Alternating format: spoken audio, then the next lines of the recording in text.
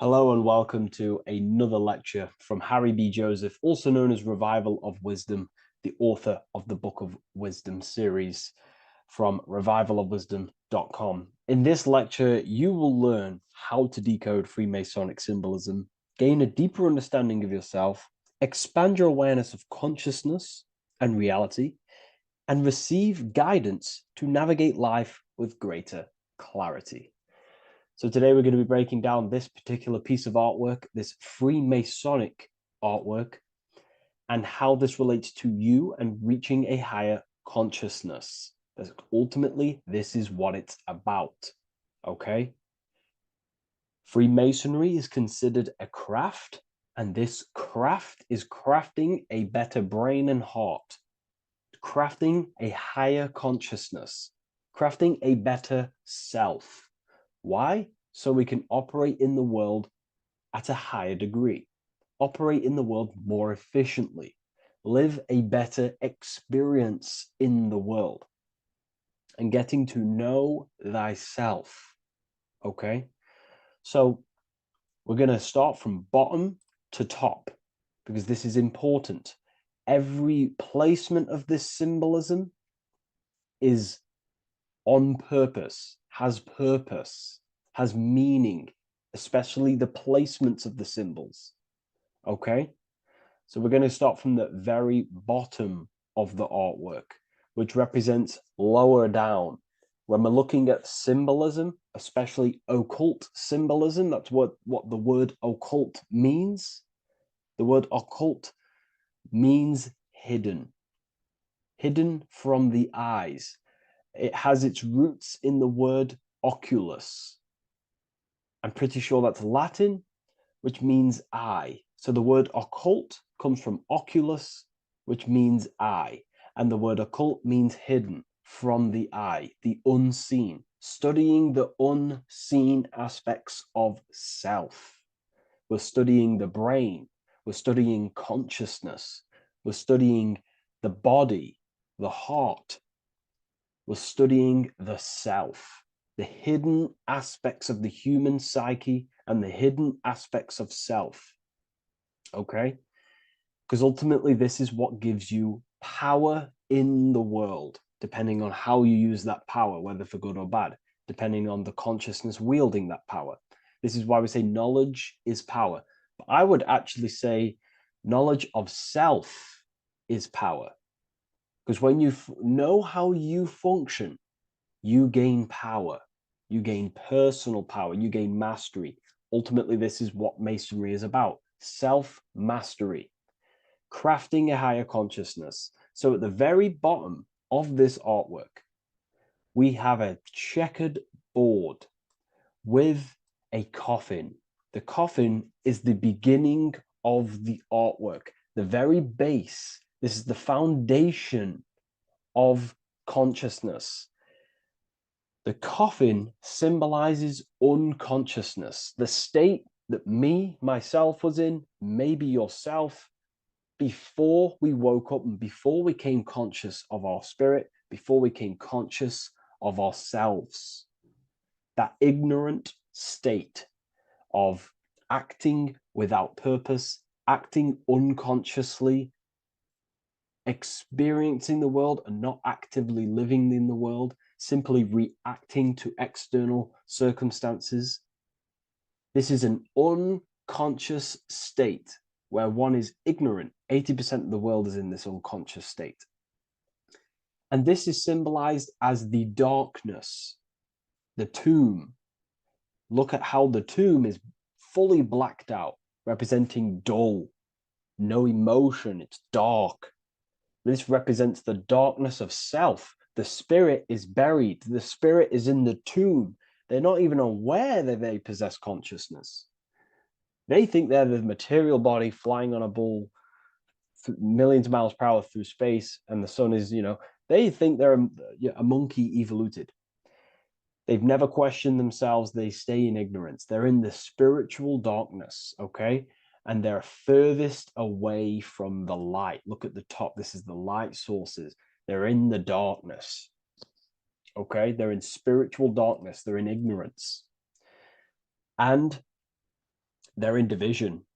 Their mind has no power. Their thoughts contradict themselves. They say they're going to do something, but then their mind tells them, oh, I'm going to fail. Or I want to do this, but my mind says this, and I believe this about myself. They want to, I don't know, they want to write a book, but their actions are scrolling on TikTok, and their emotions about, feeling about their past person in their life. That's division between the self. That's divided consciousness. They also have a divided brain hemisphere. They do not see reality uh, through a true lens, because the brain acts as like a lens on how we perceive things. And if the brain hemispheres are not aligned, then we cannot see reality the way it actually is and truly presents itself, neutral. If we're left hemisphere dominated, we see everything as divided. Nothing's interconnected, nothing's a whole. But if they're, right hemisphere dominated, they see everything as a whole. We need to look in the middle of that, okay? So we'll go into that a bit later. But ultimately, they're in a divided state of consciousness, they're in ignorance. But the tomb is symbolic of that. The tomb is, you're not even aware they are divided. They think everything's right in that state. I was like that. My family is like that. They're not even aware of themselves, and you try and say something to them, and they don't even know they're in division. They don't even recognize that they're in a bad, low earth base consciousness. Okay. So when we get out of the tomb, which is representing by a spiritual awakening, we get out of the tomb, we realize, wow, I possess consciousness. I've woken up. You're waking up to the things in the world, and you wake up and start to see the world for what it truly is. When you become aware and you rise out the tomb, you're born again. You start to actually start looking within. You start to become conscious of your thoughts. You start to become conscious of your actions. You start to become conscious of the evil in the world. You start to become conscious of the things. You rise out the tomb. You start to become conscious of your intuition. You then step on the checkered board. The checkered board is now you realizing you're in a divided state. Okay. So you're now putting down the ego. Because remember, when you're in the tomb, the ego is fully in domination over consciousness, over your consciousness. It doesn't allow you to say that you are wrong. It doesn't allow you to think that there's evil in the world. It doesn't allow you to believe you have a spirit. It doesn't allow you to see that there is maniacs running the world and trying to control you. The ego is so stuck. But when we start to realize this is part of our awakening, we start to realize that the ego is trying to keep us safe at all times and keep us locked in that state of thinking and believing that we were in before. It's always seeking safety. Okay. So when we come out the tomb, we start to put down the ego and start to, how do I say this? We start to acknowledge that we were wrong about the world. And that is a lot about awakening. You have to acknowledge that you do not know everything. There are people with such higher knowledge. Okay. So when we come out the tomb, we put down the ego. We start to actually say, I was wrong about the world. I was a victim of mind control. I was in ignorance. I was in darkness. Spiritual dark. I'm divided. My thoughts, emotions, and actions are not aligned. My intuition and my action are not aligned. I'm not taking action on what I know is good. I'm taking actions against what I know is good. That's a sin. That's a sin against the spirit. Okay. So when you acknowledge this, you acknowledge you're in division, you then take the first 3 steps, which is the Freemasonic Blue Lodge degrees, these 3 steps. Okay. Ultimately, this checkerboard represents illusions as well. You're in an illusion. Okay, this is why we see it heavily used in the music industry. It represents base consciousness, base level awareness, five sense thinking. It represents you versus me thinking, walking down the street and thinking everyone's trying to hurt you, and it's always you versus me, judging people in your own mind. That's low thinking, lower thought. And not to notice squares. Squares are an unnatural state. They're an unnatural uh, shape. We do not see squares or 90-degree angles in nature. It's the lower mind. So it represents base consciousness, base level awareness, only aware of the physical body, only aware of the five senses, never looked within.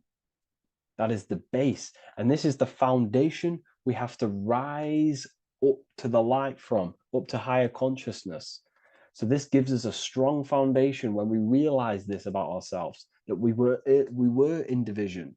Our thoughts, emotions, actions were not aligned. Our brain hemisphere was not aligned. I'm not thinking with love of the heart. Okay. So that is the state we're in. Now, hopefully that's cleared things up about the chessboard. Before we move on, please leave a like, maybe a comment if you wish for me to discuss anything in the further lectures. Please smash the like button, and it would really help me out. And share this with a friend who is interested in the occult. Okay, so the steps are the first steps of the Freemasonic degree, the three Blue Lodge degrees. Now, this can be represented as the number 3, a very powerful number, a very symbolic number. Number 3 is the 3 expressions of consciousness. How do we express consciousness? How does consciousness express itself? Well, there are 3 ways. We think, consciousness thinks, consciousness feels, and consciousness acts. They are the 3 expressions that we express our awareness and consciousness. So we're looking at thought, emotion, action. We're also looking at the 3 brains: the reptilian brainstem, the mammal limbic brain, and the neocortex. The reptilian brain governs basic functions of the human body: breathing, surviving, scanning the environment for threats, automatic responses, eating, scanning for food, base consciousness. That's the reptilian brain. That's what most people operate their lives in, including myself before I woke up. I'm not trying to sound big-headed, but this is the truth. Ignore my tone of voice, ignore my voice, focus on the words I'm saying. If you're judging, that means you have divided thinking. It's always you versus me. So we need to get out of that thinking of you versus me all the time. That's lower consciousness. That's animal thinking. That's earth thinking. We're unified. We need to reach a higher consciousness and do not waste our mind's potential on low-level earth divided thinking. Okay? So we're looking at the reptilian brain, the mammal brain, and the neocortex. Now, the neocortex is ultimately what makes us human. It allows consciousness to operate on a higher degree. Okay? This is what makes you human, the neocortex. The neocortex.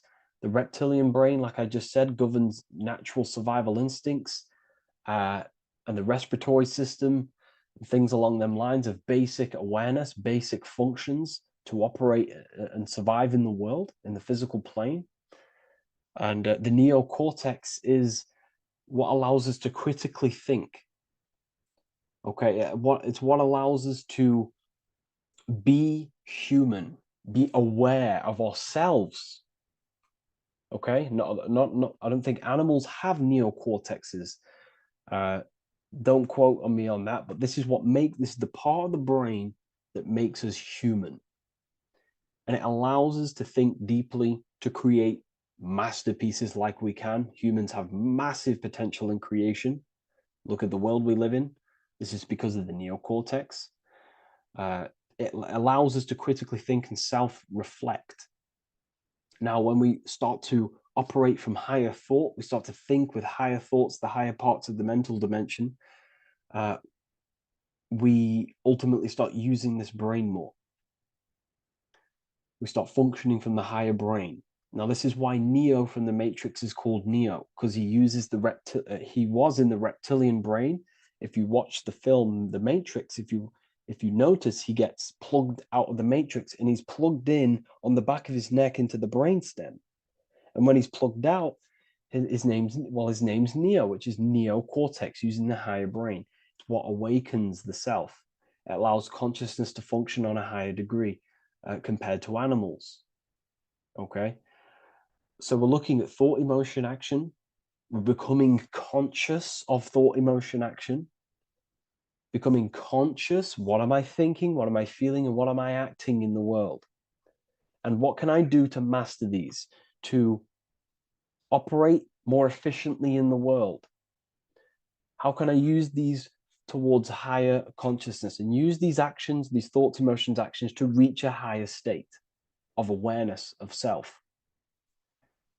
So when you go through the first 3 degrees, you enter the doorway. Now, this is symbolic of a doorway. Now, looking at this with a right hemisphere dominated view, you would see a doorway, right? The right hemisphere sees this as a holistic doorway, right?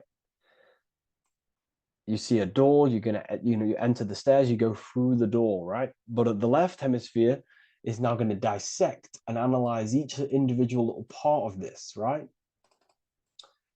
So the right hemisphere sees the trees, the left hemisphere sees the woods. So to dissect this down on a right hemisphere, sorry, going back to the right hemisphere, we're entering the door. The door is symbolic of entering the unknown. You're entering a higher consciousness. You're entering the door. You're going beyond. See, this is the earth here in the background. This is the darkness. The darkness represents the abyss, the unknown. You're entering in the self. Okay?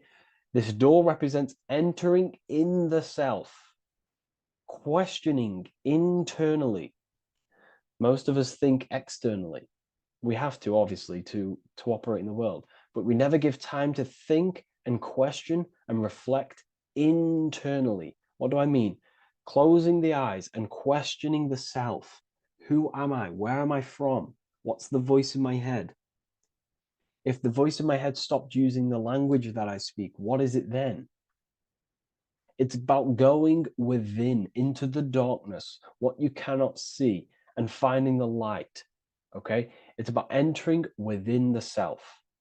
This is a doorway to higher knowledge, higher consciousness, higher self, and really digging deep for what you truly are beyond your human form. Okay? So we have, most importantly, I'm not going to go over every single one of these symbols here. I'm going to go over this on a basic, well, not a basic level, very detailed level, but it's not going to go over every single symbol. We have a left pillar and a right pillar.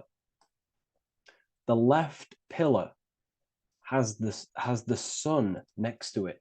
The sun is more electrical energy. It's very dominant. It's a very powerful, masculine force. This represents the masculine quality of consciousness. The masculine qualities. We have many masculine qualities, such as actions, physical actions with the body. We have thinking. Thinking is a very masculine force. We have the left brain, analyzing brain, the brain that's very logical, that's trying to figure things out. That's the masculine pillar. Okay. So this is the masculine qualities of consciousness. It also represents what we can see, the sun. The sun allows us to see, to visually see in the world.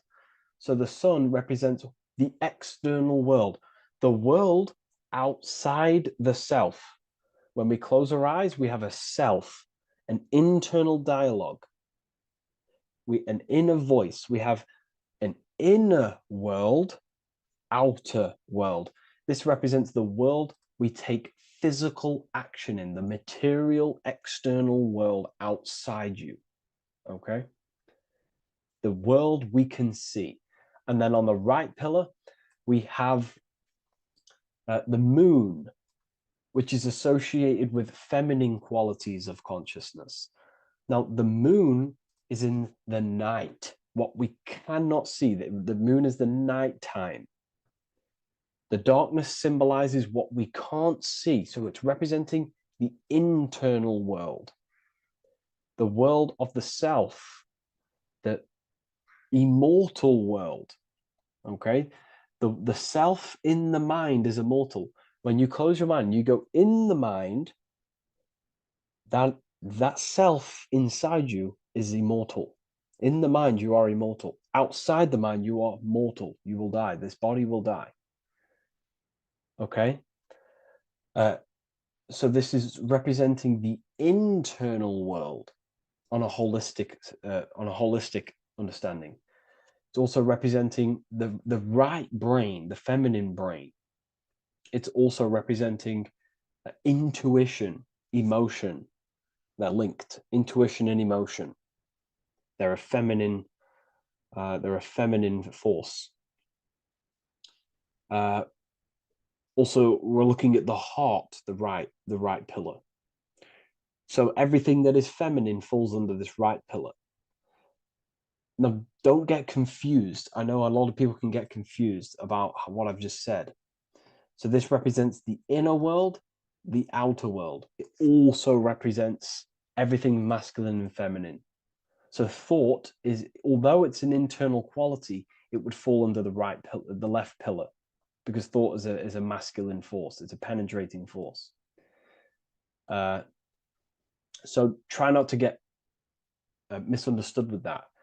On a holistic scale, it's also represented inner world, outer world, and how they are reflections of each other. Now, these pillars, they're the same height, they're the same structure, but just different in sun and moon, which represents their reflections of each other. Their reflections, the inner world reflects in my outer world. My external world, what I see outside of me, is a reflection of my thoughts and my internal world. So the inner reflects the outer. The inner reflects the outer. As within, so without. So we're also looking at the right and left brain. I've already gone over that. So what we need to do is build the bridge between the two to reach higher awareness of self. Because ultimately, remember, we're still divided. We came from the checkered board, we entered up here, we've just entered within the self, we started questioning the self. We're still divided. We need to build the bridge. And this is what they're crafting in Freemasonry. The bridge, the arc, the agreement, the great work. This is the crafting of aligning the left and right brain.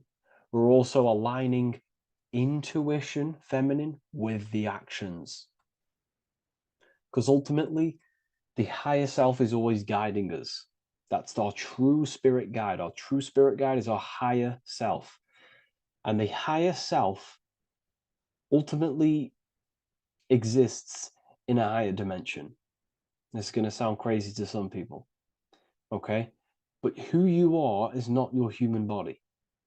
And your higher self does not communicate through the language of the human material world. It doesn't communicate through English, doesn't communicate through thoughts. It communicates through intuition and communicates through dreams and symbolism. So it's all associated with the right pillar. This is the things we can't see. The higher self is always guiding us to awakening and to our purpose on the earth.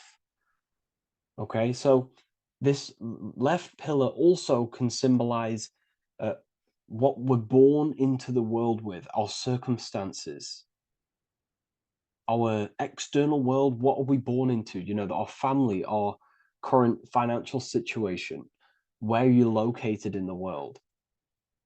So it's also symbolizing this. It's also symbolizing the qualities you bring here, the natural abilities you have when you're born, and what we need to do with our environment to ultimately reach a higher consciousness and reach our and transmute our environment we're born into to realize who we were and why we came here.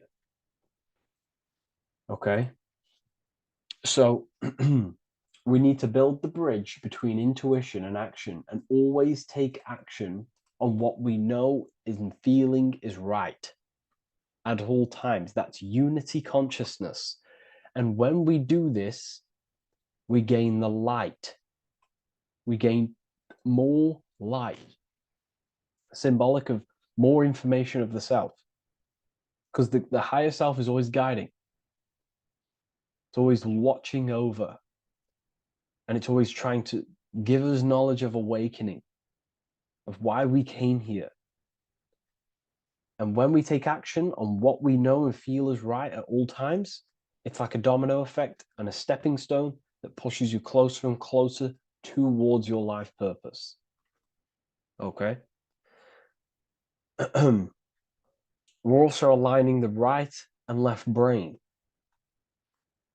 to perceive the world in truth, to see the world in its true form, to see the world in what it actually is, instead of any distorted left or right hemisphere dominated beliefs or thoughts.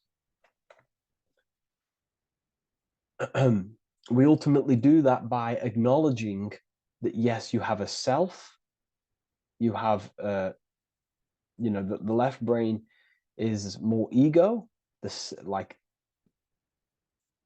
divided thinking, everything's separate, and the right hemisphere is more holistic. So we need to see the world in the middle of this, in the middle, acknowledging the self and acknowledging the collective consciousness, and how my thoughts, emotions, actions contributing towards myself and the collective. We always need to keep the collective in mind. Why?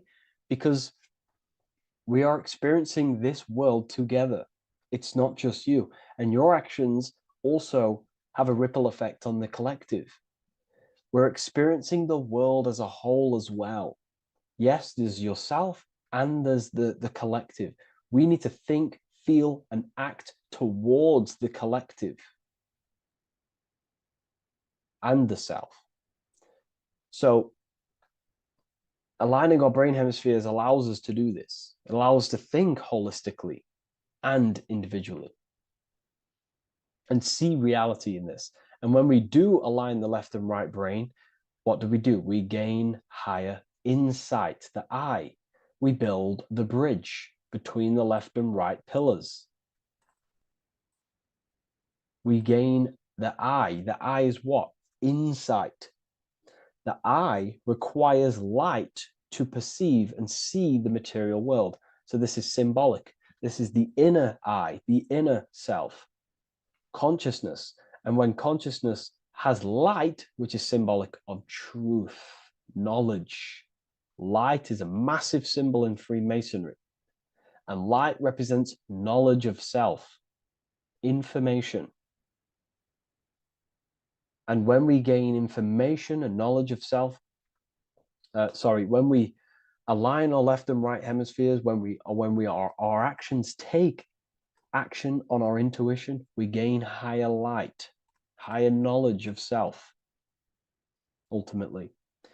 And this is why we also have the square and the compass. Okay?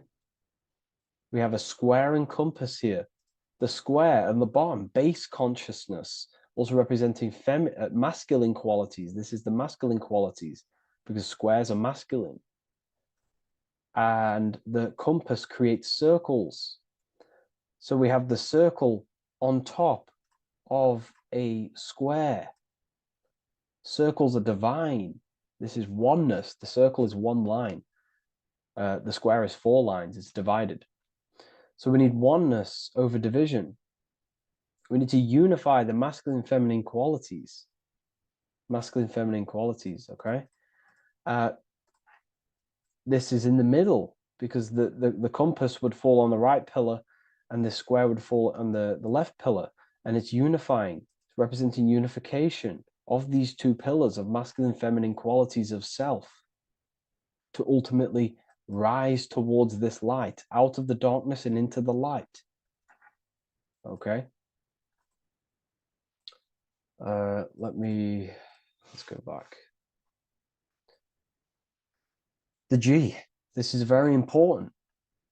This is one of the most important teachings I could possibly give you about the G. The G is the generative principle, is what generates things. And the force within you that generates things is care and the heart energy. The heart ultimately expresses our actions. We think, if we care, we act. Everything in your external world is in front of you because your heart cares. You care about the video and gaining knowledge. You're now here watching this video. That's the care energy expressing actions. So in order for us to truly get out of this divided consciousness, we have to go through the G.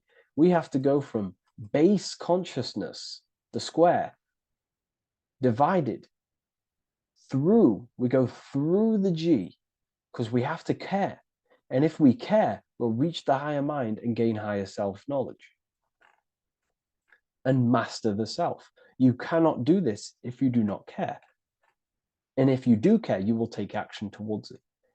If you're watching this and you don't actually truly deeply care, you won't take the action. You'll just gain the knowledge, which is ultimately useless.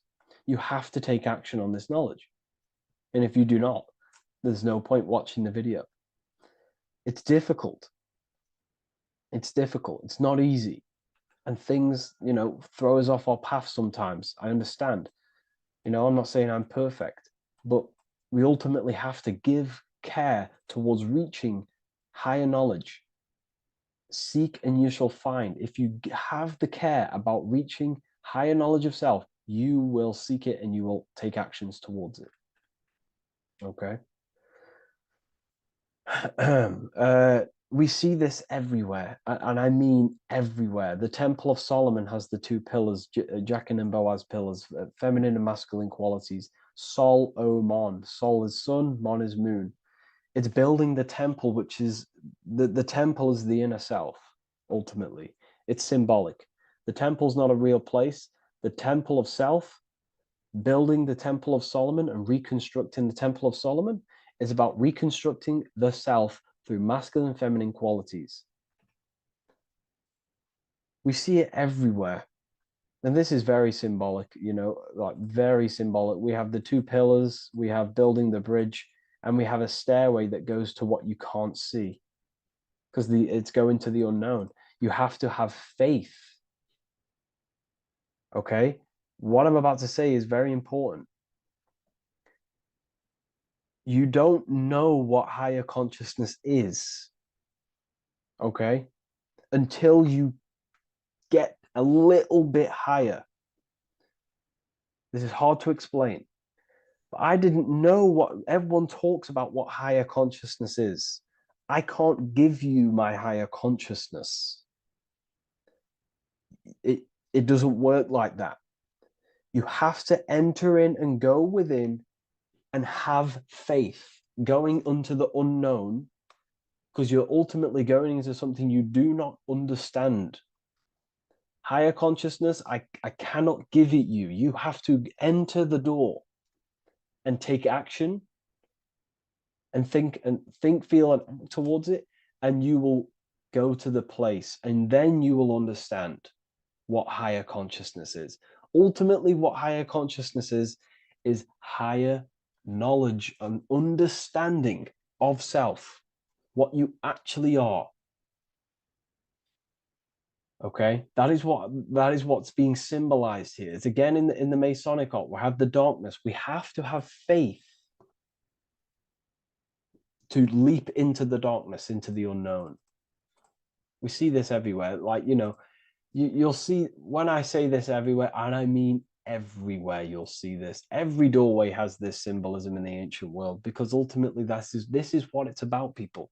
The door represents going within into a new light, a new room, a new level of understanding of self. Okay. Here we have Astro World. Now, this is obviously a darker aspect of this. But again, we have the two pillars. See you on the other side. That's the doorway. The other side. And I'm not going to break down, this ritual, but you can guess what I'm on about here. That's for the university, of course. I can't break that down on YouTube. It's way too deep. But there's knowledge out there that is so deep you couldn't even comprehend it with the current mind, even for myself. And this is the power of symbolism. The more you learn about yourself, the more these symbols reveal to you. It is a journey of self. And I can't give you these understandings. You have to go within and question and meditate on these symbols yourself, and have thinking exercises of meditating on a symbol and seeing what your mind does with the symbol, what it lets you think about that symbol, and you'll unlock deeper meanings. I'm going to go over one more symbol before we end this. This is the hourglass, which represents time, a very overlooked thing in today's world. We do not have unlimited time in this body. You have limited time. You will die. You will die. You have limited time in the external world. This is why it's on the left pillar, located on the left side, the external world. You are limited. The scythe represents you will be harvested. Your body will die. It'll be harvested. You will die, and you need to fulfill your mission here. You came with a purpose. You have to find that purpose by going within the self and questioning and taking action on what you know and feel is right. Unity consciousness, aligning thought, emotion, action. So if you wish to learn deeper insights, gain exclusive lectures, astral projection, self-mastery, I've just started a new section on mind control methods and how people are using this in society and becoming conscious of it. I've now opened 5 spots at a limited special price for Ethereal University. Use the code MIND, all capital letters, MIND, all capital letters at the checkout. And there's only 5 of these codes. Whoever uses them gets them. It's ultimately going to give you 20% off the university for as long as you're subscribed to the university. We go so much deeper in the university. Remember, social media is just the tip of the iceberg. Tip of the iceberg information. There are certain things I can't talk about, but I'll see you inside, and I hope you enjoyed this video. Please leave a like, comment, and a subscribe.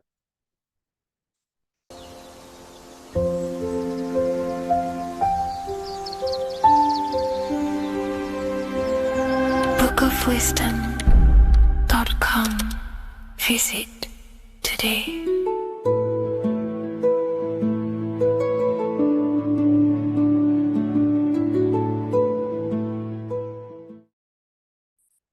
The Pope is supposedly opening 5 portals on Christmas Day. Now, I know this video is a bit late, but I'm going to be commenting on what I think this symbolism and this ritual truly means, and what they are trying to do to society with this symbolic ritual.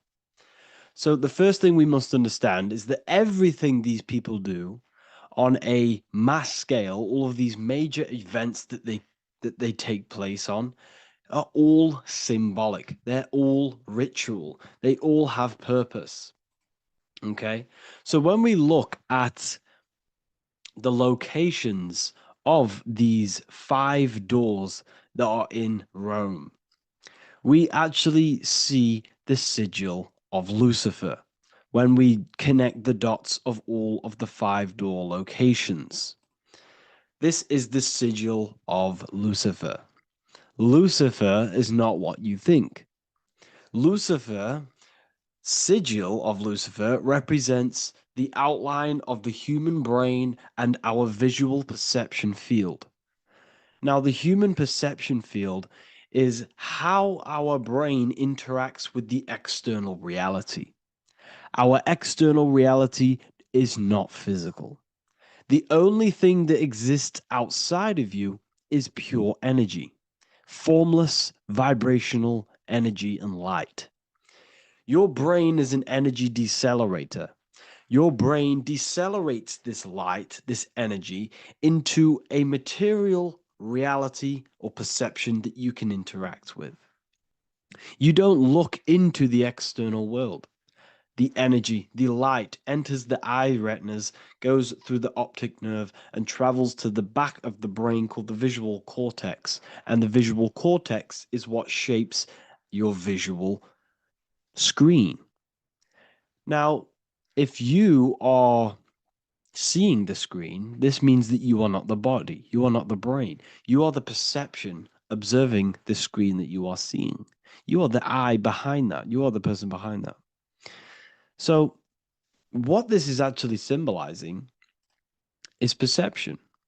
This is a symbol of perception, of perceiving the material plane, of how spirit interacts with matter. Now, what's Lucifer? Now, the word Lucifer means the light bearer. He's known as the light bearer. The word Lucifer originates in Latin. Luci means light, and fer means to bring. It's the light bringer.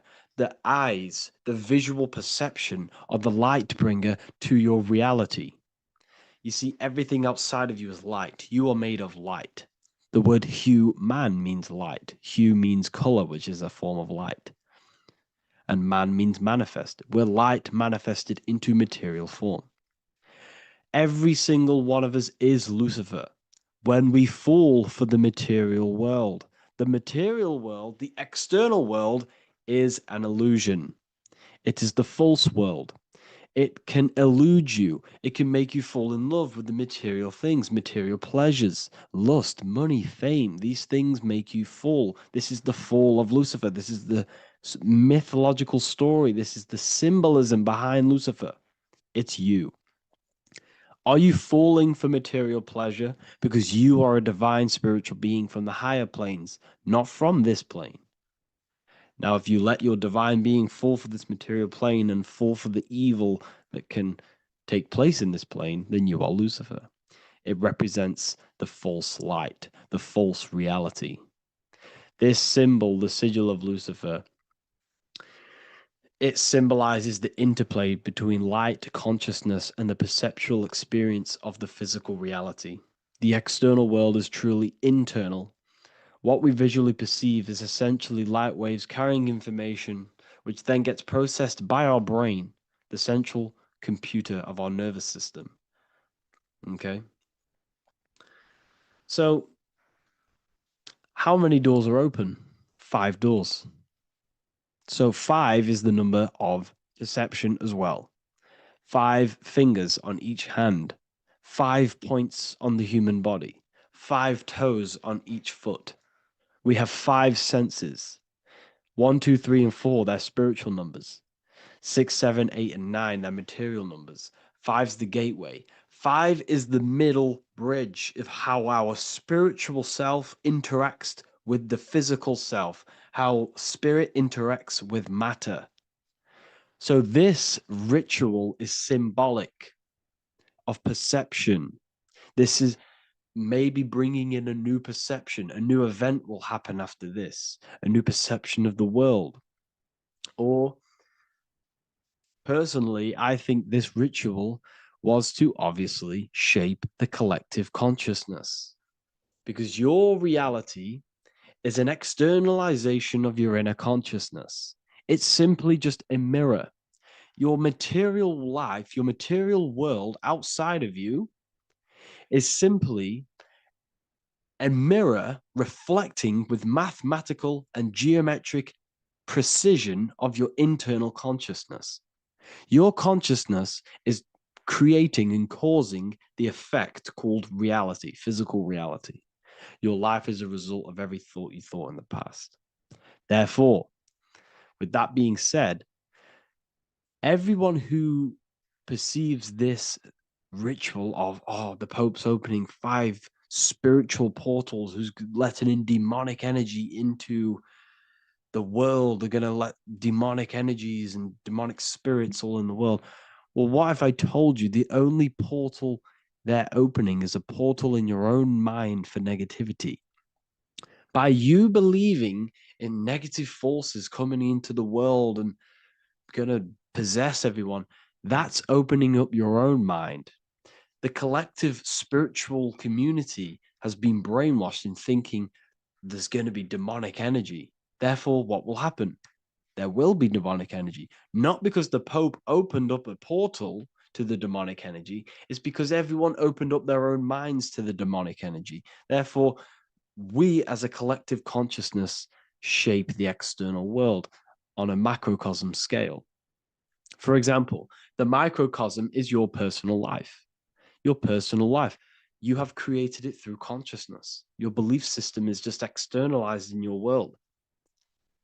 But on a collective scale, we all believe in money, for example. And because we all believe in money and we believe that this piece of paper holds value in our minds, okay, in the mental plane, this has an effect on the physical plane by shaping the physical plane by being ruled by this belief on a macrocosm scale. Yes, I know that money doesn't exist. It's just a belief in my mind. But that doesn't have an effect because the collective consciousness believes that money has effect, has power. When it doesn't, it's just a piece of paper with the belief behind it. If the collective consciousness stopped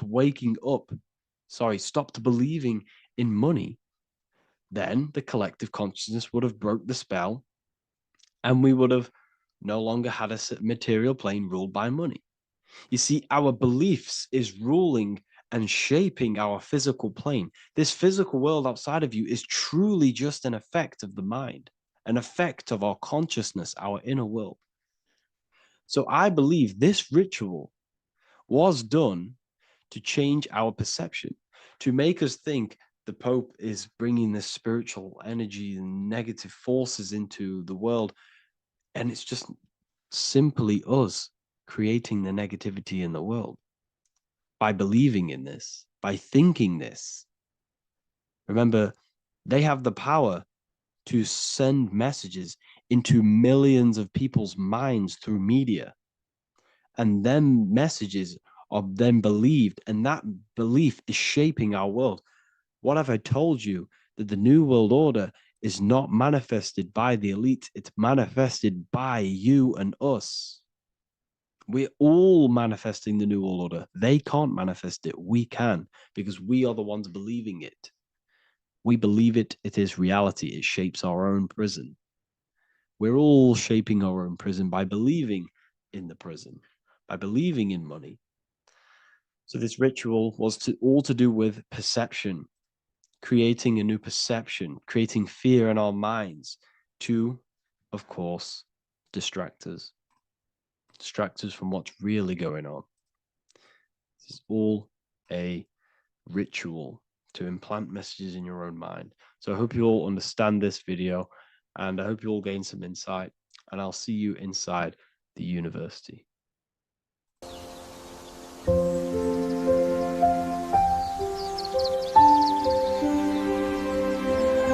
bookofwisdom.com.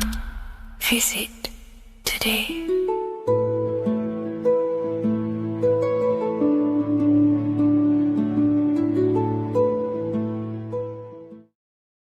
This isn't just spiritual fluff. Your words are vibrational commands that teach your subconscious what to believe and what to create in your reality. Now, I'm not going to sit here and tell you how words are these vibrational things that create reality. In fact, they are. However, the power of words does not hold in the vibration of the word. Yes, it has a little effect on plants. Yes, every word is a vibration that speaks to every cell in your body. However, this is not the main power of words.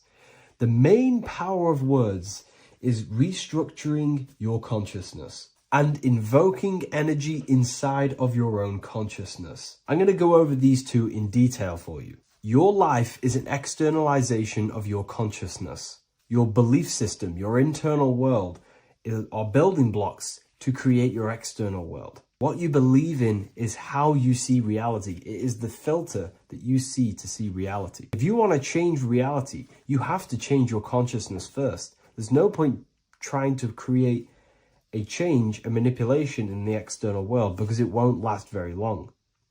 You have to restructure your inner temple, your inside world of thought and emotion. For example, your external reality is an externalization of every thought you thought in the past. Your life circumstances are just a result of every thought you thought in the past. You become what you think about. So if we can control what we think about, we will control who we become. Words are a powerful way to restructure your subconscious mind, which will then restructure what you think about. For example, if I said the word chicken all day long, I'm going to be thinking about chicken all day long. The words we repeat enter our subconscious mind, and our subconscious mind molds our conscious mind of what we are consciously giving attention to and thinking about.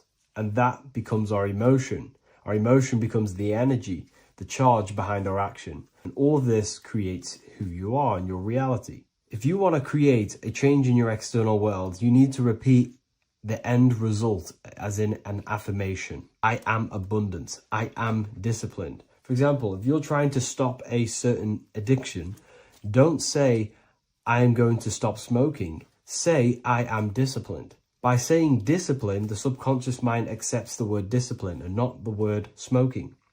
If you repeat smoking, I am not smoking, your subconscious mind will just pick up smoking and then do more smoking. So if you are trying to create discipline in your life and trying to stop something, say, I am disciplined. The reason for this is powerful because you're conditioning your consciousness.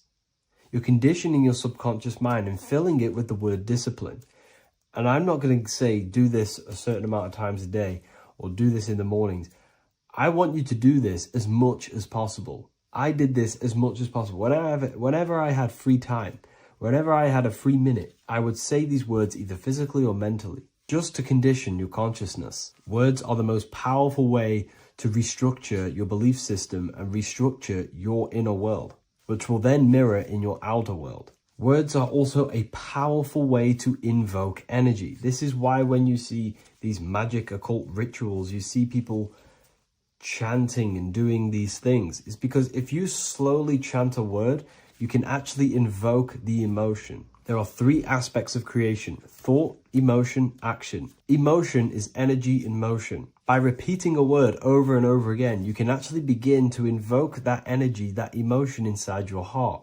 And you can start to feel the reality as if you are already living it. And this is just another powerful way to condition your consciousness to become a certain thing before you have it. This is what magic is. Magic is all to do with reprogramming the subconscious mind, aligning the subconscious with a certain belief or reality, which will then produce an effect in our thoughts, our emotions, and our actions, which will then create that reality. So if you want to create something in your life, literally just repeat, I am something. I am is referring to your consciousness. I am is the highest aspect of you. It is the true self. Whatever you condition your consciousness will be mirrored in your external reality. I am abundant will condition your consciousness to feel and believe you are abundant, which will then seep into your thinking. And then you will start to act more on this because you are thinking about it, which will then change your external reality. Words are vibration, and vibration is powerful. However, if you truly want to change your reality, you have to change your inner world of consciousness. And words are the best way to invoke feelings to become the reality you want. And words are the best way to condition your consciousness to a certain belief or a thought. And by doing this, you're actually creating a root cause. The cause is your consciousness, your mind, and you have to restructure the mind to create that reality. Words are a great way to restructure your consciousness and create reality.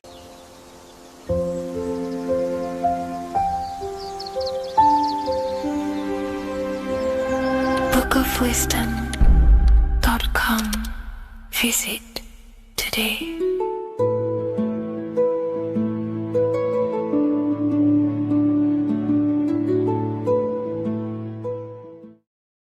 What if I told you that the pentagram can unlock the secrets of creation and make you manifest any reality you want? Hence why the pentagram is used heavily in magic and witchcraft. We have to understand that the pentagram has been heavily demonized. Religions, churches claim that this symbol is associated with Satanism and witchcraft. I personally believe this was intentionally done so that people do not gain their personal power over reality and their life. The pentagram reveals so much about you, and it is one of the most important symbols to understand inside the occult studies. It is one of the most common symbols that you will see across all occult esoteric orders and different occult traditions, such as Freemasonry, Kabbalah, Rosicrucianism, alchemy. You will see this symbol everywhere. And in fact, you even see this symbol, the pentagram, on old church buildings, statues of Jesus next to church buildings.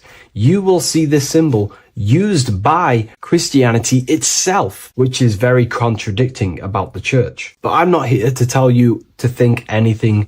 You can simply take this information with a pinch of salt and see if it benefits you. The pentagram used by the early Christians was said to symbolize the 5 wounds of Jesus on the cross. But this goes much deeper in an esoteric explanation. The pentagram ultimately represents the 5 elements of creation. All creation falls within these 5 elements.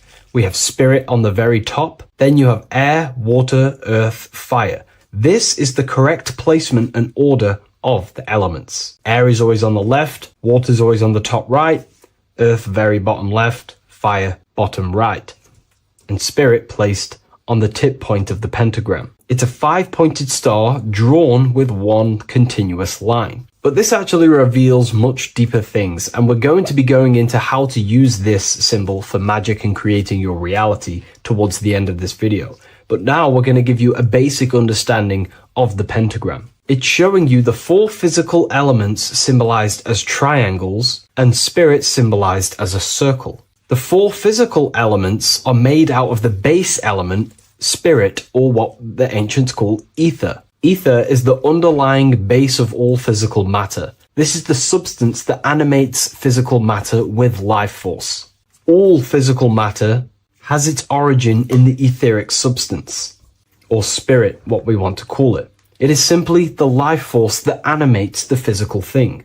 However, if we go deeper onto this symbol, it also represents something personal to the individual who wears this symbol. If you wear this symbol, you're basically saying you're putting your divine nature over your material nature. Your divine self is in control of your material self. You put your spiritual needs before your physical desires and needs. Hence why the spirit is on top, looking down over the 4 physical elements. The circle is continuous, one line, eternal, no beginning, no end. The triangle has beginning and end and points. You can see the beginning and the end when you draw it. On a deeper level, this is pretty much showing the process that symbolizes the structure of the macrocosm, the universe itself, showing how the invisible spiritual planes condense and crystallize into the visible physical world, spirit turning into physical reality. But if you wear this symbol, you're basically saying, I put my divine nature over my material nature, showing that your spiritual nature rules over your earthly existence. You put your spiritual needs first. If you see this inverted, it is now the opposite, placing spirit on the bottom, basically saying, I desire the physical things over the spiritual. But what exactly is your spiritual nature?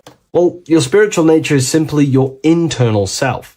You chase things that are immaterial, such as knowledge, love, experience, expansion, gnosis. These are the qualities of spiritual things that the spiritual person likes to chase and desire instead of desiring the things that are temporary in the material world and never actually lead to fulfillment. True fulfillment is by chasing spiritual things, God, the nature of creation, the self, gnosis, knowledge. But if we go even deeper, this symbol ultimately represents how reality is created.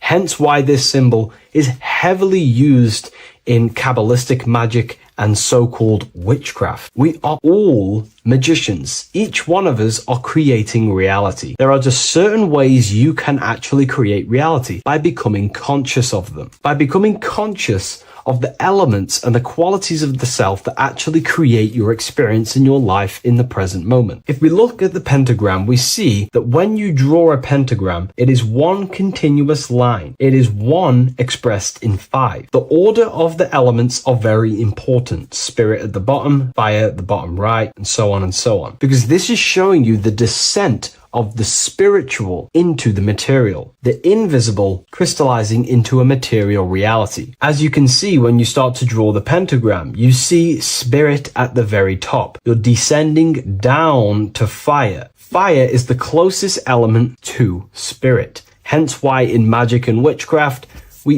people like to use candles. So you're descending first into fire, then into air, then into water, then into earth, then back into spirit. Because of course, the cycle of creation unfolds itself. When you die, you return back to spirit, and then you reincarnate yourself back into physical reality if you wish and desire to. Everything is under this process of matter spiritual. In the daytime you wake up, you're in your material body. When you go to sleep, you enter your astral spiritual body. Everything's in this continual process, renewing itself in spiritual, then material. But the reason why this is associated with magic so heavily is because each one of these elements corresponds to a different body of consciousness, a different vehicle of consciousness. Consciousness has many different vehicles it uses to create the tangible self, the physical reality. For example, consciousness has a spiritual nature. The spirit element in this case symbolizes the emanation, the descent of the one power, the one force that we are all using. Each one of us is using this one power, the power of the source consciousness,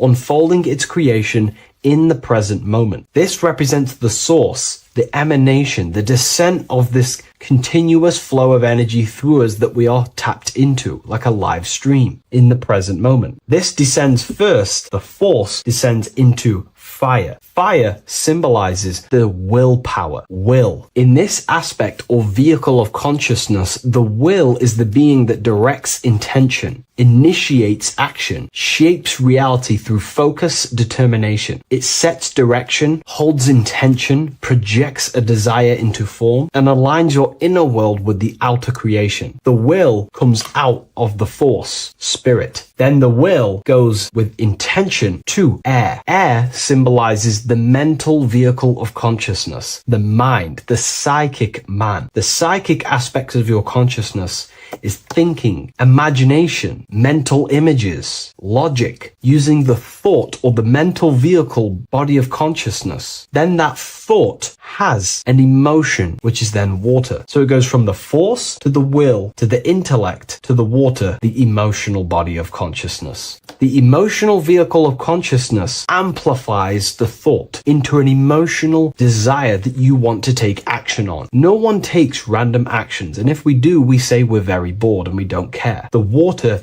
is the energy, the emotion you have to fulfill something. And that emotion then descends into earth, which is the physical body to take the physical action in the present moment, to fulfill that desire, to fulfill that will, that thought, that desire. And that is how reality is created all the time. Now, there is much more that you can go into with the pentagram, because true magic is about changing consciousness at will, not casting random spells. It's the ability to change the direction direction of consciousness using the power of the will to direct these forces to create change in the internal world so it can project outwardly in the external world. Because consciousness creates the external reality. What happens within us, we see change outside of us. So true magic is about manipulating the forces and the vehicles of consciousness that exist within our own mind to produce a change in the material world. There are other ways you can use magic, by purifying each body of consciousness or banishing each body of consciousness. Other forms of magic, you can dissect each body of consciousness and work with that specific body. If you think you're using your mind too much,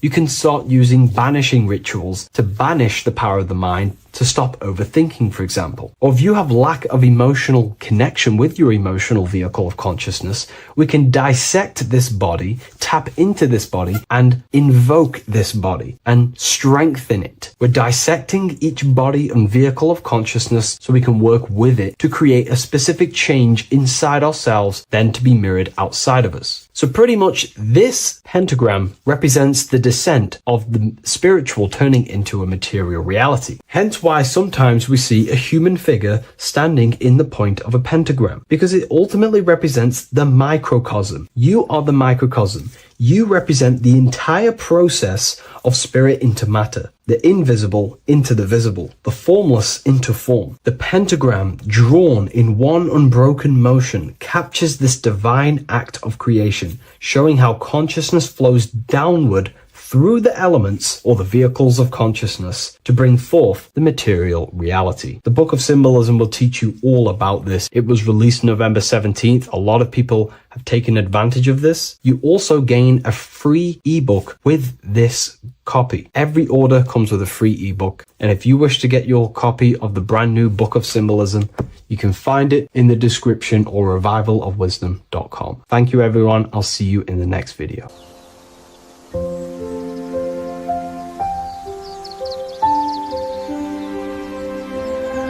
bookofwisdom.com. Visit today.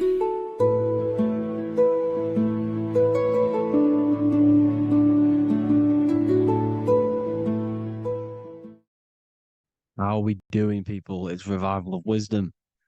We're back today talking about sun worship. Okay? And please enjoy. Sit back and enjoy the video. First thing we need to understand is that the sun is the risen savior. It's the light of the world. Without the sun, we have nothing. Now, the sun is the Son of God. We didn't make the sun.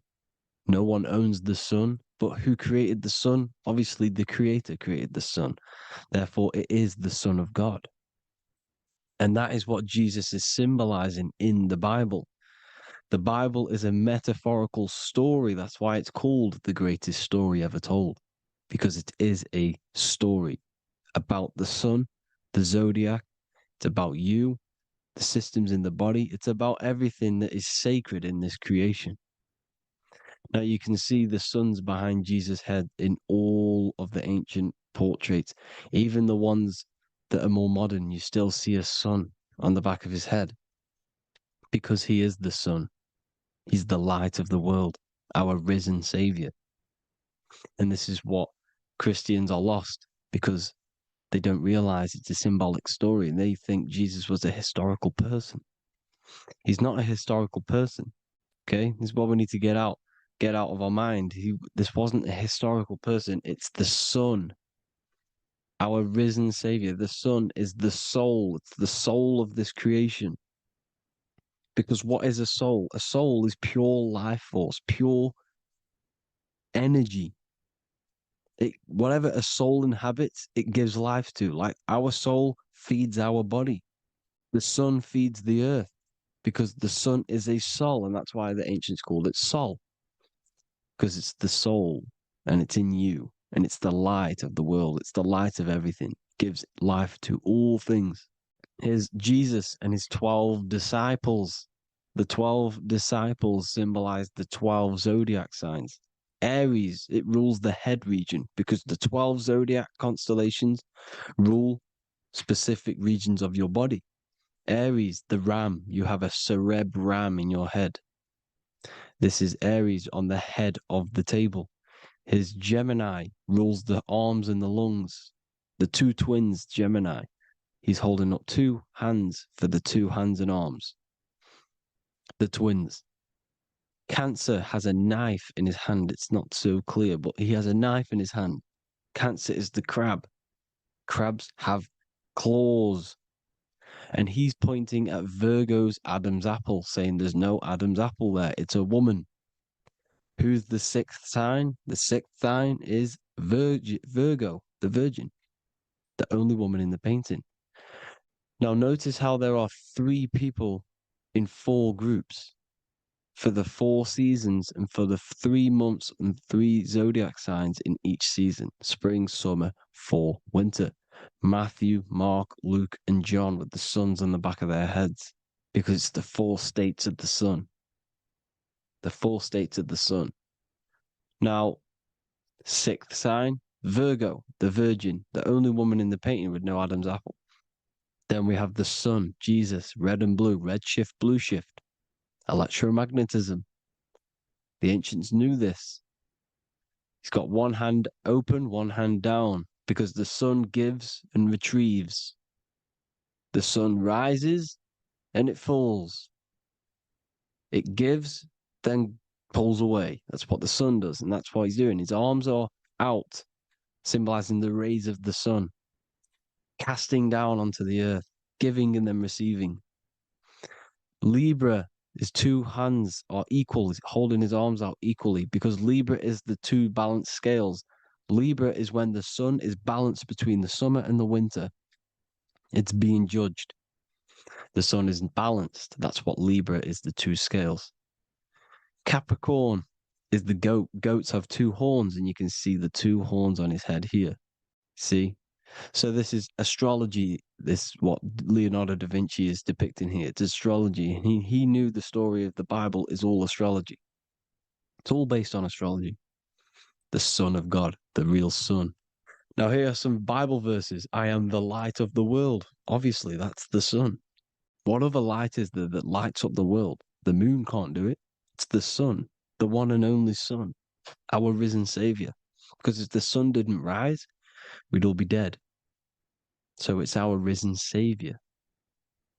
And it dies for our sins every night and then gets reborn every day. Now, Jesus calms the storm. Mark 4:35-41. The disciples are all on a boat and there's a heavy storm. But Jesus is asleep.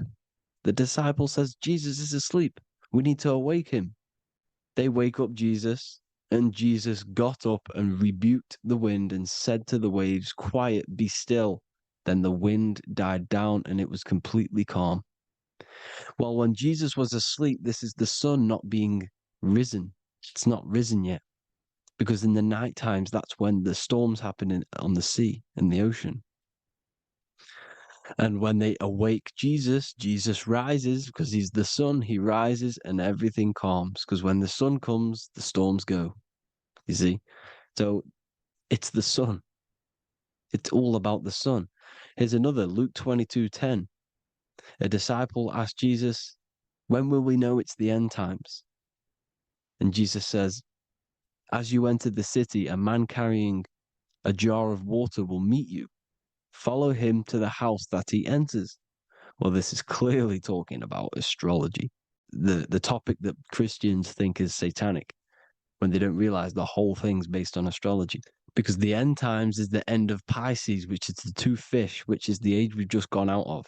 And you can see all these ancient churches here with 2 fishes, because they knew it was the age of Pisces. There's an ancient photo, ancient artwork with the 2 fish, Pisces. And the end times, as it talks about in the Bible, when Christians think the world's going to end or something. But no, it's just the end of Pisces. As you enter the city, a man carrying a jar will meet you. Follow him to the house. The house is the zodiac sign that he enters.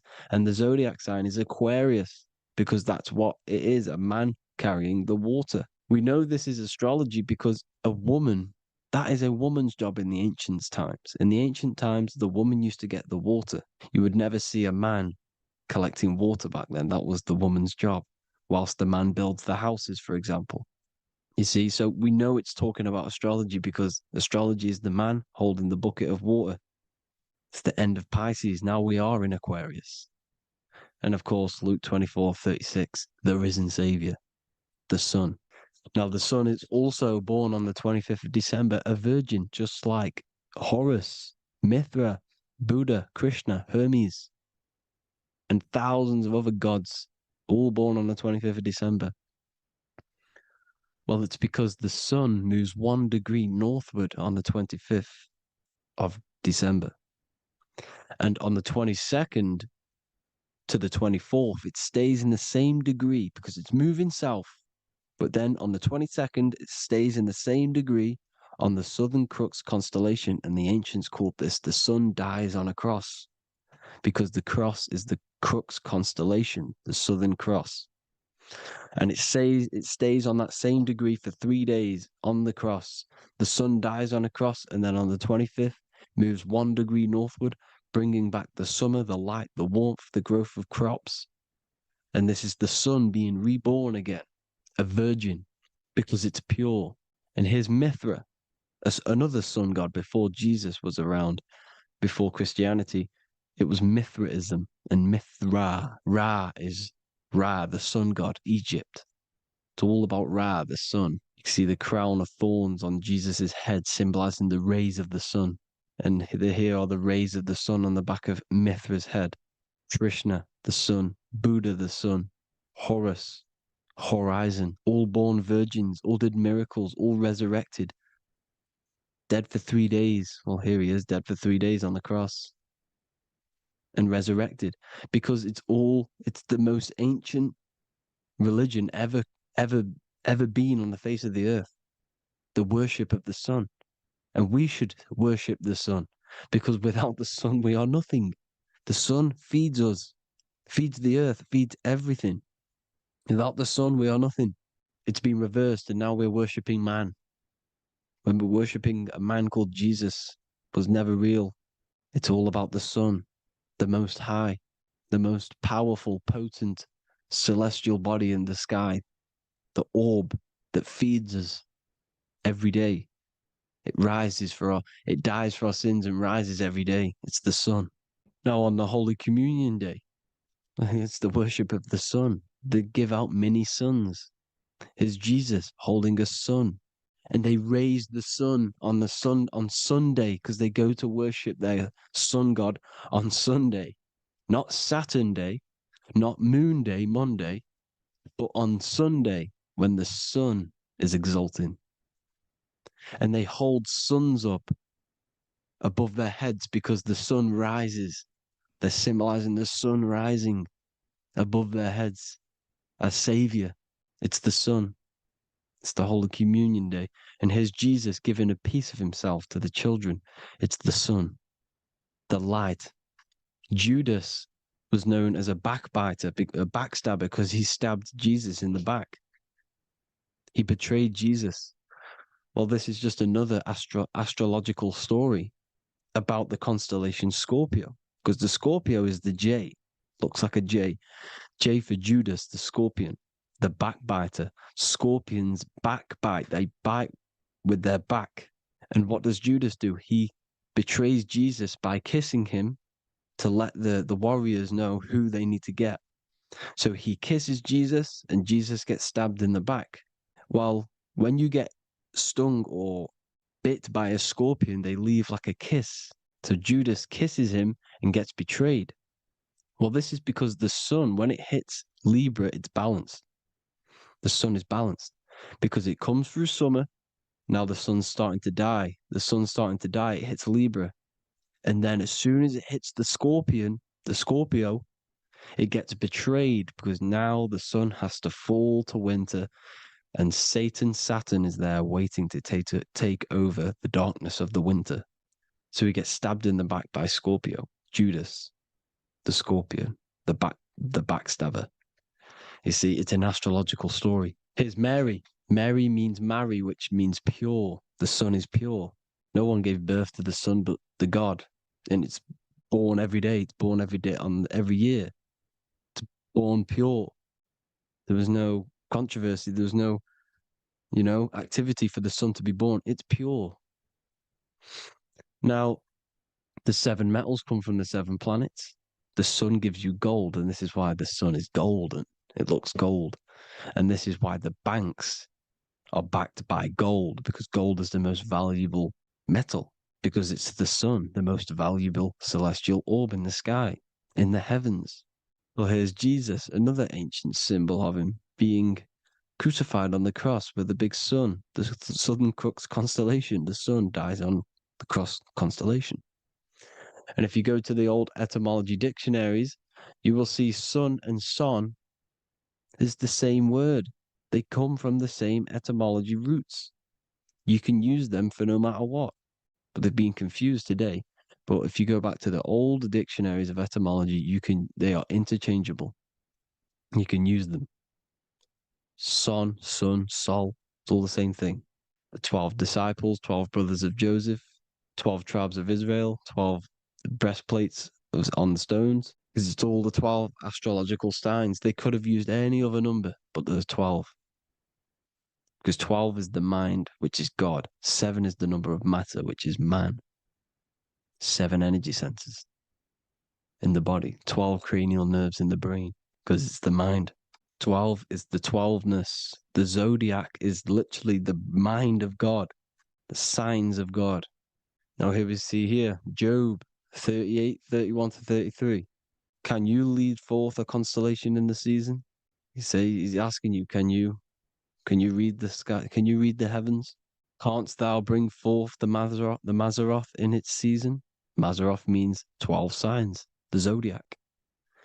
Why did they translated every single Hebrew word in the Bible into English, but they decided to leave out Mazzaroth? Why? It's because if that said zodiac, Christians would have a different view on the Bible, but they leave that out. But Mazzaroth actually means the 12 signs, the zodiac, and the stars means sign. The word stars means sign because the stars are signs, things to come, which is off in Hebrew, which means sign, things to come. You see a sign on the road, it's something coming. But God is saying, no, what does he say? To qualify as a director, a judge of man's life on earth, one must be able to govern the heavenly bodies that rule the earth.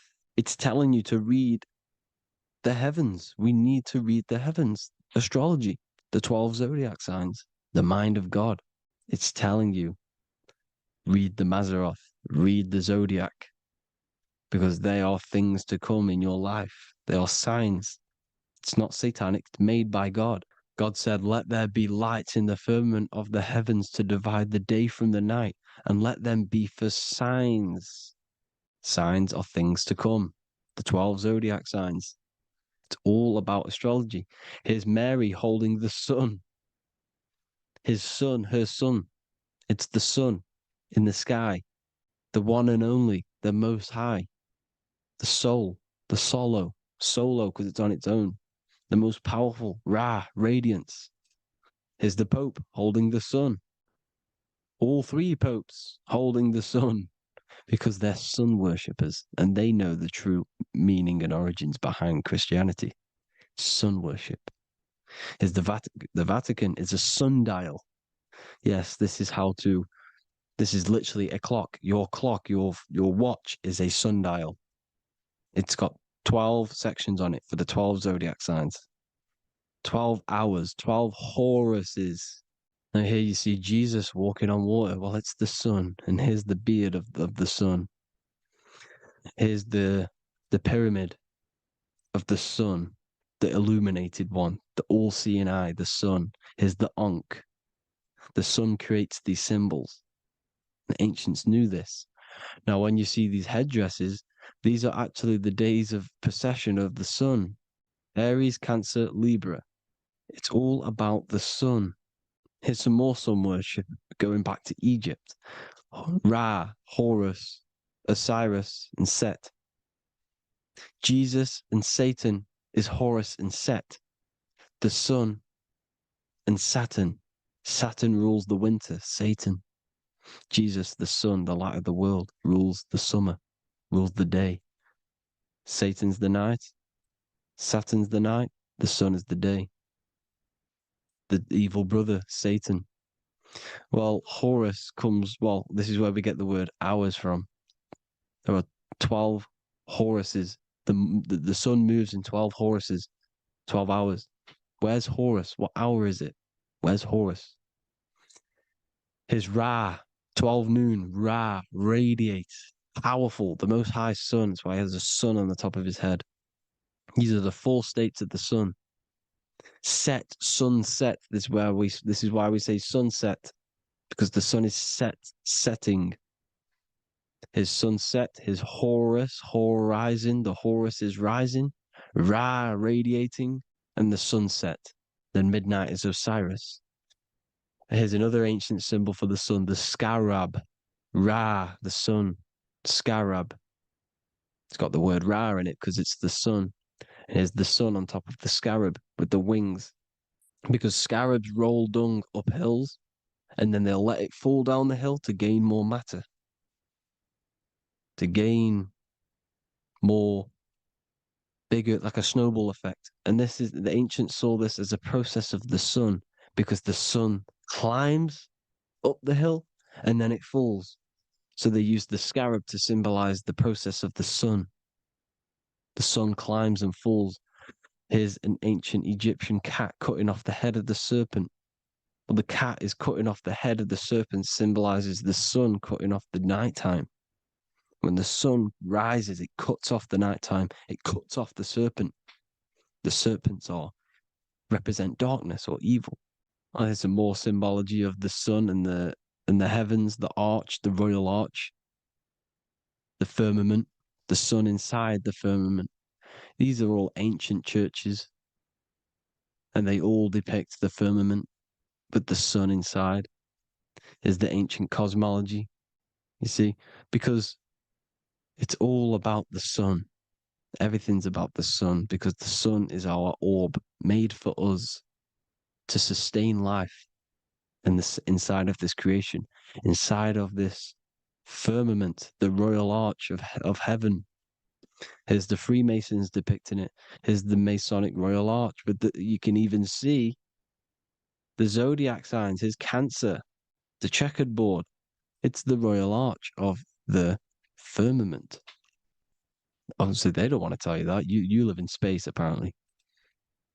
Some more sun worship. Here's the beard of the sun on the water. They all have this long beard. And why do they say amen? Amen at the end of every prayer. Amen is a sun god, a creator god. It's all about the sun. So thank you all, people. Hope you all enjoyed. Hope you all gained some knowledge and insight. Please give me a follow, drop a comment, drop a like. Have a good day. Love you all.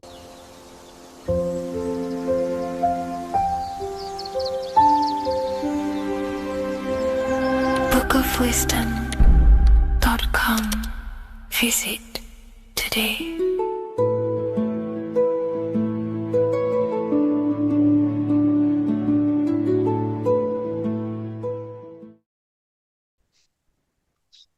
Matthew 21:1, Jesus went into the temple of God.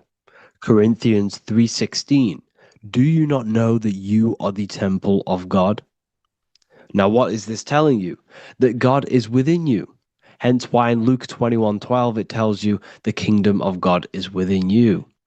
And the side of your head region is called a temple for a reason. Because the brain encapsulates the mind. The brain is a physical manifestation of the mind. The heart is a physical manifestation of emotion.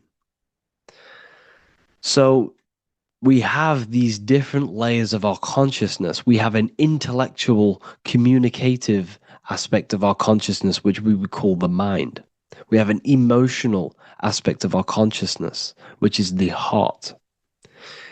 And to communicate with the divine, it's all to do with the mind. Hence why the ancients always symbolize the mind being God. This is why Michelangelo always placed God inside of the brain on top of Sistine Chapel in the middle of the Vatican. He understood that God is in the brain. God is within you, not outside of you. The church tells you that God is in the sky because they are creating a externalization of the truth to create a business and a distraction so that you don't find the divinity within you, so that you don't find your power. Now you have Adam, the physical man, the physical body, the ego, the lower self. And he is resting. He's not trying to reach to God, but God is reaching because the higher consciousness within you is always trying to communicate with you. It's always trying to wake you up to your divinity. But the lower mind, the lower self, Adam, the physical self, is always in ignorance of truth, always in ignorance, and stays in a materialistic way of thinking, which is the lower animal self.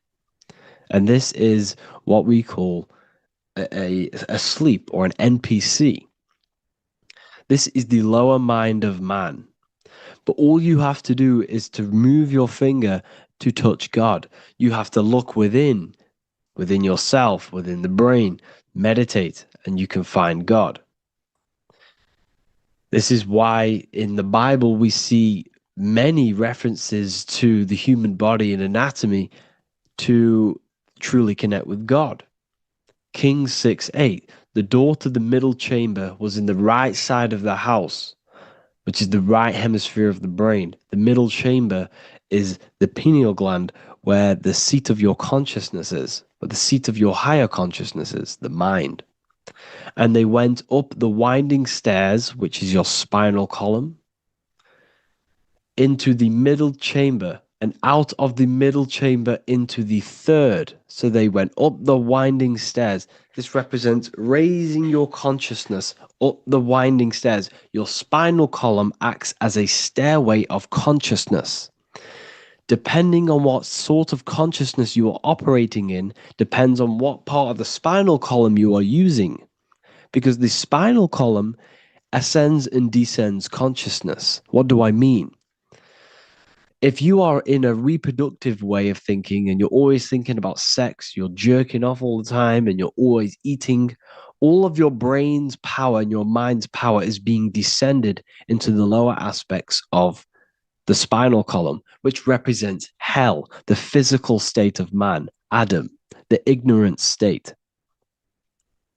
We're basically living off low-level pleasures like an animal. And the stairway to heaven is your spinal column. They went up the winding stairs into the middle chamber, which is your mind, your pineal gland, and out of the middle into the third stage of consciousness, physical, etheric, astral. When you meditate and you start to raise your consciousness during meditation, you enter the astral plane when you turn off thought. But this is the middle chamber inside of the brain. Here we see another painting inside of Sistine's Chapel of God inside of the brain. This is the brainstem. This is the brain. This is the frontal lobe. This is the back lobe. This is the back lobe. This is the cerebellum. Here's the reptilian brainstem. Here's the claustrum. This is what we are seeing here. Anatomy. Here is another one in Sistine's Chapel in the middle of the Vatican. This is depicting the brainstem. God's neck looks exactly like the brainstem. Here we see a real brain compared to God's neck, because the neck is just below the brainstem. And this is what they are symbolizing, because they knew that God is within you. God is a part of the human body. God is inside of the body, because the body is a vessel for consciousness, for universal consciousness. Inside of you, inside of me, is the same spark of consciousness. And this same consciousness is spread out into every living essence, because everything comes from the one source, the one God, the one consciousness. Matthew 6:22-23. The light of the body is the eye. If therefore thine eye be single, thy whole body shall be full of light. Practicing the single eye. What is this? This is meditation. This is entering within yourself. So the Bible's telling you to practice the single eye. But if thine eye be evil, thy whole body shall be full of darkness. What does this mean? If your consciousness is in an evil way of thinking, if your mind is filled with an evil, negative mind space, then your body shall be filled with darkness, with evil, with negativity. Because negative thoughts destruct the body. Positive thoughts heal and regenerate the body. So he tells you to be, the light of the body is the eye, your consciousness, the inner eye of consciousness, the eye that lets you see. And what do I mean? You look with your two physical eyes, but you see with the inner eye. What you see is perception. You look with the two eyes, and what you see is perception. You are seeing, you are understanding, and that's what consciousness, the mind, gives you. Consciousness or the mind is the force that allows you to be a human being, that allows you to understand things and interact with things and make decisions. It's an infinite intelligence. See, the mind is not the brain. This is a big confusion with people. Hence why the eye on top of the pyramid is separate from the bottom half of the pyramid, because the consciousness is separate from the body, the eye, the all-seeing eye. It represents the observer, the eye that sees into this body, into this world, into this. You are the perceiver. You are the invisible spirit within the body. Theologians 4:17. After that, we are still alive, and our left will be caught up together with them in the clouds to meet the Lord in the air. You don't meet the Lord in the physical air. Okay? This symbolism of the ancient Christian artwork is showing you this is symbolic. These things never happened. There's no man in the sky. Moses didn't go on a mountain to meet with God. The air represents the mind. This is why you say you're an airhead when someone's very stupid. Earth is your body. Water is your emotions. Fire is your spirit. Air is your mind, the invisible mind. So Anton Mengs, an ancient Christian art worker, is showing you anatomy of God in the clouds. But this is anatomy of the human body, raising yourself to the mind and turning the mind inwards on itself during meditation. And that's how you meet the Lord in the air. You meet the Lord in an elevated state of consciousness. The air represents an elevated state of consciousness because the air is up. You have to raise your consciousness to meet the Lord in the air. This is why Moses went on a mountain to meet with God. The mountain represents elevation of consciousness, raising the mind up the spinal column, taking all of the mind's attention away from the reproduction and the physical aspects of self and raising it to the brain and turning off the brain and going inward into the air. It's talking about raising consciousness. It's allegorical. It's a spiritual, metaphorical text. The side of your head's called a temple because inside that where that temple is, right in the middle of where you call the temple, is the inner chamber, the open room, the holies of holies in the Bible, or the land flowing with milk and honey, or Mount Zion. There's so many different names for the brain, or the upper room where Jesus meets his 12 disciples, the 12 cranial nerves in your brain. This is the temple of God. Your body is a temple of consciousness. It encapsulates the consciousness. It encapsulates the mind and soul. John 10:30, Jesus states, I and the Father are one. Psalms 46:10, be still and know that I am God. He's talking about the I am within you, not within Jesus. Everyone refers to ourselves as I. I am God. When you say I, you're referring to the highest aspect of yourself, the aspect that is above all thought, above all emotion, and above all things. When you say I, you're referring to your pure awareness, your pure consciousness, the highest aspect of yourself. And anything after I is egotistical. I is God. The letter I is the Roman numerals for one, because there is one God, one consciousness. The letter I is one line, just like the number one. Matthew 6:3-4, take no thought. Therefore, take no thought. Take no thought. He says this 5 times because you must turn off the 5 senses and take no thought to connect with God. Be still. This is telling you to meditate and know that I am God. The I am within you. I and the Father are one. I and God are one. You, who you think you are, is a completely wrong. The body is matter. Your name isn't you. Your job isn't you. Your reputation, your trauma, your memories, your friends, family, worries, bills, interests, dislikes, goals, passions. Anything to do with the thinking mind is not you. Who you think you are is a part of your thinking aspect of consciousness. But once you remove thought, you are no longer your name. You are no longer your body. You're no longer your reputation. You are the I. You are pure awareness, pure consciousness. Pure consciousness. And this pure consciousness has latched on to this name, this job, the body, and your traumas. Your pure consciousness has attached itself to this character who you're playing in the physical world. And this is essentially who you think you are, but you are not. You are the I, you are the self, you are pure awareness. So, in order for you to detach from these things, you must learn how to detach from your name, your job, your reputation. And you do this through meditation by turning off the thinking mind. Turning off the thinking mind allows other aspects of your consciousness to open up. What do I mean? Your whole life you've been thinking, and all of these thoughts has attached you to this physical body.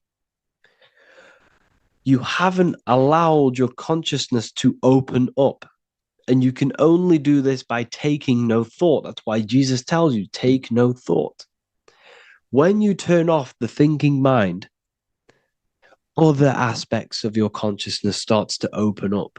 Other aspects of your being can open up. And this is how you have astral project. This is how you do all these mystical things and things to do with consciousness. It's taking no thought. Imagination, emotions, thought, and memory are all to do with consciousness. These things are not physical. You can't touch thought. You can't touch emotions. You can't touch these things because they are not a physical thing. So you must turn off these things for other aspects of your consciousness to open up. Okay? So essentially, the Bible is a metaphorical, astrological, numerological, metaphysical, spiritual, encoded text that talks about human anatomy, spirituality, and the true nature of the human experience. Everything they teach you in school is to make you think that you are this body. Everything they teach you in church is the externalization of the true teachings of Jesus. Jesus was telling you to meditate. Jesus was telling you to practice the single eye. Jesus was telling you to look within yourself and find God. He wasn't telling you to pray to him. Mark 16:19, he was taken up to heaven and sat at the right hand of God, the right hemisphere of your brain. John 21:6, cast the net onto the right hand side of the boat and you shall find fish. Fish is understanding. The boat is your body, your brain. Cast your awareness into the right side of your brain and you will find understanding, because the right side of your brain is all to do with the creative aspect and the intuition and the spiritual sides of your consciousness. This is why God is here. This is why Michelangelo depicted God in the right hemisphere of your brain, because this is all human anatomy. And I speak about all of this in the brand new Book of Wisdom, Volume 2. which is now available. The start of the revolution has begun. This book is truly going to change the way people see the world. It's got so many more topics than the last one. It's truly a revolution. It's written in so much detail. It's very practical. I cannot wait to share this one with you. I just want to say thank you for the opportunity for me to create this book, because without you, I couldn't have created this. And I just love sharing my work with you. And I thank every single one of you for the support, the watch, like the views and the likes, everything, especially the people who have joined the university and stuff like that. And for people who have joined the university, you do get a free Book of Wisdom paperback if you just go to the general chat and follow the description, follow what the instructions that I gave you in the chat, and you'll be able to order a free Book of Wisdom if you are inside of the university. Plus, you get all of my other books, 2 books, and over 45 occult books on occult and esoteric things. You get lectures, live calls, a community, a manifestation mastery course, and a whole library and reoccurring updates every month, every week. So yeah, I hope you all enjoyed this video. Thank you all. Please leave a comment to help the algorithm, and leave a comment on what videos I should make. And yeah, I'll get to uploading on the YouTube a lot more now the second book is now released. I have a lot more time on my hands. No longer using my energy to create the book. I'm now going to redirect this mental energy into the YouTube. So there will be a lot more content coming. So I need some content ideas. So feel free to comment some ideas, some YouTube videos that I can create. Thank you all, people. Have an amazing day.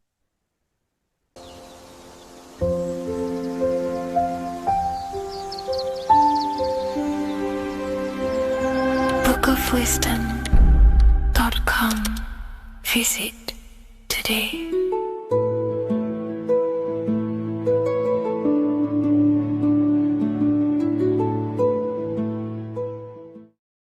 What if dreams aren't random at all, but messages from a deeper part of yourself, trying to show you things? In this video, you're going to learn exactly what dreams are from an esoteric view, how to control dreams, and how to dream more frequently. Dreams are not nonsense. They are expressions of the subconscious mind. In the daytime, we're using our conscious mind, what we are aware of. This represents the daytime, the sun, the external world. We're operating in the external, outside the body in the day. But when we go to sleep, we return inward. Everything does this breath. We breathe in through the nose and out through the nose. Everything does this in and out process in the universe. We live, we die every single day. We wake up, we express things in the external. Then at nighttime, we return back to darkness, back to the internal. This is the breath of the universe. We have summer, we have winter. This is the breath of the sun and the seasons with the earth. You have an internal world and an external world. External is physical, the internal is spiritual. Like I said, when we go to sleep, we are returning back to the internal world of your own consciousness and subconscious mind. Your subconscious mind holds everything about you, your memories, your traumas, everything you've ever learnt, your language, your name, your job. Everything you identify with is stored within this vast network of the subconscious mind. It is your own personal consciousness. Therefore, when we dream, we return back to the subconscious mind, and we are in fact thinking, but in a subconscious way. The subconscious does not speak the same language as the conscious mind. The conscious mind uses language, thoughts, and all things that are very logical and very easy to understand. The subconscious is the complete opposite. It is very indirect, metaphorical, and symbolic. The subconscious communicates and works in symbols. Ultimately, symbolism is the language of consciousness. This is why in occultism and esotericism, it is filled with occult symbols, because symbols are used to communicate directly with the consciousness within the subconscious mind, and the subconscious mind is ultimately connected to the collective consciousness. We are all connected and tapping into the mental plane, where we receive thoughts, ideas, depending on what we attune our mind to. That's why we call it a mindset. But getting back on topic, the subconscious mind is your own personal network. It is like a net, an interconnected web of your thoughts, memories, trauma, traumas, emotional blockages, and all the things you identify with and have experienced in your life is stored within this network. It can be seen as a web. One example of the subconscious mind using symbolism is this next story I can tell you. Let's say I was in a very traumatic car crash as a young child. I experienced a lot of emotional trauma in that car, and that deeply impressed my subconscious mind with that trauma of emotion that I felt. Therefore, every time I see a car in my external world, that car is now a symbol that represents the state of consciousness I was feeling in that particular time of the traumatic car crash. The car is a symbol for a state of consciousness within my subconscious mind. Just like when you see a word, that word triggers what you believe that word to be in your subconscious mind. Symbols are the language of the subconsciousness. Therefore, when we dream, we are basically seeing symbols of our own personal subconscious mind. Our higher mind, which is basically our subconscious, the higher version of you that exists beyond your human thinking mind, communicates using symbolism. The higher mind does not speak human thoughts, human language. It speaks the language of symbolism. Therefore, when we dream, every event, every person, everything that happens, and everything you see is your own personal subconscious mind materializing within the plane of the astral plane. This is a dimension that sits just above the physical world that everything is pulled out of. For example, look around you. Everything you see around you was thought, then imagined. Imagination is the astral plane, and this astral plane sits above the physical world. As above, so below. These objects were thought, imagined within someone's mind, and then pulled into a physical reality. Therefore, the imagination is what you're experiencing within a dream. It is your subconscious mind thinking and materializing within the imaginative plane. For example, let's say you are a Christian, you believe in Jesus your whole life, you have lots of emotion towards Jesus. This deeply impresses your subconscious mind. You believe in him so much, you go to sleep, you have a dream that you meet Jesus. You did not meet directly with Jesus. You met with your own belief. It was your own belief materializing within the imaginative plane and revealing itself to you. Dreams are materializations of your memories, your subconscious beliefs, traumas, and anything that could be inside the subconscious mind. It is your subconsciousness revealing itself to you in a material form. Let's say you have a nightmare. There is a big dark figure chasing you and you are running away in fear, away from this dark figure chasing you. That dark figure is not an external entity. It is not a spirit or a jinn or a demon. It is in fact an aspect of your own mind. It is a symbol that represents maybe a fear, a trauma, or something you are running away from internally, inside your subconscious mind. Something that you are not addressing, but something that is fearful, something that can be controlling you on a subconscious level. Let's say you have a fear to address something in your personal life. You want to address someone who is getting on your nerves at work. You continuously put this off and you fear doing that situation. Over a long period of time, this can slowly control you subconsciously. You start to avoid the person, avoid any contact. It is subconsciously controlling you. This is not the best example, but you can see what I mean. Hidden fears and traumas in the subconscious mind can subconsciously control your actions and ultimately lead you to low states of consciousness, keep you from reaching your higher potential, and ultimately create blockages within your own consciousness. That figure in the dream is a materialization of something that you are fearing and running away from and not addressing. This is why people always have dreams of traumas that they have experienced as a child or when they were younger, or maybe from a year ago or two. It's because that emotion is deeply impressed in the subconscious, and the subconscious is always trying to reveal things to you, communicate to you that you need to change, purify, and maybe heal within your own consciousness. This is how the higher self communicates to you, through the language of symbolism. Once you understand this, dreams can become a very powerful tool, not just entertainment at nighttime. Your consciousness never rests. Your consciousness is eternal. It is the very spark of the divine. Your body needs rest. Your consciousness is not physical. It does not need rest. So this is a way you can identify what your dreams are trying to show you is by writing them down. A dream journal. Every single dream that you have a book placed near your bed. Every time you wake up, first thing you should do is pick up the book and write every single detail that you can remember about the dream. The people that you met are all symbols symbols of aspects of yourself. Maybe it is a friend you saw in your dream. That friend represents a state of consciousness that is within you and is trying to reveal something to you. It's about making the subconscious into the conscious, to become conscious of the unknown. Write down every detail, everything you saw, every event that played out, even the details of the clothes that they were wearing. Everything is symbolic within dreams. Write everything down and then analyze the dream. Don't analyze it from a logical mind. Analyze it with the right hemisphere of the brain, which allows you to see metaphors, read between the line. Try and gain the message that it's trying to show you. What does this overall mean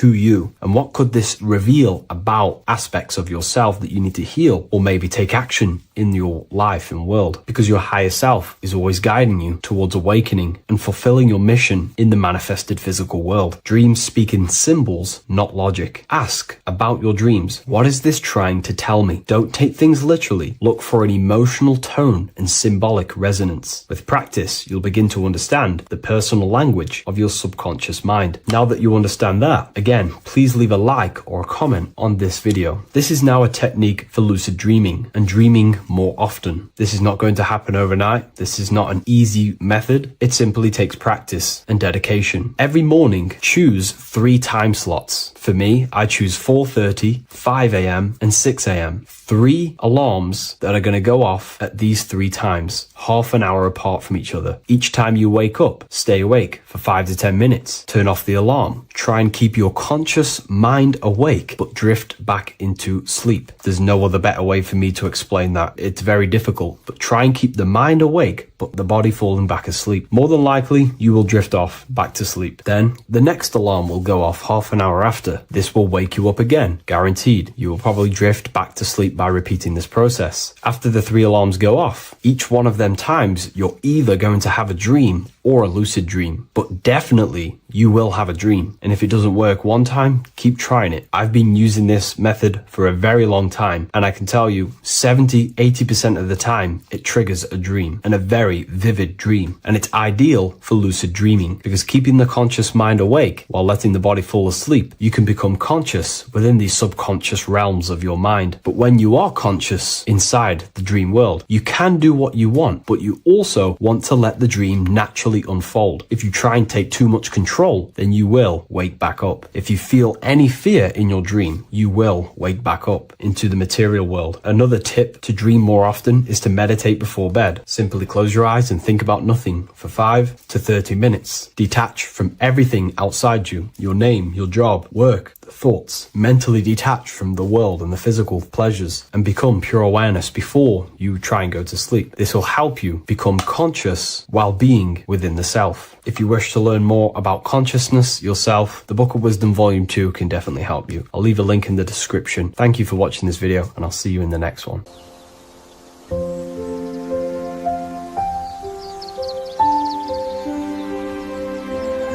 bookofwisdom.com. Visit today.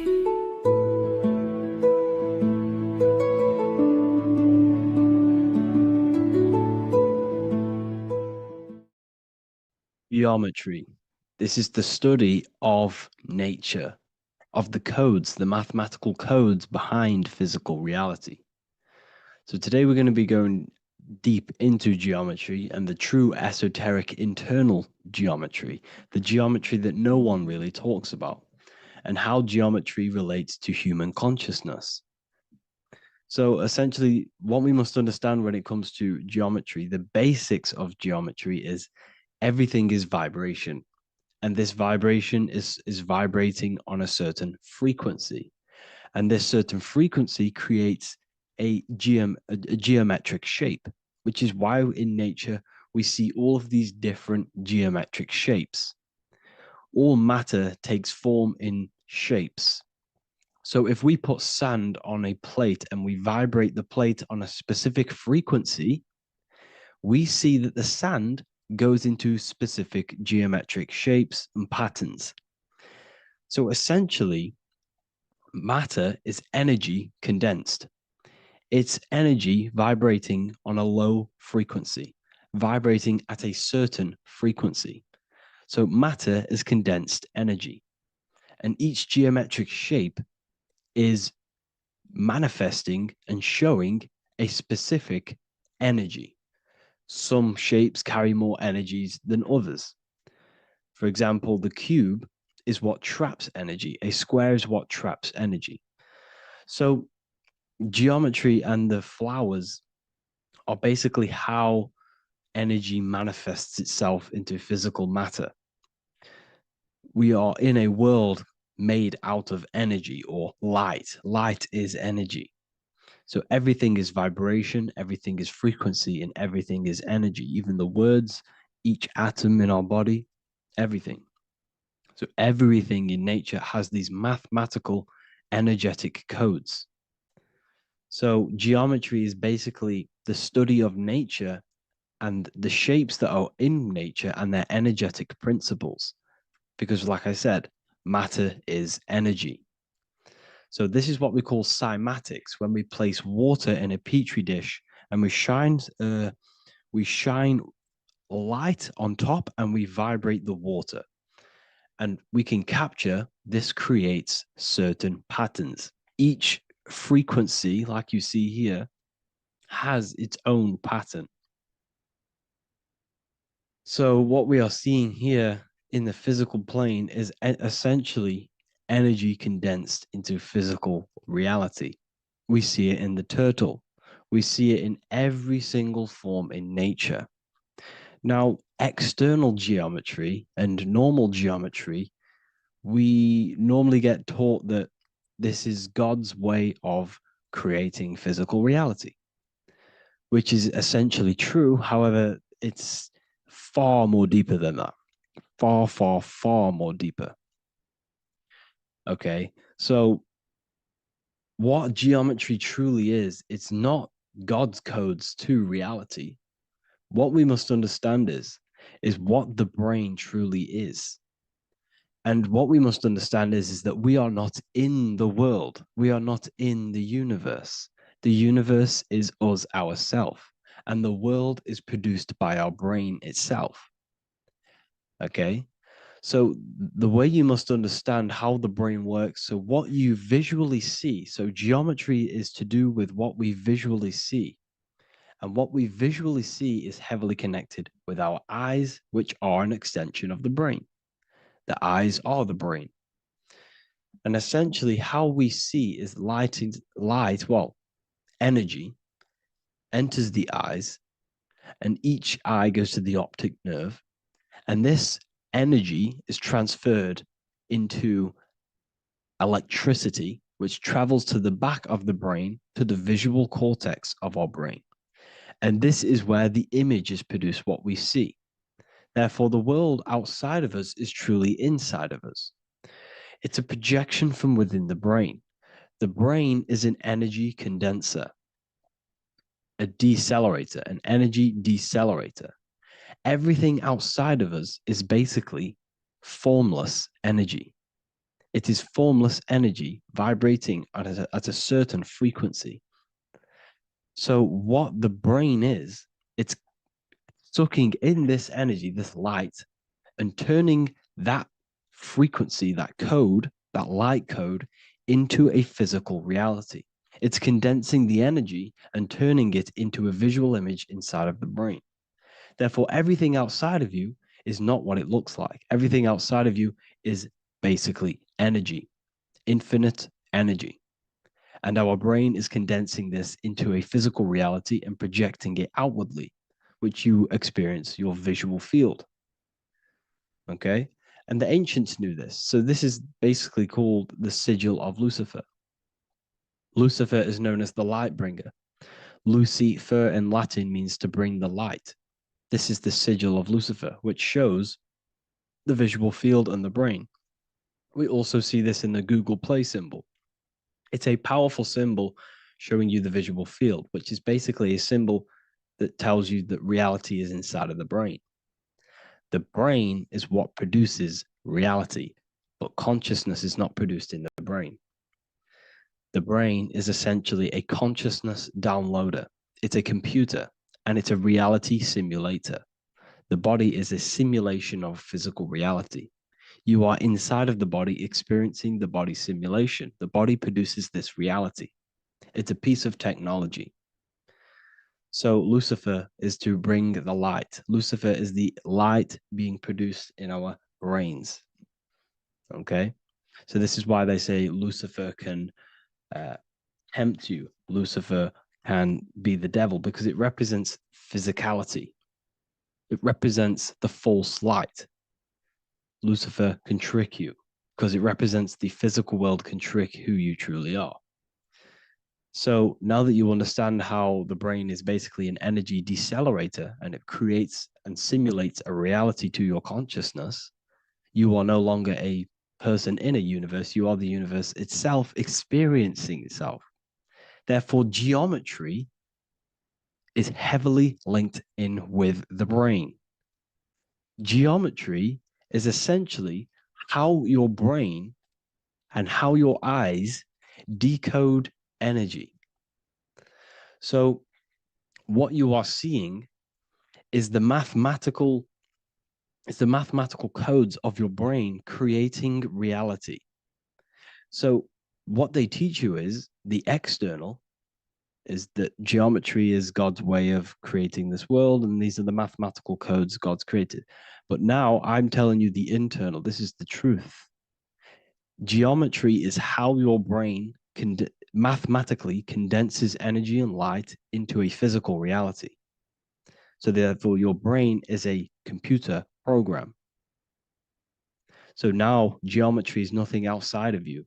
Geometry is not something created by something else. It's created by your brain. Your brain produces these patterns through mathematical codes by breaking down energy into physical reality. And this is why you see geometry in everything around you.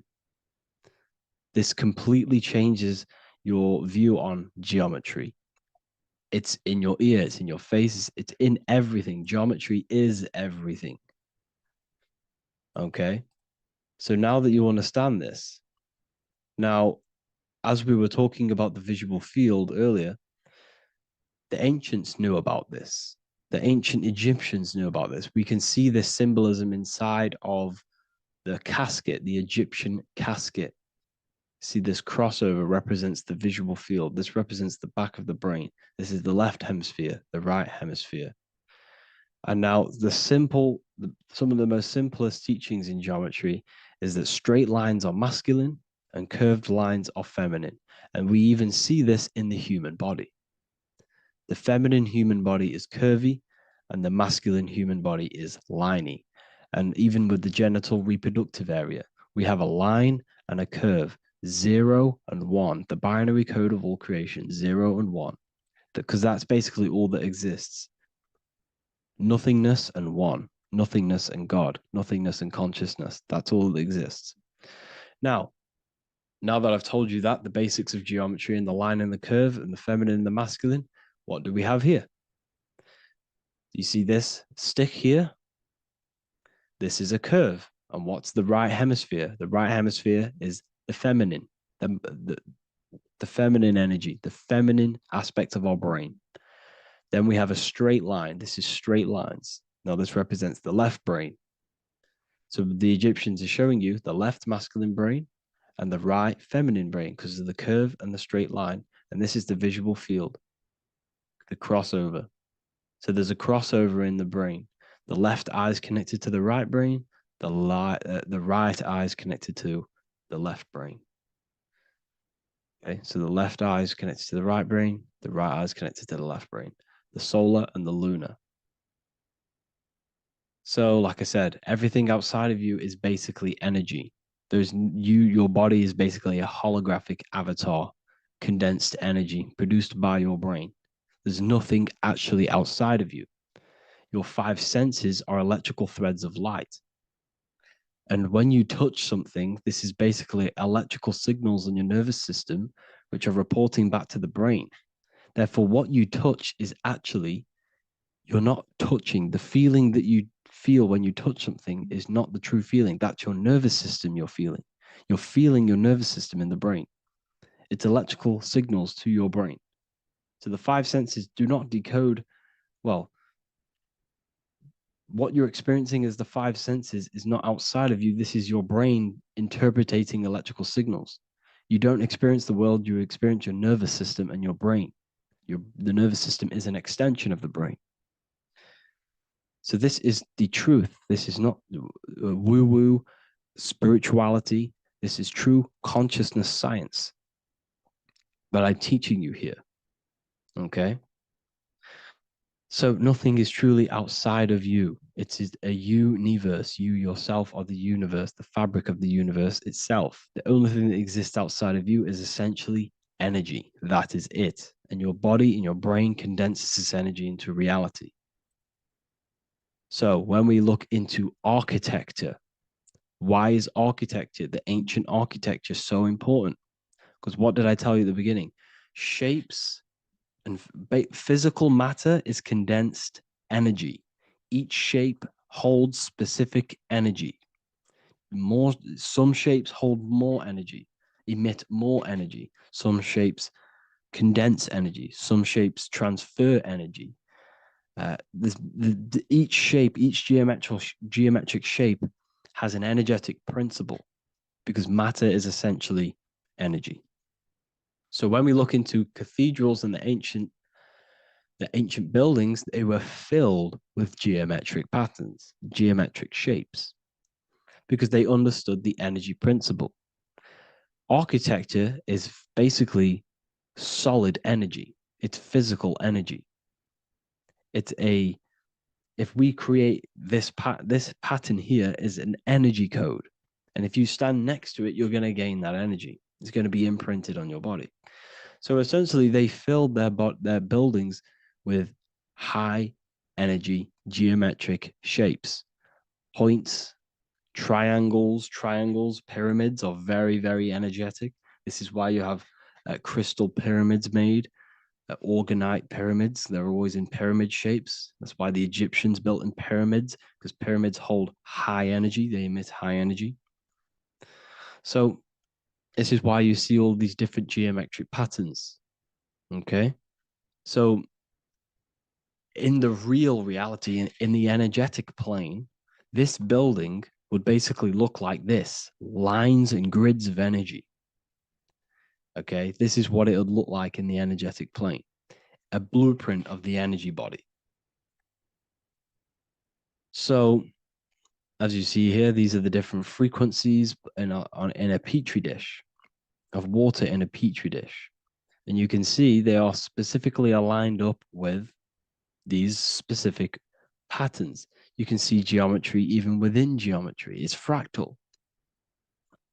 So essentially, when you would stand inside of these buildings, they would imprint the energy of the building in your body, because your body is healed through energy. You have an electromagnetic field around your body. So by creating buildings with geometric patterns, we are essentially increasing the energy of the building, because the building itself is energy. Okay. So when we fill it with geometric patterns, we're increasing the energy. We're giving it a certain energetic imprint. So when you stand inside of that building, you're being imprinted with that energy. Okay. So especially with these windows, these stained glass windows. Well, why are they stained glass? Well, color is frequency.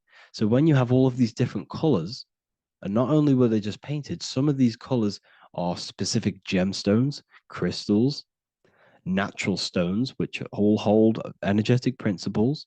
Each crystal is vibrating on a certain frequency. Wood has its own frequency. Metal has its own frequency. What you must understand is that everything in nature is not just a piece of matter. It's vibrating. The atoms of wood are vibrating on a certain level, which give it a certain energetic principle.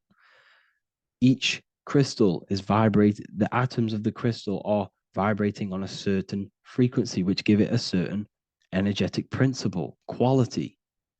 So each thing, this is why the ancients were obsessed with natural stones, natural things, crystals, natural metals, and they wore different metals, different things like copper on their bodies because they understood the atoms of these natural things are vibrating, which give certain qualities to you if you wear them.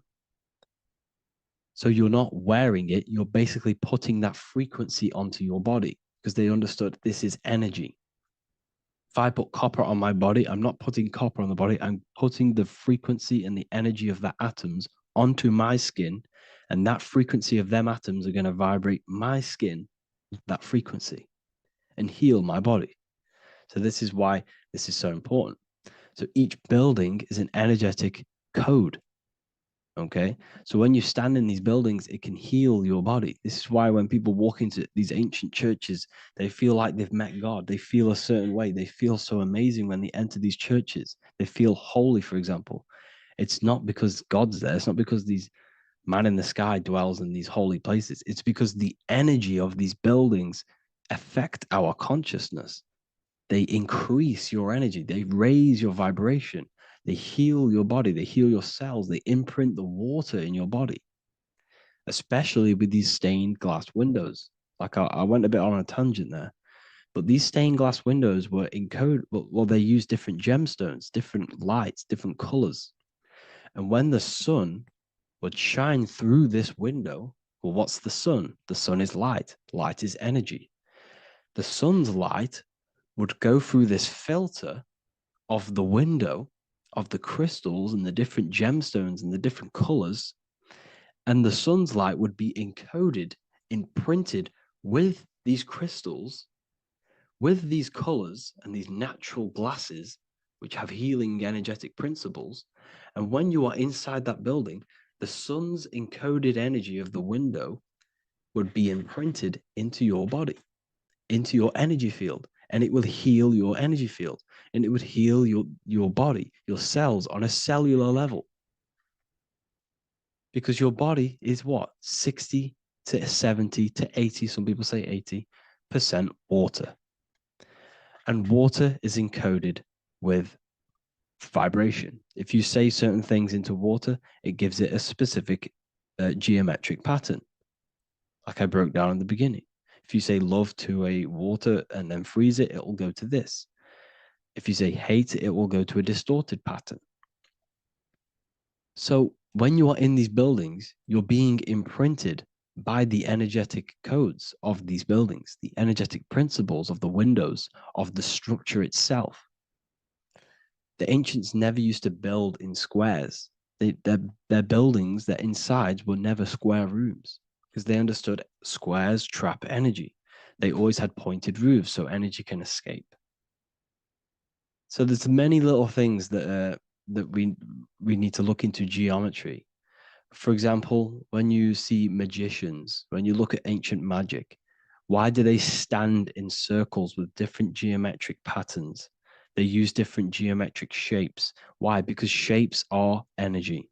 They hold specific energy. So when the magician stands in a circle with a pentacle, they're working with the energy of that pentacle. You can work with different energies based upon the different geometric shapes that you draw. And you can use this in your structure, in your architecture, in your work, and it can influence everything. So this is the true geometry. I hope you gained a deeper understanding on geometry and how it relates with you and your consciousness. Like I said earlier, your brain produces geometry. It's basically how your brain decodes energy. It's not God, how God creates this reality. And no, you're in this reality. You are the reality itself. Your body produces the reality. Therefore, geometry is one with you. So therefore, if I play with the geometry of the buildings, for example, like the government have, everything's in squares. If you look outside, everything's a square, everything's a rectangle. You go to a city, every window is a rectangle, every building is a rectangle. You live in a box room, everything is boxed and squared off in this reality, in this modern society. Why? Because they're trapping energy. The cube is the most simple geometric shape, which basically condenses energy and it traps energy. And if you subconsciously see squares all the time, your phone's a square, your TV screen, everything's a square, your keyboard, your desk. Go and look at the ancients. They never used to build in squares and cubes. And if you go into nature, you'll never see squares and cubes. Nature doesn't create squares and cubes. Everything in the modern society is squares and cubes to simple your consciousness down, to dumb your brain down. So the ancients built very, very complex structures. Why? Because they understood what we see affects our brains, because our brains decodes reality and creates reality. If you see a sophisticated building, this is going to give you a sophisticated mind and raise your IQ levels over time, subconsciously. I'm not saying if you look at this building, you're going to become smart. I'm saying if every single building in your environment, ment is mind, mental, every single building in your environment was this complex and complicated, it would increase your IQ on a subconscious level. It'd make you more complex, make you more intelligent. So they've dumbed everything down. They've dulled everything down. Look at everything. Everything is being dulled down. So anyways, I hope you all gained a better understanding on this. If you want to gain more occult knowledge and esoteric knowledge, make sure to read the Book of Wisdom, Volume 2. If you're inside the university, you can get this book for free. Go to the general chat area and follow the instructions, and you can order yours for free. Truly life-changing stuff. Because the issue is with the world is that no one really understands who they are, what they are, and why we are here. That is the issue for people's depression, for people's wrongdoings. They don't understand who they are, what their emotions are, what their mind is, what their body is, what reality is. This book gives you that. This book gives you the sense of understanding, the sense of well-being that will give you a better life because you understand life and what life is. And if you truly want to take your studies to the next level, we have the Ethereal University. This is the place for truth seekers where you can connect with like-minded people so you don't have to feel insane, because not many people think this way. I've been there when you wake up and not many people around you are thinking the same way, and you start to feel a bit insane and you can't really talk to people about these things. That's why I created this, so you can connect with people and learn at the same time and become the best version of yourself by understanding truth and knowledge.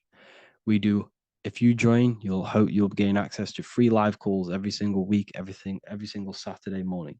We do live calls. You can ask me questions and all sorts. So make sure to leave a like and a comment. And thank you all for tapping in.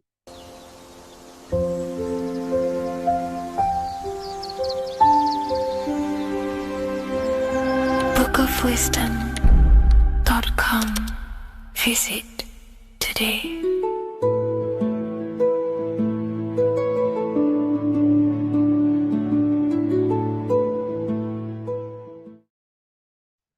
Hello, everyone. Today we're going to be discussing the esoteric and occult meaning behind the story inside of Genesis, the story of Adam and Eve. This is a widely known story, but not many people know the true esoteric meaning behind it. Okay, so today we're going to be breaking this symbolism down. Before we get into this, please leave a like and a subscribe on the channel. I would greatly appreciate it. And please comment below any lectures or anything you wish to know, and I could maybe make it in the future. The first thing we must understand about the Bible is that it is an esoteric and occult book. It is written in allegory. It is written in such a way that we understand the book compared to our level of perception. Now, what do I mean? If a child read the Bible, they would gain a standard meaning and story behind it. They would gain a normal interpretation of the book, of being good, praise God, and be a good person. However, me, who have studied the occult and esoteric and symbolism for a very long time, when I read the Bible, I see a deeper meaning. I can read between the lines of the allegories, which means the Bible is written in such a genius way that it speaks to your level of intelligence. Depending on how advanced you are mentally and with knowledge, will depend on how you decipher this book and how the parables inside the book can speak to you in your personal life. Okay. So the Bible is the greatest psychological book ever written in history. This is why it's known as the greatest story ever told. It's a story. What we must understand with the Bible is that the Bible creates on the surface a logical way of thinking, which is what we call religion. We read the Bible and if we think logically and we take that book literally, then we gain a religion.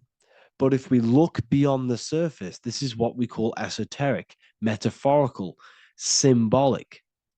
You can read between the lines using our right hemisphere of the brain in deciphering this book and what it truly means to us and the evolution of our mind, body, and soul. What this book actually reveals between the lines is instructions and stories which teach you how to level up your consciousness, how you can sync the mind, body, and spirit and the soul all together so you can live like a god. This is what the esoteric is. It's the purification of consciousness. Now, when it comes to Adam and Eve, okay, what we must understand is that this is the beginning of creation. This represents the beginning of your life in an esoteric way. This is symbolic for the beginning of your incarnation into this physical world. Okay. And we have Adam, masculine, Eve representing feminine. These are the two masculine and feminine energies which create the whole material universe. Okay. And as we are born with a pure consciousness. We are born with pure consciousness. Well, now, what do I mean? As a baby, we have no knowledge. We are pure essence of the soul. You know, we don't gain the knowledge of good and evil. We are pure. Yes, we're not happy all the time as a baby, and we're not sad all the time, but we have no ego. This is what I mean. Our consciousness is not split. As a baby, you are whole. You have a whole consciousness. You are yourself. You have no false identifications, no limiting belief systems, nothing. You are pure awareness and the pure soul and the pure mind. Now, this is what Genesis is representing.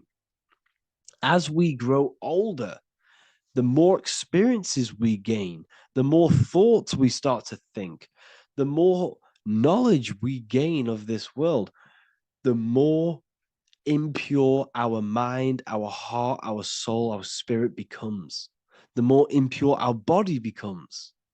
As we grow older, we're infected with negative beliefs, negative thoughts, and society norms. This is a big one.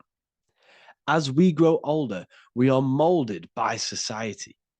We shut off areas of ourself and we push them away so that we fit in with society.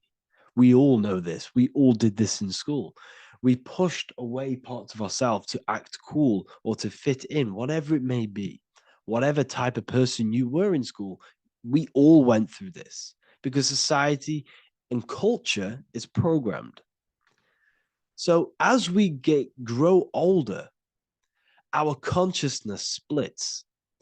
We gain a persona, an ego, and we gain a shadow self, the subconscious, and we gain an ego. Now, the ego is what you show to people. It's that character that you show, that you put on to your culture, to your family, to your friends. This is a false identification. And we also gain a shadow self. The shadow self is gained through experience. This is the subconscious. Our ego is created through experience. And so is the subconscious and the shadow self. Okay. So as we gain age in this material body, we fall from the Garden of Eden.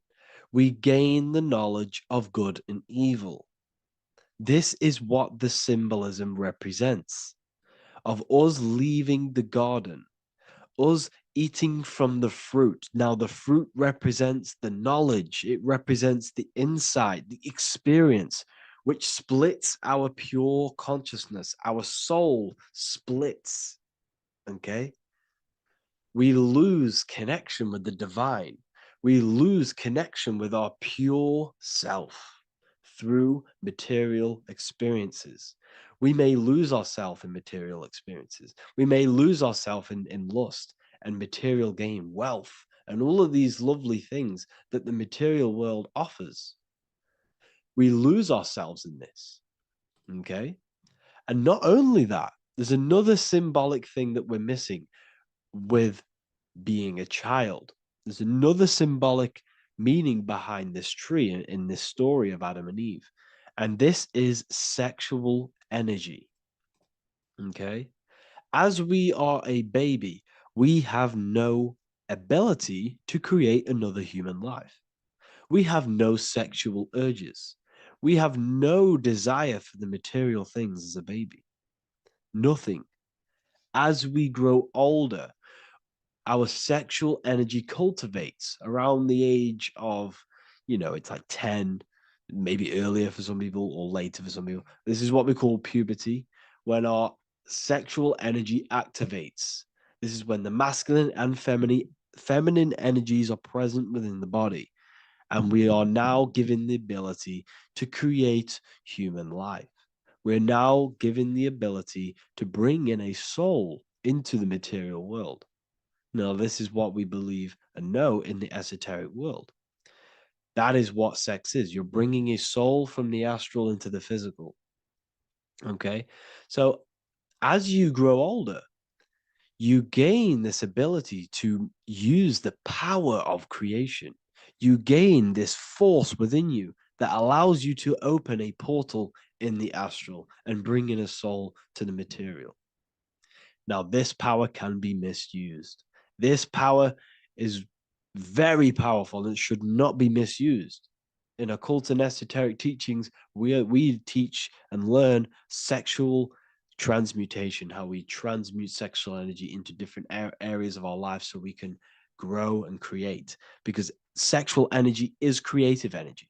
It creates a whole new human being. So if we retain it, we can transmute it into creativity. So this energy is kind of corrupting us as well. And now I'm not saying growing up is evil, all this thing is evil. This is a natural cycle that we must go through. The soul of us must go through this cycle so that we learn, so that we overcome it, so that we gain mastery over ourselves, so that we expand ourselves. I recommend you watch the Evolution of Consciousness lecture that I did on my YouTube. An amazing lecture.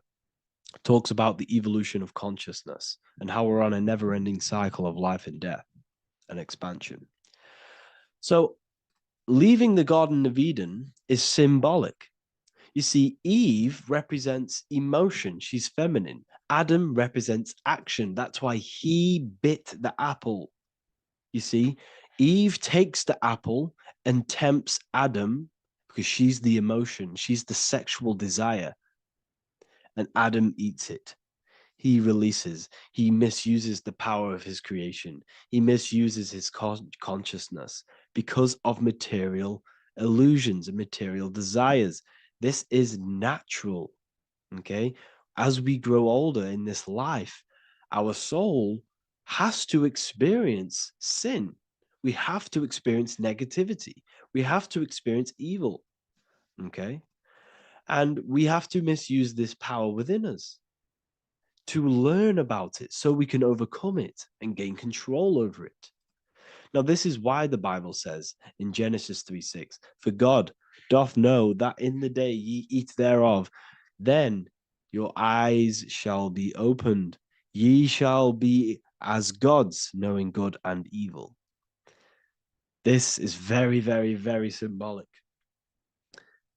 We come into this world to experience a dualistic way of reality. We come into this world to challenge ourselves so the soul can grow, because the soul comes from pure love from God. But we come into this world so the soul may know what it's like to be evil. You see, we are like a seed. Our soul's like a seed.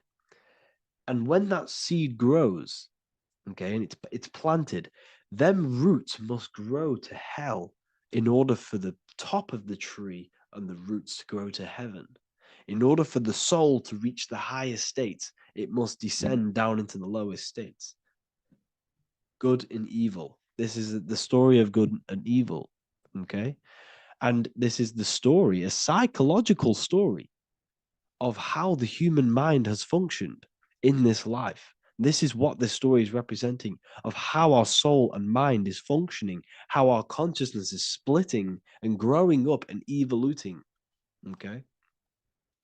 Like I said, snakes represent sexual energy. They represent, snake, when you've been snaked. This is why we say you've been snaked, because it represents a temptation of sexual energy. This is why the Kundalini is symbolized as a snake. This is the serpent within us that we can rise to activate dormant brain cells in our brain.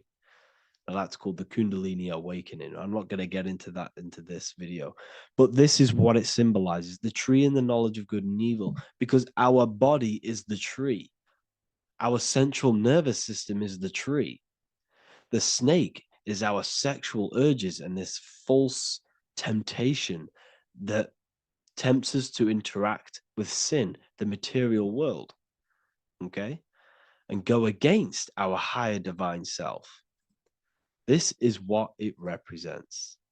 Now, it's very, very symbolic. Not everyone is going to agree with this, but this is my interpretation of Genesis based on my research of occultism, symbolism, metaphors, and me studying the Bible.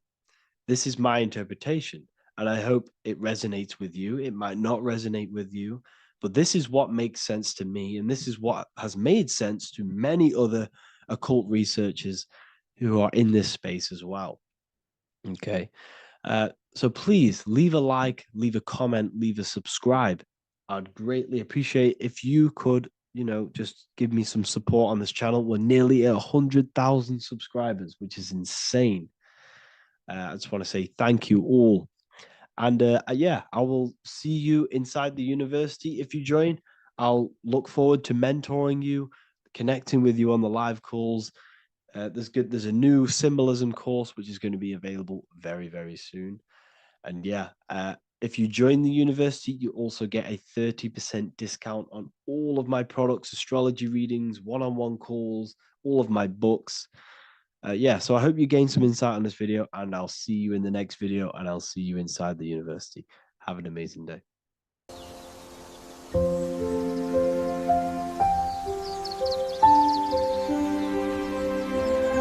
bookofwisdom.com. Visit today.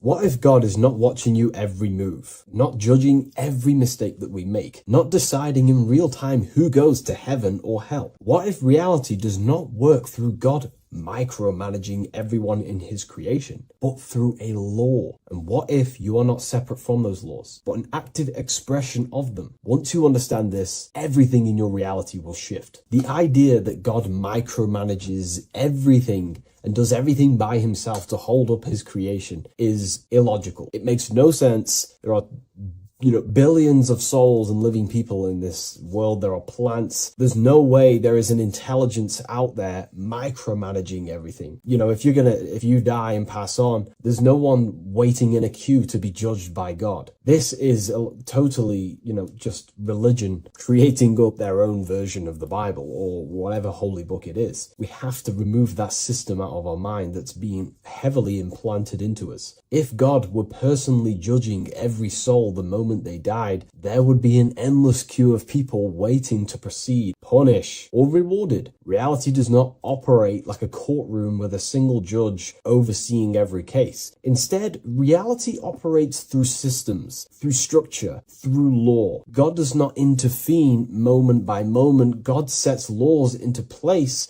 and creation unfolds by obeying them laws automatically. Think of like a video game. Reality works like a code, not a control. When someone creates a video game, they do not sit there creating and controlling every character, every movement, every outcome. They write a code. They define rules, gravity, collision, cause and effect. Once the code is set, the game runs on its own. Reality functions the same way. God is not micromanaging existence.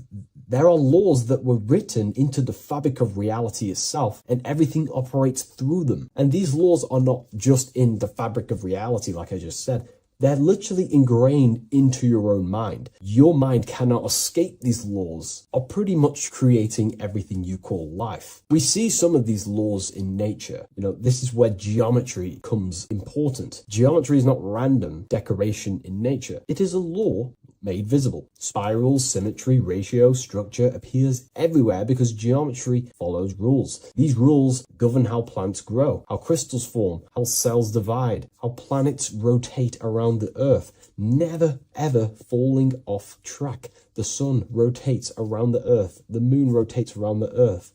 What is the order? What is the law that these intelligences are following? Why do they never distort? Why do they do the exact same thing every day and never fall off path? There is an order. And in fact, the word cosmos comes from Greek, and the word cosmos in Greek means order. This is why we call cosmology or the cosmos, the universe. It is order. It is an ordered, structured creation which contains and recycles and regenerates itself.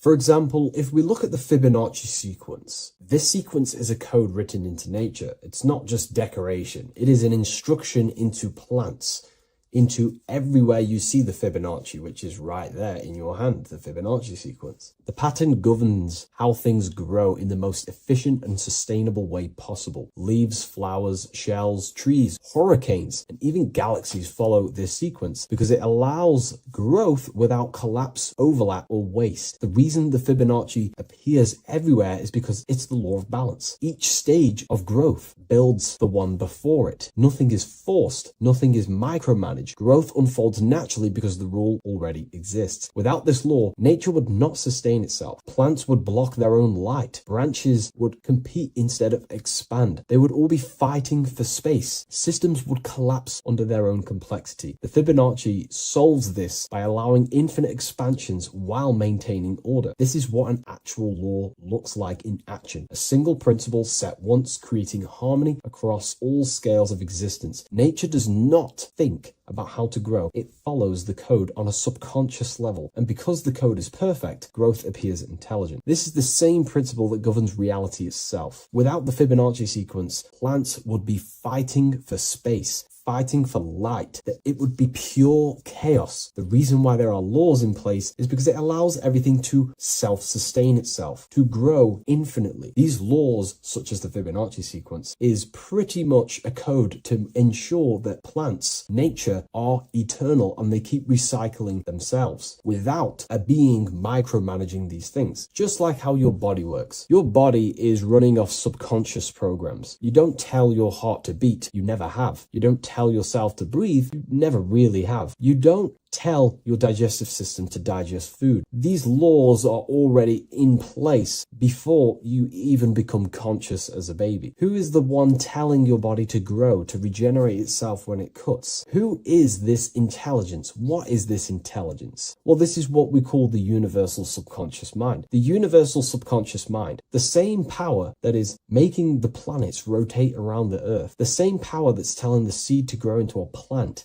the same power that turns your cut into a scab, then into skin, is the same power that is running your heart, that is telling your lungs to breathe. We're all interconnected with this universal subconscious blueprint which sustains reality and creation itself. It's a self-containing system. Now that we've gone over some of the basic stuff, but you see where I'm trying to come from now. There are laws you cannot escape, and one of them laws would be cause and effect. It's impossible to escape this law. It is too powerful for your consciousness to actually escape cause and effect. Every cause will produce an effect, and every effect will produce a cause. It is an endless, infinite circle or cycle. It creates everything in your reality. The way I like to use cause and effect is before I make a decision, I know I'm trying to push my life towards who I want to be, towards my higher mind, but towards my goal. So every decision I make, let's say my friends contact me and say, do you want to come out? Let's do this. Let's say it's, something that's just going to waste my time and it's not very important. Of course, it's good to have time with friends, but let's say it wasn't important, for example. Before I make any decision in life, I say, well, what is this cause going to affect? Is that effect that this cause I'm about to decide on going to push me towards who I want to be, where I want to go in life, or what I want to achieve? Is it pushing me towards who I want to be? If it's not, I will not take that action. I will not produce that cause. I only take actions that I know are going to make positive effects. Now, of course, there are things we can't control, but we can minimize these things. I only take causes, which is just an action, if I know the effect is going to benefit me. I know sitting here, making videos will help me produce value for the world and for yourself and to help people awaken to these things. I know this is the cause, this is going to benefit humanity and help people awaken even more, because that's all I want to do. I want to help people, provide value to change people's lives. Another law that you can't escape is obviously time. You can't escape these laws. They are eternal principles that were set into place by some sort of intelligence. We live inside them. We express them. We are shaped by them. But you are not separate from creation standing outside the system. You are geometry. Geometry is right there in your hand. That's the Fibonacci sequence. You are the law made conscious. You are thought crystallizing into experience. Every object, every person in your reality is pretty much an externalization of your mind. The friends that you have a similar thought process to you, or they maybe have similar thoughts to you, or similar things that you both like. Your friends are mirrors of yourself. Reality responds to you because you are part of the same structure that governs everything else. Thought becomes action, and action becomes consequence. Consciousness shapes your environment. This is not punishment or reward. It's simply just reflection. It's either punishment or reward depending on how you perceive things in your belief system. Everything you experience is neutral. It's just your mind's perception on whether it's labeled good or bad, because that's what the mind likes to do. It likes to think it's in control. But in truth, if you just observed it without the mind, just with pure awareness, it's neutral. So there are mainly 8 laws that govern your reality, and I've talked about these before in a previous video on my YouTube. This is what creates the seed of life. The seed of life is 8 circles, and each circle represents a law, and these individual circles come together to create a geometric form, which is a flower. So it's symbolic of how nothingness turns into something. When geometry comes together, it creates physical matter. And the reason why they're circles is because circles represent something that is invisible, something that cannot be measured, such as a thought or a law. Anything that is considered spiritual or unseen by the human eyes is symbolized as a circle inside the occult traditions. The reason for that is because circles' surface area cannot be calculated. You can't find the exact surface area of a circle, which means it symbolizes something that you can't actually measure or see or tangibly touch. Therefore, the seed of life represents the 8 laws that come together to create a flower, the 8 laws that come together to form matter, the 8 laws that crystallize mind into a physical experience. These laws would be the first one, mentalism, the big circle around the seed of life. The big circle. So mentalism just reveals everything is mind. Without mind, there is no existence. Mind is reality, pretty much. You experience life not just outside of you, but mainly inside of yourself. Therefore, all of the laws that come after mind correspond to the mind, because mind is the first law. The second law will be vibration. Every thought has its own vibration, and you attract to you the thoughts that you put out based on the vibration. If you think negative, low vibrational thoughts, you will receive back to yourself more negative thoughts. If you think positive, you will receive more thoughts. If you think about football, you will receive more thoughts based on that vibration that you put out into the mental field. The third law would be correspondence. Everything corresponds, which means everything is just a reflection of something. Your reality is an externalization and a reflection of your mind. The things that you possess, the things that you've achieved, all comes from the internal mind. Everything corresponds to everything. As above, so below. Your reality is just an externalization of the thought loop that you live in every day, because thoughts work in cycles. 90% of the thoughts we thought yesterday, we will think again today. It's the thought loop that manifests our reality. To change our reality, we have to change our thought loop. And once we change the internal, this will be mirrored in the external, which is the law of correspondence. Fourth law would be gender. Everything is masculine and feminine, conscious and subconscious. These two work together to create your reality. You have masculine and feminine forces of consciousness.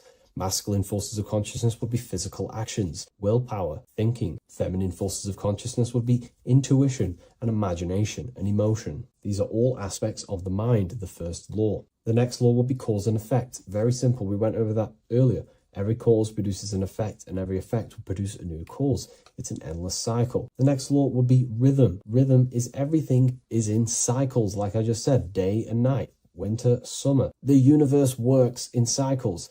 And just like I said, the law of correspondence, as above, so below, as within, so without, because the physical world has cycles, so does your mind have cycles. Thought loops. We think 90% of the thoughts that we thought yesterday. The subconscious mind responds to rhythm. The more you say something, the more you believe it, the more it becomes a program and more suggestible to your conscious mind. And the last law is care. It's impossible to escape care. You cannot not care. It is important. It is impossible to escape. If you hurt someone, you know deep down that that was wrong. And care also corresponds to creation. You only act on what you care about. You care about paying the bills, right? So we take the physical actions to go generate money to pay the bills for our house or whatnot. Or if you love someone, you care for them. You take the actions to message them, to contact them, to see them. Human action is driven by love or care. This is how all reality is created. So once we understand these things, it's life-changing once you work with the law. That's what I mean. Most people are unconscious of the law. The laws are there, but they're just not aware of them. Now that you're aware of these laws, you can consciously work with these laws so they're not working against you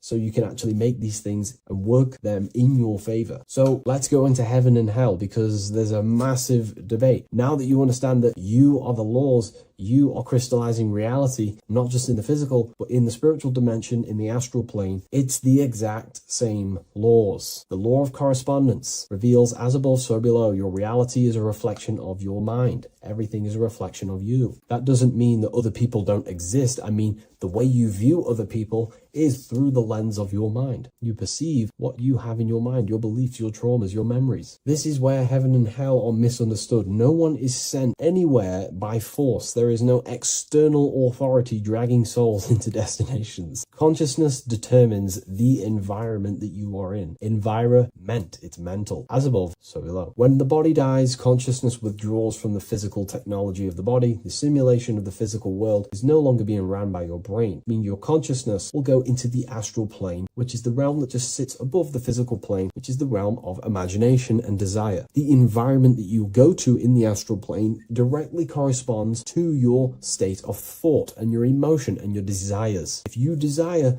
hurting people your whole life, then you're going to go to an astral realm, as above, so below. You're going to be in an environment where that goes on, but in a non-physical sense. Wherever then thoughts, whatever the strongest thoughts you thought throughout your life, that is the environment that you go to. If you were so caring and loving to your family, all you wanted to do is provide for your family or whoever, and you pass on, you will go to a place where people care. Souls are manifesting them thoughts and them energies. It's vibration. Whatever vibration you're vibrating at, you will reflect and correspond in your reality when you die. Therefore, you create your own suffering by desiring such low vibrational things, or you create your own heaven if you are truly operating from a place of love in your heart. You see, your mind can lie, but your heart cannot. Your heart reveals your true desires, your deepest wants and needs, and it reveals your true self, and that will be projected and responded in the astral plane, because astral matter is very respondable to consciousness. The physical plane is not really. It takes a longer time for things to be manifested in the physical plane. But in the astral plane, whatever you think, whatever you desire, it instantly corresponds to your reality there. So God does not micromanage everything. The law does not judge, it simply reflects. The universe is made of laws. The Emerald Tablets of Thoth even mentions this. He says the search for the laws that governs man's life are an eternal mystery. Man is always forever searching for the laws that govern his existence. This understanding now changes everything in your reality. It removes fear-based control, it removes blind obedience, and it returns responsibility to where it belongs, to you, your consciousness, yourself. You are not being watched, you are not being mirrored. Reality is not punishing you, it is responding to you. Once you understand that God works through law, not micromanagement, you stop waiting to be saved, judged, or condemned. You realize something far more powerful. You are not separate from creation. You are participating in it. You are the universe experiencing itself. What a fabulous video, and I really enjoyed this today. Please leave a like, comment, and share on the video, and I'll see you all in the next one. And if you wish to get this book, there is a link in the description. Have an amazing day, everyone. Take care. Hello, Seeker. Welcome to Revival of Symbolism, a channel devoted to the language of esoteric symbolism, helping you discover yourself and expand your consciousness into new realms of thought. I'm Harry B. Joseph, also known as Revival of Wisdom, and in this video, we're going to be discussing the symbol of the double-headed eagle, also known as the emblem to represent the 33rd degree Freemason. So let's jump straight into this. We have a piece of Masonic artwork here, which is what we call a complex symbol. A complex symbol is not just one symbol, but many different symbols in one piece of artwork coming together, forming a greater meaning. So we have many different symbols to break down here. And we're going to start off with a little bit of context so we can understand this symbol. This symbol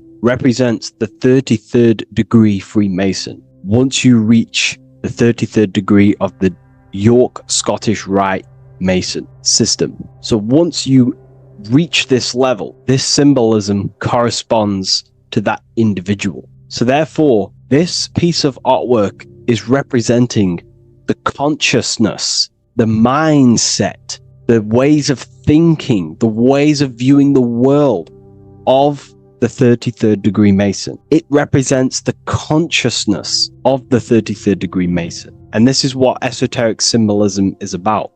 Esoteric symbolism is symbols and emblems representing states of consciousness and teachings within the forces of consciousness. So let's jump straight into this. The first thing that I see when I look at this piece of symbolism is the double-headed eagle, okay? The double-headed eagle. What is this eagle doing? So the thing with symbolism is that symbolism trains the mind to think in a subconscious way. Now, what do I mean? You know, to the person who thinks in linear thought, straight line thought, A to B thought, they see an eagle. They see a piece of artwork. They just see a piece of artwork with no meaning. But to the person who is trained in the occult, these symbols are representing thought vibrations. One example would be in occult symbolism, what we're meant to do. These symbols represent thought forms in the mental plane, within the mind of the individual. Instead of me just giving you the answers, in the occult, they give you symbols. And what you're meant to do is look at these symbols, stare at these symbols, and see what kind of thought arises in your mind, and follow the chain of thought. This is how you unlock deeper levels of symbolism. This is what we call the chain of thought. Now, what do I mean by the chain of thought? If I look at the eagle, I see an eagle on a basic level thought. But then that thought leads to another connection, because this is how thought works. Whatever the character of the thought we think is, or whatever the vibration of that thought, for example, the character of the thought right now would be an eagle, then that leads to another thought. For example, flying. Then flying is connected like a chain to another thought, higher perspective. So we follow the chain of thoughts until we unlock the deeper levels of the meaning of the symbol. And this is what the occult seeks to do. Symbols make and force the individual to go inward. You look at the symbol. It's not a direct meaning, But you have to go inward and start to think and follow the chain of thought that this symbol is connected to until you find its deeper meaning that relates to the individual, to you, to a teaching or a force of consciousness or a state of consciousness. Okay? It's very difficult to explain in words because symbols transcend the barrier of words. Okay? So what we're looking at here is a eagle. And what does the eagle do? Well, the eagle has the ability to fly above the earth. It looks down upon the earth. In allegory and metaphor, this represents a higher perspective of reality, a higher perspective of the world, of the self. So this is representing the consciousness of the 33rd degree Mason. They have a higher perspective of themselves. Why? Because they studied the mysteries. They studied the Kabbalah. They understand consciousness. They understand the human psyche. They understand the origins of consciousness, the forces of consciousness. They understand how the material world is created through the forces of consciousness.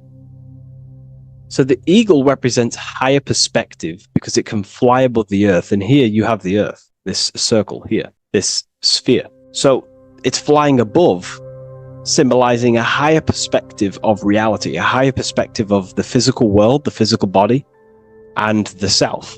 Because ultimately, this is what it's about. Freemasonry is about, of course, self-mastery, building a better self.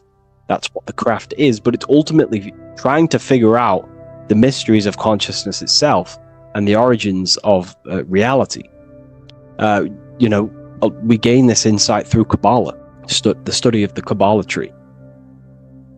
So let's not get off track here. So the eagle ultimately represents a higher perspective of reality because it can fly.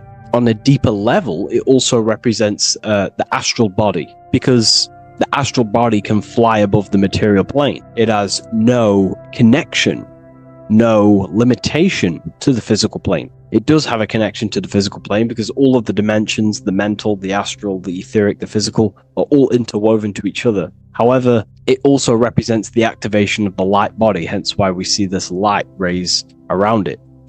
But that's a bit too deep for now. Let's go a little bit deeper into about the basics of this symbol.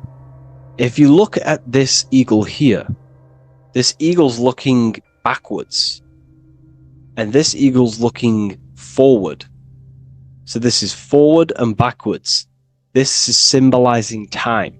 So we have an eagle looking into the past and an eagle looking into the future.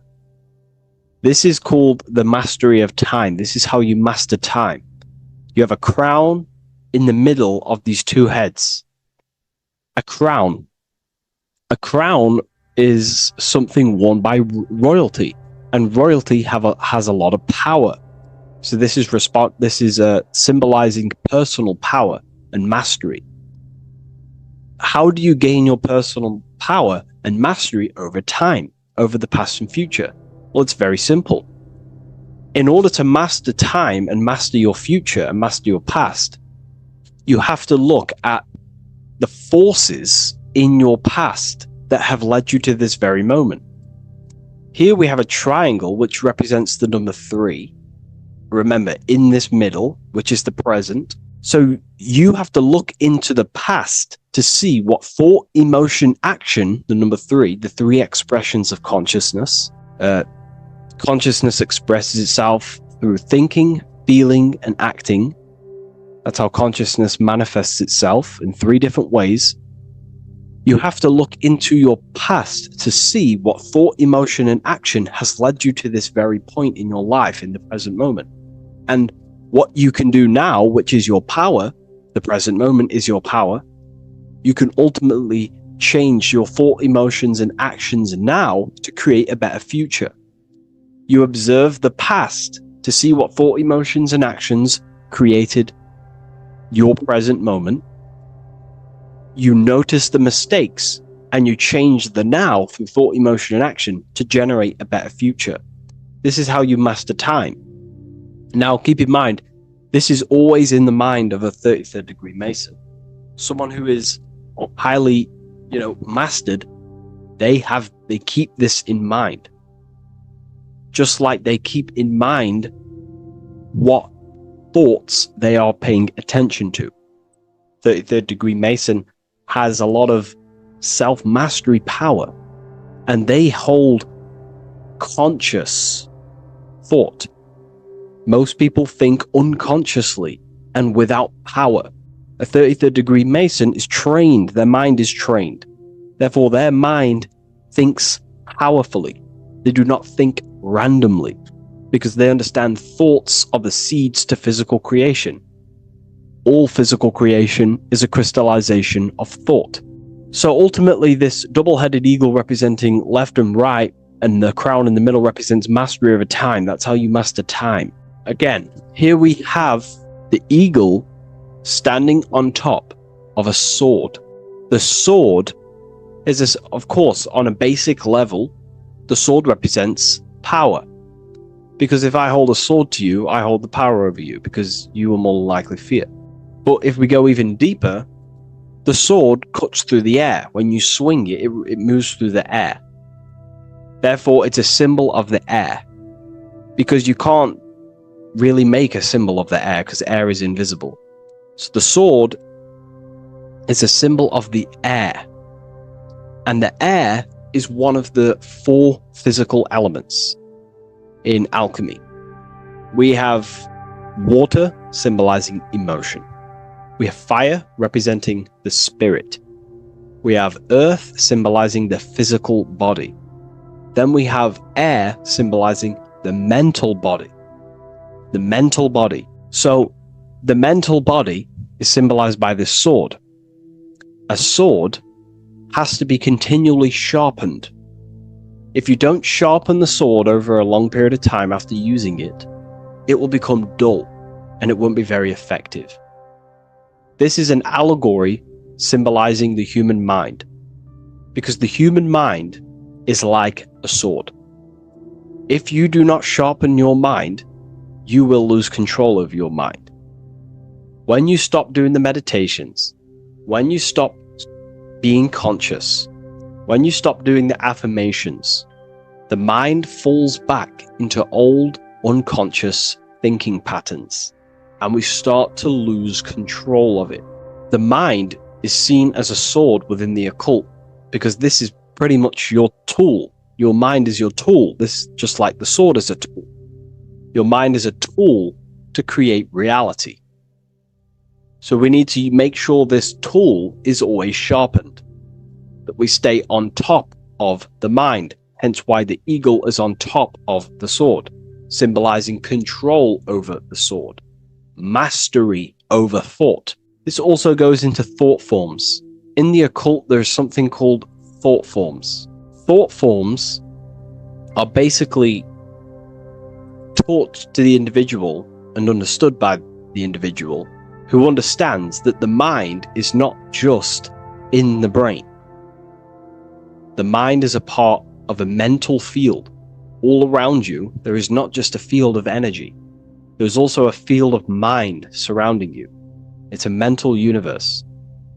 And this field of mind is what we call the mental plane. The field of mind is where all of the possible thoughts in the universe infinitely express itself. So each area has different thought forms. Each postcode, each place you go has different thought forms. This is why if you walk into a cathedral, for example, an ancient, amazing structure, your mind instantly becomes, you're amazed. You feel different when you walk into these areas, because all around you is a mental field. And there's something called thought forms. Thought forms are basically what religion call spirit guides or angels, helpers. This is what thought forms are. Thought forms are basically, if you dwell on the thought that you are going to lose your girlfriend, for example. Let's use a negative example here, because a lot of people can relate to this. Or your boyfriend. Let's keep it simple. Everyone can relate to this at some point in their life, hopefully. Or, if not, it's okay. No worries. It's just an example that most people can relate to. If you constantly dwell on the thought that you are going to lose your partner, what we have to understand is that the mental plane, what we have to understand is that the forces within consciousness, within what we call the universe, is always trying to give you what you want to create. That's your right. The universe or mind or consciousness, whatever you want to call it, is always trying to unfold what you want to create. It doesn't know the difference between something you don't want to create or do want to create. Whatever you think about is ultimately what this power of consciousness or the universe will try and manifest. This is why we have to gain mastery over our thought, because thought are basically the seeds that we impress into the dimensions. So we have a mental dimension, we have a higher, middle, lower subplanes of the mental dimension or the mental plane. Then that's just thought. The mental plane is just thought. Below the mental plane, thought takes the body of imagination, which is what we call the astral plane. And the astral plane also has higher, middle, and lower subplanes. Then we have the etheric plane. The etheric plane is basically an energetic copy of the physical plane. So you have an etheric brain, you have an etheric body. It's just basically an energetic exact copy of everything that is physical. So if we think something within our mental body and we dwell on that thought, the more attention you give, the more you feel that anxiety about losing your partner, you're literally forcing energy and direction and attention into this thought idea, which manifests itself within your own aura. Your aura is basically, it's not just your electromagnetic field. Your aura has many different levels. It has a physical level, it has an etheric level, an astral level, and a mental level, like layer. So it has a layer for each one of these bodies. If you dwell on this thought and you keep giving attention, power, you start to imagine this because you're worrying about it. You literally create a elemental or energetic substance that clouds your aura. And this is what people have been called demons, people call spirit guides, whatever you want to call it. This is what it is. It's a thought form. But this is not something that's come after you. This is something that the individual has created. And wherever they go, this cloud of thought forms that they've manifested literally clouds their aura. You can see it within the astral plane and the mental plane. You can see how it's affecting them. Wherever you go, you start to randomly think about it. You keep thinking about it. It's infecting you. It's like a demon. It's tormenting you. But it's simply just a force, an astral force, and a mental cloud that they've manifested within their aura. Thought forms. The 33rd degree Mason has very powerful thought forms. And this is, if you're a Mason yourself, and you're not aware of this, this is why it's great to be around a 33rd degree Mason within your lodge, because they have very powerful thought forms, and you being in the present of them, you're also taking on his thought forms, and they can assist you. We're all affecting each other through thought transference through the mental field or the mental plane. Okay. Now I'm not going to go too deep into that because, people can use that knowledge for really bad. But ultimately it represents thought forms also, symbolized by these clouds. Clouds are a symbol of thought forms, because they manifest themselves as basically like a cloud form energy within the aura of an individual. So this represents the mastery over the intellectual side of consciousness, of thought, sharpening the mind, gaining mastery. Then we have 33 in a triangle. A triangle in alchemy symbolizes, the upwards triangle, the upright facing triangle symbolizes the element of fire. The downright facing triangle represents the element of water. So an upright triangle represents fire. Fire is very transformative. If you place, a pencil into fire, the fire will burn it down into its raw material. And this is ultimately what this triangle represents. It represents the consciousness of the 33rd degree Mason, who has basically transformed themselves from ego consciousness, only dwelling within the limits of their ego, their old belief systems of thinking they were the body, only reacting to five sense thinking, linear thinking, low base consciousness, not knowing right from wrong. It's basically transforming themselves. They have burnt themselves down to their raw soul form, and they understand that they are a soul, and they've experienced this, by casting off all the attachments to consciousness. This is why there is the number 33 within this triangle, because 33 is the age that Jesus dies. It's also the number of the Kabbalah tree, because the Kabbalah tree has 10 Sephiroths, 22 pathways, and one hidden sphere called Dot, which all adds up to 33. And the Kabbalistic tree of life, just to give you a bit of context, basically is a blueprint of how God manifested the world, and you are an expression of God. So it's also representing how your soul fell into matter, how consciousness creates matter. And it's also a diagram of how reality is not fixed, but it's ever unfolding creation through these forces of consciousness.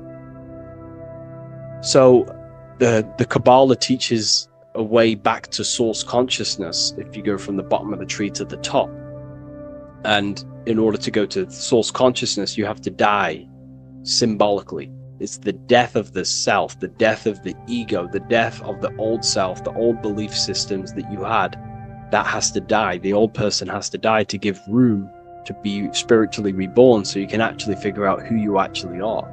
Your ego has to die. Now, that's not saying ego death, but you have to basically give away all of your old belief systems to then be spiritually reborn. That's why Jesus dies at 33 and is resurrected. Ice melts from ice into water at 33rd degree. So it's symbolic of transforming.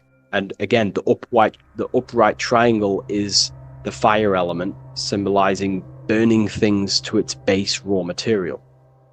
33, which is again death and resurrection. So it's all about burning the old self and being spiritually reborn again. This is the teachings of Hermeticism, Christianity. It's in everything. You'll see this symbolism or this story of death and resurrection absolutely everywhere in the ancient myths, because it's all talking about the same thing. You have to symbolically die. You have to kill off the old self to be spiritually reborn, to be initiated into a mystery school. So the 33rd degree Masons basically saying, well, they have resurrected. They have resurrected the connection to their soul, because as we grow older in this life, we lose connection with our true authentic self as the ego develops as we get older. And if we don't stop developing the ego, we never actually connect with who we truly are, which is a divine, immortal, formless being who has the infinite power of creation. This is what you actually are.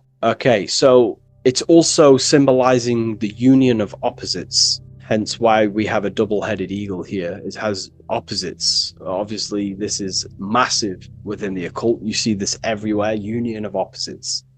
Okay, so union of opposites goes from, basic teachings to the most advanced teachings that most minds are not ready for. Union of opposites is on a basic level, is union of the mind and the heart, going from mind consciousness, which is basically ego, the lower self. That's not to say the mind isn't powerful, but that is the house of the lower self. The ego. It's the house of the ego. So we have to learn how to use the mind for what its proper use. The mind's proper use is for the soul to create. However, we're not taught this in school, so we've basically developed a false personality within our minds, and our minds have become a vessel for a false identity. So what we need to do is integrate the heart, which is the soul self, the true self, with the true powers of the mind. And the mind is basically a powerhouse of creation, infinite possibility. And that's the mind's true usage. is for creation, not a false identity. So it's about integrating the mind and heart. It's also symbolizing a balanced mind, and we do this by aligning the left and right hemispheres of the brain, which help you perceive reality for what it truly is. Because the two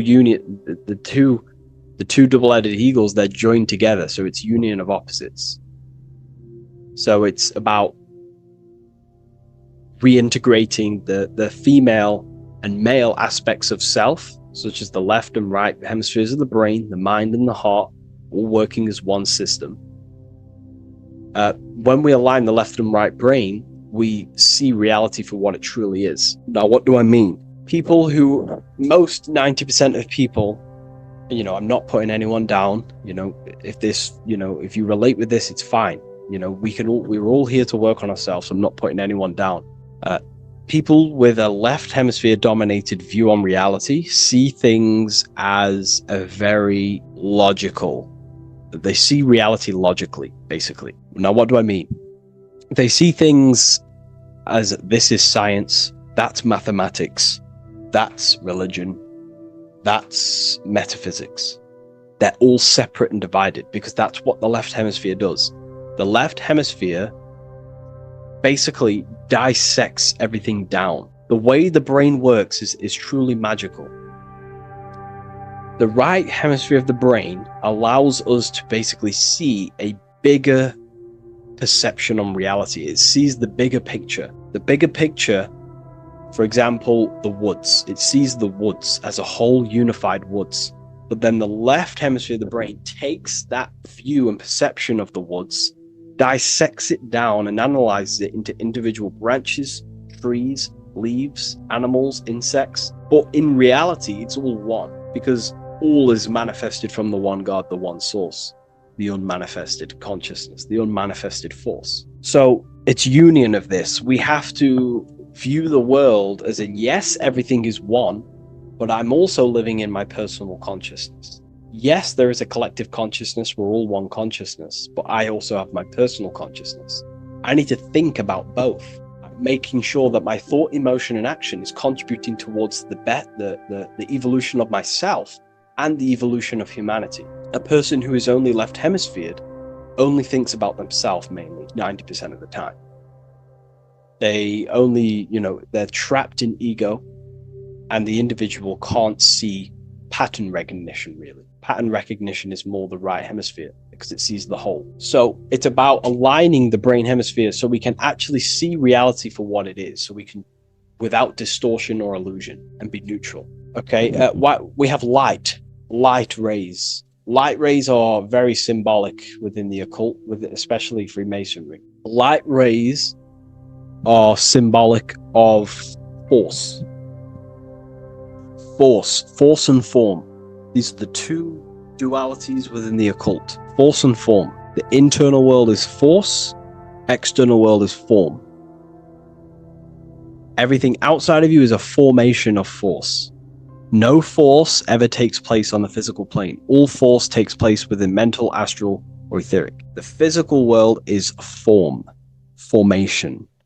Therefore, what is the force that drives you? What is the desire that's a force? Emotion, force, thought, force.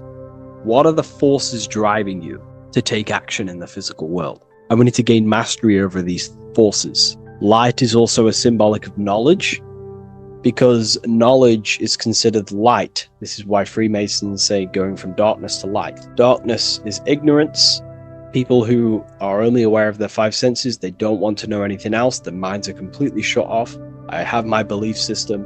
That's it. I'm happy. I don't care. That's their ego limiting themselves and building their own prison. Light, on the other hand, is about going from a state of unconsciousness, of not being aware, into a state of light. Light makes things reveal itself. If I shine light on you when it's dark, I reveal truth. You're there, you're manifested. If you're in a dark room and I shine a torch on you, you're revealed. The veil is lifted. The darkness is gone.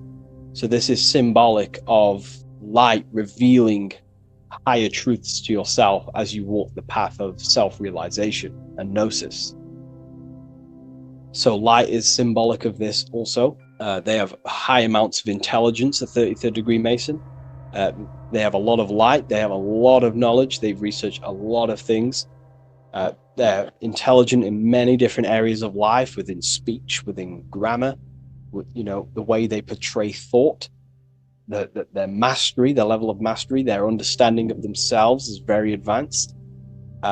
They also know a lot about physiology, about the brain, about the body, life, consciousness, astrology. They know a lot. They have a lot of light.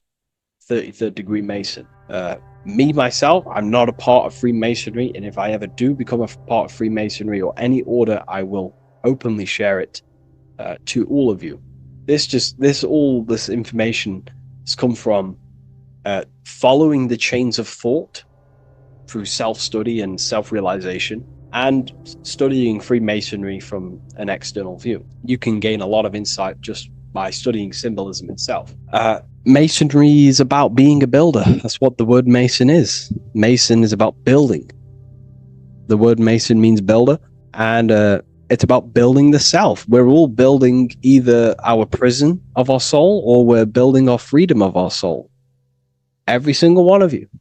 Every time you reject something that if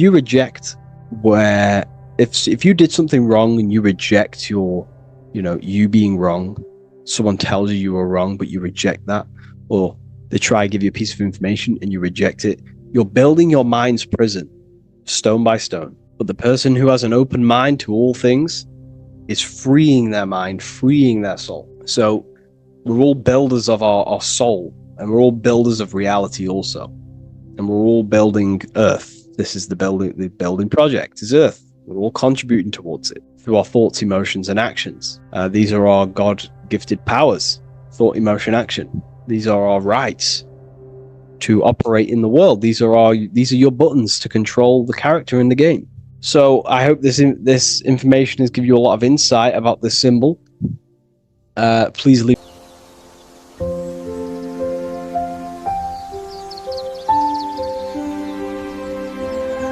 bookofwisdom.com. Visit today.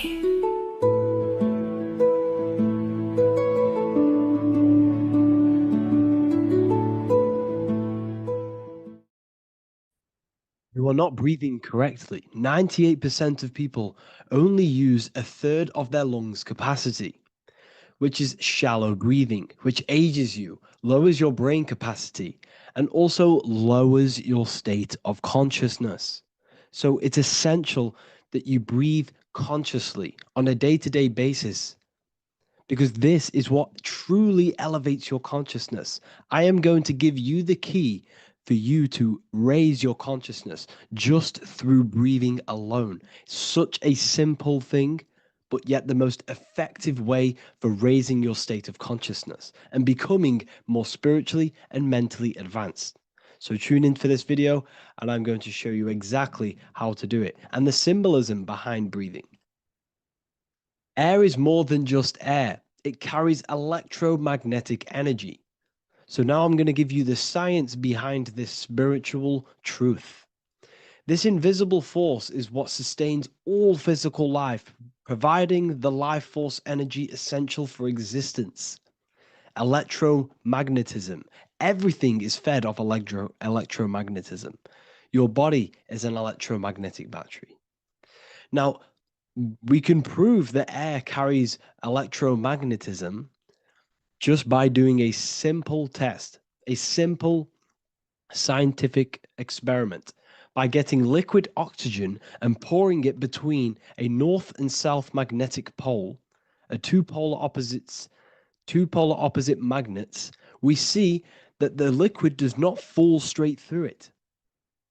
It is sucked, it is magnetically attracted to these two opposing forces, opposing magnets. This is proof that air, liquid oxygen carries electromagnetism. When you are breathing electromagnetism, the essential life force behind all living beings. This is known as energy, or prana, chi, ether, or spirit. This is all the same thing. Air is not just empty space, it is energy, it is prana, it is life force, it is spirit, it is ether, chi, prana. You are an electromagnetic being.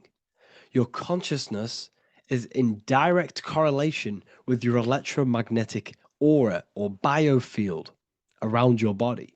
Your state of consciousness is mirrored within this field around your body. Now, your breath, when you breathe in, you're breathing electromagnetism or life force. Breath is the vital link between the physical and the spiritual, bridging the body with the soul. Through breath, we connect with both tangible world and deeper, the unseen realms of energy and consciousness. Breathing deeply and properly elevates our consciousness, enhancing the brain's functions, heightening the sensitivity of our five senses. It also brings a profound calmness to the mind, creating a state of clarity and inner peace. Like I said earlier, breathing properly is the fastest way to elevate your consciousness. It is the fastest way because breathing, when you stop breathing, what happens? You lose physical consciousness. Your body will shut down if you do not breathe in this vital electromagnetic energy in the oxygen. If your body does not get this for 5 minutes or however you can last without breathing, this makes you lose physical consciousness. Your body will not survive without this essential life force energy. Therefore, air is one of the most overlooked things. This is why we see the symbolism of Buddha having a big belly. Why does he have a big belly? Because it's symbolizing breath work, proper spiritual breath work, the, the certain teachings of breath work, of when you breathe in through the nose, you have to breathe in through the nose. You don't want to breathe in through the mouth because the nose acts as a filter which catches dust particles and filters out the air before it enters the lungs. The mouth does not do that. The nose is for breathing inward. We breathe in through the nose, and when we breathe in, we breathe into our belly, not our lungs. When we breathe into our belly and our belly expands outwards, we are then moving this energy down from the nose down the spinal column. And when we breathe back out, the belly goes in, which is raising the energy up the spinal column, back out through the mouth. This is the true way of breathing because when we breathe, we are moving energy. We are moving electromagnetic energy. When we breathe in through the nose, the energy travels down the spinal column. And when we breathe out, we are raising this energy back up the spine, some of it going out the mouth and some of it reaching the brain, activating dormant brain cells in the brain. But when we breathe, we need to make sure we are using 100% of our lungs' capacity because the lungs is what transforms this special energy into consciousness, physical consciousness. So this is why Buddha has a big belly. It's not because he was fat. It's not because he was overweight. It's symbolism. It's symbolism of breath work. So try this. Do this for 2 minutes while you watch this video. Breathe in through the mouth as hard as you can until you no longer can fill any more air into your lungs and belly.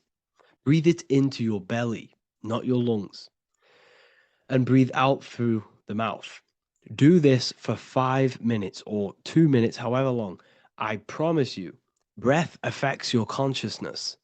You will notice the difference. If you do it quicker, the quicker it'll affect your consciousness and you might go lightheaded. But that lightheaded is you activating your spirit, your energy body. So try this just when watching this video. When you breathe consciously, you are renewing both your energy body and astral body, aligning your consciousness with a higher state. This practice feeds new life force energy into the body, revitalizing and enhancing your overall well-being. Like I said, your brain requires the most amount of oxygen.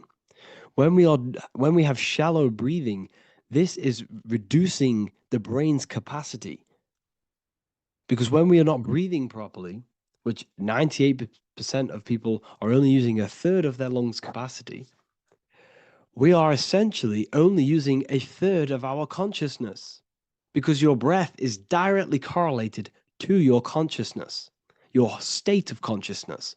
When you breathe in through the mouth, out through the mouth, out in through the nose, out through the mouth, consciously and deeply for 5 minutes, you will notice that your senses are more powerful and sensitive. Your brain is quicker.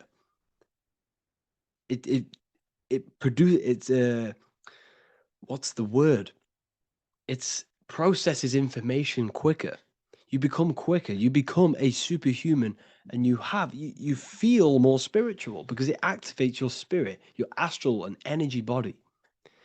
So when we meditate, it's definitely important to breathe in through the nose and out through the mouth as deeply as possible to align with a higher state of consciousness.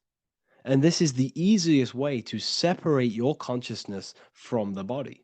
When you breathe in deeply for long periods of time, while meditating, while taking no thought, when no thought is present and you gain a rhythm of deep breathing, this is the gateway. This is the gateway to opening your consciousness. Because when you stop thinking, other aspects of your consciousness can open up. All of our lives we've been thinking, which is blocked off the higher states of consciousness. So breathing is very, very important. It affects our overall well-being. And this is Yahweh, the in and the out of breathing. When we breathe in, this is Yah. You can hear it. It sounds like Yah.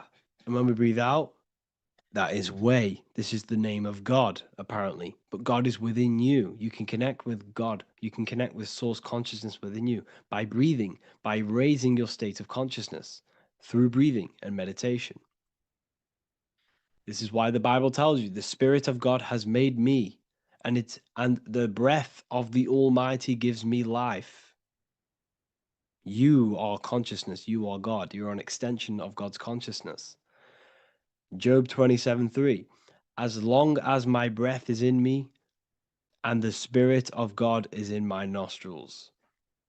The Spirit of God is through breath. John 20:22. And when he said this, he breathed on them and said to them, receive the Holy Spirit. The word spirit means breath. In Greek, Hebrew, Latin, it all means breath or wind or air.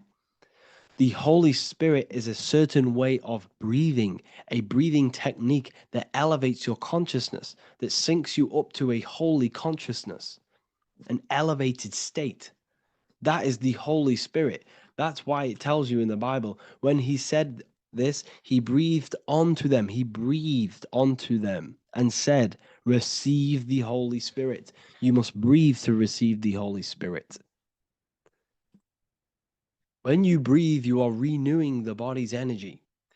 You're taking in new life force, which is regenerating your cells, regenerating your brain, nervous system, and also connecting with consciousness, pure consciousness. This is not something that we should be doing during meditation. Yes, it is. We should be doing it during meditation, but this is something that we need to apply all of the time. This is the fastest way you can raise your consciousness. I just want to say, all of this knowledge is inside of the Book of Wisdom, Volume 2. Make sure to give a like and a comment on this video to help the algorithm. And let me know what you think about the last book or this book if you have read them, to let the new people know what they're looking at with this book. This is truly life-changing, the Volume 2 and Volume 1 is truly life-changing. You can get them in a bundle also. Learn hidden knowledge inside of the Ethereal University. This is where truth seekers belong. I'm not here to try sell you this, but this is the place for truth seekers. And if you are serious about your spiritual journey and serious about gaining knowledge, which gives you the advantage over life, join Ethereal University. This will definitely help you.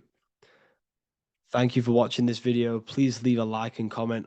Make sure to give me any suggestions on videos you want me to make in the future. Thank you all.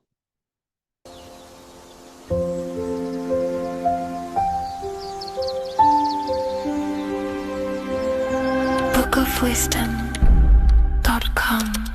Visit today.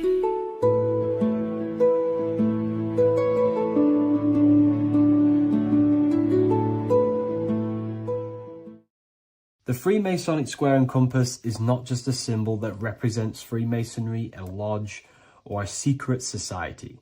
It is a symbol of gaining your own personal power. Now, in this video, I'm going to be breaking down this symbol in the most detail I can possibly go into. Most people live in a state of illusion. They live their life impulsively, acting based on their five senses, tasting. They want to feel a certain thing like an orgasm, or they're basically just slaves to external things and their five senses, which leads to a very dark path where you'll never actually become a conscious creator and you'll never actually be internally happy. The Freemasonic square and compass reveals some deep wisdom about this. Now let me break this down. If you want to gain your personal power, listen up. The Freemasonic square and compass is a compass which is used to create circles. Now, if you notice something about the circle, they have no beginning, no end. You can't tell where it begins and ends. It's eternal, which means this represents consciousness. Now, if you don't know what consciousness is, if you close your eyes, you have an internal world. You have thoughts, emotion, visualization. This is all consciousness, spiritual. Then we have the square. The square creates squares or lines, which represents matter. It has a beginning and an end. You can quite see where the beginning of the end is, right?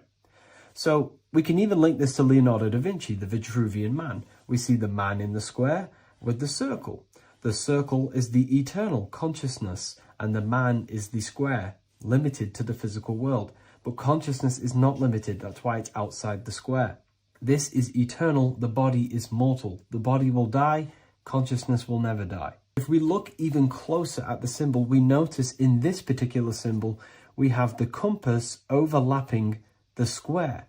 This is very, very symbolic. This represents spirit over matter, also known as mind over matter, consciousness over matter, the circle over the square. Like I mentioned earlier, most people are slaves to their senses. They go through their day and all they do is chase validation and feelings. They eat all day to feel good, which means they're a slave to their taste. They're slaves to their feeling. They masturbate, which means they're a slave to orgasms and external things.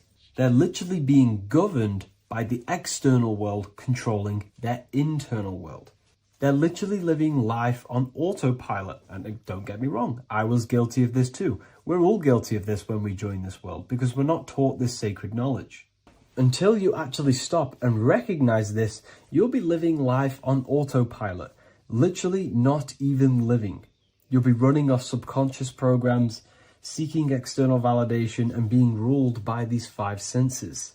The square underneath the compass represents consciousness on top of matter, which means the internal world is controlling the external world. It is the mind controlling matter and not matter manipulating the mind. In the occult and esoteric world, it's very important that you are conscious of every action that you are taking in your day-to-day life. Never act subconsciously.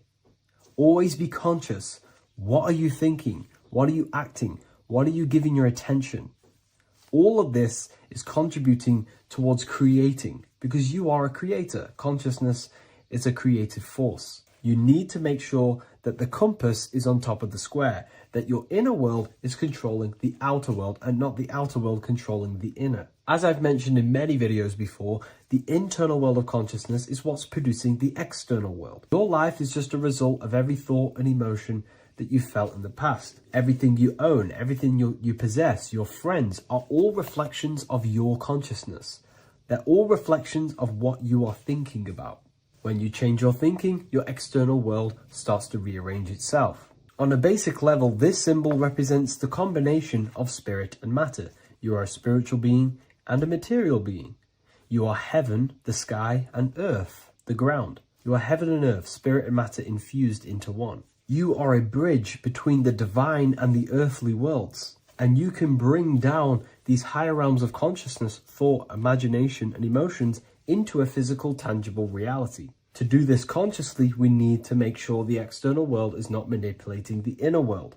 Because if your internal world is being controlled by external circumstances, for example, you have a circumstance happen in your reality, an emotion triggers inside of you, and that emotion is a command to create more of that. And the thoughts that you think are creating more of that negativity. So it's a constant cycle of negative manifestation if you let the external world control your internal world of consciousness. So we need to make sure the compass is on top of the square, that the internal world are commands and not reactions to create your external reality. And not only just to create, but to actually enjoy life. If we let the external world bother our internal world, this means that we have some sort of mental or emotional attachment to the external world. We need to detach from the external world. Why do I say that? Because it's temporary. It's an illusion. We are going to die one day, and none of this will matter. You need to understand that everything in this world is temporary. You have to be okay with losing things, losing family, losing things in this world, because it's guaranteed to be temporary. We need to make sure the internal world is order and not chaos, commands and not reactions. Now, at the back of the Book of Wisdom, Volume 2, the book that I've wrote here, I go over the different meanings of the different arrangements of the square and compass. Sometimes we see the square overlapping the compass, which is the opposite of what we've just broken down. Or sometimes we see one leg of the compass on top of the square and one leg of the square on top of the compass. These are all highly symbolic. When we see the square overlapping the compass, this pretty much represents the beginning of the Freemasons' journey, when their internal world is being controlled by the external. They have a lot of spiritual growth and a lot of learning and inner work to do. Now, when we see half and half, one leg of the square on top and one leg of the compass on top, this represents the Masons' gradual emergence from the material realm into the spiritual. This interplay of symbols reflects the process of gaining greater light and knowledge as the Masons ascend from material concerns towards spiritual enlightenment. And of course, we've just broken down what this means. This represents spirit over matter.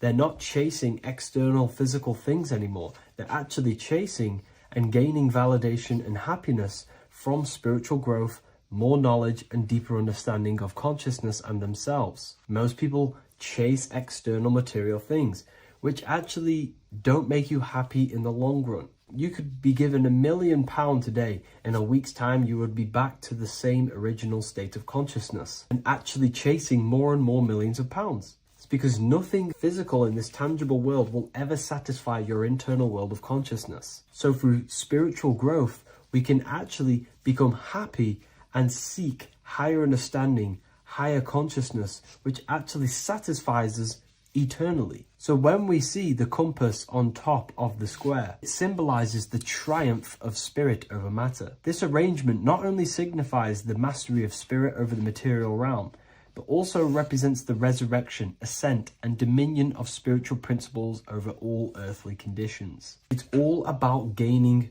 personal power and spiritual growth. It's all about spiritual evolution, going from matter to spirit. The external world controlling the internal world to the internal world ruling over the external world, where the mind becomes a powerful tool to actually create and command reality. The mind cannot create and command reality if it's being governed and tossed all over the place by external circumstances and thoughts. Here's a quick tip on how to know if your mind is controlling you. If your phone notification goes off and you're working on something and you instantly go to reach and pick up the phone as soon as the notification goes off, that is an indication that your mind is controlling you and you are not controlling it. The mind is the direction of consciousness, the direction. It directs the flow of your attention, your energy, your consciousness. So to practice to gain mind over matter is simply just meditation, allowing the mind to sit still and focus on one thing for long periods of time. And over time, this will gain mastery over your attention and your mind. If you are on your spiritual path, this should be your goal, your internal world becoming the master. The mind becoming a vessel for you and not a vessel controlling you. It needs to become a command center and not a reaction. Please like, share this with a friend, and subscribe to the channel if you're new. Leave a link in the description for the Book of Wisdom Volume 2. The earth has become a realm in order to trap souls within so that they can harness our electricity, our energy. Even the Bible is talking about how this realm is controlled by the wicked one in John 5:19. We know that we are the children of God and that the whole world is under the control of the evil one. Ephesians 6:12. For our struggle is not against flesh and blood, but against the rulers, against the authorities, against the powers of this dark world, and against the spiritual forces of evil in the heavenly realms. So the Bible is telling us that this is not the only world. There are other worlds, there are other realms that we can go to, considered as heaven. Heaven being a higher realm where there is no evil, no darkness. This is a midpoint realm where there is good and evil. Now, we're going to explain how the soul trap is how it's working and how your soul is being harnessed for its energy and how you are tricked to come back to this realm after death. What you need to understand is first is that you are the invisible intelligence behind the physical body. You are the mind and soul. The soul is the true you, the good you. It is pure love, pure bliss, eternal, never dies. The mind can be corrupted though. The mind is the intelligence of the soul. It is invisible. It has no true form. The intelligence inhabits the brain. The brain is the computer to control the electrical machine called the nervous system, which is choice, program, and action. You are the invisible intelligence behind the body, and this will prove it even more. You do not even see into the external world. You are seeing an image produced by the brain because the light is being sucked through the retinas of the eyes. The image is produced in the visual cortex at the back of the brain. What does this mean? This means that we are the consciousness in the center of the brain, in the pineal gland, that is experiencing the program being ran by the central nervous system in the brain. This is the sigil of Lucifer. Lucifer in Latin is Lucy. Lucy is light in Latin. Lucifer is known as the light bearer. This is how the eyes work, people. It's not a demon or a devil. The sigil for Lucifer is how the eyes work and how the left eye is controlled by the right brain. The right eye is controlled by the left brain. There is a crossover. It's the same with the body. The left side of the body is controlled by the right brain. The right side of the body is controlled by the left brain. There's a crossover with our hemispheres in the brain. Now, this empty chamber in the center of the brain is where this universal cosmic intelligence is held, known as the most holy place in the Bible, the throne of God.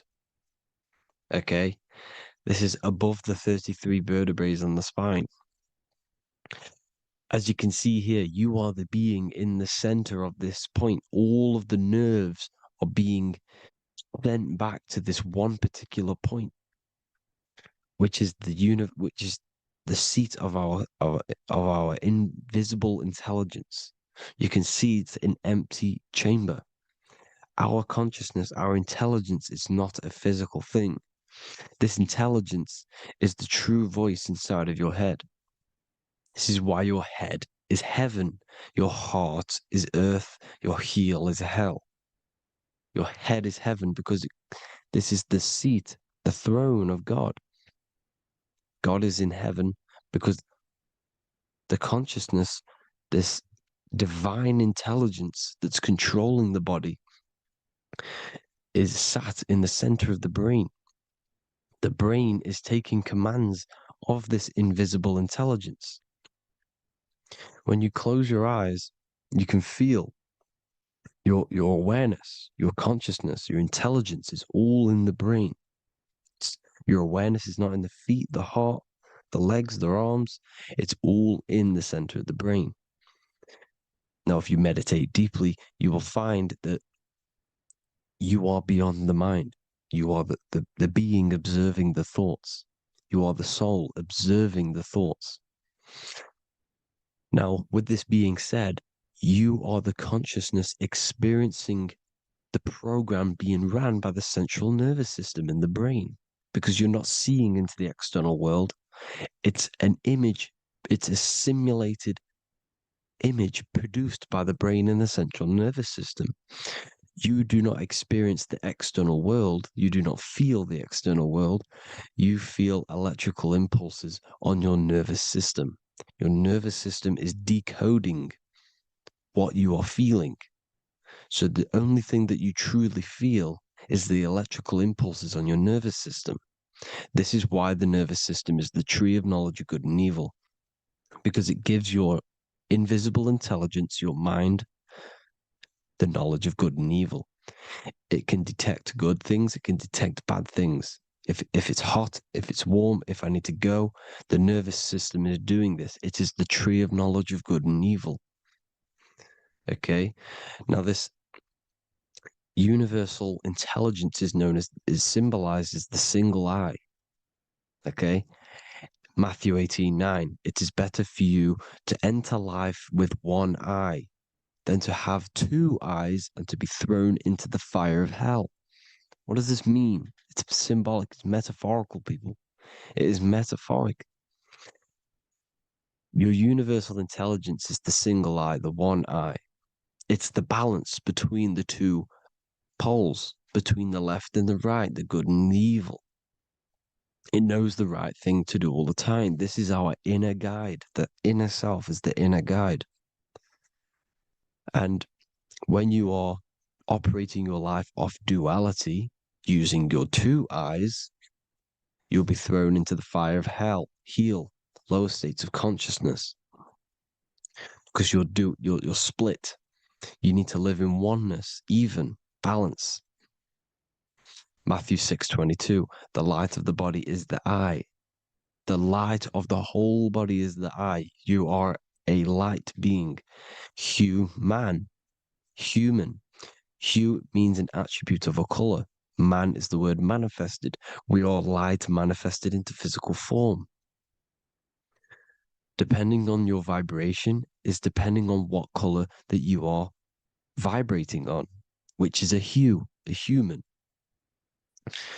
If therefore thine eye be single, thy whole body should be full of light. Again, it's talking about the single eye, oneness, completeness. When you balance the hemispheres of the brain, we'll go over that later. But anyways, the body is the earth. This is what we need to understand, people.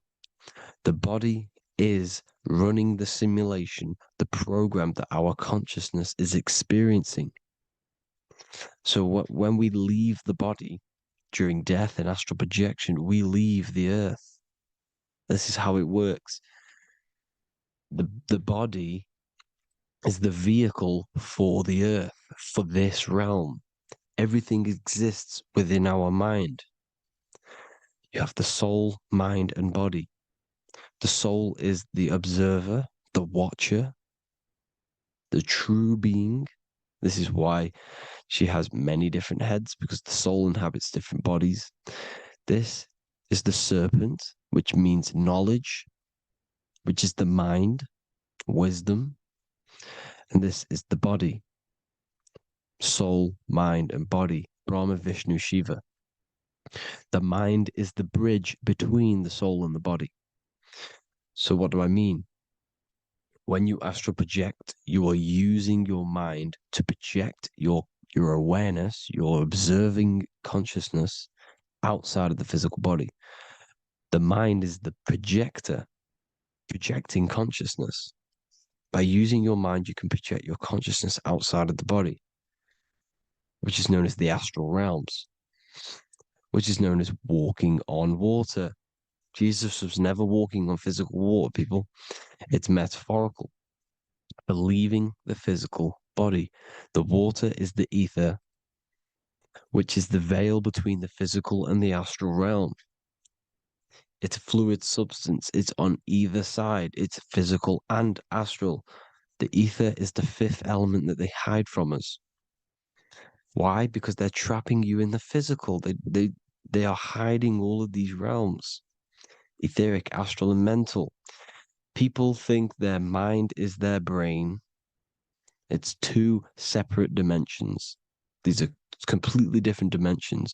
The mind is way more intelligent. The mind is formless. There is no form to the mind. You can think anything you want. You can manifest anything you want within your mind. It is not a physical object. The physical realm is being controlled by the mind. Everything's being controlled by the mind. Everything exists within the mind. This is why the Egyptian says the universe is mental. So when we project our consciousness outside of the physical, we go to the astral. The ether is the water that Jesus is walking on. This is the veil between the physical and the astral world. The word together has ether within it because it joins the two worlds together, the astral and the physical. The word either is ether because the ether is on either side, physical and astral, physical and spiritual, physical and non-physical. In the astral realm, the mind can manifest anything we want. We incarnate to restrict our minds. This is why Saturn, if you go and watch my video on Saturn, how Saturn is this simulation, okay? Our minds can manifest anything we want in the astral plane in the click of a finger. However, when we incarnate in matter, we now have to labor for our manifestations. This is why Saturn's known as the great teacher in astrology, because he teaches you a lesson. When your mind incarnates into matter, it's teaching your mind a lesson, the knowledge of good and evil. This is why the Bible says you shall be gods and know the knowledge of good and evil. When you incarnate here, you have to know the knowledge, you need to know the knowledge of good and evil to become a god. Okay? Now, the square is the physical plane, the triangle's the ethereal plane, the circle's the eternal plane. The circle has no beginning, no end, it's eternal. The physical plane is the square, it's limited.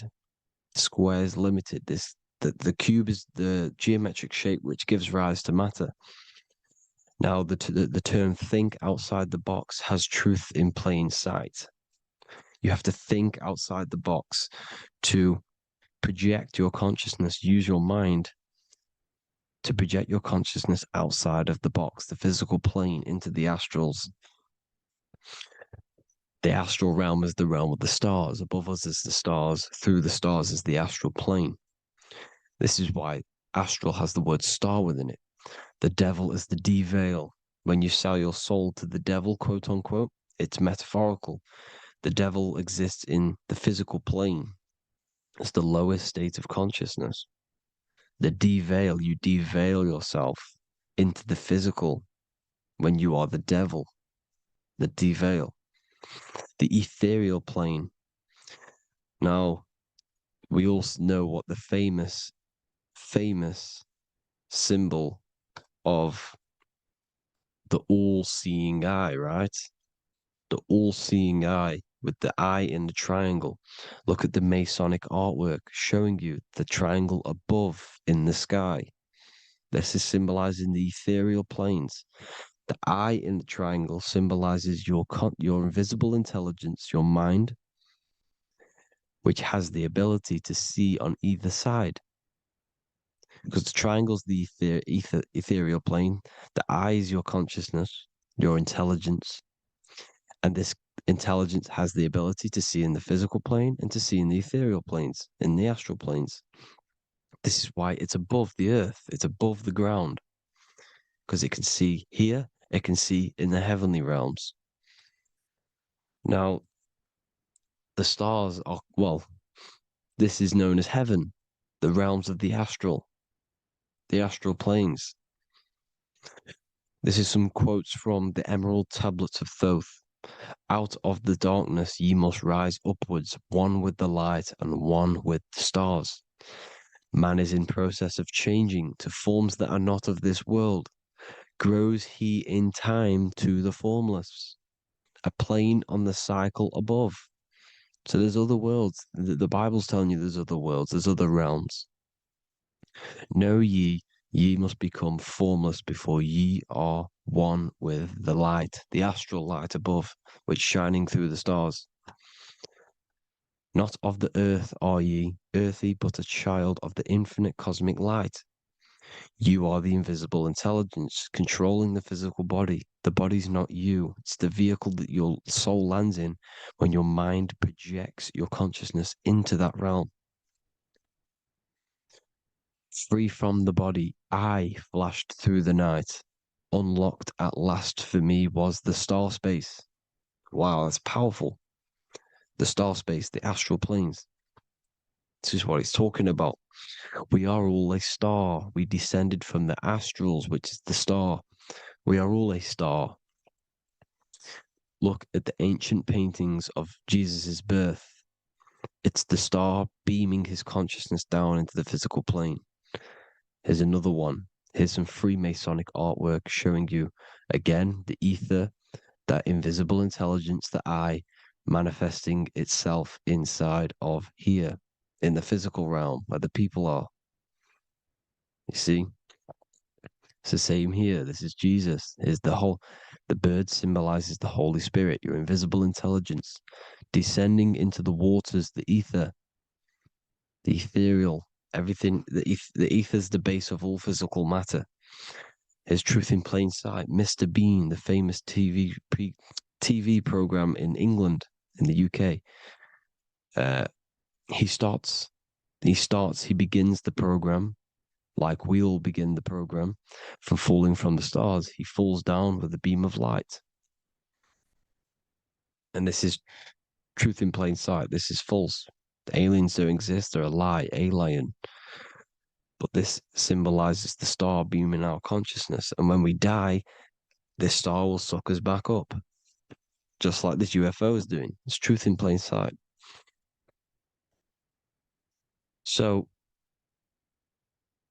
this is some more Freemasonic artwork going from duality to singularity. Sun, moon, masculine, feminine. Right hemisphere, feminine, left hemisphere, masculine. The consciousness in the center, the balance point. Here's another more Freemasonic artwork. The two pillars, left and right hemispheres, and the invisible intelligence between the left and right hemispheres, the light of the body. This is why light's coming off it.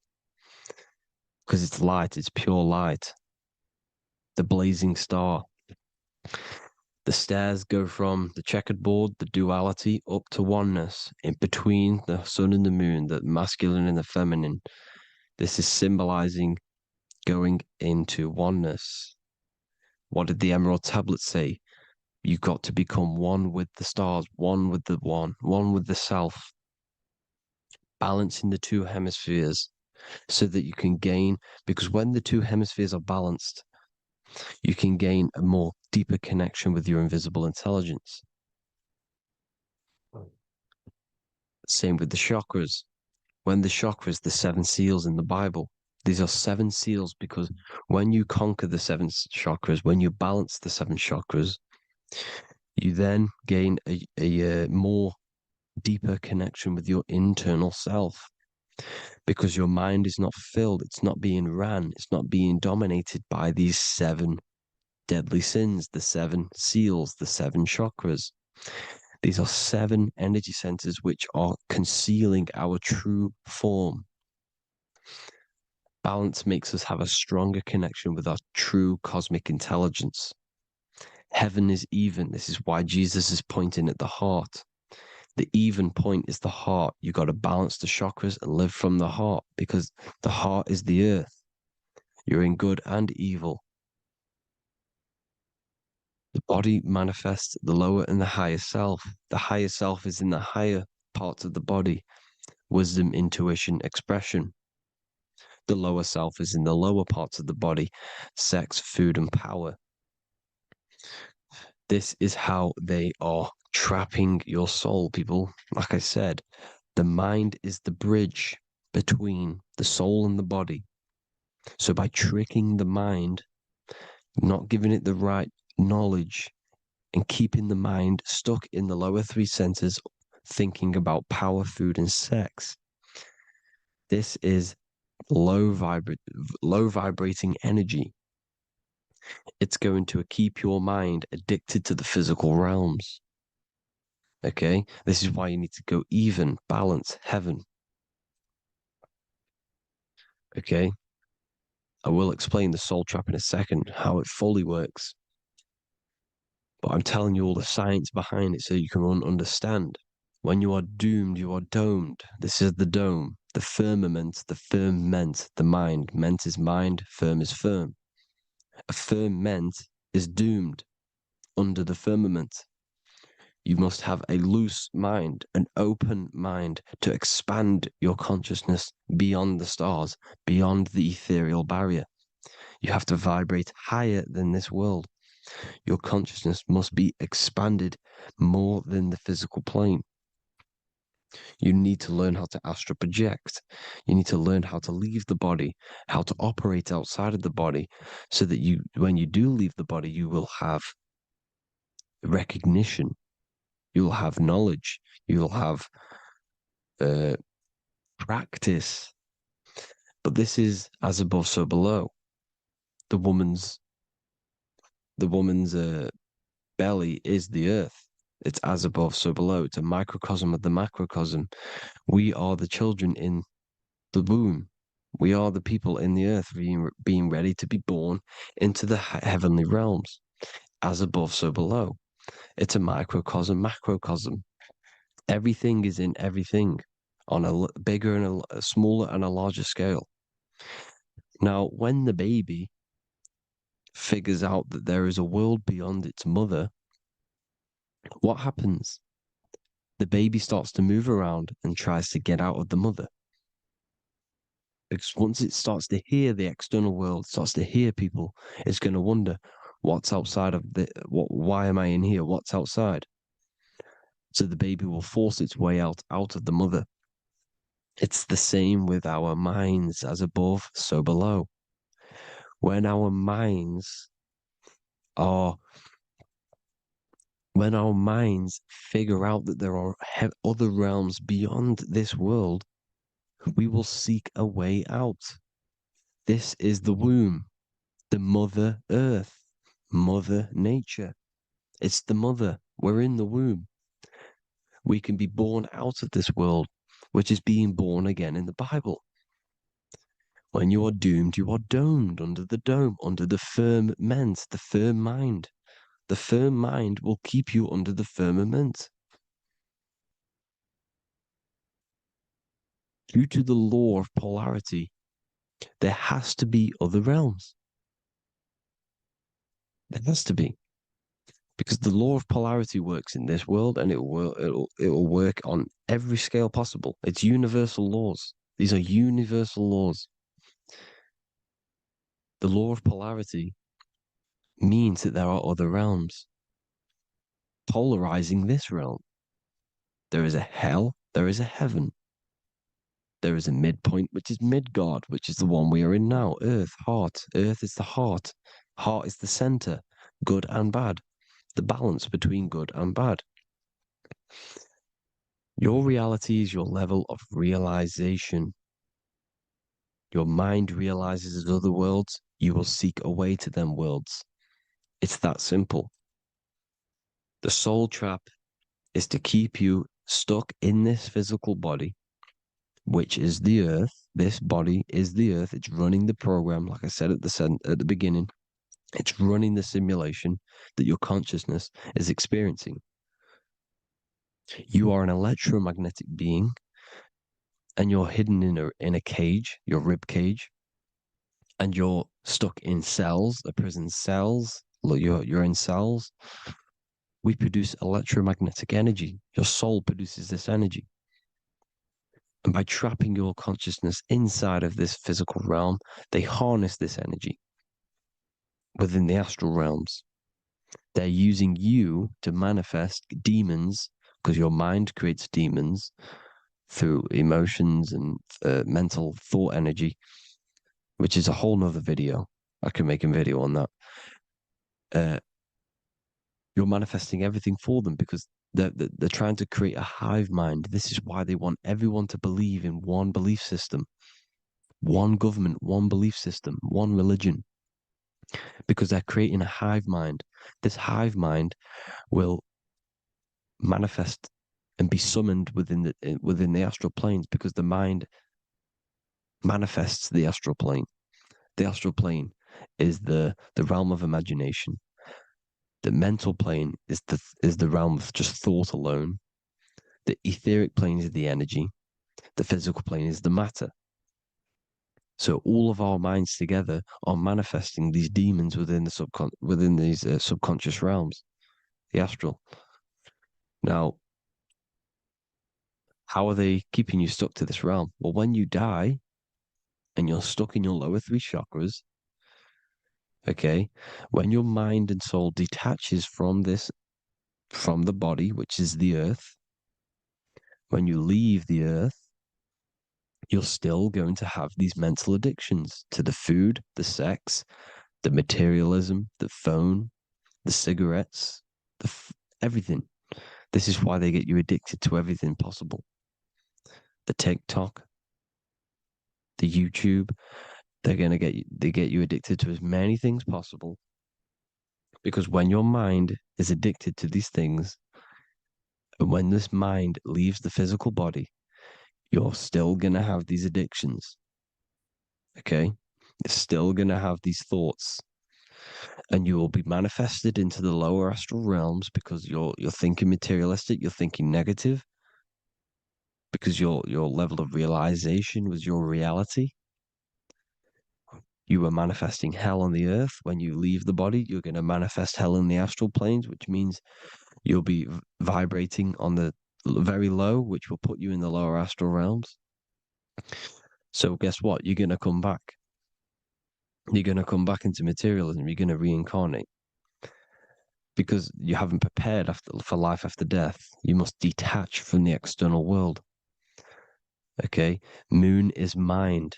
The sun is the soul. The earth is the body. The moon is the mind. This is why we say lunatic.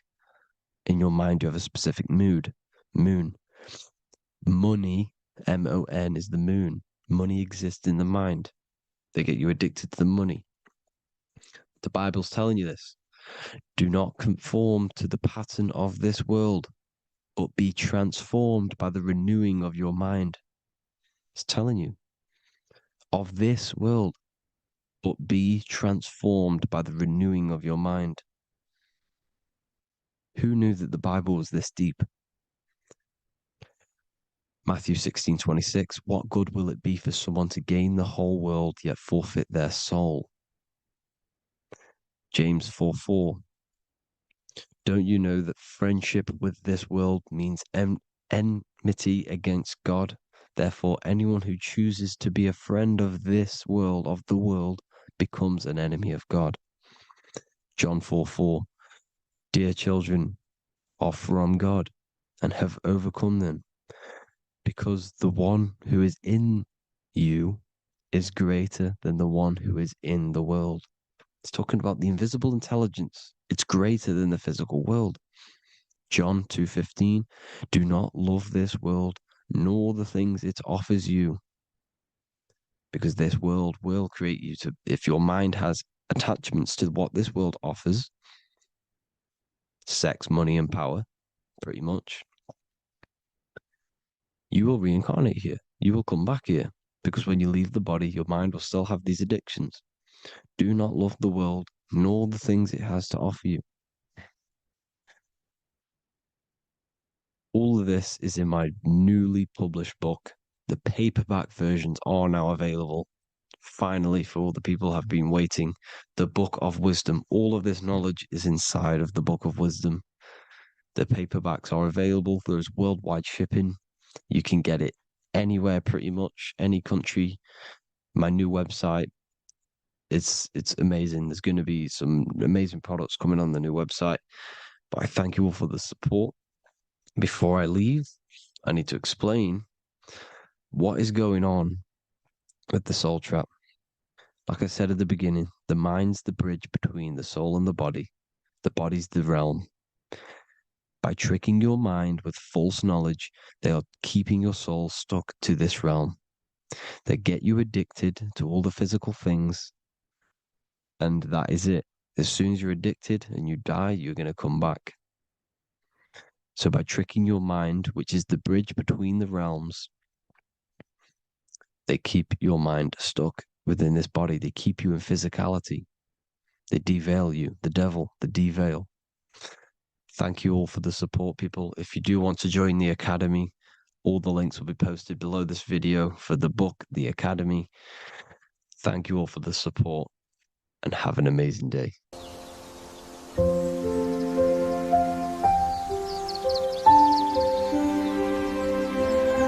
bookofwisdom.com. Visit today.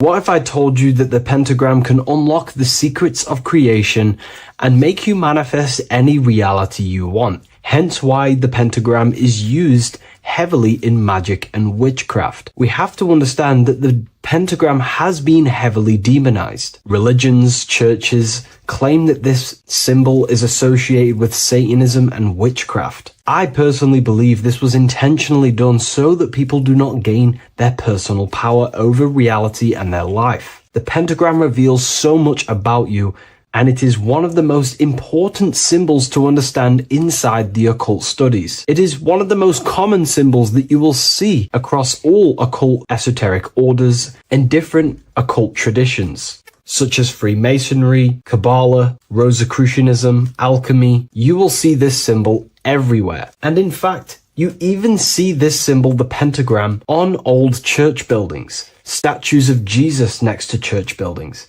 You will see this symbol used by Christianity itself, which is very contradicting about the church. But I'm not here to tell you to think anything. You can simply take this information with a pinch of salt and see if it benefits you. The pentagram used by the early Christians was said to symbolize the 5 wounds of Jesus on the cross. But this goes much deeper in an esoteric explanation. The pentagram ultimately represents the 5 elements of creation. All creation falls within these 5 elements. We have spirit on the very top, then you have air, water, earth, fire. This is the correct placement and order of the elements. Air is always on the left, water is always on the top right, earth very bottom left, fire bottom right, and spirit placed on the tip point of the pentagram. It's a 5-pointed star drawn with one continuous line. But this actually reveals much deeper things, and we're going to be going into how to use this symbol for magic and creating your reality towards the end of this video. But now we're going to give you a basic understanding of the pentagram. It's showing you the 4 physical elements symbolized as triangles and spirit symbolized as a circle. The 4 physical elements are made out of the base element, spirit, or what the ancients call ether. Ether is the underlying base of all physical matter. This is the substance that animates physical matter with life force. All physical matter has its origin in the etheric substance, or spirit, what we want to call it. It is simply the life force that animates the physical thing. However, if we go deeper onto this symbol, it also represents something personal to the individual who wears this symbol. If you wear this symbol, you're basically saying you're putting your divine nature over your material nature. Your divine self is in control of your material self. You put your spiritual needs before your physical desires and needs. Hence why the spirit is on top, looking down over the 4 physical elements. The circle is continuous, one line, eternal, no beginning, no end. The triangle has beginning and end and points. You can see the beginning and the end when you draw it. On a deeper level, this is pretty much showing the process that symbolizes the structure of the macrocosm, the universe itself, showing how the invisible spiritual planes condense and crystallize into the visible physical world, spirit turning into physical reality. But if you wear this symbol, you're basically saying, I put my divine nature over my material nature, showing that your spiritual nature rules over your earthly existence. You put your spiritual needs first. If you see this inverted, it is now the opposite, placing spirit on the bottom, basically saying, I desire the physical things over the spiritual. But what exactly is your spiritual nature? Well, your spiritual nature is simply your internal self.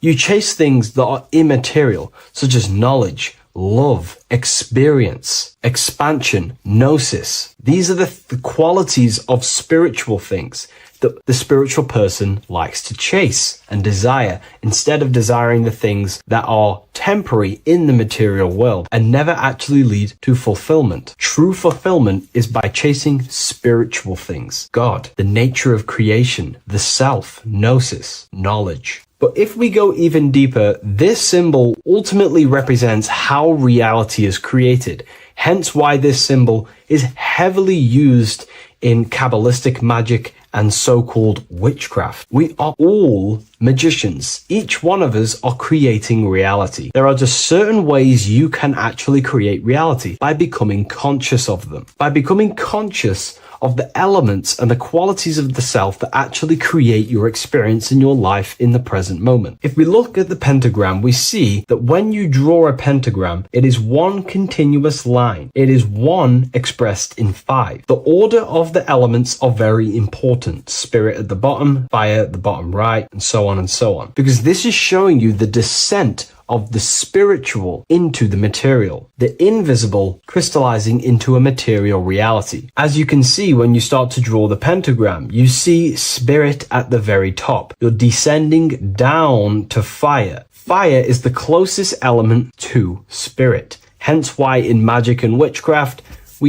people like to use candles. So you're descending first into fire, then into air, then into water, then into earth, then back into spirit. Because of course, the cycle of creation unfolds itself. When you die, you return back to spirit, and then you reincarnate yourself back into physical reality if you wish and desire to. Everything is under this process of matter spiritual. In the daytime you wake up, you're in your material body. When you go to sleep, you enter your astral spiritual body. Everything's in this continual process, renewing itself in spiritual, then material. But the reason why this is associated with magic so heavily is because each one of these elements corresponds to a different body of consciousness, a different vehicle of consciousness. Consciousness has many different vehicles it uses to create the tangible self, the physical reality. For example, consciousness has a spiritual nature. The spirit element in this case symbolizes the emanation, the descent of the one power, the one force that we are all using. Each one of us is using this one power, the power of the source consciousness,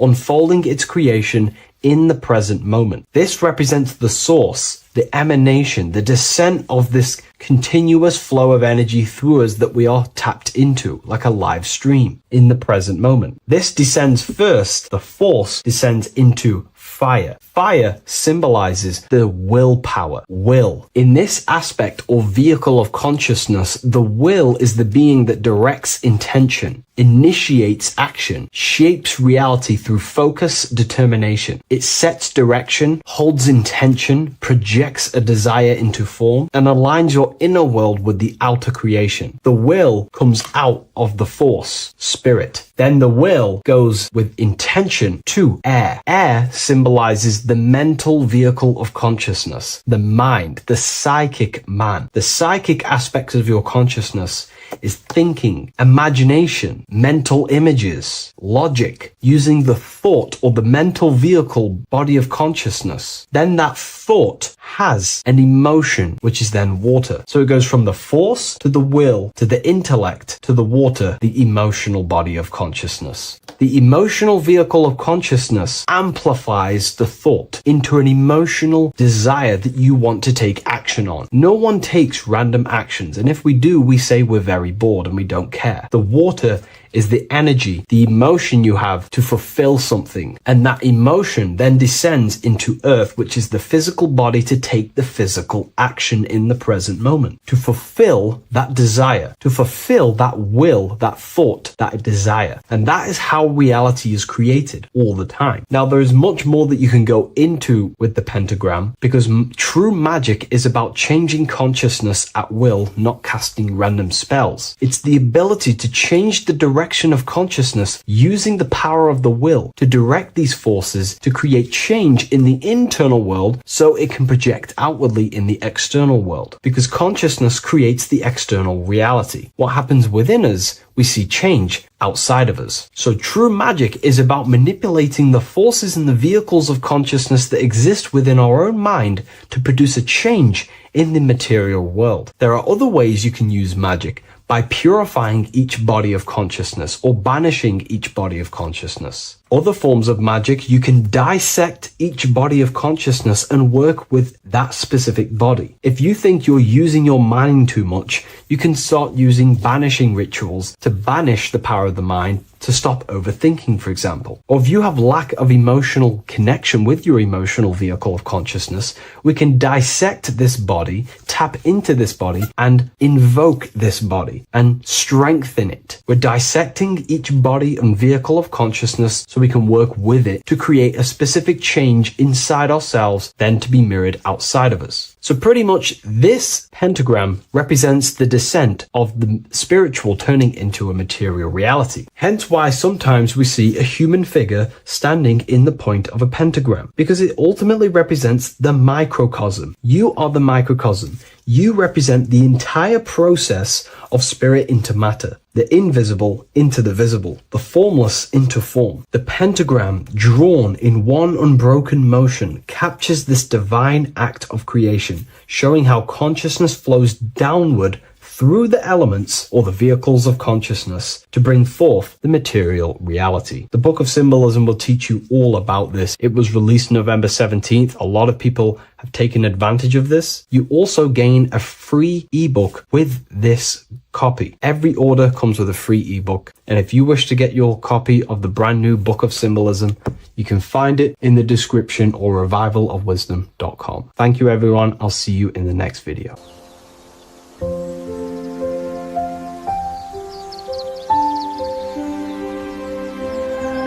bookofwisdom.com. Visit today.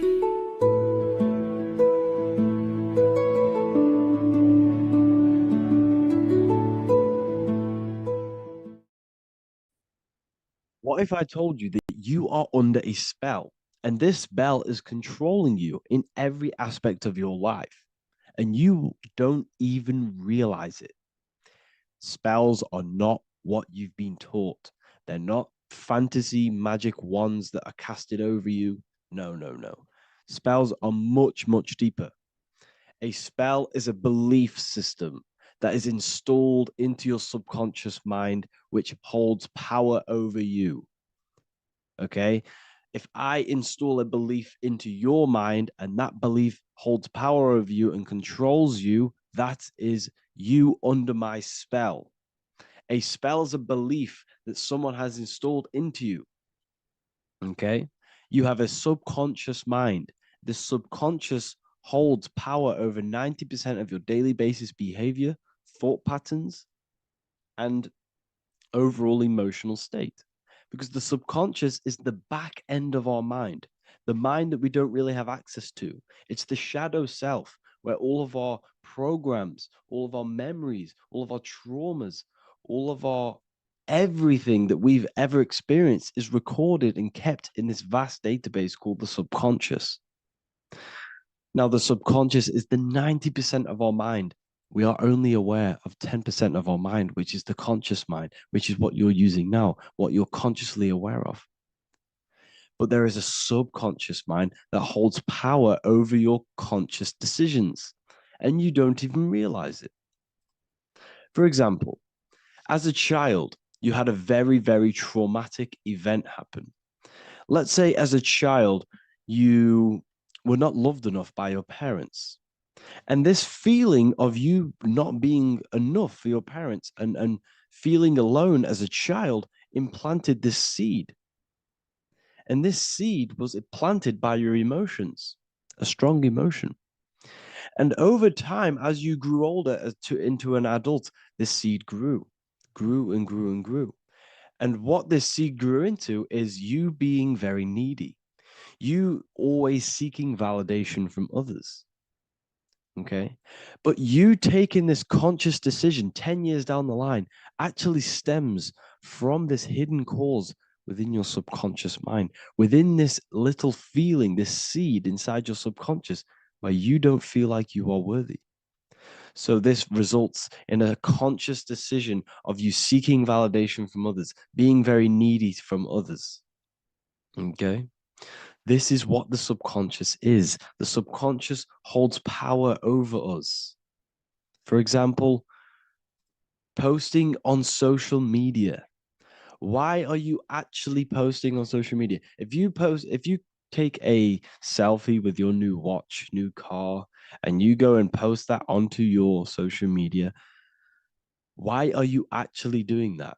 On the deepest root cause, it's not because you just want to post a picture. No, it's much deeper. It comes from a subconscious belief or a subconscious emotion of you seeking external validation, whether you believe that or not. But that's what it is. If you're posting on social media, you're seeking attention, you're seeking validation from others on a deep level, on a subconscious level. You may not even realize this because it's subconscious. Now, this is what a spell is. Money is a type of spell. Remember, money doesn't actually exist. Money does not exist. Money is a physical object inside of the material plane. But the physical object has a belief in the mental plane. See, the mind is the highest plane. This is the root cause of reality, the mental plane. Okay. So our belief in our mind has given this piece of paper value and a meaning. But in reality, it's just a piece of paper with a belief behind it. But this subconscious belief behind this piece of paper is controlling your daily basis behavior, is controlling your emotional state and controlling your life without you even realizing it, without you even realizing that it's all an illusion. Money does not exist. It's the belief that gives the piece of paper a power. And the way we break the spell is by realizing that the money doesn't actually exist. The whole world is under the spell of money and it's controlling all of us. But the spell is the belief. Once we all wake up and realize money has no value, it doesn't actually exist, it's only a belief. There is no actual money. That's how we break the spell. The spell is broken when we figure out that we are under the spell, under the belief, under the illusion of this piece of paper having value, and it's controlling our lives. That's why the word money has mon within it. Mon is moon, and the moon represents our hidden aspect of our mind, our subconscious, and the sun represents our conscious mind. So you have two versions of yourself. You have the self that you show to everyone, the conscious mind, and you have a shadow self called the subconscious, which is the hidden aspect of you. For example, do you really love your partner who you're with, or are you just with them for, is there a subconscious fear of being alone? Do you really want to be with this person, or is it stemming from, are you staying with them because it's stemming from this fear of being alone, of being lonely. Or are you just with them because you have a subconscious sexual addiction? And all of your conscious decisions are actually coming from this little seed of wanting sex or not being alone. You have two versions of yourself, the conscious mind and the subconscious, the shadow self and the self that you show to everyone else. Okay? And the subconscious is what's holding power over you. When you drive your car, you don't consciously have to think about changing gear. You've done it that many times. It's on autopilot. That's the subconscious doing it. You can be walking down the street. Your conscious mind can be thinking about what you're going to cook for tea later, but your subconscious mind is controlling your body and walking your body. You don't have to think about moving the body. You just do it because you've done it that many times. It's a program. It's a belief in the subconscious that's giving this movement power.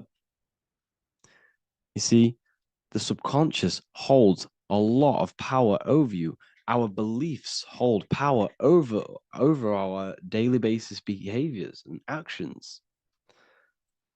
Okay, like I said, posting on social media, this is seeking external validation. There's a subconscious stem, there's a subconscious urge bringing this desire into conscious reality.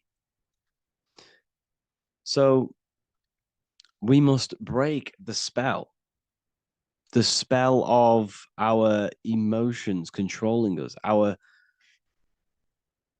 traumas from a child controlling us. For example, another example of this, let's say you were in a car crash years ago, and this car crash led you to having a very traumatic event, very traumatic emotion you felt in that car crash. You felt a lot of pain. That was impressed into your subconscious. And even to this day, you're probably scared of going into trains, going onto cars, going inside of vehicles. And you might not even be aware that it's actually stemming from this event that happened 10 years ago. That's the spell. That's the spell that's holding power over you. And you don't even realize it. You realize the spell when you realize you're being controlled by this old belief, this old trauma. That's what a spell is. A spell is not something I cast over you with a wand like Harry Potter. Spell's much deeper. It's the hidden aspects of our mind that hold power over us, that control us. Okay? So, how do we get rid of the spell? How do we break the spell? By installing new belief systems, by installing new programs into our subconscious. The subconscious is impressed by repetition and emotion.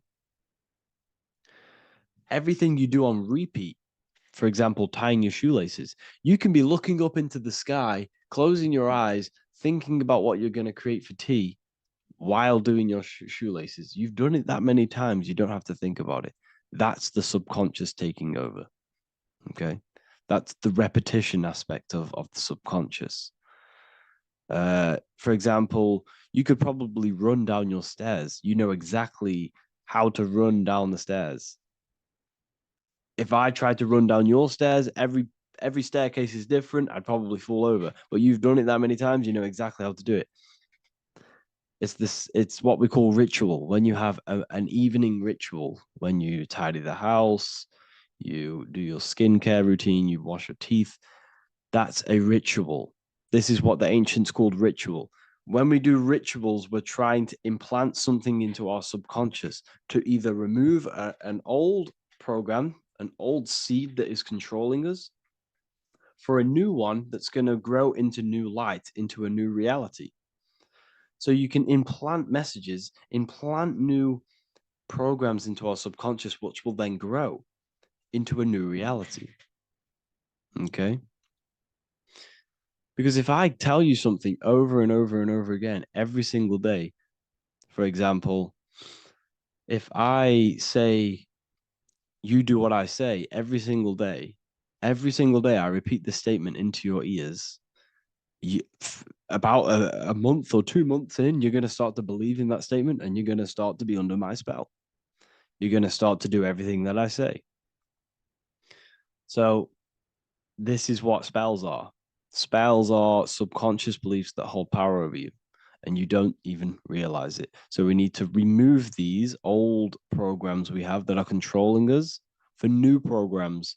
And we do that through ritual, affirmation, and imagination. Repetition and emotion is key to impressing the subconscious. They are the two ways that spells are created, that programs are created. The subconscious only knows the now, and it only knows you. So every word you say is a spell. So when you call someone else a name, you're calling yourself a name, because your subconscious takes everything you say as truth, because it only knows you. It doesn't know anyone else. So every night we can do affirmation. We affirm the reality we want. This is what we call a ritual. We sit down or we stand up, whatever it is. You affirm the reality you are, I am statements. And then you imagine that reality. And you do this over and over again, every day, twice a day, 3 times a day, however many times. And this will cause repetition.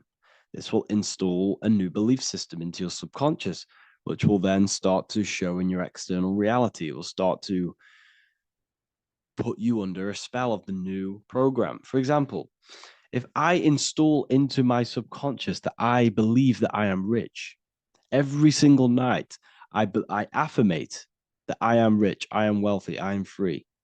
And then I do a ritual. I start to imagine this reality every single night. I do these two things on repetition, and I start to feel the reality and imagine the reality.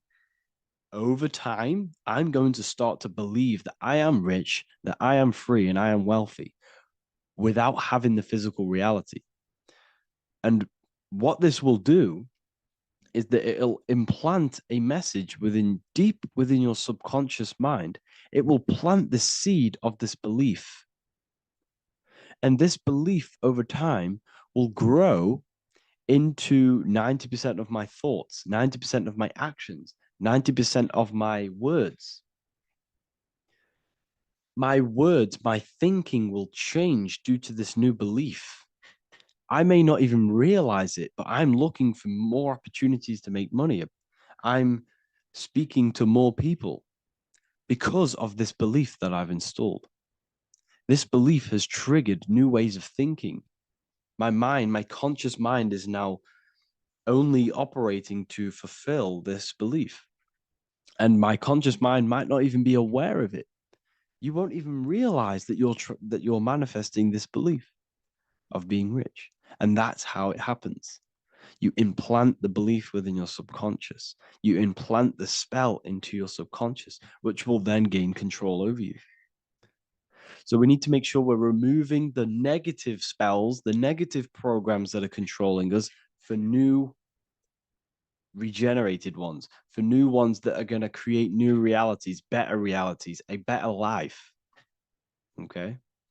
You don't want negative traumas, negative seeds controlling you and growing into your life. If you don't cut them off, they will continue to grow and grow and grow. Your anxiety will get bigger and bigger and bigger. Your depression will get bigger and bigger and bigger. But it's all actually stemming from one belief system or one trauma. Okay? So this is important. Everything in this physical plane is an effect of the higher planes. It's a shadow of the mind. Everything we think, all physical objects, began as a thought, then an imagination, then energy, then a physical reality. So we must change the mental plane. We must plant seeds into our mind to change down into our physical material life. It's about manipulating this higher plane so we can create change and effect in the physical external material plane. That's what magic is. This is what spellcasting is. This is all what it is. It's not fantasy. This is the manipulation of the higher planes of consciousness, which your mind has access to. You have access to these higher planes. Okay? This is exactly what I teach in my university. I teach different rituals. I teach specific rituals to get rid of certain things, certain belief systems. I teach all different rituals, all different ways for you to create your own reality and live the best reality you want. We also have all of these different courses. We have Activating the Inner Eye. This will teach you exactly how to lucid dream and activate your inner vision of imagination. We have the Sexual Alchemy course. This will give you the power of transmuting your sexual energy into creativity. We have electromagnetism studies. We have esoteric exchange, and an exclusive live call that we do every single week. And I connect with all of the students. They can ask me questions, can speak with me one-on-one inside of these live calls. We have the real numerology section. We have the health section. We have a lecture section. Look at all of these lectures we have on occultism, symbolism. All of these lectures are designed to gain you power, to give your personal power back to you, to make you realize things about you. We have a meditation section. We have a library section where you can download all of our library, all of our books, different books on occultism, symbolism, Freemasonry, astral projection. And of course, we have the Manifestation Mastery course, which teaches you exactly how to create reality so you can live that desired reality that you want. This is the last chance to lock in the price of $55 a month. This is less than $2 a day.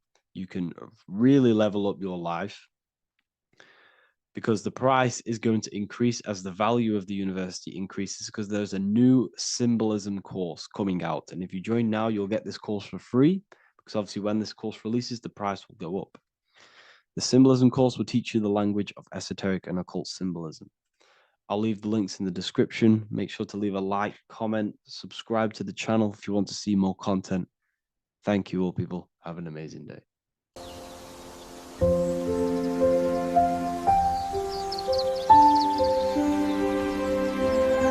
bookofwisdom.com. Visit today.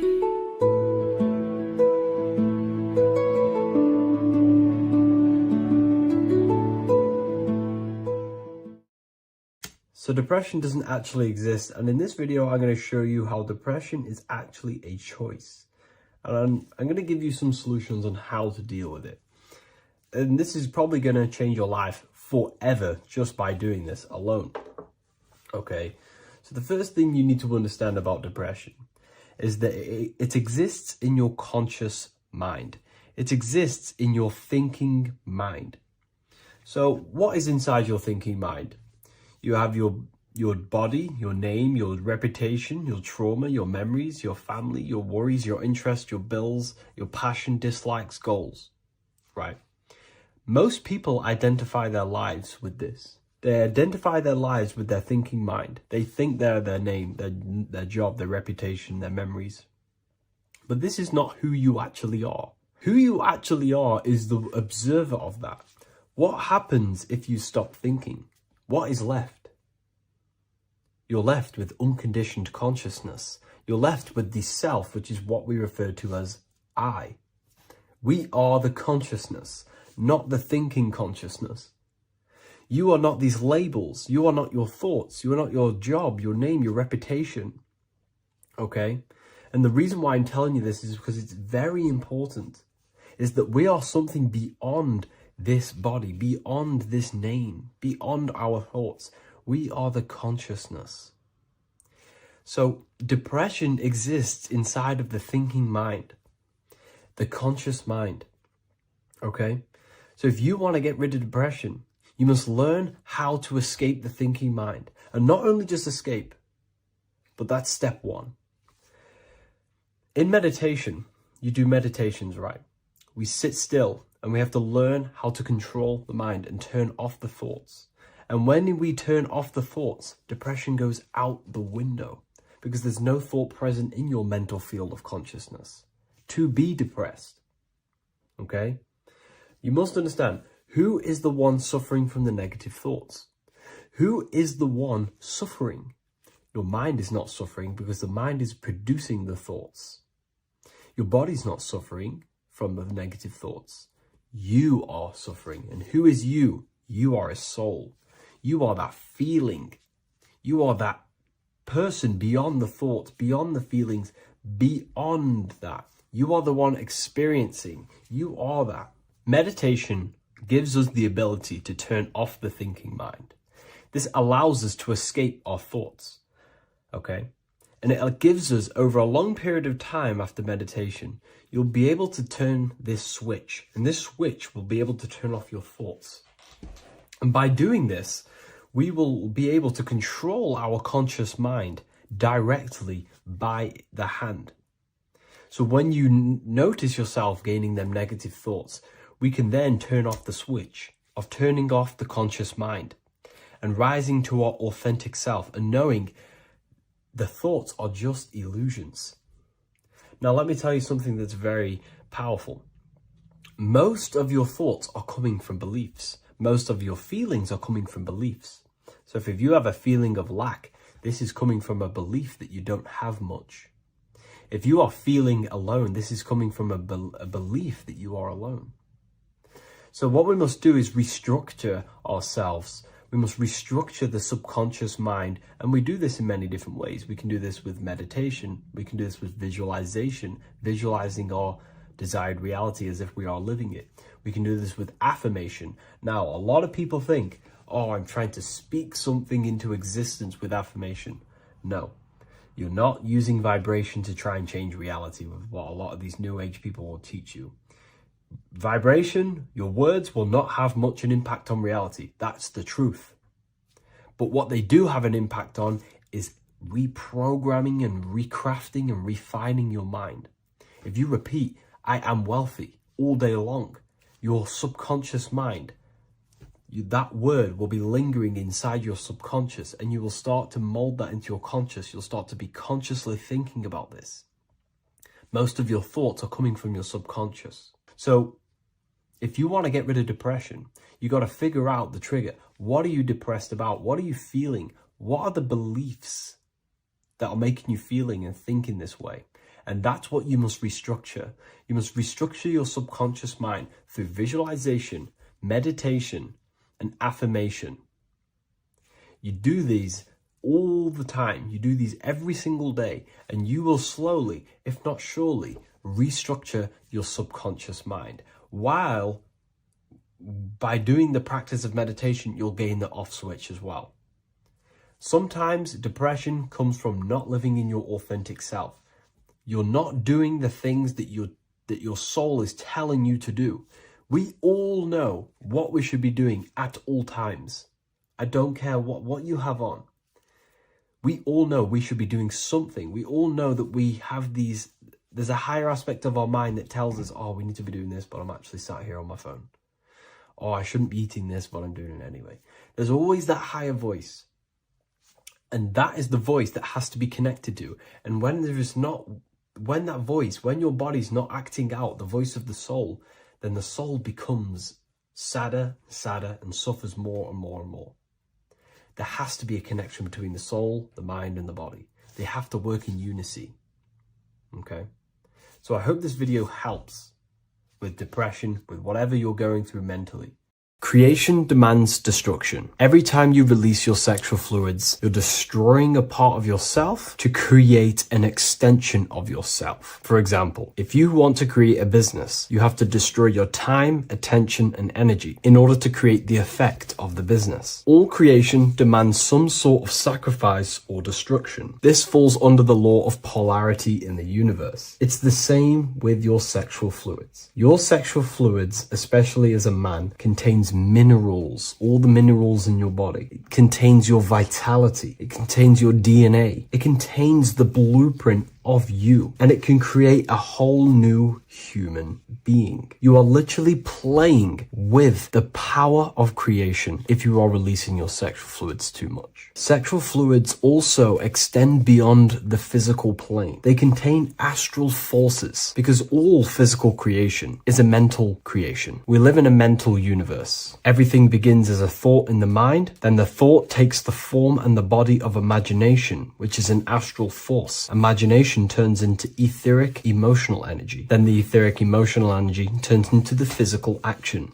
and the physical manifestation. We live in a mental universe. Therefore, these dimensions do not exist separately. They are permeating and mixing in with all. Your physical body has an astral body. Everything physical has astral forces behind it. Semen is known as the astral fluid of the soul. It feeds nerves, the channels of life force and consciousness within the body. And every time you release it, you're destroying a part of your vitality, your brain, your nerves, your energy levels, your creativity, and your DNA to create an extension of you. Therefore, it is a sacred fluid within your body and not something to be played with and to be released too much. Think about it. This is a very creative energy, your sexual fluids. It can create a whole new human being. This is how powerful it actually is. It is the power of creation, and the misuse of this power can destroy your own vitality and your life of your body. Because that life you are giving in order to create an extension or a child is the same life you could keep inside of you and not waste to recycle and regenerate the body. Sexual energy has been for thousands of years associated with regenerating the body, longevity of life, and maintaining youth. Not only that, every time you release your sexual energy, it floods the brain with dopamine. Dopamine is the brain's reward system, created within the middle of the brain. It releases every time you've achieved something. However, sex or an orgasm is the most powerful feeling you can feel. It's the most amazing, intense feeling and release of dopamine you can possibly feel as a human. Therefore, if you flood your brain with this high amount of dopamine every single day, you are getting the epitome of human feelings every single day. Therefore, you will become numb to everything else in reality. You won't be able to enjoy the small things in life. And I know this firsthand because I experienced this myself. As soon as I stopped, this is when I started to enjoy the little things in life, seeing family, and I actually gained more energy, more ideas. We'll get into this a bit later. It is a creative energy. It creates a whole new human being. Therefore, if we maintain this energy, we can maintain our creative power within us, because that's what we are. We are all creative beings, moving energy from higher dimensions of consciousness,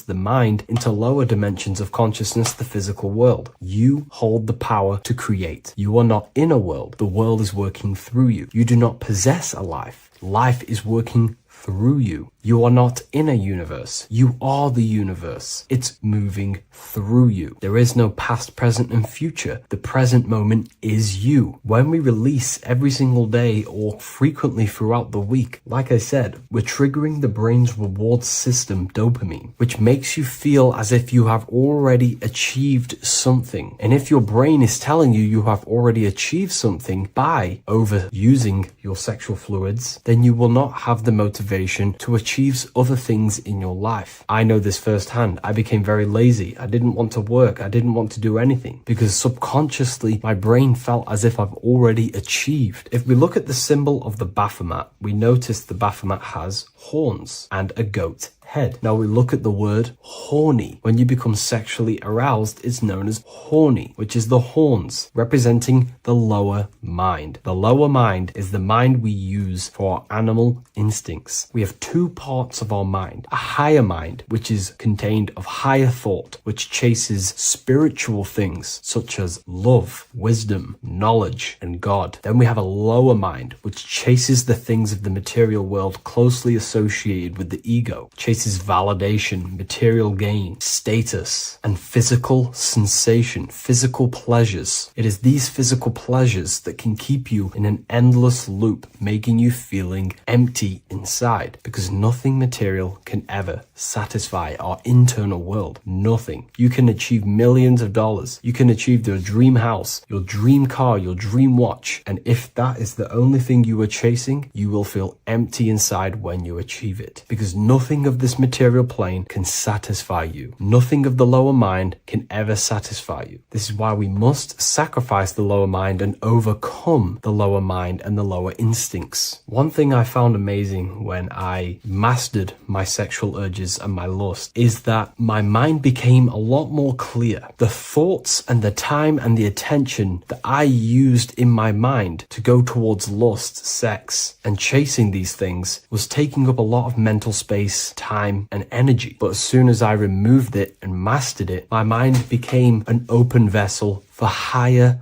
thoughts to be received from the higher mind. The mind is like a radio antenna. Whatever we attune it with, that's what we receive. If we're constantly thinking about lust and low-level pleasures, we're going to just receive low-level thoughts. But once we remove all of the lower mind and we conquer our physical body and physical urges, our mind becomes an open channel for divine thoughts and spiritual thoughts. This is what most people call today as downloads. You receive wisdom from your higher self. Not only do you receive more wisdom, you just receive more power to create. The male and the female come together to create a child. That's how you were created. Now, the law of correspondence teaches as above, so below. It refers to everything in the universe. Therefore, in order for you to create a reality, to give birth to something, you have to bring together the masculine and the feminine. Your masculine forces are willpower and actions. Your feminine forces are emotions and imagination. When you combine the willpower, action, emotions, and imagination and combine them together, you can give birth to reality. But it's important to only give birth to things that are spiritual, that are good,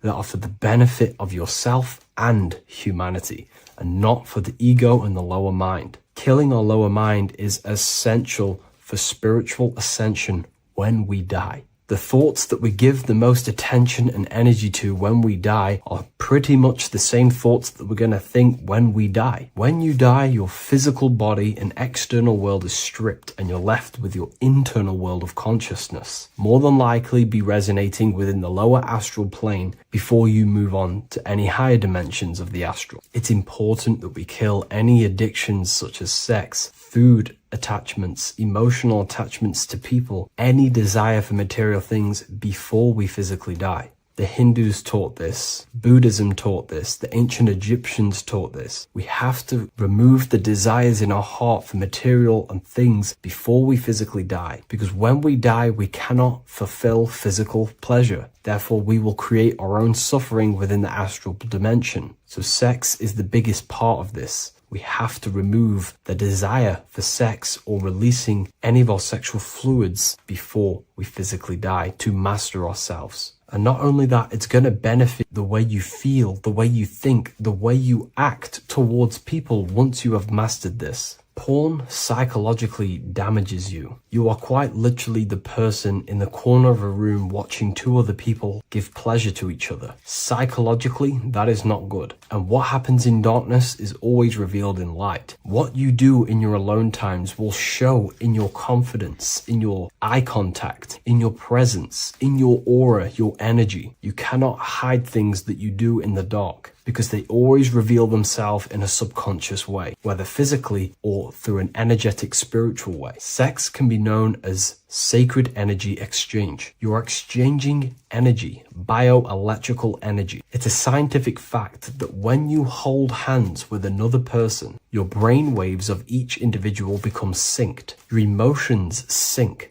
And you exchange electromagnetic energy because you are an electromagnetic being. But when you have sex with someone, you are literally exchanging emotional energy. Your aura is not just an electromagnetic field. It is literally a manifestation of your internal consciousness. Your consciousness contains your thoughts, your beliefs, your traumas, your emotional state. And this manifests externally through the vortex of your heart into an energy presence around your body. This is why you can feel sad when someone else is sad next to you, because their energy is merging with yours. When you have sex with someone, you are quite literally exchanging consciousness, beliefs, traumas, emotions, feelings, vibrations, and your consciousness merges with their consciousness. So be careful with just having casual sex. Now, I'm not here trying to say never release, never have sex with your partner. I'm not saying that. I'm saying take caution with these things. Take my teachings with a pinch of salt. If it benefits you, that's great. I'm not here to tell you how to live. I'm simply giving you my research and the things that have helped me in my life on my esoteric research, awakening, or spiritual path. I don't like calling it a spiritual path because it's not spiritual. It's simply just life, the knowledge of consciousness and the self. So I hope this video helps. If you'd love to read this book, I'll leave a link in the description. This book I wrote myself called The Book of Wisdom, Volume 2. In this video, you're going to learn exactly what Christ consciousness truly is and how to cultivate this into your life so you can live a better life, create the things that benefit yourself and humanity, and ultimately to bring heaven on earth.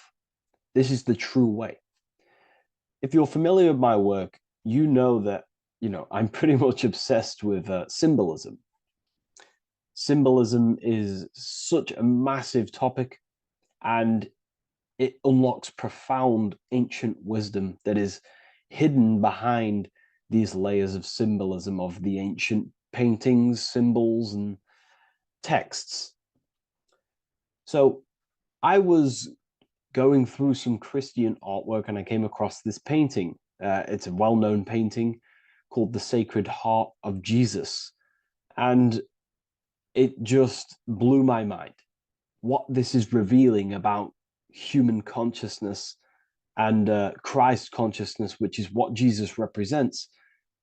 If you're not familiar with Christ consciousness, you should definitely do a bit of research on that. But I'm going to explain it today in detail. So when we look at this painting, we are looking at symbolism.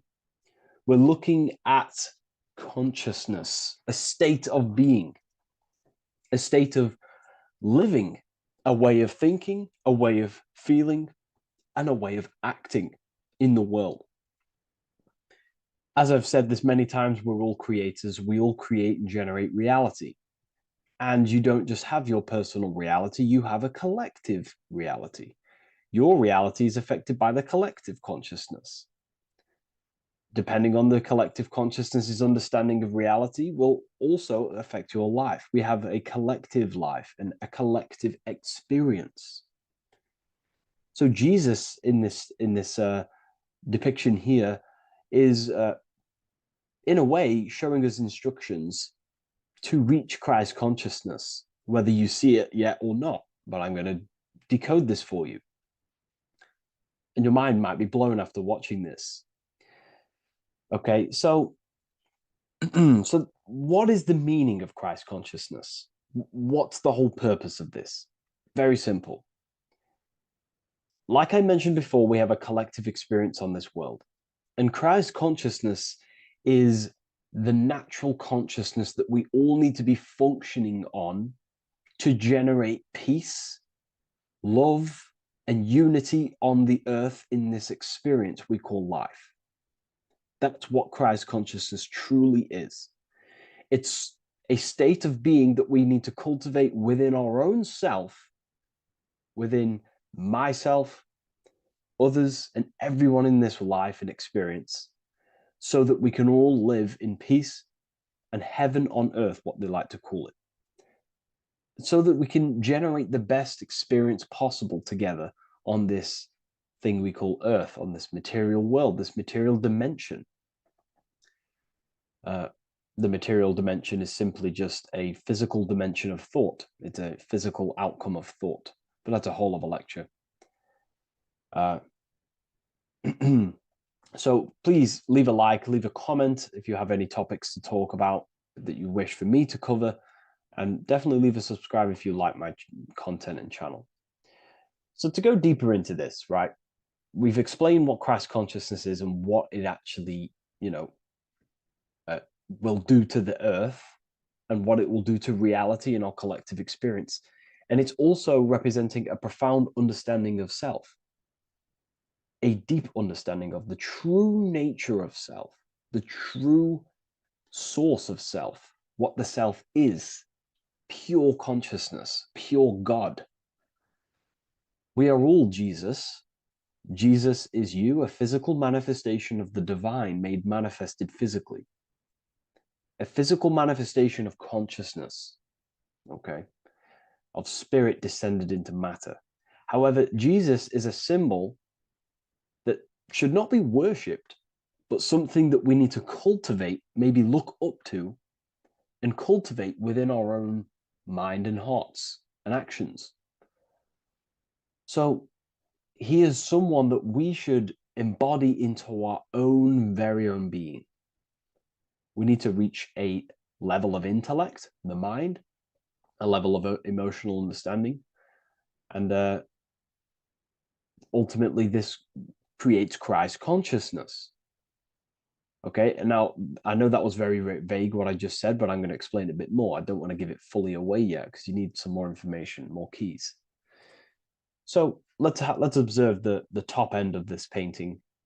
Jesus with this circular light emanating around his head is symbolic of the mind, of our thinking aspects of consciousness, the way we generate thoughts, ideas. The mind is also good at also ruling communication. It also rules what we give attention to. Okay, so this is symbolizing the mind of every human being. The mind is a very powerful center of consciousness located in the head, of course. This is why Jesus is the head at the top with the circle around it, representing the mind. Now, to reach Christ consciousness, we need to purify our minds. Purification of the subconscious mind. The subconscious mind is the hidden aspect of our mind with all of our memories, belief systems, and everything we've ever experienced is stored within there. We have traumas there. We have bad belief systems that hold us back. So it's about reprogramming the subconscious and aligning the subconscious with higher consciousness, with higher understanding of self, removing any mental blockages from the mind. Because in today's world, most people's minds, including myself, before I, purified myself, and I'm still continually purifying myself. That's not to say I'm perfect, because I'm definitely not. But what I was saying was purifying the mind so we can have a powerful mind. Because like I was saying, most people's minds are not their own friend. They let their mind control them. They let their thoughts create negative influence on them, negative emotions.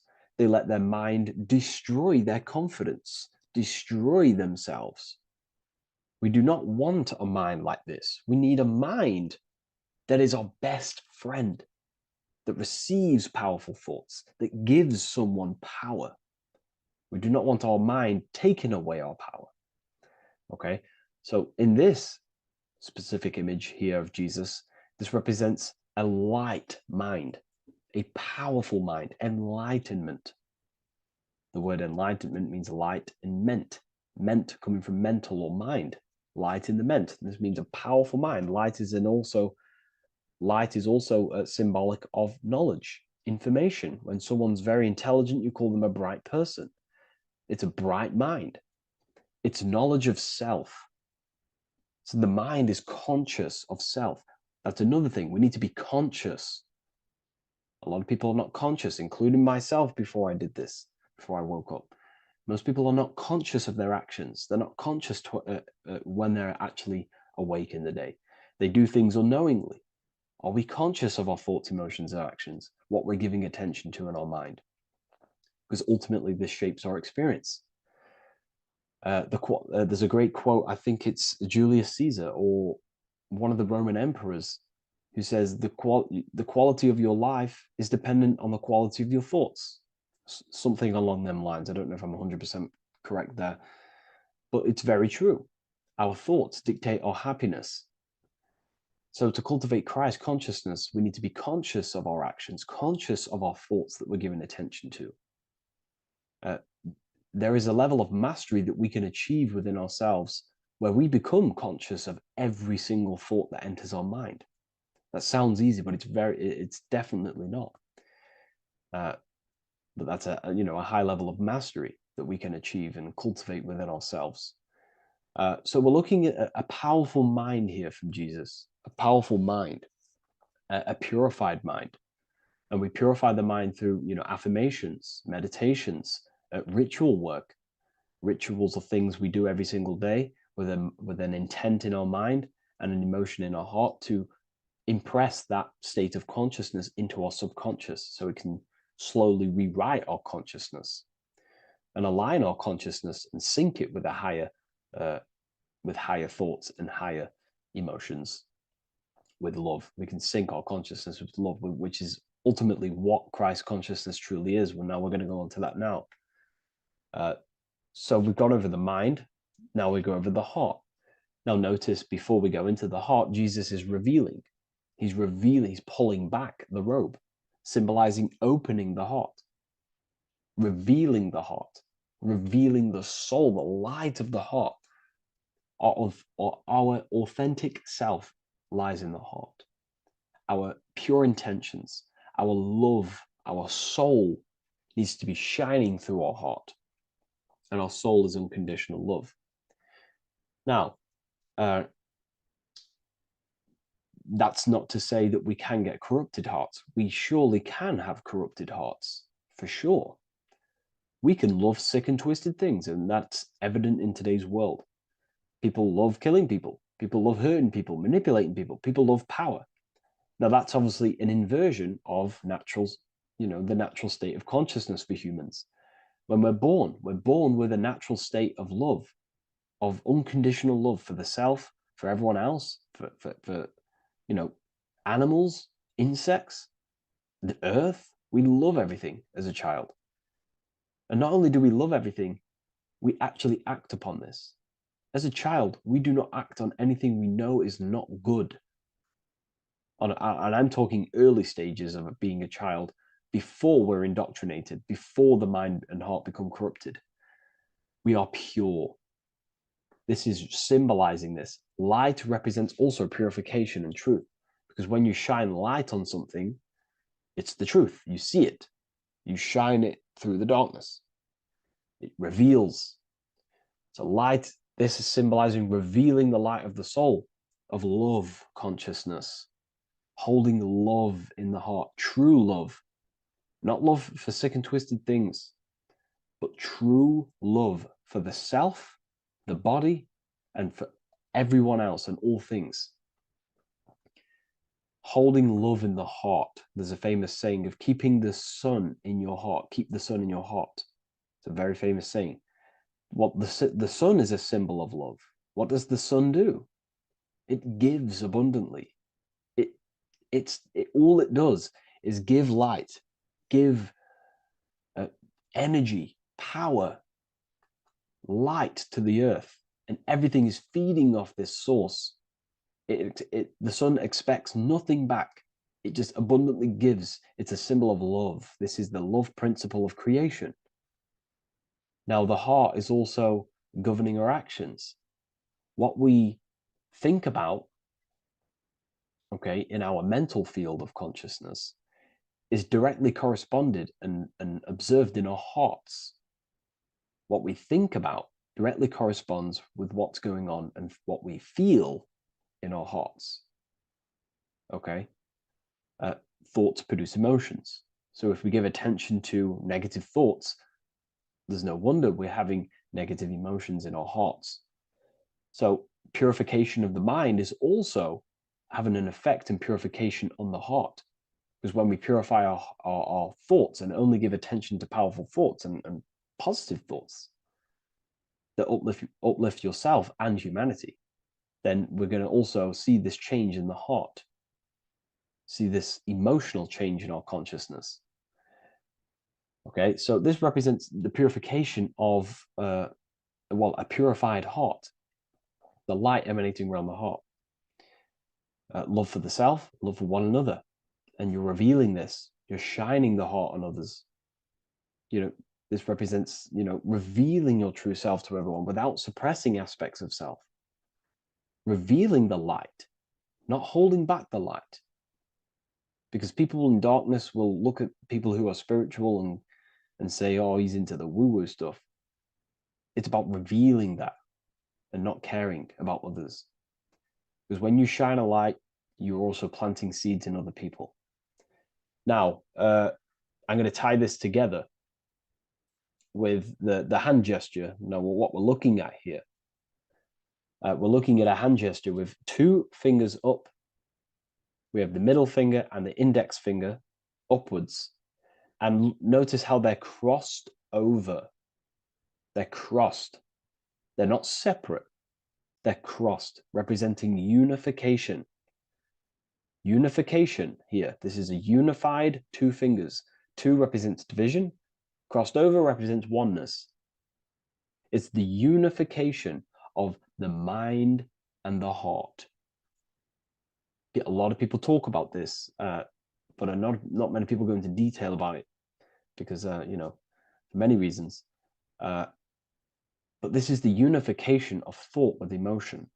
This is how we truly reach Christ consciousness.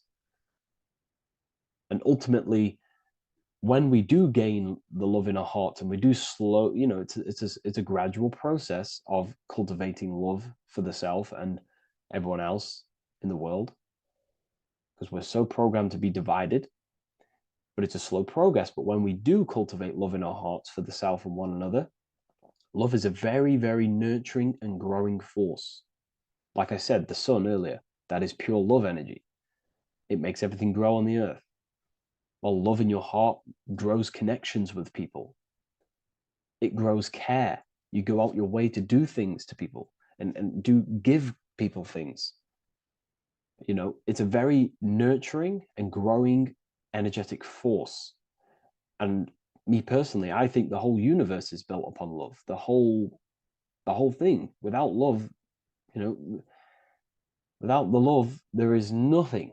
Nothing is, love is the only true emotion that truly exists. Everything else is either an opposition of love or a different degree and branch of love. Love is the only true emotion, and everything is built upon that principle. Okay, love is what guides us to a higher consciousness. When we cultivate love in our hearts, we become a vessel for light, more energy, more vibration. Our electromagnetic field expands, or biofield, when we hold love in our hearts. It's a very powerful force. And when we do cultivate a strong spiritual compass within our heart, because that's what our heart truly is, it's a spiritual compass. It tells us, well, it doesn't tell us, it knows what is right at all times. If you think something, your heart tells you whether that is right or that is wrong, whether you should act upon it or whether you should not. The heart knows what's good and evil. No one told you this as a child. As a child, you already knew this. You came into the world, you knew what was right and wrong. You knew it was wrong to hurt people. So this unification that he's doing with his hand symbolizes thinking with the love of the heart. Represents thinking with love of the heart. Thinking with love of the heart for the self and the collective. Now, ultimately, what this does is give birth to perfect action. Why? Why does this give birth to perfect action? Think about it. Every time you've taken an action, why did you take the action? You would have thought about it, you had a feeling towards it, a care energy, and you took action. Why do we go to work? We care about paying the bills and staying in our house. We go to work to earn money. We think, we care, we act. Everything you see in front of your reality, on the screen that you're seeing right now, you've called your eyes. Everything is in front of you because you care. It's the heart energy that leads the body. Okay? And that's even present in the body. Have a look at the body. We have the head, thought, then emotion, then our feet is at the bottom, and our feet take action. Thought, emotion, action. Thought, emotion, action. So even the body is basically a blueprint of how creation is manifested. So we receive thoughts from the divine planes, from the higher planes of consciousness. We receive them. That's another thing that I missed. If we purify our minds, we're basically attuning our mind to a higher part of the mental plane, and we will receive higher thoughts. We will receive thoughts that are more genius, what we like to call today, or better quality thoughts. We receive good ideas when we attune our mind to a higher consciousness. Okay, so we are like a radio. We receive thoughts based on what our mind is set to. That's why we call it a mindset. So, like I was saying, we receive thoughts through the head. We feel the emotion, then our feet take action. Thought, emotion, action. So the body's a blueprint of creation. It's beautiful when you really notice this. So this unification is about thinking with the love of the heart, which gives birth to perfect action in the world. And this is the state that we need to cultivate within myself and everyone in the world so we can give birth to heaven on earth through action. Because ultimately the world is molded through action, physical action. And them actions are molded from thoughts and emotions. Now,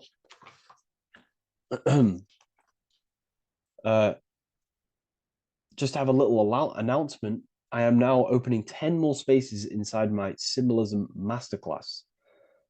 With 10 more spaces, you're going to learn about a lot more about symbolism. It's very affordable. I'll leave the link in the description if you wish, if you care about gaining more information and learning the ability to read symbols. So, what is the inversion of this?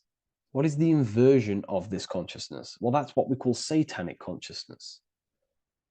Satanism. Satanism on its true level is the opposite, the opposing the natural state of consciousness that we are born into.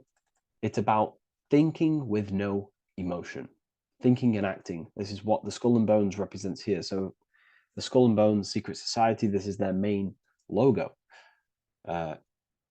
Again, we have the skull, which represents thought, and the bones, which represent action. The bones take action in the physical body. We're looking at thought and action with no emotion, no empathy, no love for one another, only love for the self, the inverted love. Okay? We're looking at gray. Gray is a symbol of dullness, death. There's no emotion in gray because colors provoke emotion. When we look at a color, it invokes an emotion. Gray has no emotion. So we're looking at dullness of the emotions. I'm not going to go too deep on this subject. I'm going to create a whole new lecture for that. In fact, I think we have a great lecture inside Ethereal University on Satanism. We're going very into depth of what Satanism is and what Satanism consciousness truly is. And again, it's just the cross inverted. Satanism is just it's the invertation of, I don't know if that's a word, but it's the inverse of natural law, natural consciousness, of love consciousness that we are born into. Okay, so ultimately the message in this video was to create love in our minds, love in our hearts, think with the love of the heart, think with the care for one another, and that gives birth to perfect action. And when we align, when we do truly act out what our heart is telling us, and I know this from first-hand experience. This is what happened to me. I woke up. I started to follow my inner guidance. I always took action on it. I was saying yes to it every single time. And it led me, I'm getting goosebumps actually saying this. It led me to where I am. That action, me saying yes to my heart, to that knowingness of goodness within me, was like a domino effect. And that domino effect, every time I did it, it was just opening more and more doors, not physically, but mentally. I was receiving more information. I was receiving more opportunity physically. My work started to explode on social media. Like, when you follow your heart and truly take action on what you know is good, it's like a domino effect that leads you step by step to where you're meant to be. And it's so profound and it's so, beautiful. And I'm telling you this from firsthand experience. This is ultimately how you kind of unlock your purpose in this physical world as well. So not only is it going to create a better world, it's also unlocking your true soul form and soul purpose while you're here. It's very beautiful. So I thank you, everyone. Please leave a like, comment, and share, and subscribe to the channel. And I'll see you all inside Ethereum University if you decide to take your studies to the next level. Take care.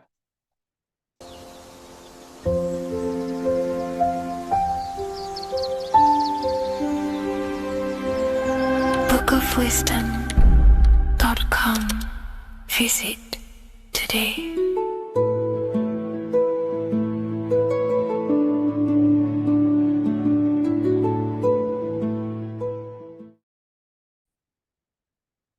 Hello, Seeker. Welcome to Revival of Symbolism, a channel devoted to the language of esoteric symbolism, guiding you to discover yourself and expand your consciousness into deeper realms of thought.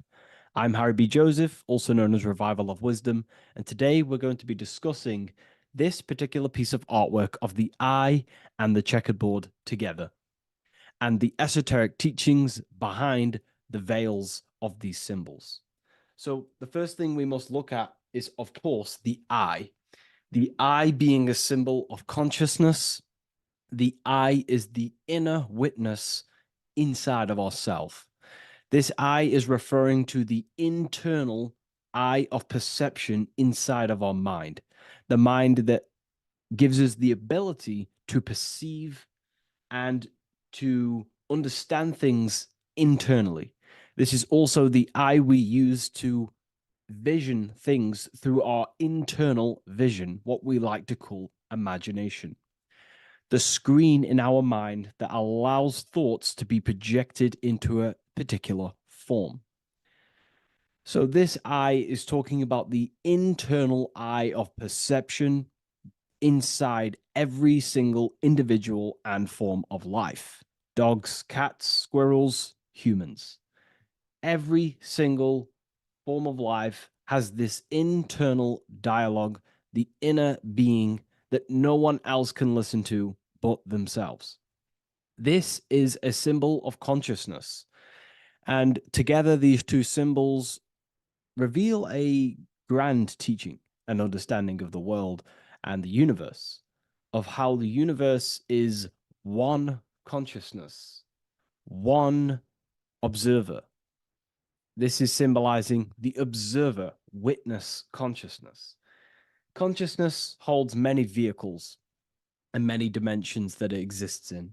As I've talked about previously in my previous lectures, we have a physical vehicle of consciousness, which expresses physical actions through the physical body. We have an emotional vehicle of consciousness, which is our emotional body or the astral plane. We have a mental vehicle of consciousness to express thoughts inside of, the thought body of consciousness. We also have a witness side of our consciousness. This internal witness, like who is the one seeing the screen of your reality right now? Who is the one seeing it? Not looking, who's perceiving the screen of reality through your eyes? Well, that would be the inner witness. And that inner witness is also perceiving your thoughts. A lot of people become identified with their thoughts, and they let the changes, the ever coming, unfolding changes in their mind, world, become a part of who they are. And they get caught up in the world and the changes that happens to them. And a great teaching that I've come across this last year is to never identify with the ever-changing circumstances that happen in life. When things are tough, when things are bad, always remind yourself that you are the witness of your thoughts and you are the witness of this reality. You are the one witnessing your thoughts, emotions, and actions. You are the one behind them. So when things get tough, try not to get too indulged in these negative things. The I is the witness. Connect with the witness. And this is the same I that sees the screen of your reality, and it also sees the screen of your dreams. So this witness consciousness is transcending your physical day life and reality, and it's also witnessing your dreams. It's the same observer who's observing your reality now, but also observing your dreams. So this witness consciousness transcends all forms of bodies of consciousness. It is essentially the highest aspect of ourselves. And it is literally the thought voice, the inner thinker, because you are not the external body. You are not the being outside your mind. You are the being inside your mind who is actively thinking. I like to call uh, what you are, what we are as consciousness is consciousness in action. We are the thinking inner thinker, the inner being. And it's about becoming into contact with that inner being again to unveil who we truly are. If we sit back and truly have a thinking session of, closing your eyes and going inside yourself, and you ask yourself, who am I truly? Who am I beyond all of my beliefs, memories, my body? Who am I beyond that?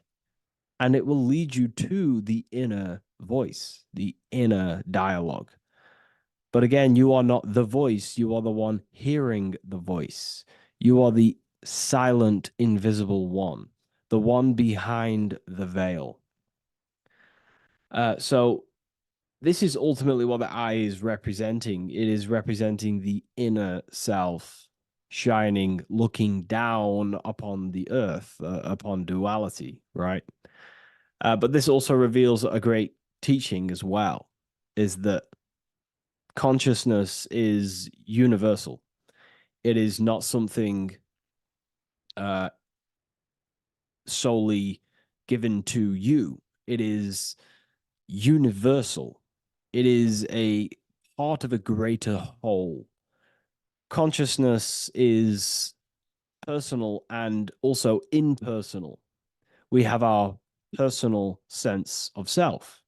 We have this inner voice. We have this sense of who we are in this world. And that is our personal sense of self. But you can also transcend the personal sense of self by turning off the mind and fading into the collective impersonal consciousness, which is ultimately what you call transcended states of consciousness, altered states of consciousness, or astral projection. When you astral project, you are simply accessing this impersonal aspect of consciousness.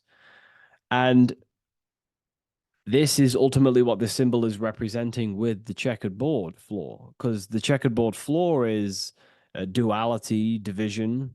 There is many, many different forms, but the I is singular. This is representing how the universe is one witness being, one consciousness expressing itself in infinite life forms and into division. But ultimately, division is an illusion. Consciousness fades into an impersonal consciousness. So the checkerboard floor and the eye above symbolizes how consciousness fractals itself and crystallizes into many different forms of personalized consciousness, the self, the sense of self, right? And this is why we always say, I am. I. If we look at the word I and the the word I. So we have I, which is I am, and you also have the word I, which is like the I you see here in the sky. The I, and if you look at the beginning of some words, you have inside. You also have internal, intelligence, all things to do with the inner self. Most words begin with an I, which is, I find, is a great connection because it's referring to the inner intelligence, the inner being, the inner sense of self.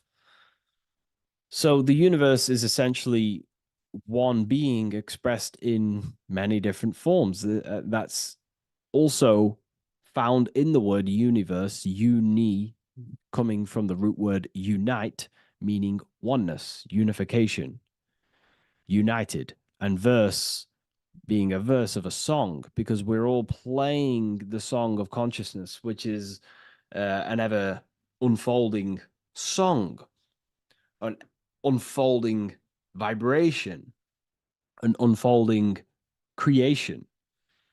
So this is simply representing how consciousness fractals itself into many different forms.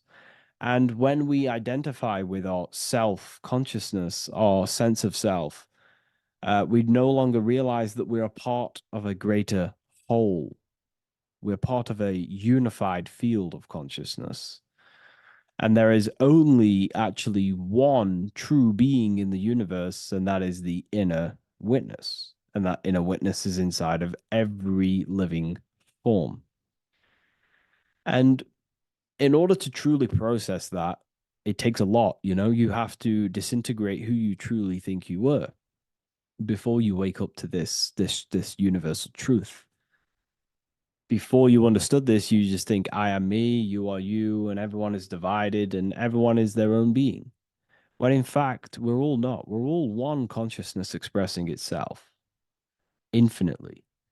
And it's kind of like a social system. Consciousness is always interacting with itself. When you interact with someone else, you're interacting with yourself.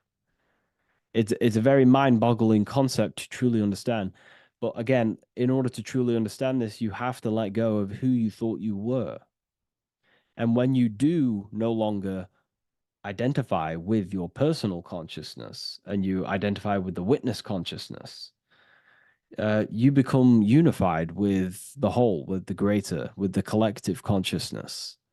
And this changes the way you think, you feel, and act, because you then realize that we're all playing a part of creation on this earth. We're all contributing towards the building project of Earth. And your thoughts, emotions, and actions also hold a great impact on the building project, your contribution towards humanity and the collective. And you start to have empathy for other people and you start to care for other people naturally by understanding this concept. And it's a very important concept because if the whole world truly understood this, we would live in a better reflection in the material world. The world would be reflecting a better place because the world is simply just a reflection of consciousness. And the world today is so bad because people's thoughts and consciousness is not in the greatest state of mastery, of self-realization, and people don't understand who they truly are. And a religion plays a massive part in this. Our whole lives, we're stuffed with someone's going to come and save us. Jesus will return and save the whole world. It's, to me, to be honest, it's complete utter nonsense. We have free will. We are the ones holding we hold responsibility for the creation that unfolds on the earth. Us as a collective consciousness are God manifesting, unfolding this creation and steering it in the present moment. And that's another thing. Reality was never created thousands of years ago. God is creating the world right now through the present moment, and it's unfolding. It's in a continuous state of becoming, just like you are in a continuous state of becoming. Time is evolving. time evolves our minds, it evolves our sense of self. And we evolve over time as an individual and as a collective consciousness. And so does the earth go through this change as we change. So it's important that we are becoming more self-aware in the world so we can actually start to reflect a better world. But the checkerboard floor, again, is just reminding us of the duality and the illusion, because it looks like an illusion, a checkerboard floor. It's an illusion. The physical world, if you are only if you only look at the world through the eyes, you will live in the veils of illusion and never see the light, the higher understanding of the world. You will see everything as divided. You will see everything as I am me, you are you, and live in division. But in truth, we are all one. We all come from the same source, and we're all the same infinite witness expressed in different forms. And this brings me back to the concept of love. Love is the force that unifies consciousness. It unifies yourself. It unifies your relationships with people. If you love your partner, you love your brother, your sister, your whoever it is in your life, it unifies. If you have a care for someone, it brings you two together and you grow the relationship by expressing care into the other person, and it grows. So love is a very expanding, it allows things to grow, and it unifies things. And when you start to love yourself, you start to unify with yourself. And when you start to when you start to love nature, you start to unify with nature. So if we understood this, the world would be a better place. And love is the force that unifies the collective consciousness. If we truly hold love for ourselves, for others, other individuals, nature, then the world will become more unified. It unifies consciousness. This is the force of love. It's a very, very powerful, powerful force. And I do truly believe and come to understand now that love is the reason of all creation, which is the generative principle. All action is coming from a place of love or care. We only take action on what we care about.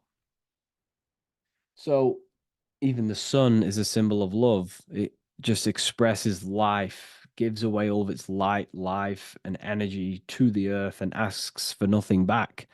It is love, it is the expression of care. And that is what unifies consciousness.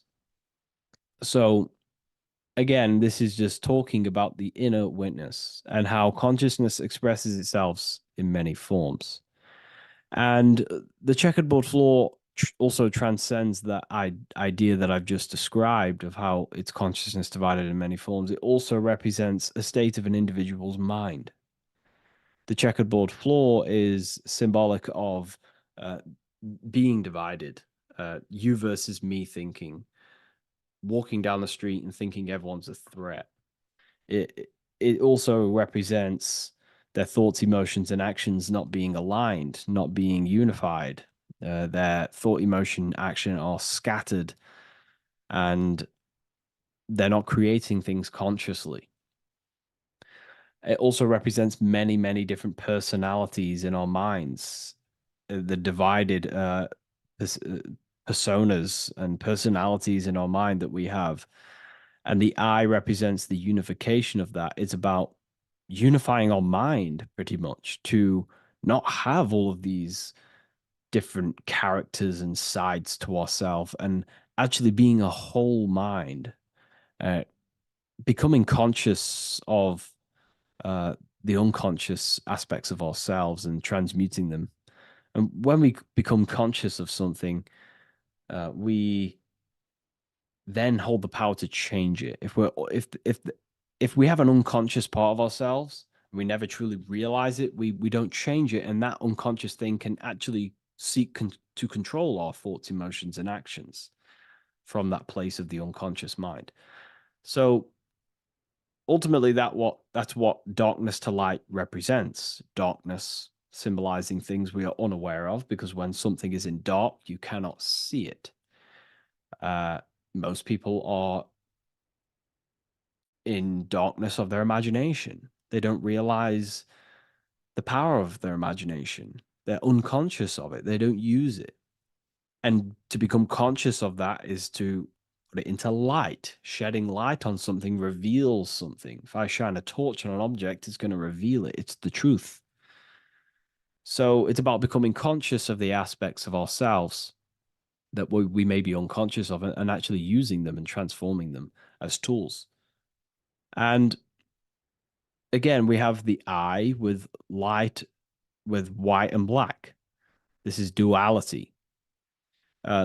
You are also the witness consciousness, as previously mentioned, and the witness consciousness thinks in duality. We think we are the hater and the lover. We are the deceiver and the truther.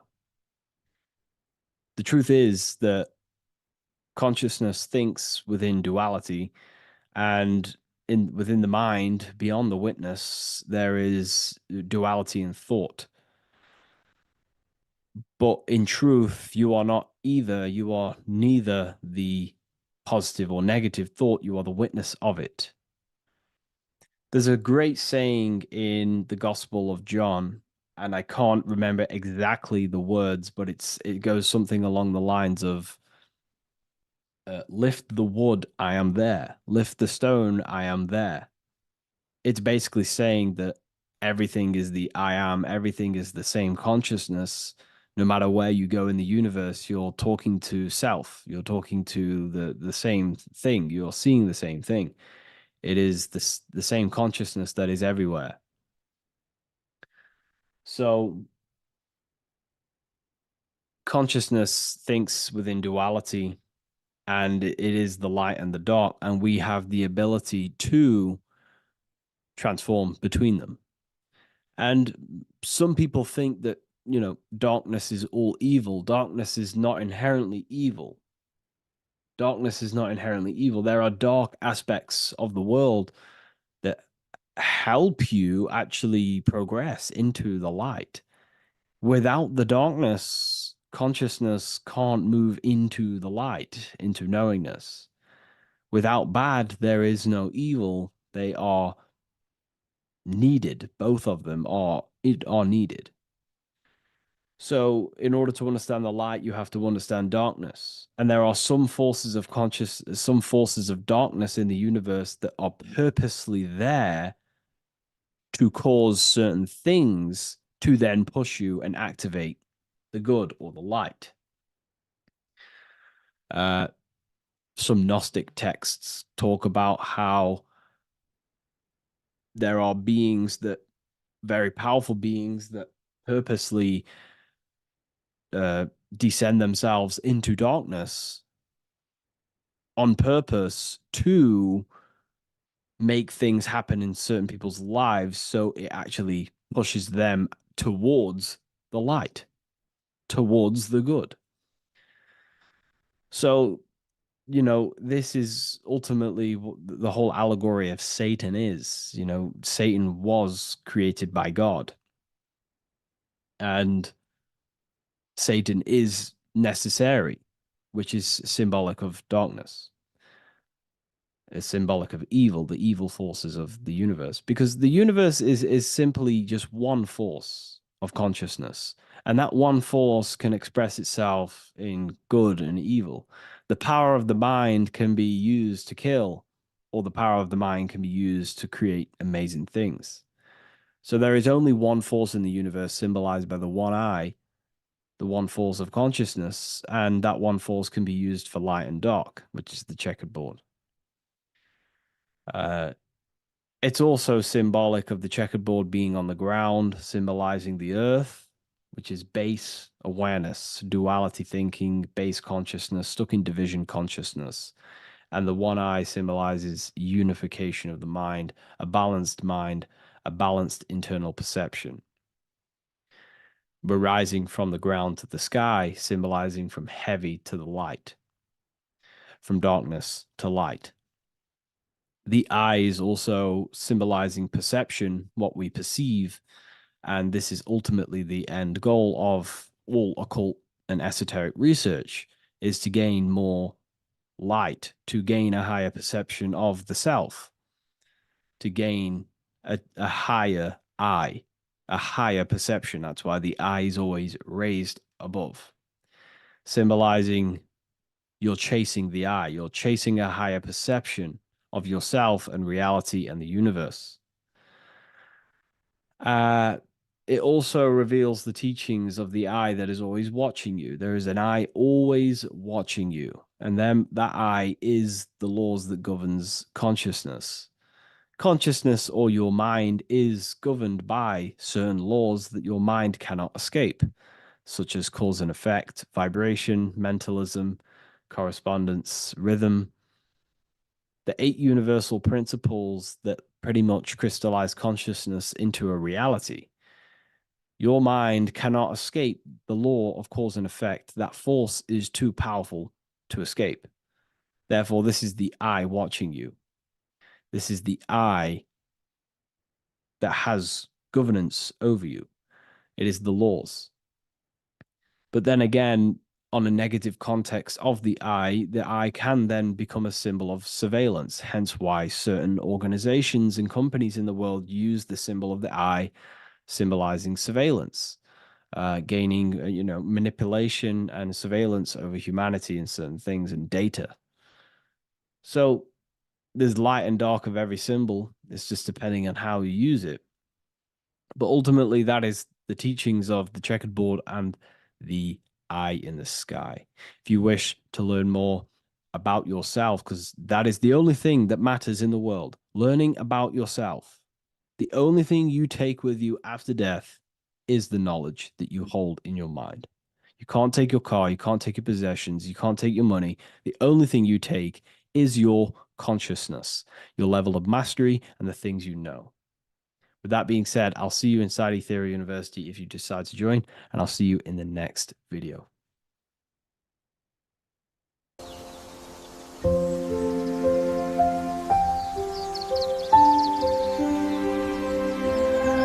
bookofwisdom.com. Visit today.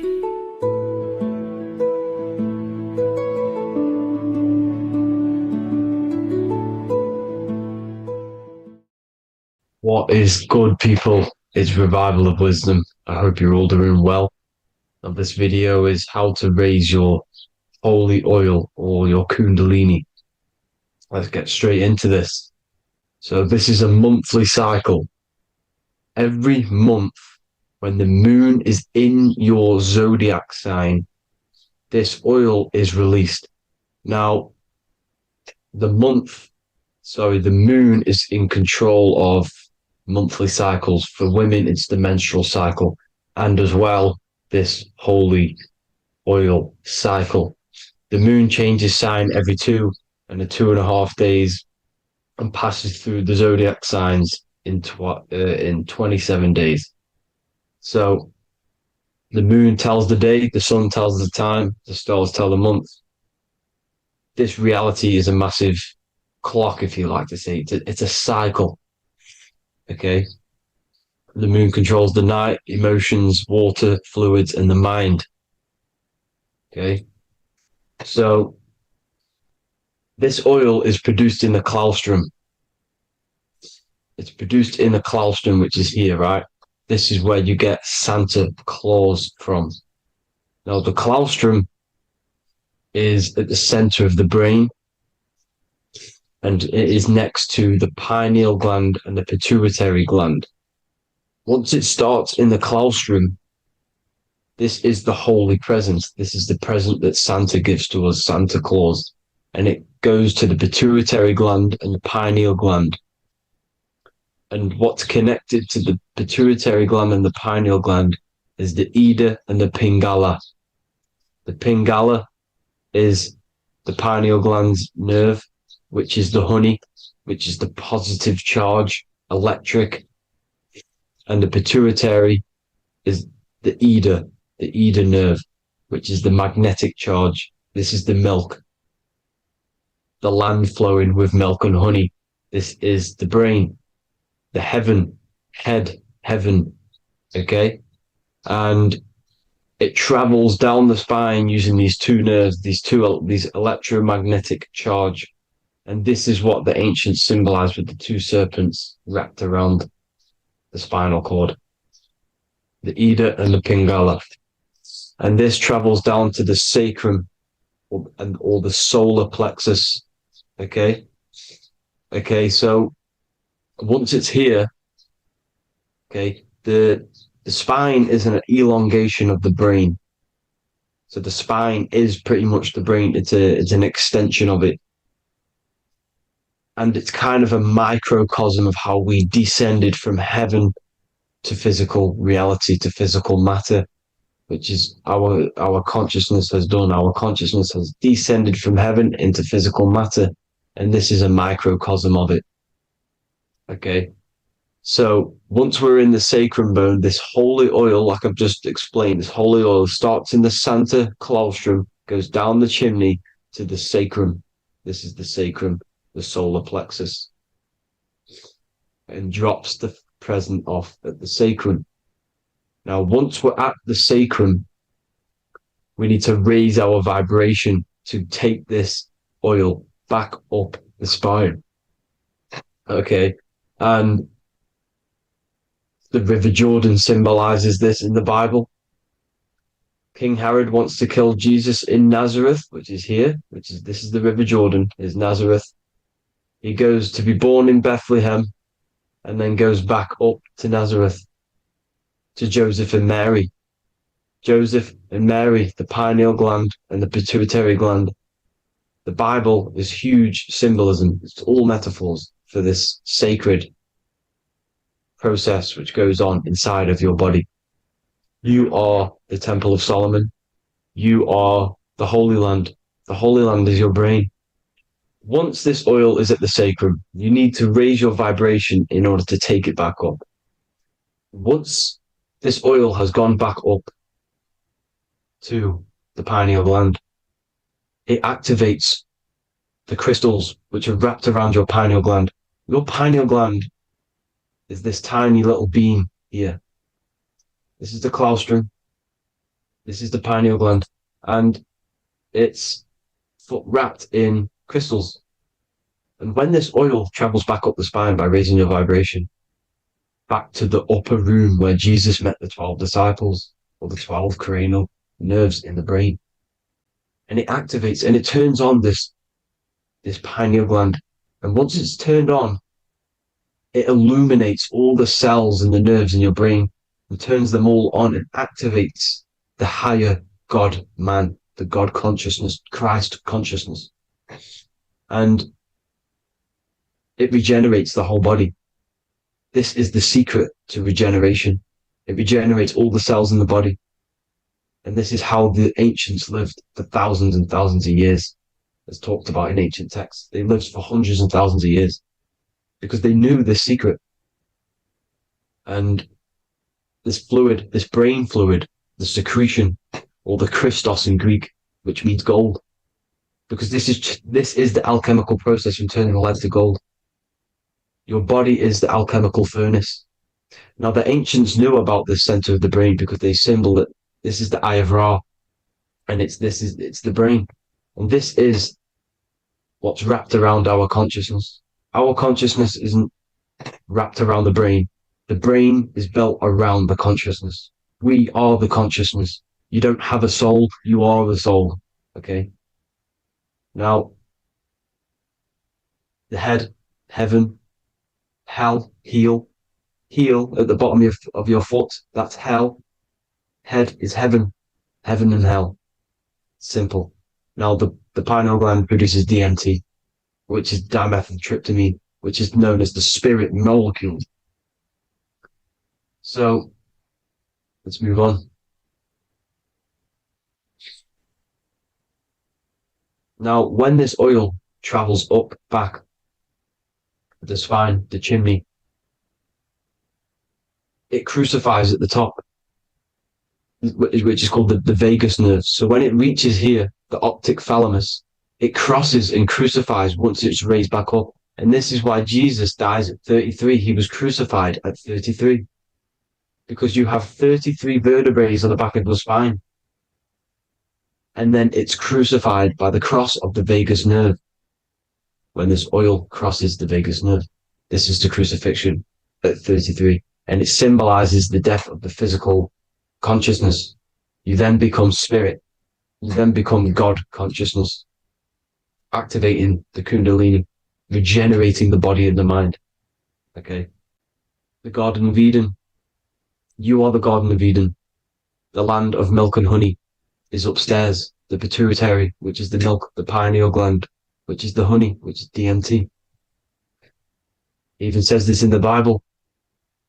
As he brought us into the place, and he has given us this land, a land flowing with milk and honey, which is also symbolized as the sun and the moon. The Bible also says, the light of the body is the eye, not the eyes, the eye. If therefore thine eye be single, thy whole body shall be full of light.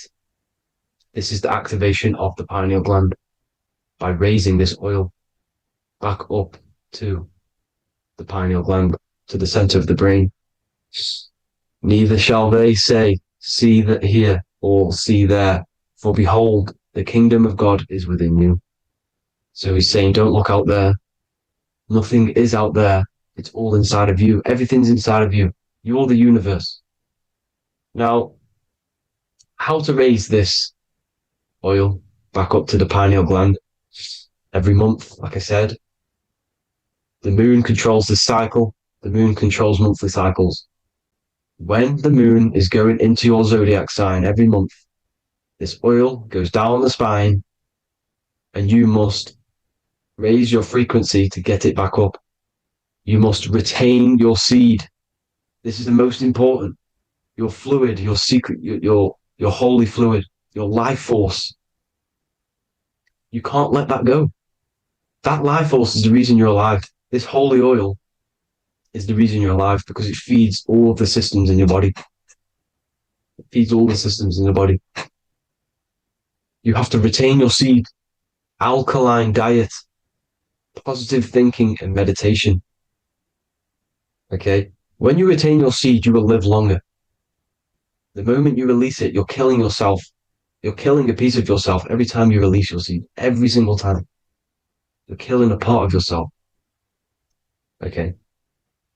Now, this could be why this could be the illumination, the single eye on the Illuminati's symbol, the Freemasonic symbol, the illuminated eye, the triangle, which could symbolize the body, mind, and spirit, but the eye illuminated. Now, in the Bible, it talks about the two trees, the tree of knowledge and the tree of life. The tree of knowledge is the tree of good and evil, which is the most important system in your body, which is the nervous system. The nervous system, the most important. The tree of good and evil. And the tree of life, which is the cardiovascular system. Now, this oil, when it's released every month, feeds these two systems, and these two systems feed everything. Now, it's important you understand that.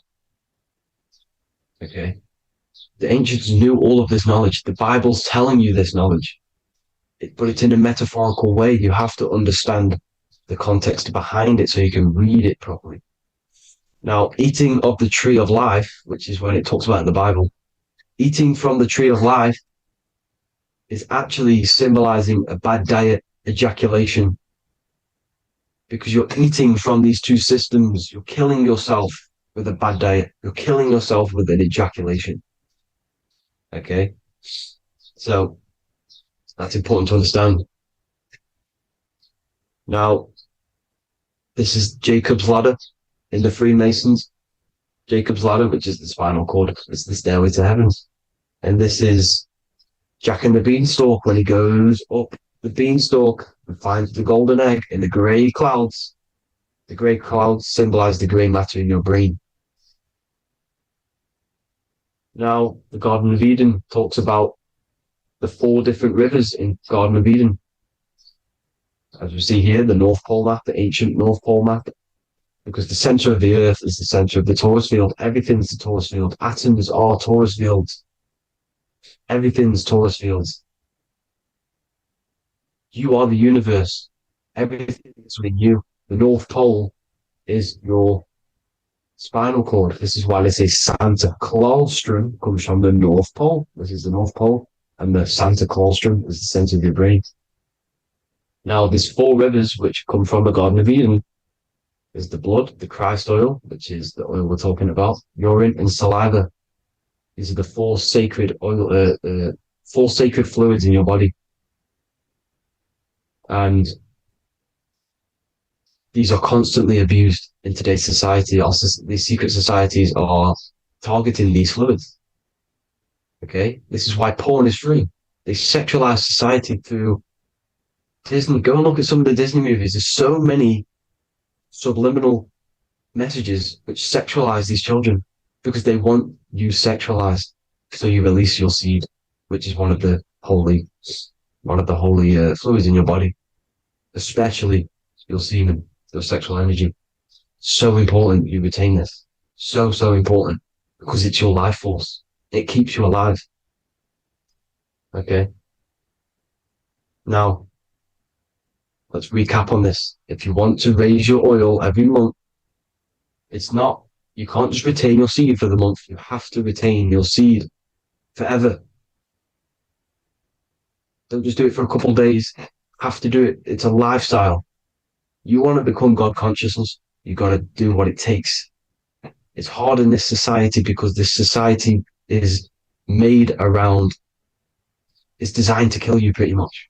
It's designed to keep you in these lower states of consciousness with all the bad food, the chemicals in the food, the chemicals in the water, the sexualized TV programs, sexualized adverts, sexualized TikTok and apps, videos, subliminally stimulating you because that is your weakness, sex. It's your weakness. Now, you have to retain your seed, meditation, and an alkaline diet. Why alkaline? Because acidic is low vibrational. This is the color spectrum. And what's the highest vibrational color? Violet. It's the lowest, red.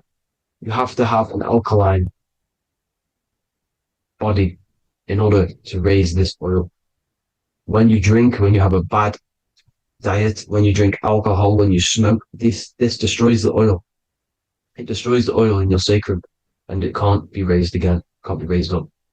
This is why it's so important. Without that oil, you don't live. That oil makes you live. It feeds everything in your body. It's crazy how we're not taught this. It's insane. But that is how you raise the oil, people. I hope you all gain some knowledge out of this video. And I hope this assists you on your journey, your spiritual journey. And please like and share this video. We need this knowledge out to the public to wake up humanity. Thank you all, people. God bless.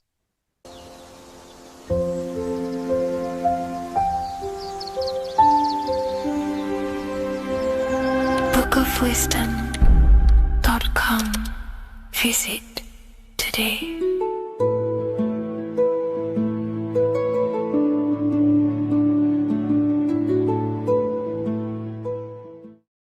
Religions were made to hide the truth about yourself, God, and the universe. You see, religion teaches there is a God separate from you.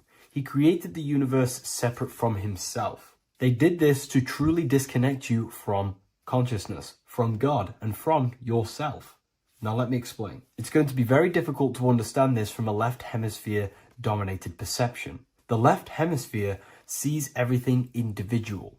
The right hemisphere sees the whole. For example, if you're walking through a woods, the left hemisphere sees individual trees, leaves, twigs, and branches. The right hemisphere sees the interconnectedness of the whole woods. We've been trained our whole life to be trapped in the left hemisphere, to think logically, scientifically, with evidence. This way of thinking traps you in illusion, division, and separateness from everything. Plus, in science, they teach you the universe exists outside of you.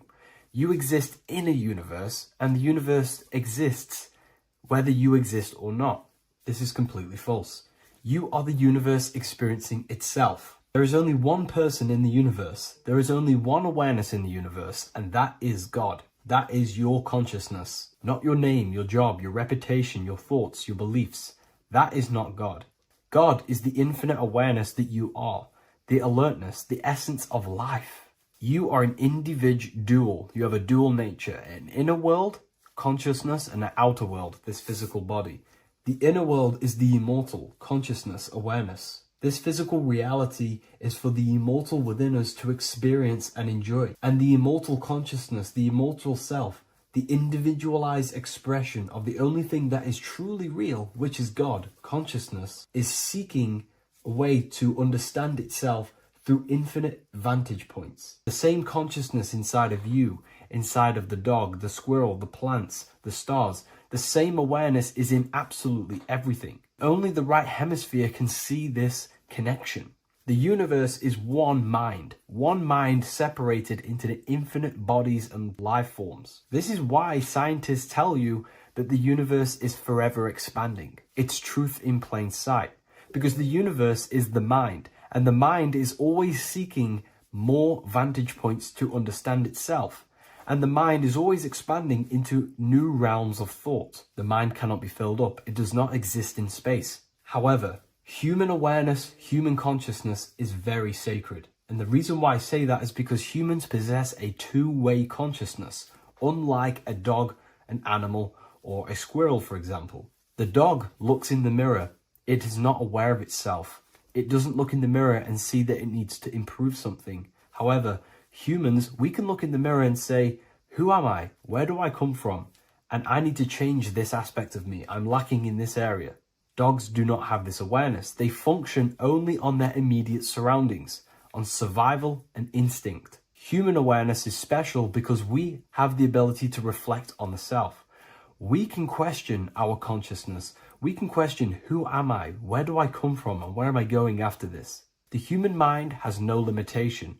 We can surpass our animal nature and rise to a godly nature. This is the whole purpose of reaching Christ consciousness, which is just an ideal consciousness where we have control over self and we know who we truly are. Humans have been given the tools to awaken. Our five senses are locked only to perceive the physical world, but the mind holds the gateway to understand the unseen aspects of reality. The mind holds the secrets to the universe and consciousness. We just have to study ourselves to understand God. We are all individualized aspects of consciousness. There is only one pure consciousness in the universe, but we're fractaled into infinite life forms, experiencing this consciousness in a different form, molding this consciousness into individual egos and individualized consciousness. Me and you are made of the same fabric. However, I have thought different things, believed different things, experienced different things, which has conditioned my consciousness to be my own individualized aspect of God. And that's what makes me, me, and you, you. God is the creative power within us to turn thoughts into physical reality, to create things. We are a creator. Each one of us is a miniature earth, creating and building in this physical 3D reality. Our consciousness holds power over the 3D reality. We can mold it and create anything we wish. However, we have been conditioned to live like an animal, living in our animal nature, eating, surviving, lusting, and these low-level desires keep us trapped from figuring out our creative power. This is why the ancients always depicted God inside of the brain. Even in ancient Christian artwork, William Blake, Anton Raphael, all depict God inside of the brain. Why is this? Because God is our creative power.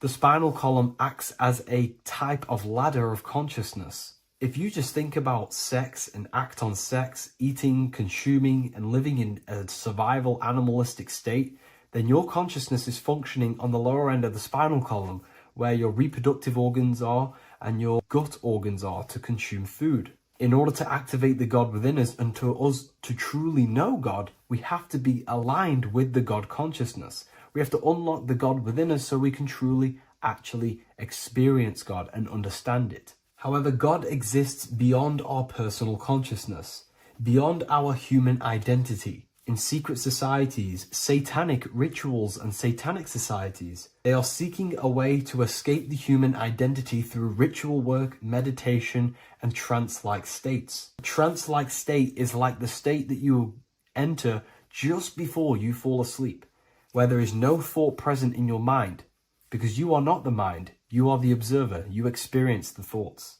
And when we escape the human identity through rituals, meditation, or trance-like states, we can actually experience beyond the veil of this material world. However, satanic rituals do this in a negative way. Satanic rituals include ways to make the human mind tap out by pushing the human minds to the limit through pain, suffering, and even torture, to allow the mind to pass out so you can temporarily pass on the veil of the physical world and escape the limitations of the human identity and the human thinking mind. Now, you do not have to do it this way.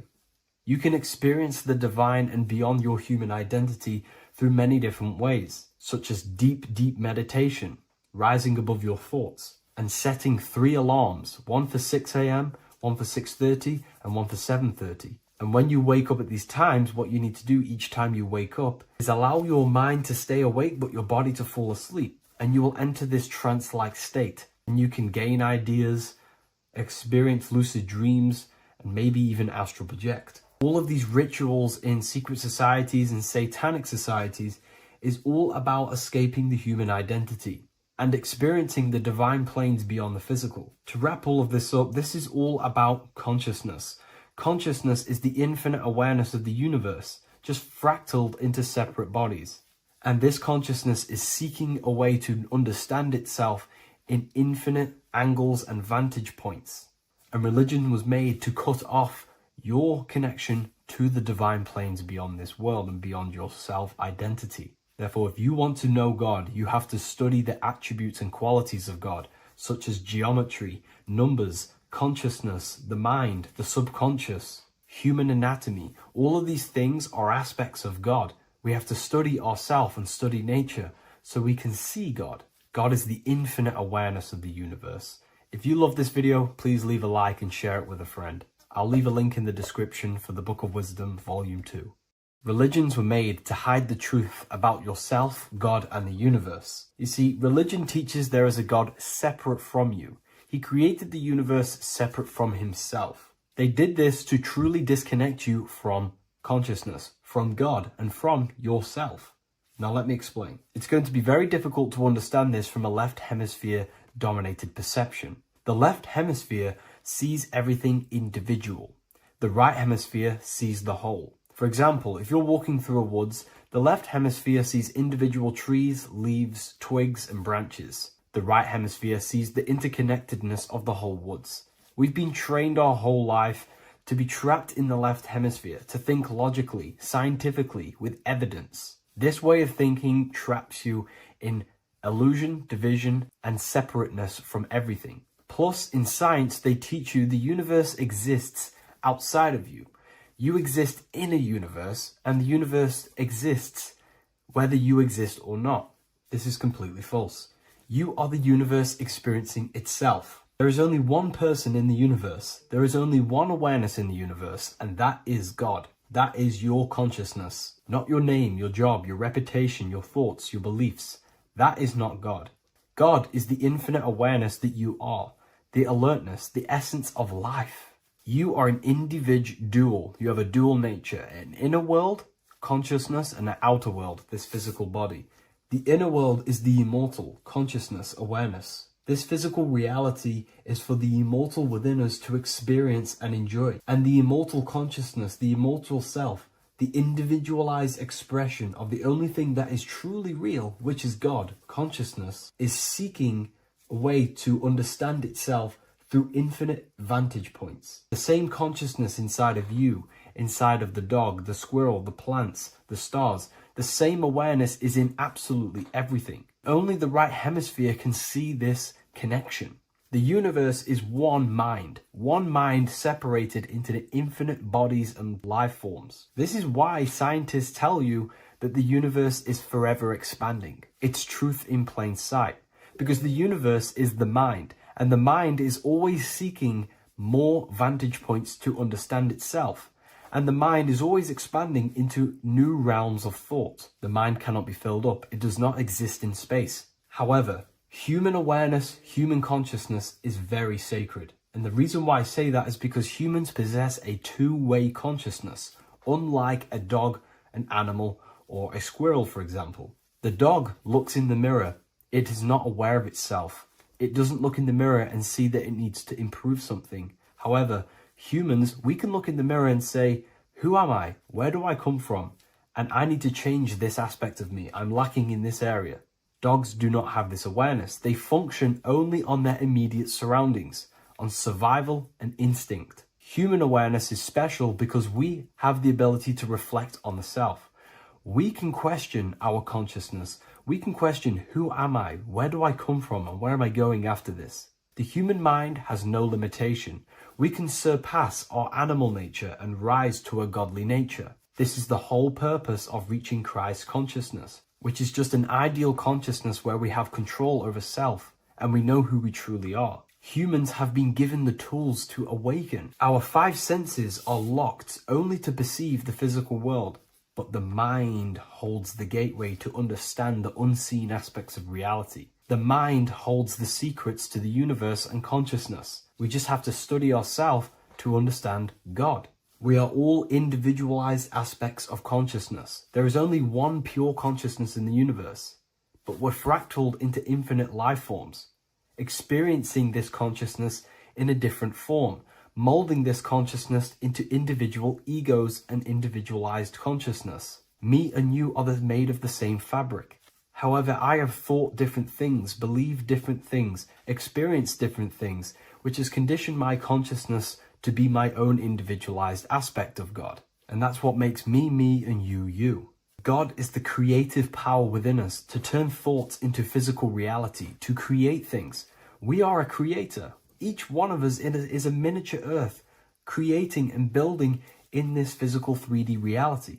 Our consciousness holds power over the 3D reality. We can mold it and create anything we wish. However, we have been conditioned to live like an animal, living in our animal nature, eating, surviving, lusting, and these low-level desires keep us trapped from figuring out our creative power. This is why the ancients always depicted God inside of the brain. Even in ancient Christian artwork, William Blake, Anton Raphael, all depict God inside of the brain. Why is this? Because God is our creative power. The spinal column acts as a type of ladder of consciousness. If you just think about sex and act on sex, eating, consuming, and living in a survival animalistic state, then your consciousness is functioning on the lower end of the spinal column, where your reproductive organs are and your gut organs are to consume food. In order to activate the God within us and to us to truly know God, we have to be aligned with the God consciousness. We have to unlock the God within us so we can truly actually experience God and understand it. However, God exists beyond our personal consciousness, beyond our human identity. In secret societies, satanic rituals and satanic societies, they are seeking a way to escape the human identity through ritual work, meditation, and trance-like states. A trance-like state is like the state that you enter just before you fall asleep, where there is no thought present in your mind, because you are not the mind, you are the observer, you experience the thoughts.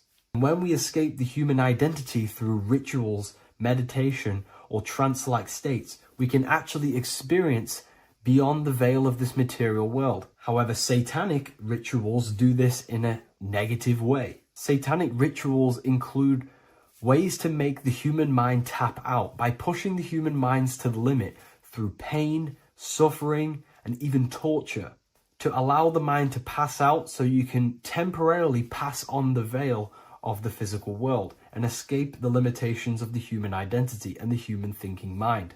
Now, you do not have to do it this way. You can experience the divine and beyond your human identity through many different ways, such as deep, deep meditation, rising above your thoughts, and setting 3 alarms, one for 6 a.m., one for 6:30, and one for 7:30. And when you wake up at these times, what you need to do each time you wake up is allow your mind to stay awake, but your body to fall asleep. And you will enter this trance-like state. And you can gain ideas, experience lucid dreams, and maybe even astral project. All of these rituals in secret societies and satanic societies is all about escaping the human identity and experiencing the divine planes beyond the physical. To wrap all of this up, this is all about consciousness. Consciousness is the infinite awareness of the universe, just fractaled into separate bodies. And this consciousness is seeking a way to understand itself in infinite angles and vantage points. And religion was made to cut off your connection to the divine planes beyond this world and beyond your self-identity. Therefore, if you want to know God, you have to study the attributes and qualities of God, such as geometry, numbers, consciousness, the mind, the subconscious, human anatomy. All of these things are aspects of God. We have to study ourselves and study nature so we can see God. God is the infinite awareness of the universe. If you love this video, please leave a like and share it with a friend. I'll leave a link in the description for the Book of Wisdom, Volume 2.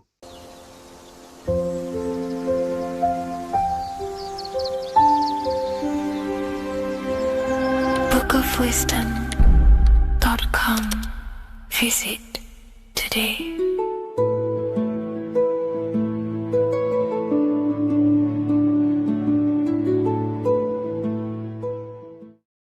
By the end of this video, you will understand the 3 expressions of consciousness, how to use them to create the life you truly want. You'll discover the hidden meaning of the word God, the secret power of the number 3, and how consciousness itself is the key to your reality. We have 3 main expressions of consciousness. We think, we feel, and we act. God is 3-fold. It stands for generator, operator, destroyer. The generator is the mind. This is what thinks, generates ideas. This is the beginning of all creation.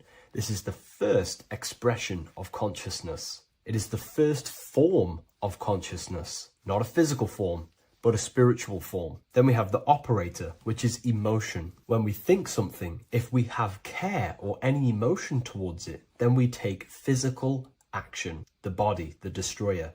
We think, we care, we act. Thoughts and emotions are the 2 spiritual forces which merge together and give birth to actions. Think about it. Why are you watching this video? Because you had a care to watch the video. Therefore, the reality in front of you is because you had a thought, you had a care, you took action to express that reality. Everything goes through this 3-fold process. This is why we say, follow your heart, because the body does follow the heart. We think something in the mind, we feel something in the heart, and the body takes action towards it. Everything operates on the care energy of the heart. The body follows the heart. If you do not care about something, then you do not act towards it.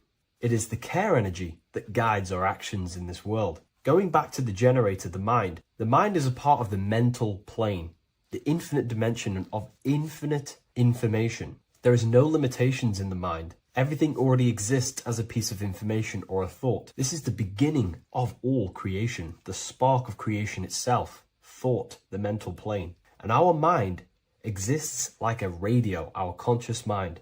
This is why we call it a mindset. What we set our mind onto through attention, mental attention, whatever we set it on, we receive thoughts that are very similar to what we set it on. The mind is like a radio, and whatever we tune that radio to, we receive that frequency and play that song. So if we purify our minds through ritual work, meditation, and affirmations, the mind can become a temple to receive higher thoughts, higher ideas, and better genius ideas. Going back to operator, this is the Holy Spirit. This is what we care about, our emotion. This is the feminine side of consciousness. Thoughts is masculine, the Father. Emotion is the Holy Spirit, which is feminine. And these 2 create a child, which is Jesus, the Son, which is actions. When thoughts and emotions merge together, you have a physical action, which is a masculine force, which is why it's a son. The Holy Spirit represents a purified heart, love consciousness, holding love in the heart. And when we purify our minds, we have an effect and purify our hearts. And the reason why I say that is because whatever we think in the mind directly corresponds to what we feel in the heart. As above, so below. Thoughts create emotions. If we think something and our heart tells us that is bad, we have a feeling that that is wrong, then we should not take physical action towards it. And if we do take physical action against the feeling of knowing it's bad, then you are going against the spirit. That's what the word Satan means, or Satan. The Hebrew word for Satan is Satan. It means adversary or opposer. You're opposing the Holy Spirit. You're opposing what you know is good. You're taking a sin against the Spirit, against the guidance from your soul, the knowingness of good. So when we do purify our mind, we purify our hearts. And when we cultivate love for the self and one another's in our hearts, we gain the Holy Spirit, which is love consciousness. And when we think in our mind with the love of the heart and we merge our thoughts with love, it gives birth to perfect actions. This is what the true Christ consciousness is. We think with the love of the heart and it gives birth to perfect actions. And if everyone did this in the world, we would live heaven on earth. Everyone would be balanced within themselves and the world as a whole would be balanced. So we need to gain full mastery over these three aspects of our consciousness, over our what we give mental attention to, gaining love for ourselves and the collective in our hearts, and gaining a strong disciplined willpower for our physical actions. And if you can gain full control over these three-step process, you can gain full control over your reality. The number 3 represents this 3 aspects of creation or transformation. This is a transformative process from going invisible to the visible. This is also why Jesus dies in a cave for 3 days. It's all about transforming the self. Transformation is the number 3. Me personally, I think the Holy Spirit has been replaced for the sacred feminine aspect of consciousness. They do not want us connecting to our feminine side of consciousness, because then we will cultivate love in our hearts for the self and one another. And love is the most potent force there is in the whole universe. It is what unifies everything. It nurtures everything. It allows things to grow. Think about it. When you hold love or care for someone, you grow relationships. The sun is the perfect symbol and representation of love energy. The sun gives abundantly, expecting nothing back, and allows everything on the earth to grow. It's a caring, nurturing, feminine force that allows things to grow and unify and come together. In today's world, we mainly have thinking and acting without emotion, without care, without the judge of our hearts. It's all about gaining unity consciousness. We think, we care, true care for one another and the self, and we act. And if you align these 3 forces towards something, your business, whatever you're trying to create, you will fully create that reality, because these are the 3 forces that you can use to generate a reality. You can do ritual work to create care in your heart about something, and then you will take more action towards it. The book I'm using here is the Book of Wisdom, Volume 1. You can get this paperback or PDF on my website. So I hope this video has helped you. Please leave a like, comment, and a subscribe on the channel if you like the content. Let me know what you think about the Holy Spirit and if it is covering up the feminine side of consciousness in the comments section. Welcome back, people, to another occult lecture by Revival of Wisdom. Today we're going to be talking about magic and how it's being used on us for the New World Order. Magic has the word mag within it, which is magnetism. Magnetism is the force. Magic is influencing forces, natural or supernatural forces, and using it for a certain agenda to gain something out of it. Now, magic is not what everyone's being thought. It's not some sort of fantasy thing. It's actually very common, and we all do it, whether you believe it or not. Magic is all to do with the mind. As I said, always say in my lectures, your mind is what creates matter. Your mind is what creates your external world. So it's all about manipulating and planting seeds within the mind, because your mind is a garden, and thoughts and words are seeds which are being planted in that garden.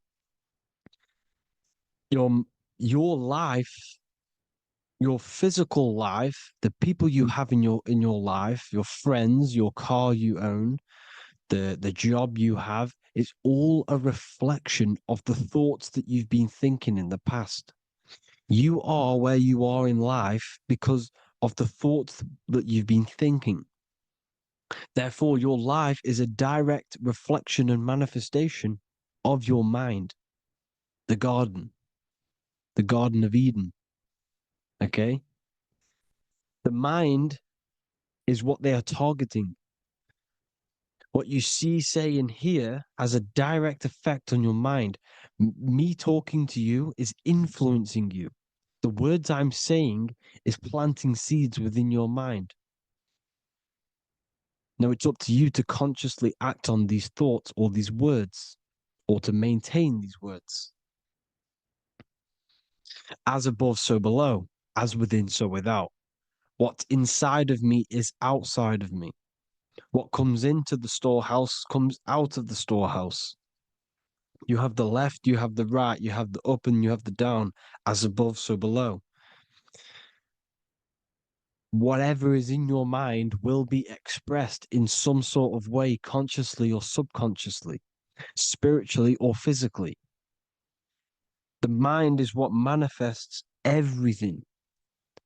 And this is what we need to understand. We need to understand is that the mind is not physical.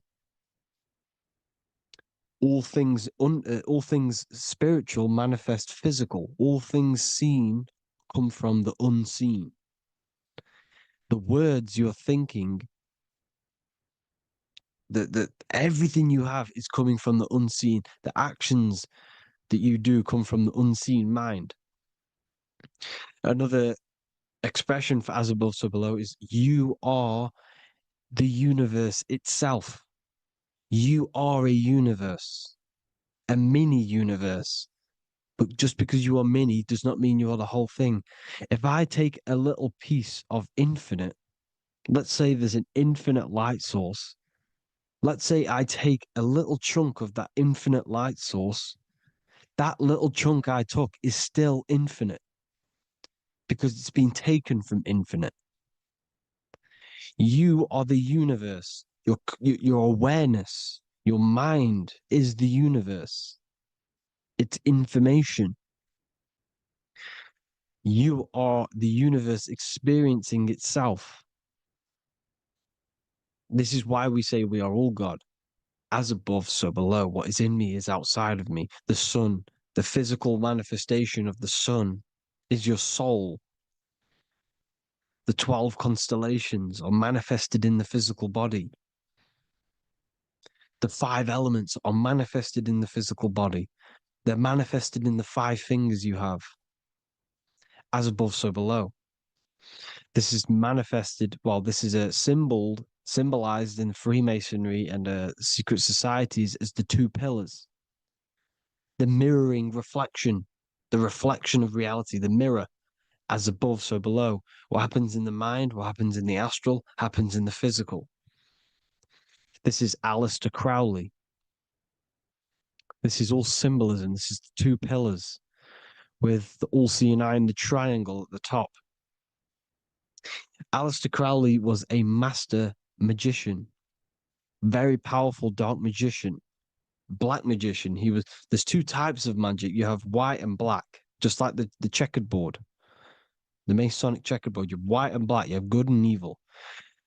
White magic is influencing natural forces to gain something that will help the collective consciousness, help the collective, help the earth, help other people.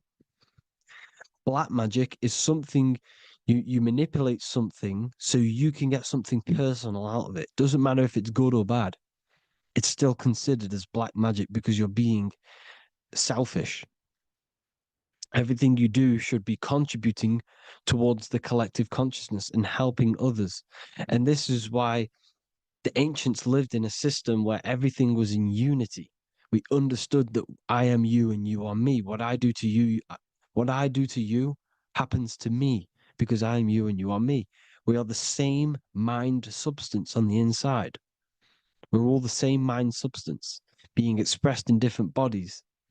So what I do to your mind will have a ripple effect on my mind because all of our minds are connected within the mental plane. So this is why they know all this knowledge. They know all this knowledge. So yeah, this is the mirroring effect of reality, the two pillars, or symbolizes the number 11. The number 11. We'll go deeper into that. The technology we're using is magic. It's a form of magic. Television is tell a vision. They're telling a vision into your subconscious mind, into your memory. And when you turn on the television, you get a program because they're telling a vision to create a program within your subconscious mind. You see, the conscious mind is only 10% of your mind, which is to do with your, what you're aware of, your five senses. What are you consciously aware of? Well, I'm aware I'm here, I'm talking. I'm aware of what I'm wearing, the five senses, what I can hear, taste, smell, hear. What I'm wearing, I'm aware of what I think of. But the subconscious mind is the 90% of your mind. It's the hidden part of the mind, which is telling your heart to beat, telling your body to breathe. It's storing all of your emotions. It's storing everything you see, storing all the belief systems that you have. It has everything. It stores all of the habits you have, the values. It stores everyone's name that you know. All the words that I'm speaking right now is all coming out of the subconscious. Everything is subconscious. And it literally manipulates 90% of your daily basis behavior. Most people don't know this. What you did yesterday is what you will do today because of these beliefs and mental programs within the subconscious, stored within the subconscious. So the subconscious is what they're aiming at. They're trying to create programs within the subconscious because the subconscious manifests 90% of your thought patterns, 90% of your actions and words. They know all this stuff. So the subconscious mind is the most powerful part of the mind. Another way the subconscious manifests and influences your life is, let's say you were in a car crash years and years ago, 10 years ago. Let's say you're in this car crash, right? And you really hurt yourself. The emotion you felt in that time when you were injured in that car crash had a great impression on your subconscious mind. You see, the stronger you feel something emotionally, the stronger impact it has on the subconscious.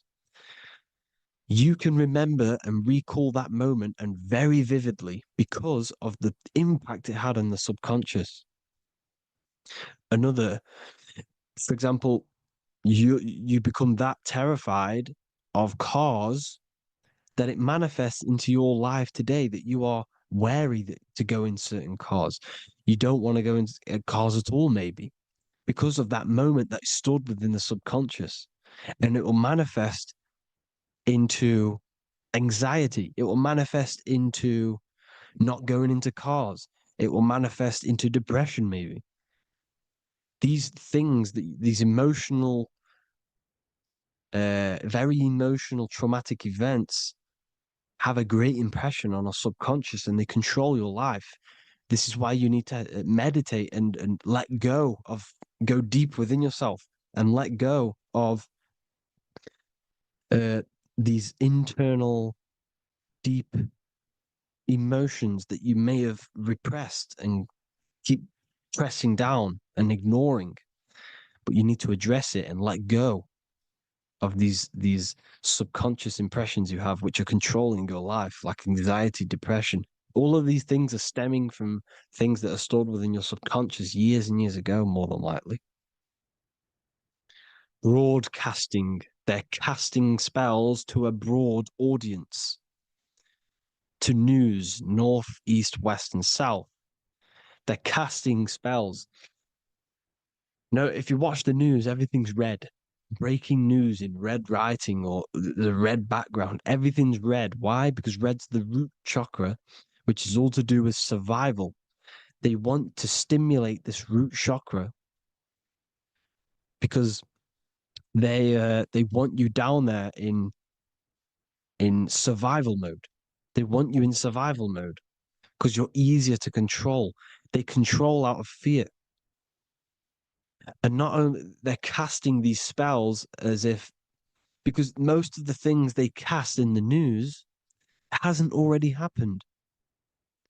They're constantly bombarding you with there might be a war breaking out, war this, war that, kill here, kill there, murders.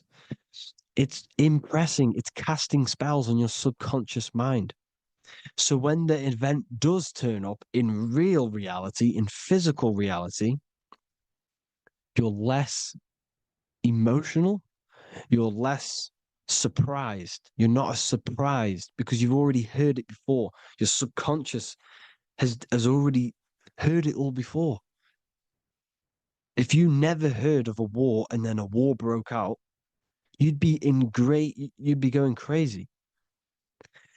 So they subtly program your subconscious mind through the words, because the words they say is impressing your mind, has an effect on your mind, which will have an effect on your behavior, your words, your conversations you have with people. They're casting spells to north, east, west, and south on the tell a vision. They're telling a vision by broadcasting, by saying spells. This is why we call it spelling. Even the word, listen, the words we say cast spells. Bless. Oh, bless you. That's be less. The subconscious mind only picks up literal things.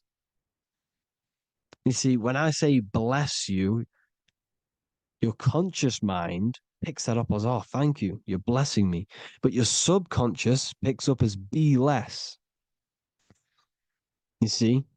Because the subconscious it has no filter. It's just, it is what it is. Everything is factual in the subconscious. Therefore, if I call you an idiot, your subconscious, my subconscious will think I'm talking to myself and calling myself an idiot, and it will take that as true. That is truth. Everything is truth within the subconscious. And the subconscious manifests your behavior. The devices this is the biggest one. Black scrying mirrors. Device, the devil's vice. The device. Okay? Black scrying mirrors, black screen. Screen is scrying. Black scrying mirrors were used to communicate with spirits within the astral plane in the medieval times. They're still being used now by black obsidian mirrors. And look at your phone, it's a black mirror. And there's some sort of, I'm not saying this is fact, but personally, I believe these are portals for spirits and ethereal entities to come into your life, to come into your surroundings. So this is the next big thing: the TVs, your iPhone, your iPod, all black mirrors, and mirrors are very, very powerful. Even just a normal mirror. Mirrors have an effect. Whatever you say into a mirror, what you say is energy. And when you say something into a mirror, you're saying it into yourself. It's an infinite cycle of words of energy because it's being reflected infinite times. When you say something into a mirror, it has a massive effect. You're saying it directly into your eyes, into your mind. So what you say in a mirror should be said with precaution. Never say anything negative into a mirror. Because mirrors are very, very powerful ways for you to reprogram your subconscious mind for the good. You can say very positive things into mirrors and it will reprogram your subconscious mind. Okay? Manifesting is all magic. It's all magic. Everything is magic. But consciously doing it is what they're doing. They hid this knowledge. Your phone is magic. It manipulates your mind. The iPhone, okay. See, magic isn't all of this with wands. See, Harry Potter, okay, that was created to give you this perception of a mystical and amazing form of magic with magic wands and all sorts of stuff like that. Yes, that stuff was true when the collective conscious minds were on a higher level and our belief systems believed in these things, because the universal mind, all of our minds contribute to reality. If the masses don't believe in magic, if the masses don't believe in a certain thing, it's going to have an effect on physical reality. So when the collective minds are higher and have more open minds, things like Harry Potter can come true. See, it's all in the mind.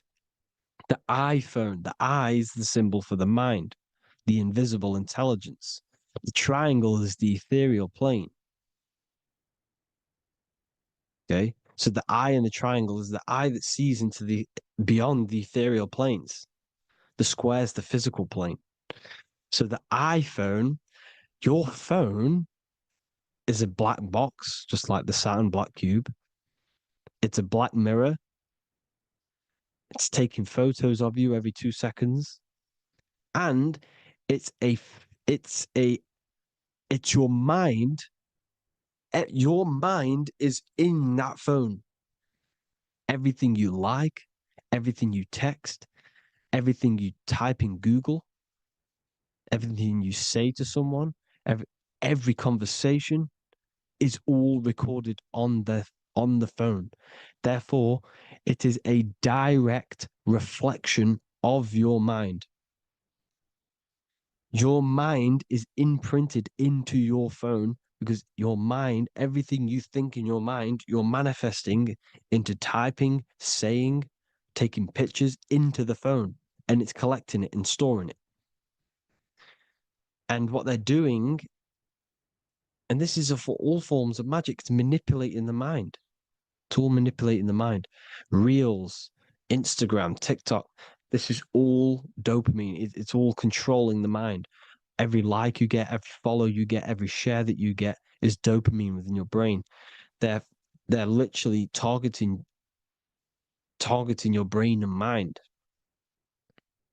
It's all manipulating, because what they're pushing through the phones, through the media, through the news, through the televisions is visions and programs. You are the one manifesting the New World Order. They're not manifesting the New World Order. They're giving you the information so you can manifest the New World Order. Everything they say is contributing to your mind. For example, digital money and all the information they put out for you to see is contributing to your enslavement. Your mind is manifesting the New World Order. They know this. They don't manifest it. There's billions of us. We could easily run over them physically. But on a mental level, these people have the knowledge and they hide it from us and they let us manifest reality because we are the collective. They give us the information which manifests their agenda. It's all magic through the phones, the media, the television. So your phone is a manifestation of your mind. It's a record of your mind. Hollywood, holly tree, holy tree. They used to make wands out of holy trees, because it was the most holiest wood, the best for casting and transmitting energy. So they used holly trees to cast spells. That's what Hollywood is. And in Hollywood, they have the red tear, the blood drop next to the Hollywood sign, because it's all satanic. They're all black magicians. They use Hollywood to cast the spells through the music, through the films. You see, music is a form of magic. All of this is magic. Everything they do is a form of magic because they want an agenda behind it. But it's not black magic. They're letting us create our prison. This is what you have to see. Yes, they're evil, but they're not doing anything evil, or else they would face the karma. They let us manifest this agenda through giving in the information, by telling you what's going to happen in the movies. Everything that happens in a movie, it's all there on purpose to program your subconscious, to plant a seed within your garden, your subconscious, your mind. Because when the mind is already seen something, when it comes up and turns up in physical reality, you will be less shocked and you won't rebel. So they lure you slowly. They make you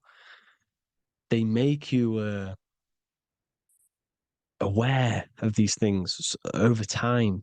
They make you gradually think it's okay. Like the technology, we never used to use these phones. How did we become so addicted and reliant on them? Well, because first they gave you a little flick phone. Well, no, sorry, they gave you a phone in your house. And then once you got used to that, they say, oh, here's the newest version of a little flick phone. You started texting your friends. Everyone was loving it in high school. They could now meet up without saying, let's meet on the weekend at this point at this time, like your parents probably did. Or maybe some of you watching this, you probably had to tell your friend to meet on the weekend at a certain time because you had no way of communicating. So everyone got these phones and got addicted to them. Then they slowly got addicted to the new iPod with the touch screen. Now they invented touch screen. Then everyone got addicted to touch screens.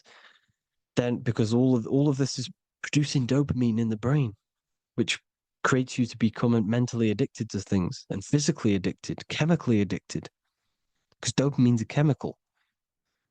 Your subconscious becomes a program within your subconscious, and your body becomes chemically addicted to these phones. And these phones are the enslavement of humanity, technology. Without this, we wouldn't be in this mess without technology. Because they're creating a hive mind. We're creating a hive mind. So back on track anyways, they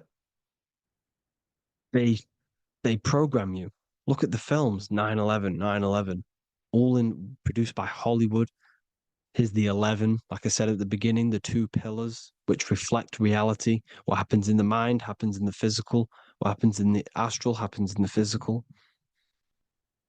Okay, what happens in the physical happens in the mind.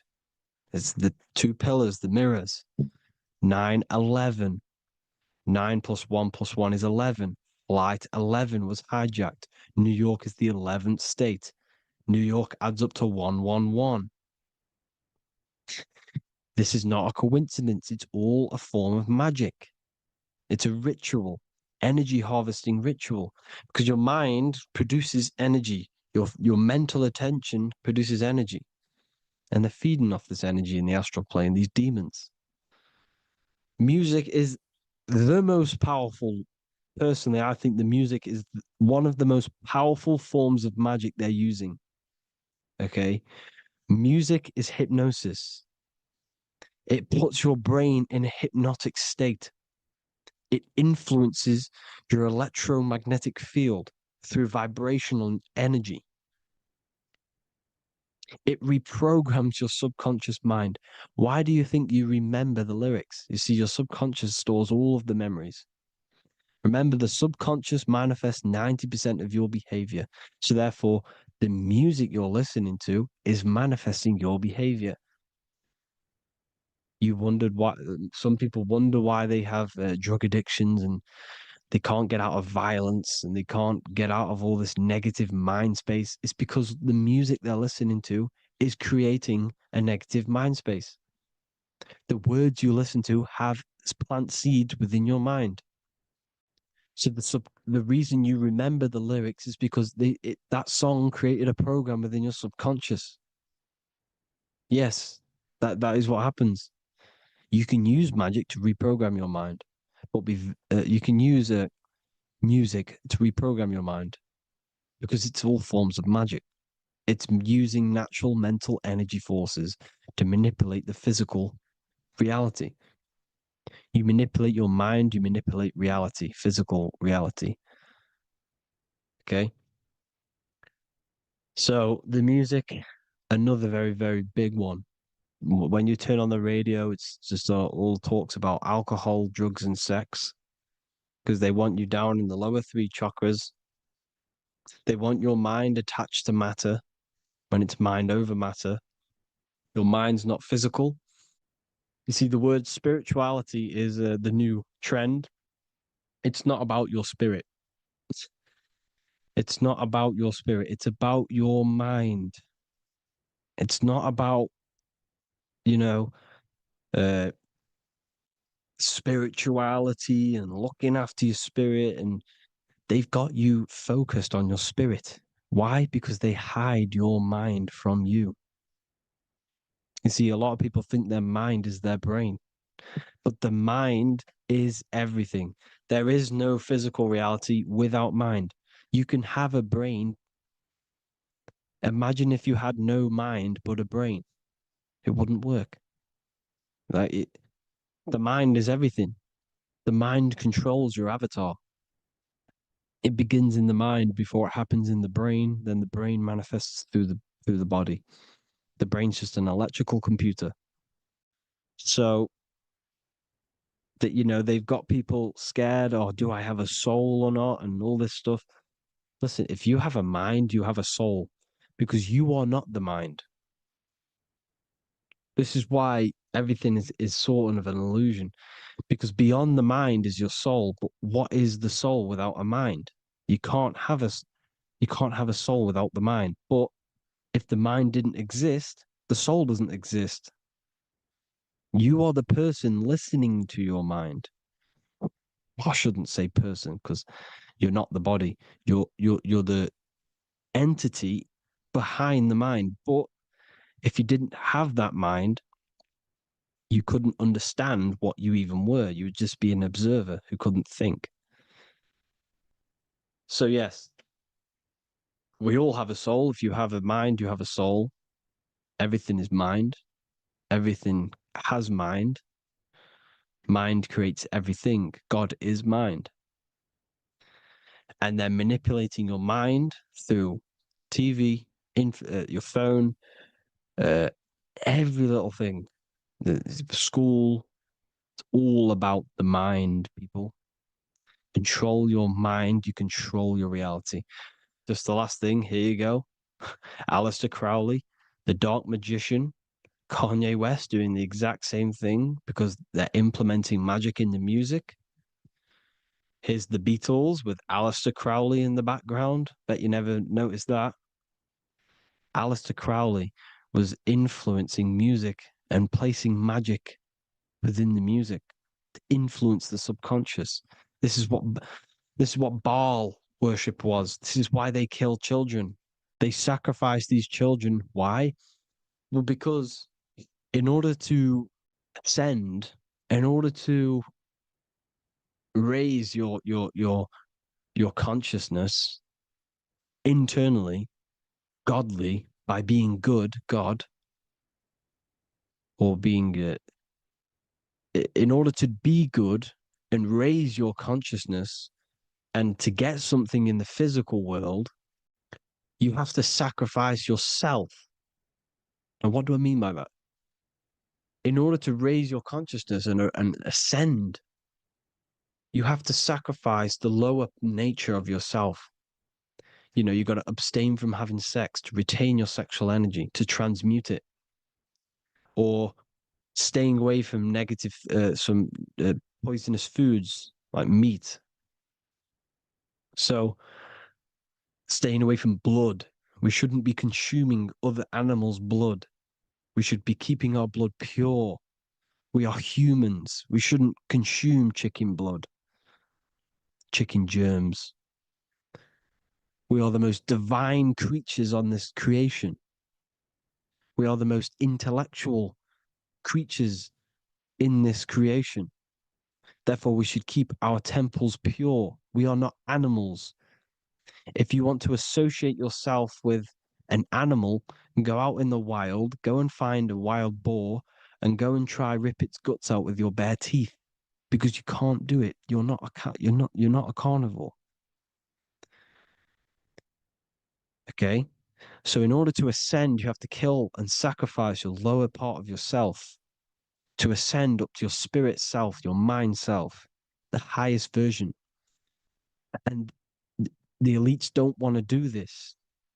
So they sacrifice other things like babies to kill them, to exchange their life over to the astral plane, so these demigods in the astral plane can give them something in return in physical. They don't want to sacrifice their lower self, so they sacrifice other things for exchange, for physical pleasure.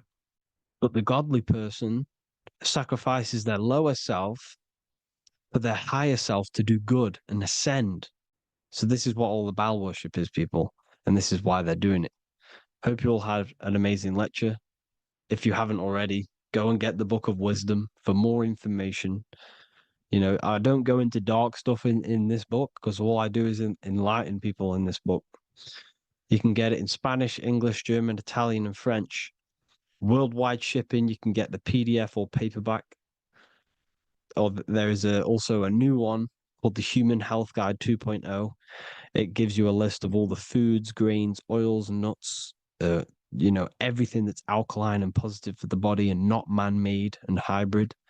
It tells you all the products to stay away from, how to fast, how to improve vision, how to improve everything, literally. So the Human Health Guide has been released. If you want that, I'll put all the links in the bottom in the description. Hope you all enjoyed the lecture, people. God bless you all.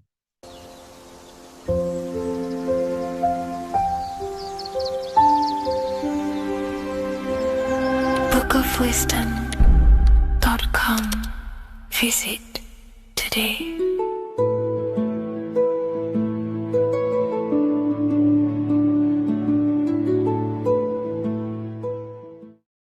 Hello, Seeker. Welcome to Revival of Symbolism, a channel devoted to the language of esoteric symbolism, guiding you to discover yourself and expand your consciousness into deeper realms of thought. I'm Harry B. Joseph, also known as Revival of Wisdom, and today we're going to be discussing the symbol of an eye inside of a triangle. So the first thing we need to understand about symbolism is that symbolism is a subconscious language. We don't just look at these symbols and get a basic understanding. Like a word, for example, if I wrote the word hello here, you look at this and you have an instant understanding of this word in your mind. It has no deeper meaning, or veil, what we like to call it. There's no deeper meaning of this beyond a veil. It's simply just a very logical thing to do and understand. But symbolism, on the other hand, goes deep within the subconscious mind. It forces the individual to go inward on themselves. This is why symbolism is so powerful. It makes you turn inward. When you look at this eye in a triangle, you're not just looking at a word, you're looking at a picture. And this forces you to go inward so you can start to try and figure out what this symbol means. You start to think critically. You also start to follow the chains of thought. This is very important inside the occult. Symbols have many layers and veils of meaning. They don't just have one layer or meaning. On the surface level, it has a surface level understanding. But then as you follow the deeper chains of thought, you start to unveil and unravel its deeper meaning. As you awaken in your journey, the deeper levels of consciousness you access, the higher levels of understanding you access, the deeper meanings of these symbols start to reveal themselves. So studying yourself and studying symbolism go hand in hand. So when you're studying symbolism, you're actually studying consciousness. This is what we need to understand, is that these symbols represent forces of consciousness and aspects of consciousness. So what we need to do is to follow the chain of thoughts. Now, what do I mean by the chain of thoughts? If I think of a triangle, it instantly in my mind, I get the number 3. Then if that number 3 leads to another thought, for example, father, mother, child, father, mother, and child. Father, mother, and child then leads to another thought, then another thought, then another thought. So this is the chain of thought that we have to follow. This is why symbols must be meditated upon. We meditate upon symbols to unravel the deeper meanings of these, so we can unlock deeper levels of awareness. Okay, so we're diving straight into the subconscious mind with the language of symbolism. It's why it's so powerful, because it forces the individual to go inward and actually use their mind. Symbols train you to think critically. They train you to think in a subconscious way, unlike words. So these symbols represent thought vibrations or thought forms within the individual's mind. So let's jump straight into this symbol of the eye in the triangle, and let's go, very surface level, and then towards the end, we'll go deeper into the deeper mysteries of this symbol. On this channel, I don't give spiritual fluff. I give very deep esoteric teachings. Okay, so it would be amazing if you could show some support. Simply just leave a like, comment, and a share on the video. Share this video to a friend. So, first of all, let's look at the number 3, because this triangle symbolizes the number 3, okay? 3. We have a father, we have a mother, and together they unify to create a child. So that's a triangle. So what does this actually represent? Father, mother, child. In order for creation, it takes 3 steps. We are born, we grow, we die. So this is how creation unfolds in a 3-step process. In order for you to have a child, you must have 2 people and then give birth to another, number 3. Then when you are given birth, you give birth, you grow, you die, then you return back to your original state. So the number 3 symbolizes this transformation or creation itself, how creation is a 3-fold. We see this in Brahma, Vishnu, and Shiva. Brahma, the creator, you have the creator god, the preserver god, and the destroyer god. This is symbolizing the number 3. And inside the Christian tradition, we have Father, Son, and Holy Spirit. We're going to dive deep into that as well. But it simply just represents the 3-fold of creation, how creation is a 3-fold process. Okay? So let's go a little bit deeper now. That's more exoteric. That's an external teaching. I've just taught you something that's very external. But what does this represent to the internal, to the esoteric? The number 3 is the 3 forces of the soul. The 3 forces of the soul. The soul thinks. It thinks. We have a mental field. We have a mind. All around us is a field of mind. We don't just have a mind. All around you is a field of thought and a field of mind. Okay, this is what we have to understand. A lot of people just think they have a mind. Your mind is attuned to the mental plane, and the mental plane is surrounding you. There are thought forms surrounding you. There are ideas. There are, all of these things in the mind that exist in an infinite field made of mental matter. Mental matter. So the soul thinks. The soul feels. It has feeling. We have emotion. And the soul takes actions. So the soul has 3 ways it expresses itself. Consciousness expresses itself through mentalism, through emotionalism, and through actions. This is how the soul is creating, through 3 different dimensions. Before you take a physical action, you don't just take the action. You first think, you feel, then you act. You only take action on what you feel, what you have a love towards, what you have a care towards. This is what the Freemasons call the generative principle. It's about, this is what generates your reality, your feeling. Because you can think infinite thoughts, but if you don't care about them, you don't take action on them. As soon as you have a care about a specific character of thought, your body then takes an action. Okay? So this is representing the 3 expressions of the soul. Now, the number 3 is actually the number 1. Because this is all one line, remember. This is all interconnected. And here we have the number 1. in the middle, one eye. We'll go deeper into that. So the number one is symbolized by the eye because there's one eye. So pretty much what this symbol is the number one and the number 1, 2, and 3. So it's 1 and 3. The 1 is expressed in 3 ways, which is the soul expressing itself and creating reality through 3 ways: thought, emotion, actions. Okay? These are all actually one force. These are all one force. When we think, we feel, we act. When we act, this gives birth to a new thought and feeling. They're all one. They're all interconnected. So if I take an action, that can lead to a different thought.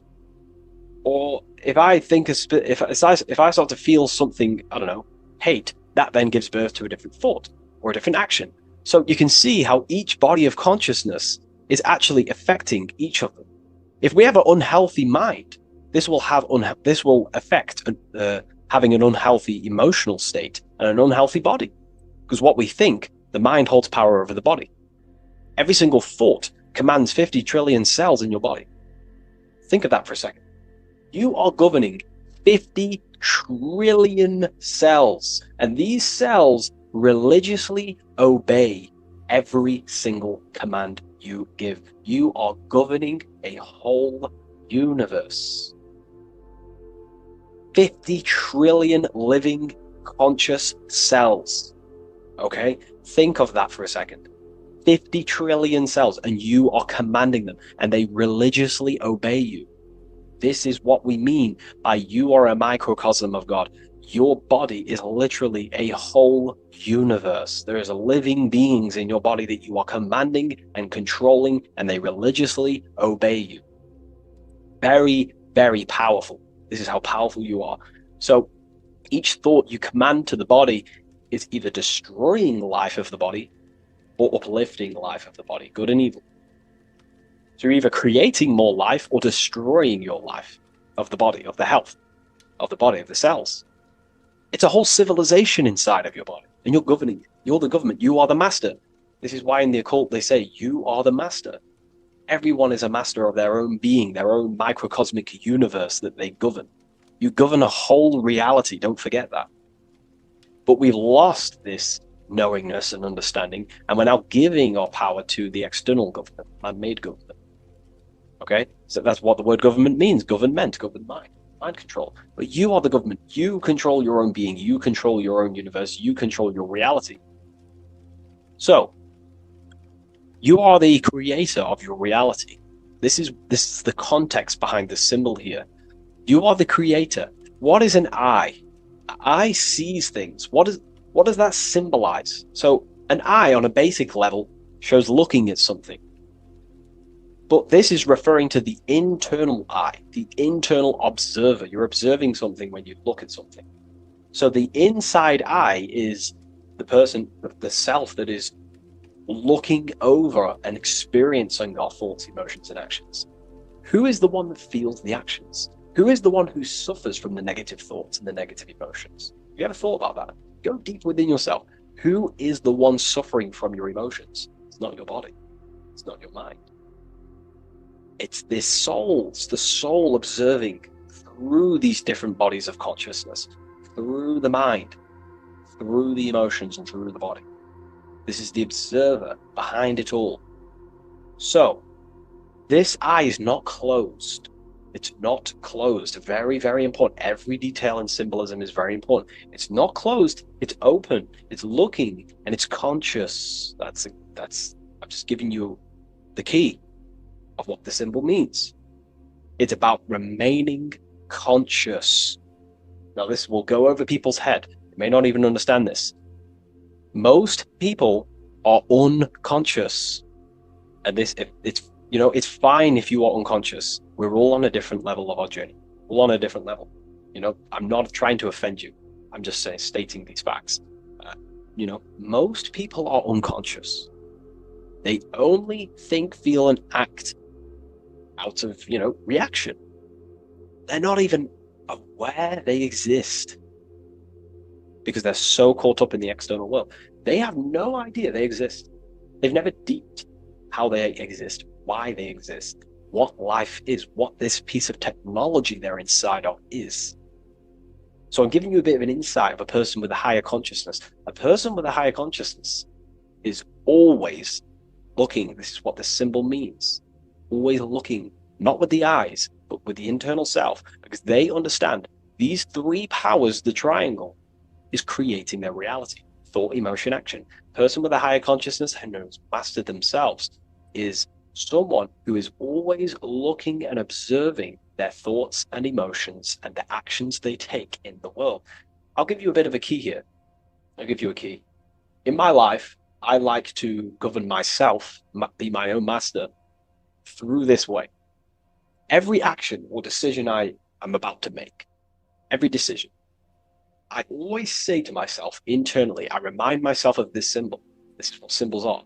You're meant to remember these things. There are tools to help you in life and gain control of yourself so you can ultimately live a better life and create your own reality. I remind myself, if I take this action, what is the effect that's going to come from this action?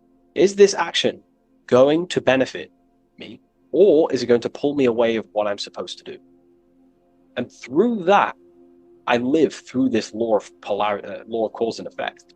We cannot escape that law. You have to deeply understand this. You cannot escape the laws of cause and effect. They are always infinitely creating your reality. Cause and effect. Every thought is producing an effect. Every emotion is producing an effect. Every action is producing an effect. Therefore, you must keep this in mind and stay looking. This is what the symbol means. It means stay conscious. Always look over your thought, emotions, and actions. Always look over them. Because if you are not looking at your thoughts, emotions, and actions, and you're living, you're thinking, you're feeling, and acting unconsciously, subconsciously, without conscious awareness, you're unknowingly creating your reality. You can reach a level of mastery. There is a level of mastery. I'm not fully there yet. I'll openly admit that. But it's a goal in mind. There is a level of mastery that one can achieve where they are conscious of every single thought, every single action, every single emotion they feel throughout their day. Very, very difficult because we think around 7,000 thoughts a day, But this is ultimately the goal of mine anyway. It's completely up to you what you do. I'm just giving you this insight that's helped me in life. So it's about being conscious. This is a very overlooked thing in today's world. No, most people are unconscious, that they're walking around as zombies. They don't even realize they think. They don't even realize they have a mind. They think their mind is their brain. If the mind was the brain, then how can the mind go in the past, present, and future? Which means it exists outside of time, but the body remains in the present moment. If the body remains in the present moment, that means it exists underneath time, underneath the law of time, but the mind transcends it, which means the mind operates outside of time, space, and matter. So, that is a key. You are a high dimensional being manifesting in a physical form, and you're looking into the world. This is also another veil of the eye. The eye symbolizes your higher dimensional being. You have no true form. This is one of the biggest secrets. You have no true form. You form what you think, feel, and act. In the astral plane, you become what you think about. You can become an owl. You can become an owl with goat heads or, T-Rex arms. You can be anything you wish. Anything you think about, that's the form you take in the astral and imagination. But beyond the very causal plane, the higher dimensions, you are formless. You are nothingness. But that formless is connected to God. That is the unmanifest. That's the source of all creation. So you are something but nothing. Very difficult to get your head around, but essentially you emerge out of darkness. Emerge out of nothingness. Okay, and that's what the mental plane is. The mental plane is kind of like the first dimension that basically expands into infinite realities. The mind can think anything. There's nothing impossible in the mind. Nothing. But there are things impossible in the physical plane, because the physical plane is more dense and it's governed by more laws. So, again, this is symbolizing staying conscious of your thought, emotions, and actions. Now, another veil, if we go deeper on this symbol now, another veil, another chain that's connected to this symbol, a chain of thought, is that this symbol represents unity consciousness. Person who thinks, feels, and acts in unity. Their soul is operating one force. The soul is operating in one force, which means they think, they feel, they act. For example, I'll be writing my book sometimes. You know, the book of Symbolism, my third book, is coming out very soon. I'll leave a link in the description for you can sign up to the email, the waiting list. We've got a lot of people in there already. You know, this next book's going to be insane. But yeah, you can get notified when that comes out. I'll put a link in the description. When I'm writing my book, I'll get an idea to, you know, go play Call of Duty or go play the Xbox. But then I instantly remember this symbol, thought, emotion, action. Instantly, I then unify my consciousness, my three powers to create reality. These are your powers. These are your rights. These are your things that you have full control over. These are the biggest gifts in life. This is so overlooked, so overlooked because people are so unconscious. These three things are your biggest gifts. They're so beautiful. You have been given the gift of creation. You can mold a whole world, your own world. You govern it. You can think infinite thoughts, no impossibilities, no limitations. You can feel.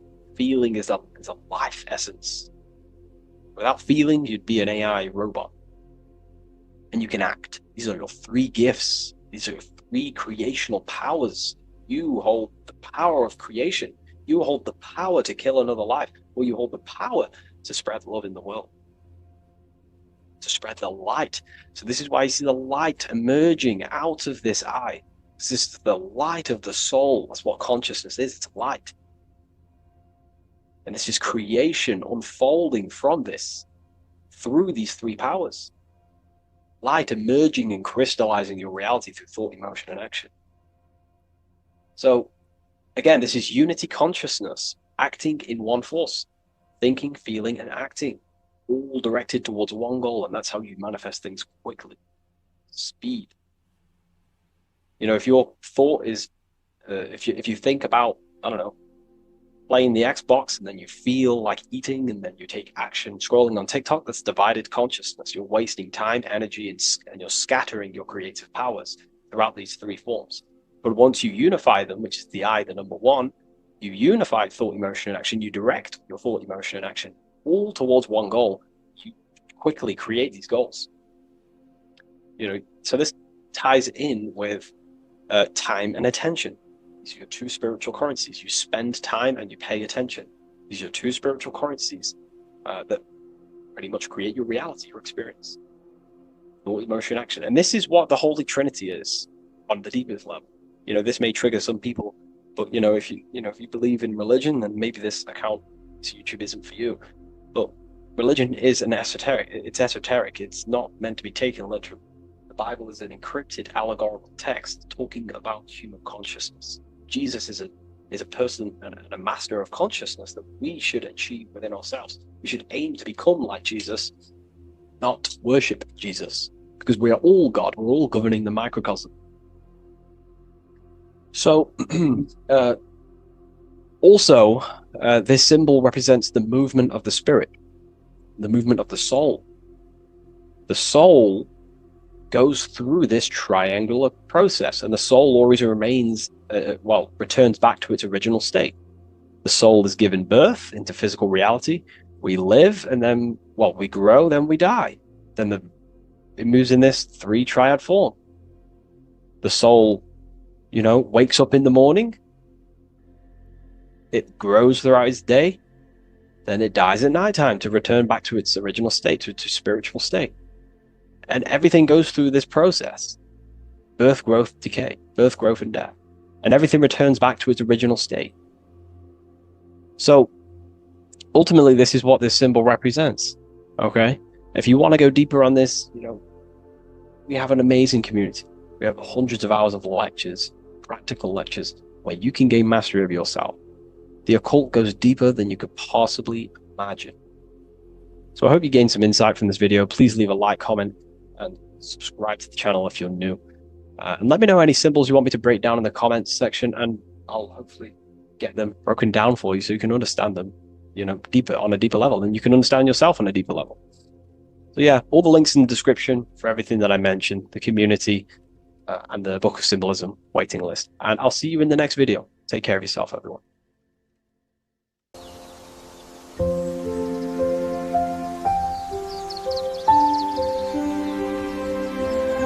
bookofwisdom.com. Visit today.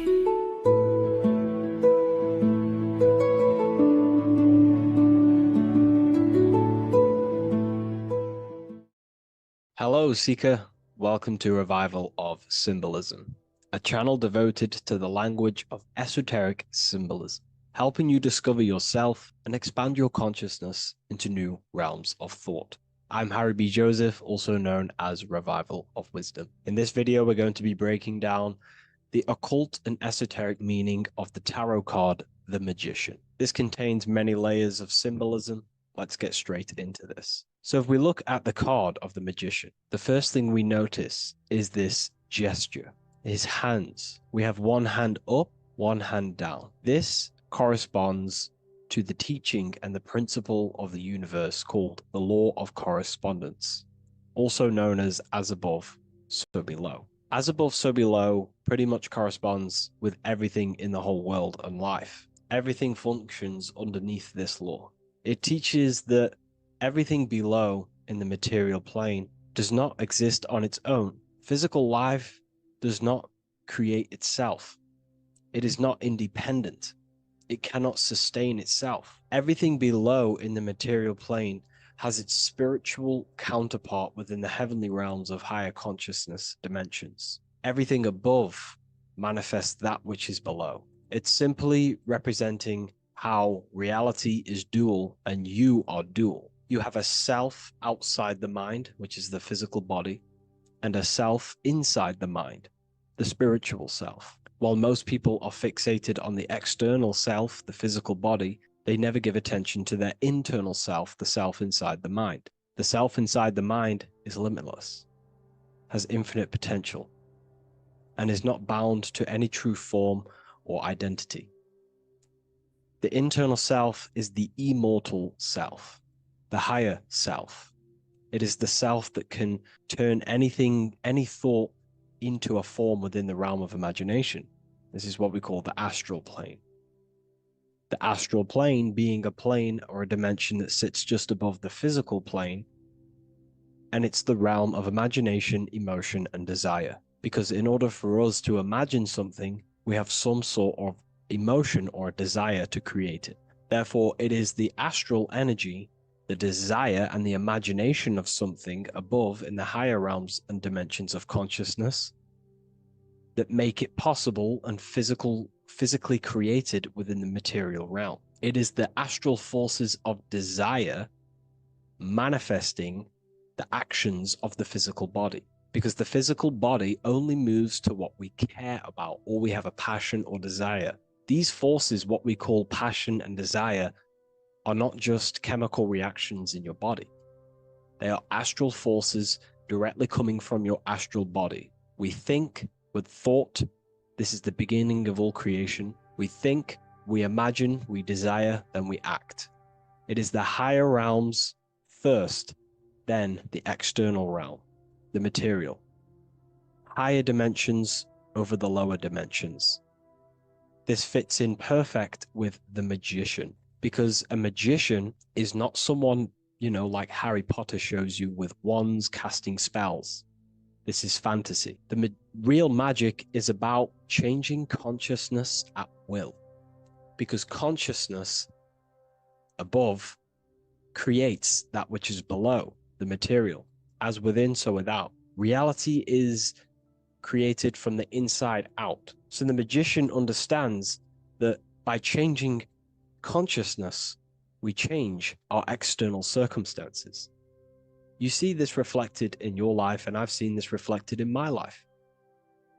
When you change your consciousness, for example, you start to spiritually awaken. You start to think differently, see the world differently. What happens to your external reality? Notice your friends start to say you've changed. You may not fit in with your current friendship circle. Your friends will change and you will outgrow them. and you'll have to seek to find new friends that fit with your new internal state of consciousness. This is teaching that the internal world rearranges the external world.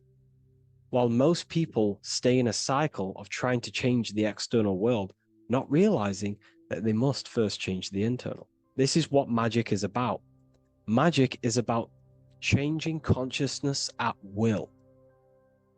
Because when a magician holds the ability to direct all forces of their consciousness to a specific reality within them, to create that form and reality within the internal self, they can actually start to produce change in the external reality. We have masculine forces of consciousness, feminine forces of consciousness. The feminine forces of consciousness are imagination, intuition, emotion. The active masculine forces of consciousness are willpower, actions, and intellect, thinking. When we combine the imagination, seeing the reality within our mind, forming the reality within our spiritual vision, the internal vision of the soul, because imagination is the expression of the soul. It is creating with astral light, astral vision. Freemasons, occultists call imagination spirit vision. When we see that reality with our spiritual vision, this is why we have to increase our ability to vividly see within our imagination or the astral plane. If we do not develop these faculties of consciousness, we will struggle. This is what the esoteric is about. We have to increase and develop every part of our consciousness to develop spiritually, to try and reconnect with the internal world, while our whole past life we've been focusing on the external. When we combine the soul's vision of imagination with a feeling and a desire of creating that reality, that's then the internal world pretty much sorted. Then we have to combine that with willpower and actions. The masculine and feminine come together to give birth to a child.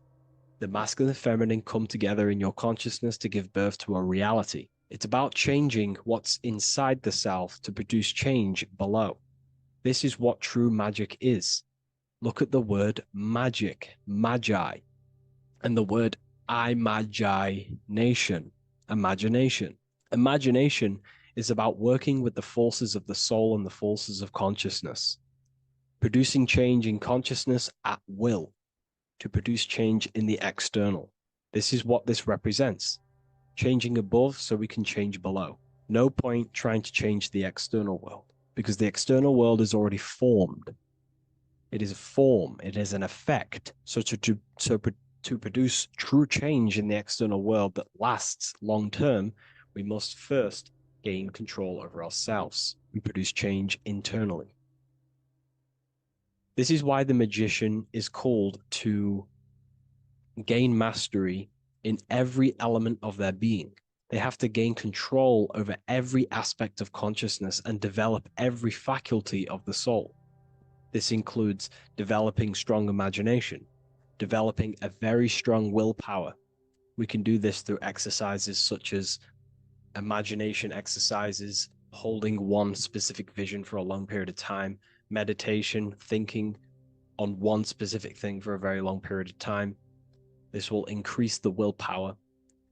It's also about gaining control over the subconscious impulses, the subconscious thinking patterns that seek to control us. It's about gaining control over every aspect of our consciousness. This is what a true magician is. And this is what the true spiritual path is. Developing every faculty of consciousness. It's a never-ending journey of self-mastery. If we look at the magician, we see this infinity symbol rising just above his head, symbolizing the mind being filled with higher knowledge, the mind aware of higher dimensions. You see, the mind is the cause, physical reality is the effect. We need to raise our consciousness from effect consciousness to causal consciousness to truly become a magician and a master of our reality. What do I mean by effect consciousness? Most people live in the realm of effect and reaction. Their consciousness, their mind, emotions, and imaginations are constantly thinking, feeling, and imagining the things that have happened to them. Instead of doing this, we need to change this state. Instead of reacting, we need to become the cause. Instead of thinking and imagining and feeling the realities that's already gone past and things that have happened to us, we need to change this so we use the powers of the soul, the powers of consciousness as imagination, emotion, the intellect, as causes and not reactions. This is how we truly become a magician and apply this principle of as above, so below.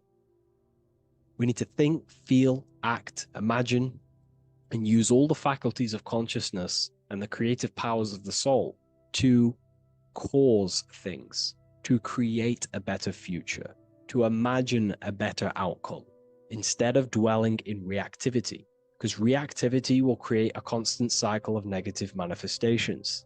If we sit around and moan, complain, think, imagine, feel the things that have happened to us in the past, the mind is the cause. And if the mind is in that state of reactivity, it's just going to constantly create more negativity in your external reality. This is what it's all about, as above, so below. You can see the sword here. The sword cuts through the air. The air is one of the 4 physical elements. Fire represents the spiritual body of consciousness. Water represents the emotional body of consciousness. Earth represents the physical body of consciousness. Air corresponds to the mental body of consciousness. So this sword is a symbol of a sharp mind. The mind needs to become very sharp and very disciplined and very controlled, both consciously and subconsciously. What does this mean? We have to gain control over the mind. We have to become more conscious of the thoughts that are happening inside our mental field, because the mental field of consciousness is pretty much the birth of all creation. We think, imagine, feel, then act. So we must gain a sharp intellect, a sharp mind, a sharp, powerful mind. The sword is also a symbol of power. So this is a symbol of a powerful mind, a mastered mind. This is your sword. This is your tool to create, because you are a co-creator. As above, so below literally tells you that you are God itself. The same powers God used to think everything into existence, such as nature, the stars, the human body, the macrocosm, the world. God thought the world into existence. We live in a mental universe. All creation is first thought, then manifested physically. The same powers of thought God used to create the world is the same power that you use to create your world. You are cut of the same fabric of God. You are a microcosm, as above, so below. God is the macro, you are the micro. What is the wand? The wand is not real. This is not a real wand you cast spells with, but a symbol. The symbol of the wand represents direction of consciousness, willpower, and attention. We have 2 spiritual currencies which pretty much create our experience and reality: time and attention.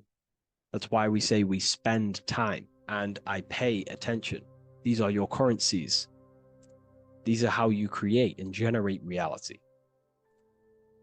Moving on to Jesus and Satan, we see there's an exact same symbolism within the ancient paintings. Jesus pointing up, Satan pointing down. Satan is the egoic force within one's consciousness. He is a symbol. Satan is not a real identity or being or entity. He is a symbol of a personality and a force within one's consciousness. Satan represents the negative forces of the ego that tells you to do things that is wrong.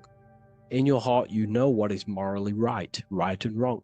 Let's say you're thinking, you get a random thought of stealing an old lady's purse. You, in your heart, know that is wrong. But Satan is the force inside of you that says, do it anyway. Don't listen to the heart. Get the personal gain. I want the money. That's Satan. Jesus is the higher mind, the aspect of our consciousness that dwells above the ego. It's the part of our heart that desires the spiritual. Our heart is the generator of our reality. And whatever we desire is what we generate. You only take action and generate your life on what you care about or what you feel. If someone's talking about something you don't care about, you say, oh, I don't care about that. But if you care, you will listen. If you care about something, you take action towards it. If your heart desires the material, you have been taken over by the egoic force of Satan. Not a real entity, a part of your consciousness, a part of your nature, the dark side of yourself. Jesus represents a heart that desires the spiritual wisdom, the things that cannot be seen. The heart must desire the things that can't be seen, because this is what gives true satisfaction to ourselves. We feel void when we chase material things because nothing material can satisfy our hearts. So this is as above, so below. Jesus is the higher mind. Satan is the lower mind. We must place our hearts on the higher things and give our hearts and desires to knowledge, the things that we cannot see, because this is what gives us true fulfillment. We also see this symbolism in the Baphomet. As above, so below. The material realm below and the fire up here. The fire symbolizes spirit. The spiritual made manifest in the physical. This is all the same symbolism. It corresponds to everything. You can use as above, so below to determine truth. If someone tells you something, tries to make you believe it, and it does not correspond with the law of correspondence, then you know it's a lie. You can use as above, so below to manifest things. You can use as above, so below to see the world as a reflection of God. We are in God's kingdom. This is God's world, and you are creating in the world through the same powers of God, thought. You are a small version of God, co-creating a world and reality in earth. You yourself are an earth. Your body's the earth. Your consciousness is God and heaven. So I hope this video helps. The occult goes deeper than you could possibly imagine. If you wish to go even deeper, join our community, Ethereal University. Please leave a like, share, comment on this video for more.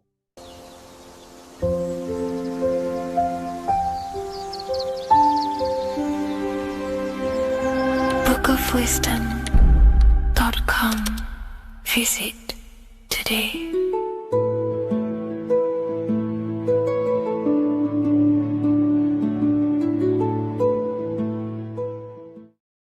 Welcome to Revival of Wisdom.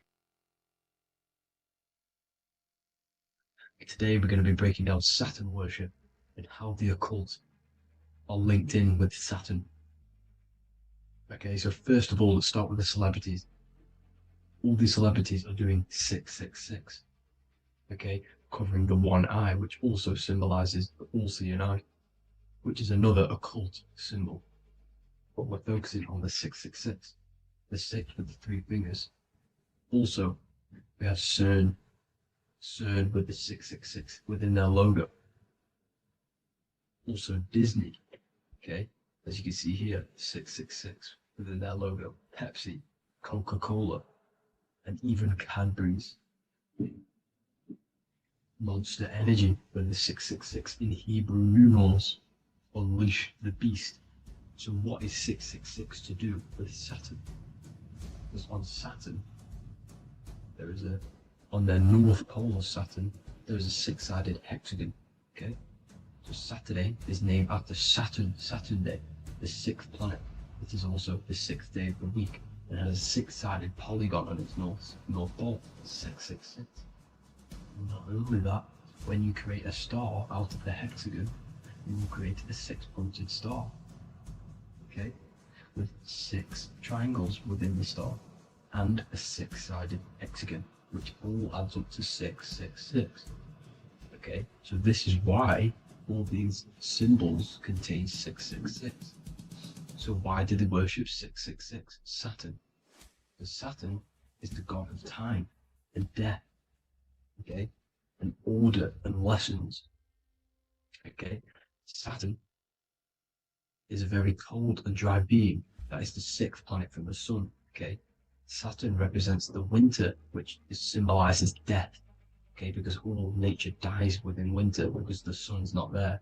So it represents darkness and death. It rules the zodiac sign of Capricorn. Okay, so in the celestial cycle, Saturn is always opposite the sun. So it's the opposite of the sun. So they're worshipping this energy which is death-like, okay? This god which is death and does not bring life, okay? Also is the god of time, okay? Also in the Roman and in Greek it's called Chronos, okay, which is just a translation for time. It's also known as the Father Time, aka the Grim Reaper, okay? The Grim Reaper, keep that in mind, we'll come back to this. Here are some more logos for the Saturn, okay? NAC, Internet, Wi-Fi, Okay, all these occult logos all worship Saturn. They are a satanic occult. They worship this death god, this evil god. Okay, this is where the cube now comes in. Okay, because what color is associated with Saturn? Okay, black, because it's the absence of light. It's opposite the sun. So black is this the color associated with Saturn. Each planet has its own color associated with it. Okay, so when you make the cube, okay, as you can see here, the cube out of the polygon, it creates what? A black cube. Okay, and the Kabbalah, okay, Kabbalah means cube, Allah means the God, the cube God. These religions are secretly worshipping this cube God, the god of death, Saturn, Satan. It's the same entity behind it all. Okay, so also we have these black cubes in Australia, Denmark, all around the world, these black cubes, because this occult is worldwide. Okay? Saturn, Satan taking over this realm. Okay, also with this black cube, they walk around it like the rings of Saturn. It's around the black cube of Saturn with the rings, they walk around in circles. What are circles? Cycles. What is a cycle? Time. The time god. This is why it has a ring around it, because it represents time, cycles. Okay? And this is another depiction of Saturn, always depicted with this Reaper staff. Okay? Keep in mind this staff, just like we associated with, aka the Grim Reaper. The Grim Reaper also wears a black robe, representing Saturn with the same staff. Can you see it? This is where it comes in. Okay? The same thing, look, the same staff with the black robe. Black representing Saturn, the god of death.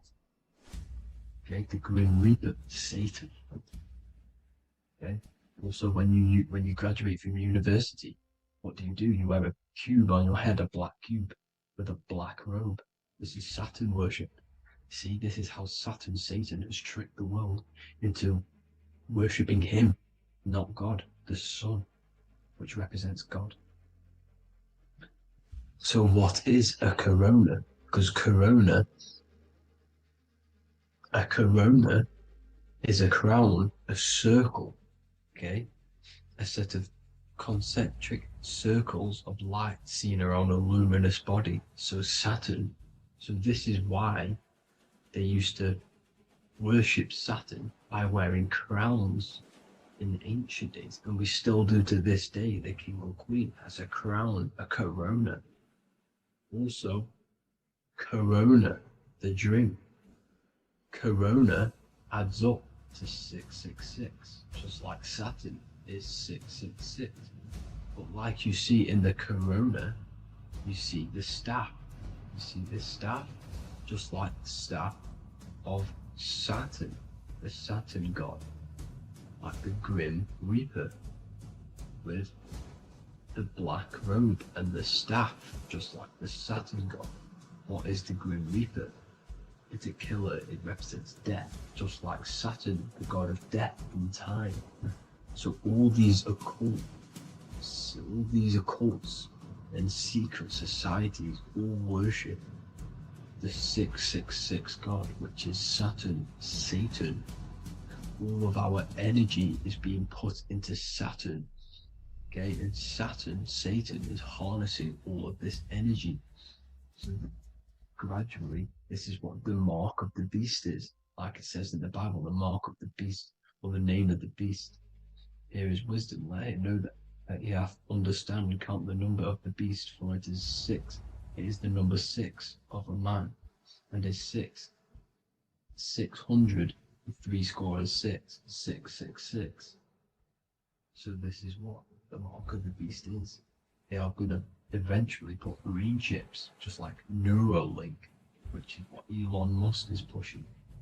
Okay, So this chip is the mark of the beast, and it's going to be implanted to our hands or brains, okay? And they will manipulate our consciousness, and it will manipulate our DNA, and it will directly connect us to AI, and AI is linked in with Saturn, Satan, as the demons and the people who rule this world are in love with AI. They want to connect humans to AI. And this will control our consciousness completely and give all of our energy back to Saturn, Satan, this deity that they all worship. Just like when you get married, you wear a wedding ring, the rings of Saturn, over the finger, which represents the sun. So you're basically seeing Saturn over the sun. The sun is the son of God. It represents the sun, represents God. So you're putting Saturn over the sun. So thank you guys all for tuning in. I'm going to leave you guys here. Please leave a like, comment some topics that you want me to talk about. And please subscribe for more amazing content. God bless.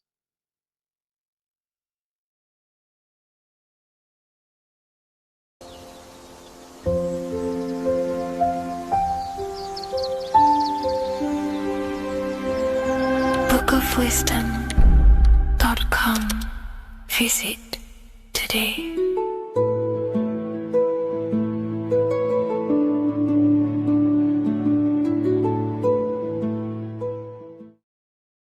What are we all doing, people? Survival wisdom. Today we're going to be breaking down the Bible and its real, true metaphysical meaning.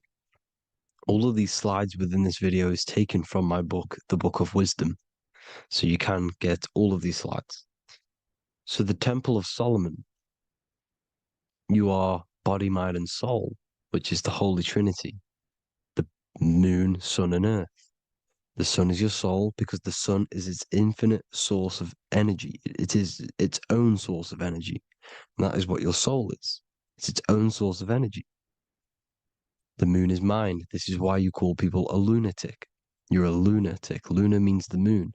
And inside of your mind, you have a specific mood. Mood is moon. And mind in German is Mond. And the word Mon means moon. And earth is your physical body because your body contains of the four elements, the four physical elements. Well, the Temple of Solomon is the temple of the soul and the Mon, the soul and the Mon, the soul and the mind. And it's the temple of the Holy Spirit in the Bible. Everything leads back to one singular point in the center of the brain. The brain is not the mind. It's mind over matter. Okay? The brain is the physical manifestation of the mind. The brain is the electrical computer which decodes the light waves given to it by the mind. This is why everything in the body leads back to one singular point. And we'll go over this in a minute. But this is controlling the physical body. This is the within. If you rearrange within, it spells high twin because within you is your twin, your true self. And it's just an entity in the center of the mind. And if you shut your eyes, you can feel it. Your awareness is in the center of the brain. So there's just an empty chamber in the center of the two cherubs, the two brains. They are two separate brains. They're two hemispheres. And the empty chamber, when scientists chop it up and see it's just an empty chamber, well, because you can't see in that plane of reality, you cannot see the mind. You cannot see thoughts. It is invisible to the human eyes, to the visible light spectrum, to the two eyes. The reason why we call it the third eye in the center of the brain, it's not the third eye, it's your true self. It's the mind and soul. It's an eye because it does see. It's the all-seeing eye that you always see here. There's some Masonic artwork showing the two pillars, the two cherubs, the two hemispheres of the brain, and the inner eye. This is the eye that sees all things. What do I mean by seeing all things? Not physically. It sees the mind. It's what, because your soul is watching the mind. You can observe the mind. You are not the mind. And if you meditate deeply enough, you can go beyond the mind. It's the all-seeing eye. It sees the mind. It sees what emotions you're feeling. It sees what you're thinking. It sees what you're seeing with the two eyes. It's the all-seeing eye. It sees all things. It's omnipresent. It's everywhere. Because the mind can be anywhere. The mind can switch itself into any place it wants. There is no limitations with the mind. So there is two hemispheres in the brain. And in the Bible, there is a quote saying the most holy place between the two cherubs. The two cherubs is the two hemispheres of the brain, and the most holy place is between them, which is what the Masonic artwork is showing. This is the all-seeing eye, the soul and the mind in the center of the brain. And you will not see this with the two eyes. So when scientists come to seeing the empty chamber in the center of the brain, they wonder because they do not understand the occult side of the world. They do not understand the layers of reality. How the two eyes, everything physical comes from the unseen. Everything seen comes from the unseen. Now, the two hemispheres of the brain play a major role in our lives. The right hemisphere is the artist. The left hemisphere is the scientist. The right hemisphere controls the left side of the body. The left hemisphere controls the right side. So there's a crossover. Now, the right hemisphere is to do with your feminine energy, creativity, unification, metaphors, visualization, intuition. The left hemisphere is to do with sequencing, facts, materialistic details, language, and logic. So they keep us normally trapped within the male aspect of our mind, which is the left hemisphere. You know, if you listen to Spotify, Apple Music, and radio, they're all tuned to 440 hertz, which shuts down the right side of the brain, makes you left brain dominant. And we learn, well, 90% of people learn to write with their right hand. They're taught to learn with their right hand, which is to do with the left brain. You see, so we are being trapped within this left side of the brain, which is all to do with logic, thinking logical, not creative. You know, very analytic. But the right side of the brain is to do with your creativity. So the right side of the brain is perceiving reality as a holistic perception. Now, what do I mean?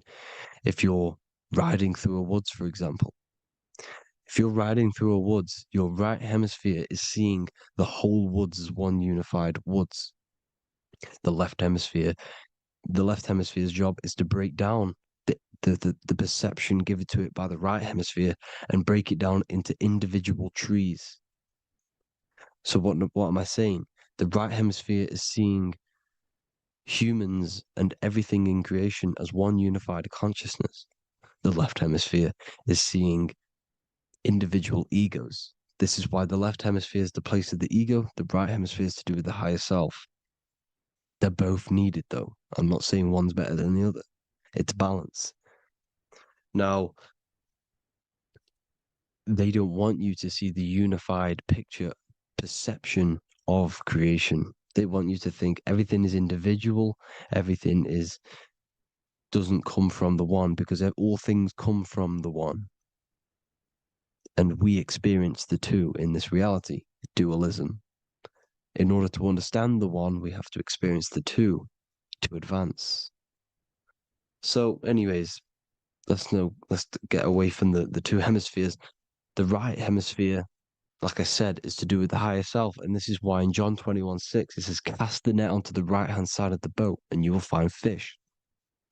Meaning, cast your energy, cast your perception into the right hemisphere of the brain, and you will find God, unification, and higher self. You will see things from a unified perspective. How we are all one, because we are all the same consciousness. The same spark that is in me is in you. This is why I am you and you are me. We are all the all-seeing eyes of God, just split up into individual bodies. We are all made up of the same essence, consciousness. And that consciousness, that mind and soul, is in the center of the brain. You are just in different avatars. And until we see this, we'll forever be divided and conquered. Until we figure this out as a collective consciousness, we will forever be divided and conquered and ruled over. This is why the Bible says, ye are gods. You are the sons of the Most High, because we are. We are the Word made flesh. We are God made flesh.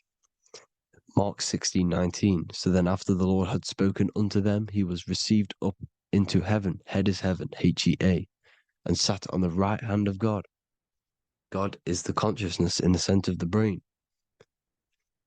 Heaven is the head, and the right hand of God is the right hemisphere of the brain, meaning he sees things in unification, creativity, intuition, the higher mind, the higher brain. When Moses crosses the Red Sea is the corpus callosum, moving from the left to the right hemisphere of the brain to see unified perception of reality. Head, H-E-A, heaven, same root word.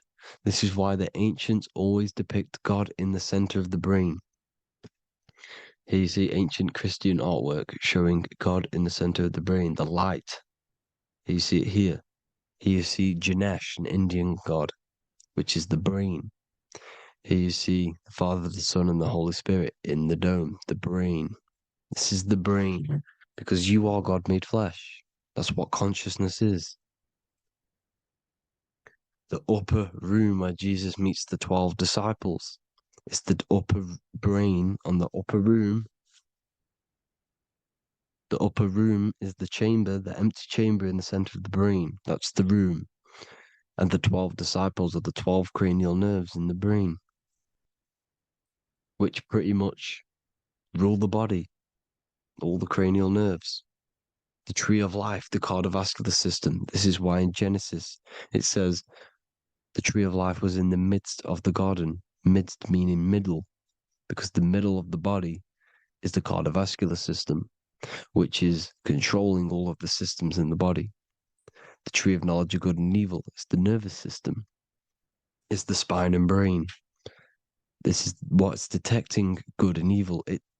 The brain is the electrical computer with the left and the right hemisphere, decoding the dualistic world, decoding the light waves given to it by the external world. It is an electromagnetic computer. It is artificial intelligence. It is very intelligent, the brain and the nervous system, the human body as a whole. But the tree of knowledge of good and evil is the nervous system, because it is the tree that detects good and evil, makes you learn good and evil in this dualistic reality. Here you see Adam and Eve around the tree of knowledge of good and evil. Adam and Eve, male and female energies, but the serpent in the tree, and the tree of knowledge of good and evil. Well, this is the spine, the brain, and the serpent is the kundalini up the spine. The serpent is the S.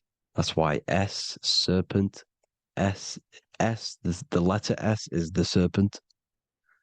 Sex and serpents make an S noise. You know, the Bible cursed the serpent. So we don't figure out the true religion. The true religion is raising the kundalini and becoming God-man and reaching our higher states, our true God self. Because once the kundalini is saved and hits the pineal gland, it activates 100% of the brain, when we're only using around 20 to 10% as of right now without the kundalini awakening. So when you use it, you're activating 100% of the brain. You're activating activating all the dormant brain cells. You're regenerating the body. And this is the serpent in the tree of knowledge of good and evil. This is the spine, brain. This is Adam, Eve, the male and female energies. The light of the body is the eye. Therefore, if thine eye be single, thy whole body should be full of light. Matthew 6:22. This is the single eye in the center of the brain. It is not the pineal gland. It is what's inside the pineal gland. You have to go beyond the physical world, and there are no words to describe things that are not physical, metaphysics. And the whole body should be full of light. Well, this light is the same pyramid that you see.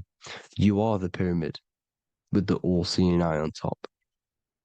This is why the ancients built the pyramids with the stairs in the middle symbolizing the spine, because once you open all the chakras and balance them and raise the kundalini, you activate all of the brain, which gives enlightenment. The word enlight in ment. Ment means mind, light in the mind. Enlighten the mind. And this is enlightenment. We are the temple. And Jacob called the name of the place Peniel, for I have seen God face to face. Within spells high twin. Within you is the God self, which you need to manifest into the external world. And he's seen God in Peniel, the consciousness. He's seen his true self, consciousness in the pineal gland. Genesis 28:10, Jacob's ladder. Jacob, he took a rock there and laid his head on it to sleep. Jacob had a dream. He dreamed there was a ladder that was on the ground and reached up into heaven. Head is heaven. The rock he fell asleep on is the sacrum bone, because he's symbolizing the oil that comes down the spine, hits the sacrum bone and rests there, falls asleep, and it looks up and it sees the ladder to heaven. Because when you raise this oil, you become God man. You become God in heaven. You can leave the body at will. Do you not know that your body is the temple, that your body is the temple of the Holy Spirit? Corinthians 16:19-20. Or do you not know that your body is the temple of the Holy Spirit within you? Your body is the temple of the Holy Spirit, the soul and the mind within the center of the brain, the temple of Solomon, temple of the soul and the mind. Romans 8:10. Christ is in you. It's not external. When you give where attention goes, energy flows. When you give your energy to external things, your attention, your worship to external things, you're giving energy, meaning it's draining you, and you're feeding something within the astral plane, a mental thought within the astral plane. So with you realizing that the Christ is in you, that you don't have to worship anything outside of you, this means that you're internalizing your energy. You're not giving your energy, because where attention goes, energy flows, which means you become more present. You become healthier because you're not giving off all of your special electromagnetic energy that's charging you. This is why the religions run by the Vatican is all external. They're exoteric. Exoteric means external teachings. The esoteric is the internal, the hidden teachings. In Psalms 82,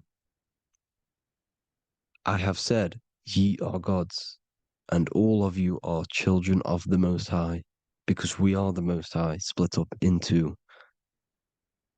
individual bodies.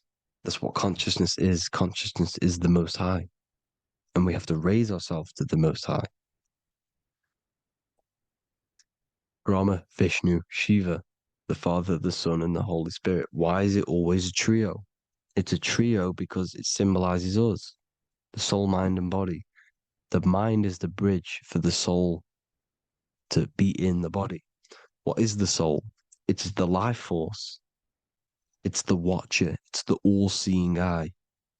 The soul sees into different realities, and it gives life to the body of every reality it goes in. This is why you always see light around the all-seeing eye, because it is the energy, the life force, the light, life, Li. Life is light. And it's the eye because it sees into the different realities. It sees into the dream world. When you're going to sleep at night and you dream, it's not a dream. It's another reality. You're a multi-dimensional creature. We live in a multiverse. There's infinite amount of yous. And there is a version of you which is the highest self in a reality somewhere. And this eye has the ability to switch realities, which is exactly what astral travel is. Astral travel is the ability to switch reality beyond the 3D construct of this world. The Father, the Son, and the Holy Spirit, Brahma, Vishnu, Shiva. Brahma, the soul, inhabits different bodies. This is why they have different heads. Vishnu, the mind, symbolizing gnosis, meaning knowledge. This is the serpent. The serpent symbolized knowledge. Shiva, the body. Father, the Son, and the Holy Spirit. The bird, the soul, because the bird symbolizes the soul. This is why you have here the Egyptians showing you the soul leaving the body. Here you see here with the twin head, the same head, and it's a bird. This is the soul self. This is the ego self. The Egyptians knew this. They knew all of this. Of course they did. Now the whole story of Jesus is all metaphorical for the process which goes on within your body. Your neck and head is the holy grail which the sun and the moon creates. Sorry, the sun and the moon creates the fluid within the holy grail, the brain, the skull. And the moon creates the milk. Sorry, the moon makes the milk. The sun makes the honey, the land flowing with milk and honey in the Bible. The land flowing with milk and honey is the center of the brain in the Holy Grail. Here you see the Masonic artwork showing you the sun and the moon creating the fluid in the spine. Here's the serpent. Serpent symbolizing the two Kundalini channels, the Ida Pingala up the spine. Here's the furnace raising the Kundalini, raising the oil, heating it up, and rising it to the crown. You see? So here you see more Masonic art, seeing the sun and the moon creating the holy fluid in the brain, in the cup, filling the cup. This is why it's a cup, because it's the Holy Grail. This is the holy oil in the center of the brain that gets released down the spine, which is Jesus coming down from heaven. It comes down the spine, down the River Jordan in the Bible. This is when Jesus goes from Nazareth to Jerusalem. He comes down the River Jordan, and Joseph and Mary are in Nazareth waiting for Jesus' return. Joseph and Mary symbolize the pineal and pituitary gland, which produce the two oils created by the sun and the moon. And he returns. When he returns, he gets crucified at 33, because there's 33 vertebrae at the back of the spine, and it crosses the vagus nerve. The crucifixion of the oil past 33 vertebrae creates God-man, and it creates your higher self, and it activates 100% of the brain. And you turn into spirit, you turn to your spirit self. This is why Jesus dies. He didn't physically die, it metaphorically dies and becomes his higher self. The ego self is left behind. It's the same with the whole story of Jesus. Jesus comes down from heaven, which is the oil. He dies in a cave for 3 days, which is the oil hitting the cave. Here's the cave, and resurrects after 3 days. If you resurrect the oil, comes up and gets crucified at 33 in Golgotha. Golgotha translates to a place in the skull. The three wise men from the east, Well, if you look at the Masonic artwork, they'll always show you a ladder up to the east. Okay? Here you see north, south, west. This would be east. Here you see east here. East here. The ladder up to the east. The east is the top, up. 3 wise men from the east, the thalamus, pituitary, and pineal gland in the center of the brain. The most important glands in the body. Here you see the Egyptians with the spine, the sun, and the 2 hemispheres of the brain. What did I say at the beginning? The sun is the soul. The sun is its own source of energy. It's the life force, which gives life to anything it inhabits. The soul is the same thing. That's why sun and soul mean the same thing. So, what I'm saying is consciousness is God. And this is why when it refers to as God in the Bible, it means your higher self, pretty much. And returning back to this higher self, because God is something that you need to manifest. Consciousness is God, and your body is a reflection of the creation by God. This is why everything in the body corresponds with the stars. The stars rule the body. We are an image of the stars. This body is an image of the whole of creation. Aries rules the head. This is the cerebrum, the ram in the brain. Here's the ram, Aries. And we have something called the cerebrum, Aries, the ram. This is the Lamb of God moving to the higher mind. Taurus, which is the lower brain and neck, the cerebellum, the bull Taurus, the lower mind, and the cerebrum and the cerebellum, the ram and the bull, is what makes you ramble on. Ramble meaning walking. The higher mind and the lower mind working together makes the body ramble.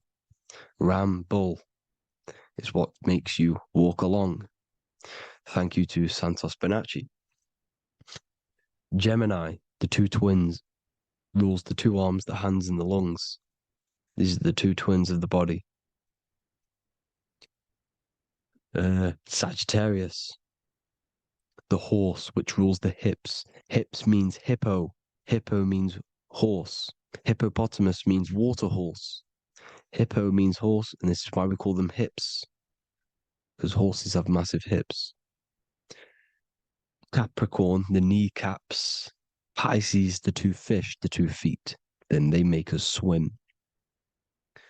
We are an image of the stars, people. Well, the body is anyway. Consciousness is God, and the body is the image of the whole of creation. It's a reflection of the whole creation, as above, so below. 12 systems in the body, 12 cranial nerves for the 12 constellations, 12 cell salts. The body's made out of 12 cell salts. So, this is where it gets kind of deep.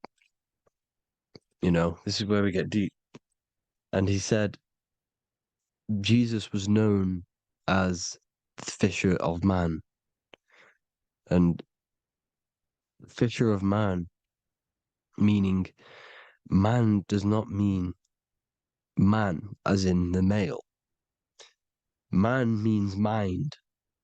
He's the fisher of minds. So the Bible is not patriarchal. It's not patriarchal. Man just means mind, pretty much. So the fisher of mind, man, because he was fishing minds out of this reality into the higher realities. He was teaching people how to leave the body when he walks on water. Walking on water is the physical, etheric, astral, and mental. These are the different planes of reality. The ether is the either, because the ether is the substance that's on either side, astral and physical. It's the 5th element, is ether. And the 5th element is the water. The same water at the beginning of the Bible when it says, let the firmament divide from the waters above from below. The water symbolizes the ether. It's the base of all physical matter. And the ether symbolized is known as the water. So when you're walking on water, you're walking on the ether, meaning you're leaving the physical body. So when Jesus walks on water and he's teaching Paul to walk on water, Paul becomes scared and falls back into the water. Well, when you astral travel and you become scared when you're projecting, you'll fall back into your body. So he's pretty much saying walking on water is leaving the body, and walking on the ether, because the ether is the veil between the astral, and that's what devil means. Devil has the word veil in it, because the devil is trapping you between one veil, which is this world. They're trapping you in this world, this thin layer of reality. Your dreams are different veils. The ether, the astral, the mental are different veils. Devil is the veil. The veil. You need to escape being stuck in one reality and live in between realities. And this is when you truly become a multi-dimensional being, because your soul is just the eye. That's what you are. You're just an eye, and you see into different worlds. And it also, when Jesus means the fisher of man, the fisher of minds, I truly believe, because of my research, that there is other worlds. It's not just this one. There's higher worlds. There's an infinite amount of you, and you've been in them dreams you call dreams. Them dreams are other realities that you are in. That's why when you're there, you don't feel like you're in a dream. You feel like it's 100% real, because it is real. So this is why the ancients always depicted the many different heads, because there's many different versions of you. And this I, the soul, the watcher, is switching itself into different bodies at all times. Well, when you sleep, when you astral project. And this is what the ancients were doing. They understood the multiverse, and they could switch bodies at will. And this is what the 7 seals are in the Bible, also known as the 7 chakras. These are literally portals within us to these different worlds. We're in the heart at the moment. Earth, rearranged, spells heart, meaning middle. This is where good and evil exist. It's the middle point, the midpoint of realities. So, I hope you all enjoyed the video. All of this knowledge that I've give you in this video is inside of my book, the Book of Wisdom. The Book of Wisdom gets updated every single month with new pages. It's a one-time payment for a lifetime worth of research and knowledge by me. So if you do want to get it, the link will be in the description. But I hope you will gain some amazing insight. Please like, comment, and share to help the algorithm, and drop a subscription. And for more lectures, every 2 days, I drop lectures and knowledge within the Patreon. If you want to support the channel, join the Patreon. Everything's in the description, because we are not monetized on YouTube. Thank you all. Have an amazing day.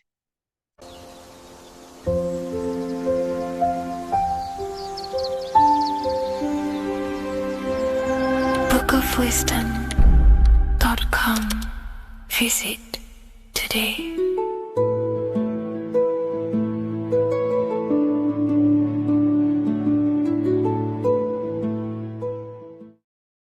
So depression doesn't actually exist, and in this video I'm going to show you how depression is actually a choice.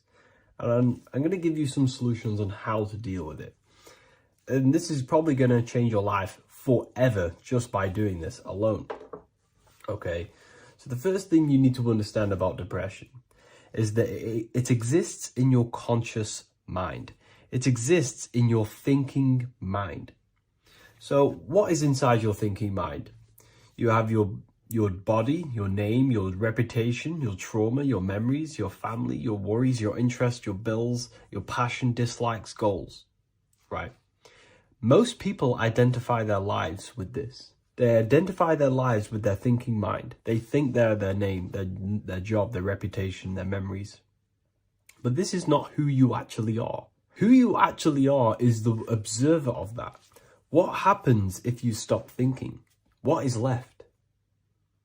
You're left with unconditioned consciousness. You're left with the self, which is what we refer to as I. We are the consciousness, not the thinking consciousness. You are not these labels. You are not your thoughts. You are not your job, your name, your reputation. Okay? And the reason why I'm telling you this is because it's very important, is that we are something beyond this body, beyond this name, beyond our thoughts. We are the consciousness. So depression exists inside of the thinking mind, the conscious mind. Okay? So if you want to get rid of depression, you must learn how to escape the thinking mind. And not only just escape, but that's step one. In meditation, you do meditations, right? We sit still and we have to learn how to control the mind and turn off the thoughts. And when we turn off the thoughts, depression goes out the window because there's no thought present in your mental field of consciousness to be depressed. Okay? You must understand, who is the one suffering from the negative thoughts? Who is the one suffering? Your mind is not suffering because the mind is producing the thoughts. Your body's not suffering from the negative thoughts. You are suffering. And who is you? You are a soul. You are that feeling. You are that person beyond the thoughts, beyond the feelings, beyond that. You are the one experiencing. You are that. Meditation gives us the ability to turn off the thinking mind. This allows us to escape our thoughts. Okay? And it gives us, over a long period of time after meditation, you'll be able to turn this switch. And this switch will be able to turn off your thoughts. And by doing this, we will be able to control our conscious mind directly by the hand. So when you notice yourself gaining them negative thoughts, we can then turn off the switch of turning off the conscious mind and rising to our authentic self and knowing the thoughts are just illusions. Now, let me tell you something that's very powerful. Most of your thoughts are coming from beliefs. Most of your feelings are coming from beliefs. So if you have a feeling of lack, this is coming from a belief that you don't have much. If you are feeling alone, this is coming from a belief that you are alone. So what we must do is restructure ourselves. We must restructure the subconscious mind. And we do this in many different ways. We can do this with meditation. We can do this with visualization, visualizing our desired reality as if we are living it. We can do this with affirmation. Now, a lot of people think, oh, I'm trying to speak something into existence with affirmation. No, you're not using vibration to try and change reality with what a lot of these new age people will teach you. Vibration, your words will not have much an impact on reality. That's the truth. But what they do have an impact on is reprogramming and recrafting and refining your mind. If you repeat, I am wealthy all day long, your subconscious mind, that word will be lingering inside your subconscious and you will start to mold that into your conscious. You'll start to be consciously thinking about this. Most of your thoughts are coming from your subconscious. So if you want to get rid of depression, you got to figure out the trigger. What are you depressed about? What are you feeling? What are the beliefs that are making you feeling and thinking this way? And that's what you must restructure. You must restructure your subconscious mind through visualization, meditation, and affirmation.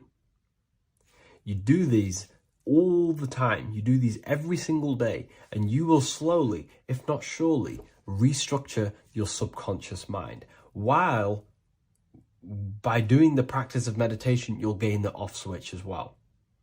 Sometimes depression comes from not living in your authentic self.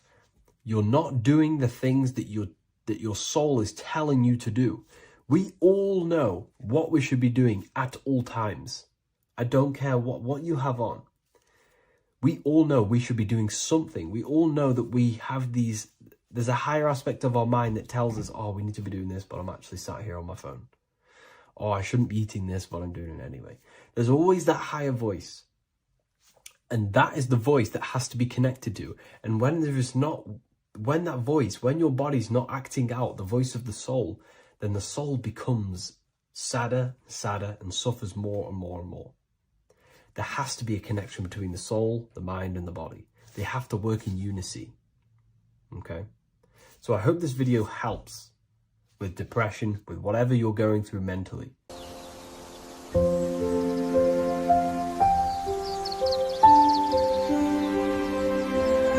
bookofwisdom.com. Visit today.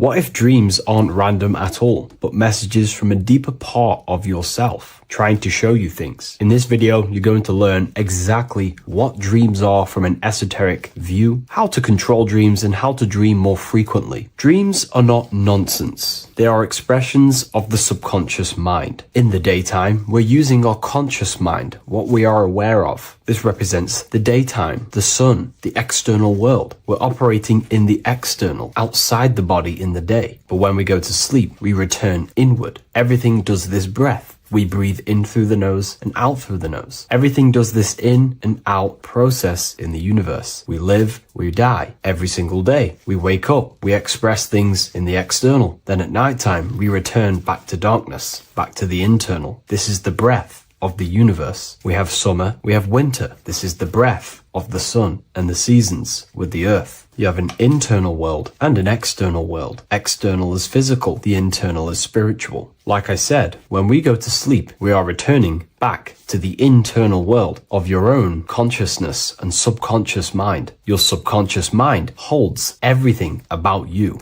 your memories, your traumas, everything you've ever learnt, your language, your name, your job. Everything you identify with is stored within this vast network of the subconscious mind. It is your own personal consciousness. Therefore, when we dream, we return back to the subconscious mind, and we are in fact thinking, but in a subconscious way. The subconscious does not speak the same language as the conscious mind. The conscious mind uses language, thoughts, and all things that are very logical and very easy to understand. The subconscious is the complete opposite. It is very indirect, metaphorical, and symbolic. The subconscious communicates and works in symbols. Ultimately, symbolism is the language of consciousness. This is why in occultism and esotericism, it is filled with occult symbols, because symbols are used to communicate directly with the consciousness within the subconscious mind, and the subconscious mind is ultimately connected to the collective consciousness. We are all connected and tapping into the mental plane, where we receive thoughts, ideas, depending on what we attune our mind to. That's why we call it a mindset. But getting back on topic, the subconscious mind is your own personal network. It is like a net, an interconnected web of your thoughts, memories, traumas, emotional blockages, and all the things you identify with and have experienced in your life is stored within this network. It can be seen as a web. One example of the subconscious mind using symbolism is this next story I can tell you. Let's say I was in a very traumatic car crash as a young child. I experienced a lot of emotional trauma in that car, and that deeply impressed my subconscious mind with that trauma of emotion that I felt. Therefore, every time I see a car in my external world, that car is now a symbol that represents the state of consciousness I was feeling in that particular time of the traumatic car crash. The car is a symbol for a state of consciousness within my subconscious mind. Just like when you see a word, that word triggers what you believe that word to be in your subconscious mind. Symbols are the language of the subconsciousness. Therefore, when we dream, we are basically seeing symbols of our own personal subconscious mind. Our higher mind, which is basically our subconscious, the higher version of you that exists beyond your human thinking mind, communicates using symbolism. The higher mind does not speak human thoughts, human human language. It speaks the language of symbolism. Therefore, when we dream, every event, every person, everything that happens, and everything you see is your own personal subconscious mind materializing within the plane of the astral plane. This is a dimension that sits just above the physical world that everything is pulled out of. For example, look around you. Everything you see around you was thought, then imagined. Imagination is the astral plane, and this astral plane sits above the physical world. As above, so below. These objects were thought, imagined within someone's mind, and then pulled into a physical reality. Therefore, the imagination is what you're experiencing within a dream. It is your subconscious mind thinking and materializing within the imaginative plane.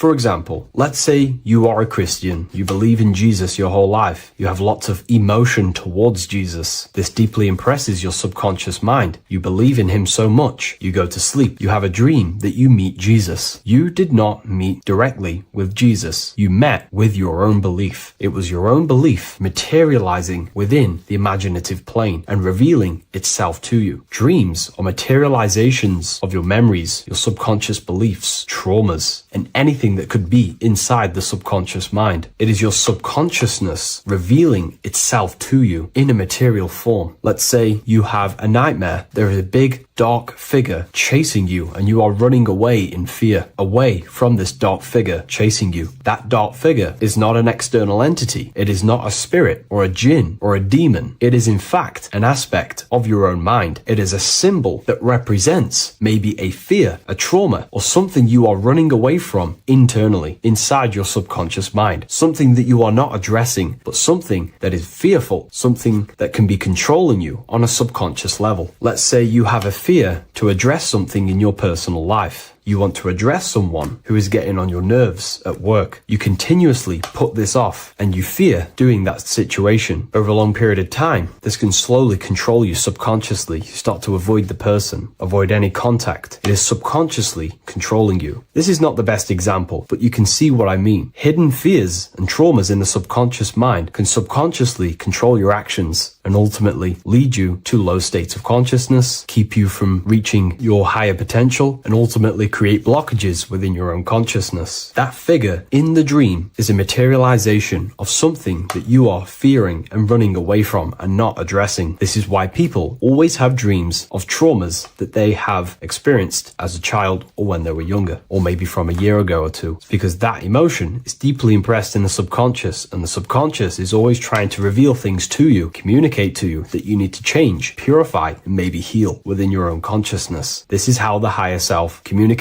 to you through the language of symbolism. Once you understand this, dreams can become a very powerful tool, not just entertainment at nighttime. Your consciousness never rests. Your consciousness is eternal. It is the very spark of the divine. Your body needs rest. Your consciousness is not physical. It does not need rest. So this is a way you can identify what your dreams are trying to show you is by writing them down. A dream journal. Every single dream that you have a book placed near your bed. Every time you wake up, first thing you should do is pick up the book and write every single detail that you can remember about the dream. The people that you met are all symbols or aspects of yourself. Maybe it is a friend you saw in your dream. That friend represents a state of consciousness that is within you and is trying to reveal something to you. It's about making the subconscious into the conscious, to become conscious of the unknown. Write down every detail, everything you saw, every event that played out, even the details of the clothes that they were wearing. Everything is symbolic within dreams. Write everything down and then analyze the dream. Don't analyze it from a logical mind. Analyze it with the right hemisphere of the brain, which allows you to see metaphors, read between the line. Try and gain the message that it's trying to show you. What does this overall mean to you? And what could this reveal about aspects of yourself that you need to heal or maybe take action in your life and world? Because your higher self is always guiding you towards awakening and fulfilling your mission in the manifested physical world. Dreams speak in symbols, not logic. Ask about your dreams. What is this trying to tell me? Don't take things literally. Look for an emotional tone and symbolic resonance. With practice, you'll begin to understand the personal language of your subconscious mind. Now that you understand that, again, please leave a like or a comment on this video. This is now a technique for lucid dreaming and dreaming more often. This is not going to happen overnight. This is not an easy method. It simply takes practice and dedication. dedication. Every morning, choose 3 time slots. For me, I choose 4:30, 5 a.m. and 6 a.m. 3 alarms that are going to go off at these 3 times, half an hour apart from each other. Each time you wake up, stay awake for 5 to 10 minutes. Turn off the alarm. Try and keep your conscious mind awake, but drift back into sleep. There's no other better way for me to explain that. It's very difficult, but try and keep the mind awake, but the body falling back asleep. More than likely, you will drift off back to sleep. Then the next alarm will go off half an hour after. This will wake you up again, guaranteed. You will probably drift back to sleep by repeating this process. After the 3 alarms go off, each one of them times, you're either going to have a dream or a lucid dream, but definitely you will have a dream. And if it doesn't work one time, keep trying it. I've been using this method for a very long time, and I can tell you 70-80% of the time it triggers a dream, and a very vivid dream. And it's ideal for lucid dreaming because keeping the conscious mind awake while letting the body fall asleep, you can become conscious within these subconscious realms of your mind. But when you are conscious inside the dream world, you can do what you want, but you also want to let the dream naturally unfold. If you try and take too much control, then you will wake back up. If you feel any fear in your dream, you will wake back up into the material world. Another tip to dream more often is to meditate before bed. Simply close your eyes and think about nothing for 5 to 30 minutes. Detach from everything outside you, your name, your job, work, thoughts. Mentally detach from the world and the physical pleasures and become pure awareness before you try and go to sleep. This will help you become conscious while being within the self. If you wish to learn more about consciousness, yourself, the Book of Wisdom Volume 2 can definitely help you. I'll leave a link in the description. Thank you for watching this video, and I'll see you in the next one.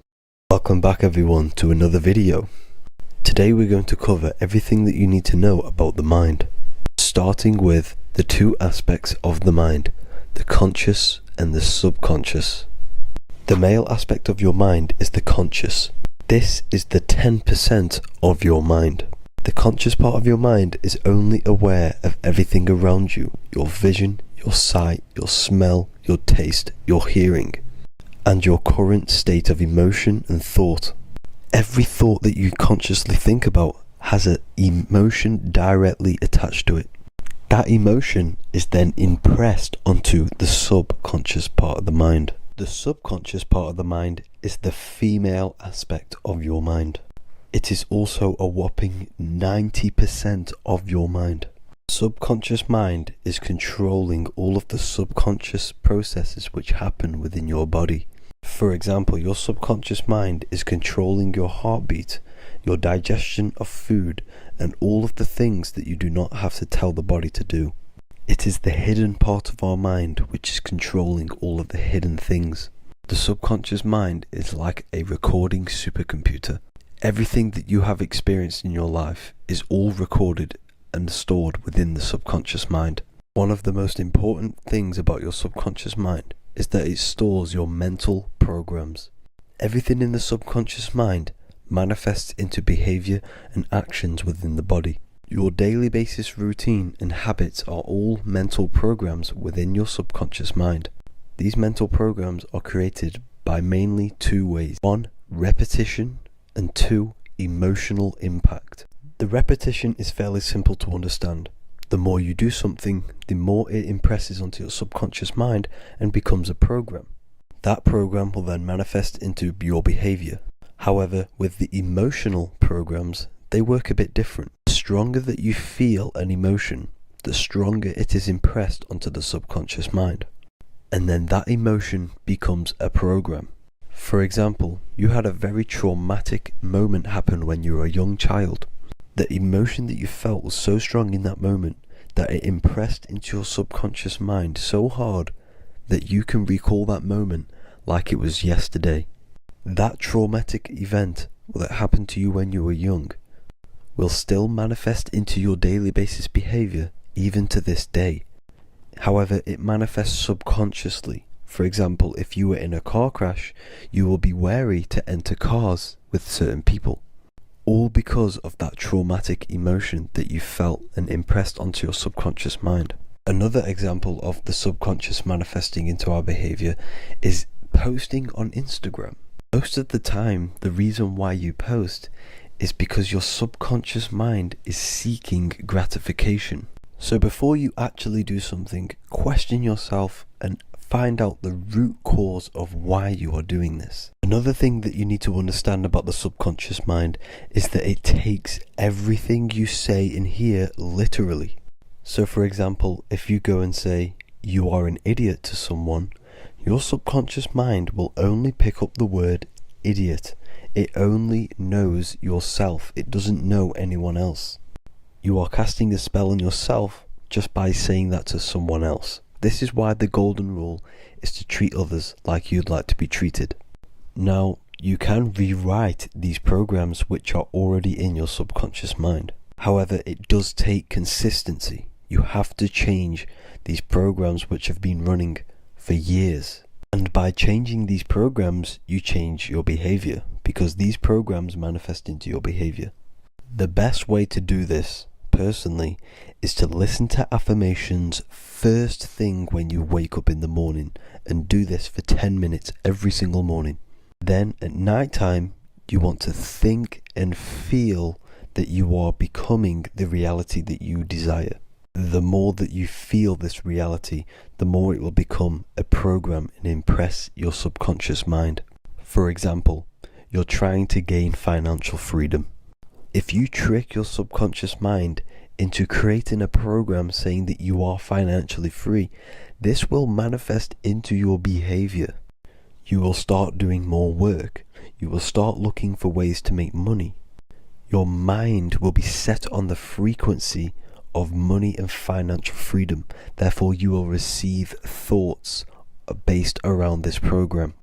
If you take enough action, your life will dramatically change because of this program that you created in the mind. This is why we call it a mindset, because your mind is a frequency tuner which sets its frequency onto different thoughts, because thoughts are frequency. If you fill your mind with a specific frequency, you will gain thoughts and ideas based around that frequency. To create a stable mind, you need to master your emotions. You need to change your mindset. Everything that you experience is neutral. Based upon the mindset that you see it, you either give it a positive or negative charge. By understanding this deeply, you will then control your emotions. I hope you gained some wisdom and enjoyed this video. Please, if you can, leave a comment and a like, and subscribe to the channel if you like this content. Love and light to you all.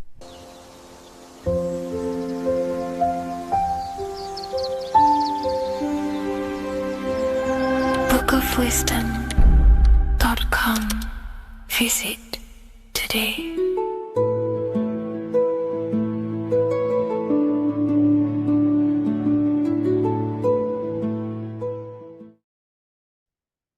As above, so below. This is one of the most crucial teachings within esotericism, occultism, or what we like to call it today, spirituality.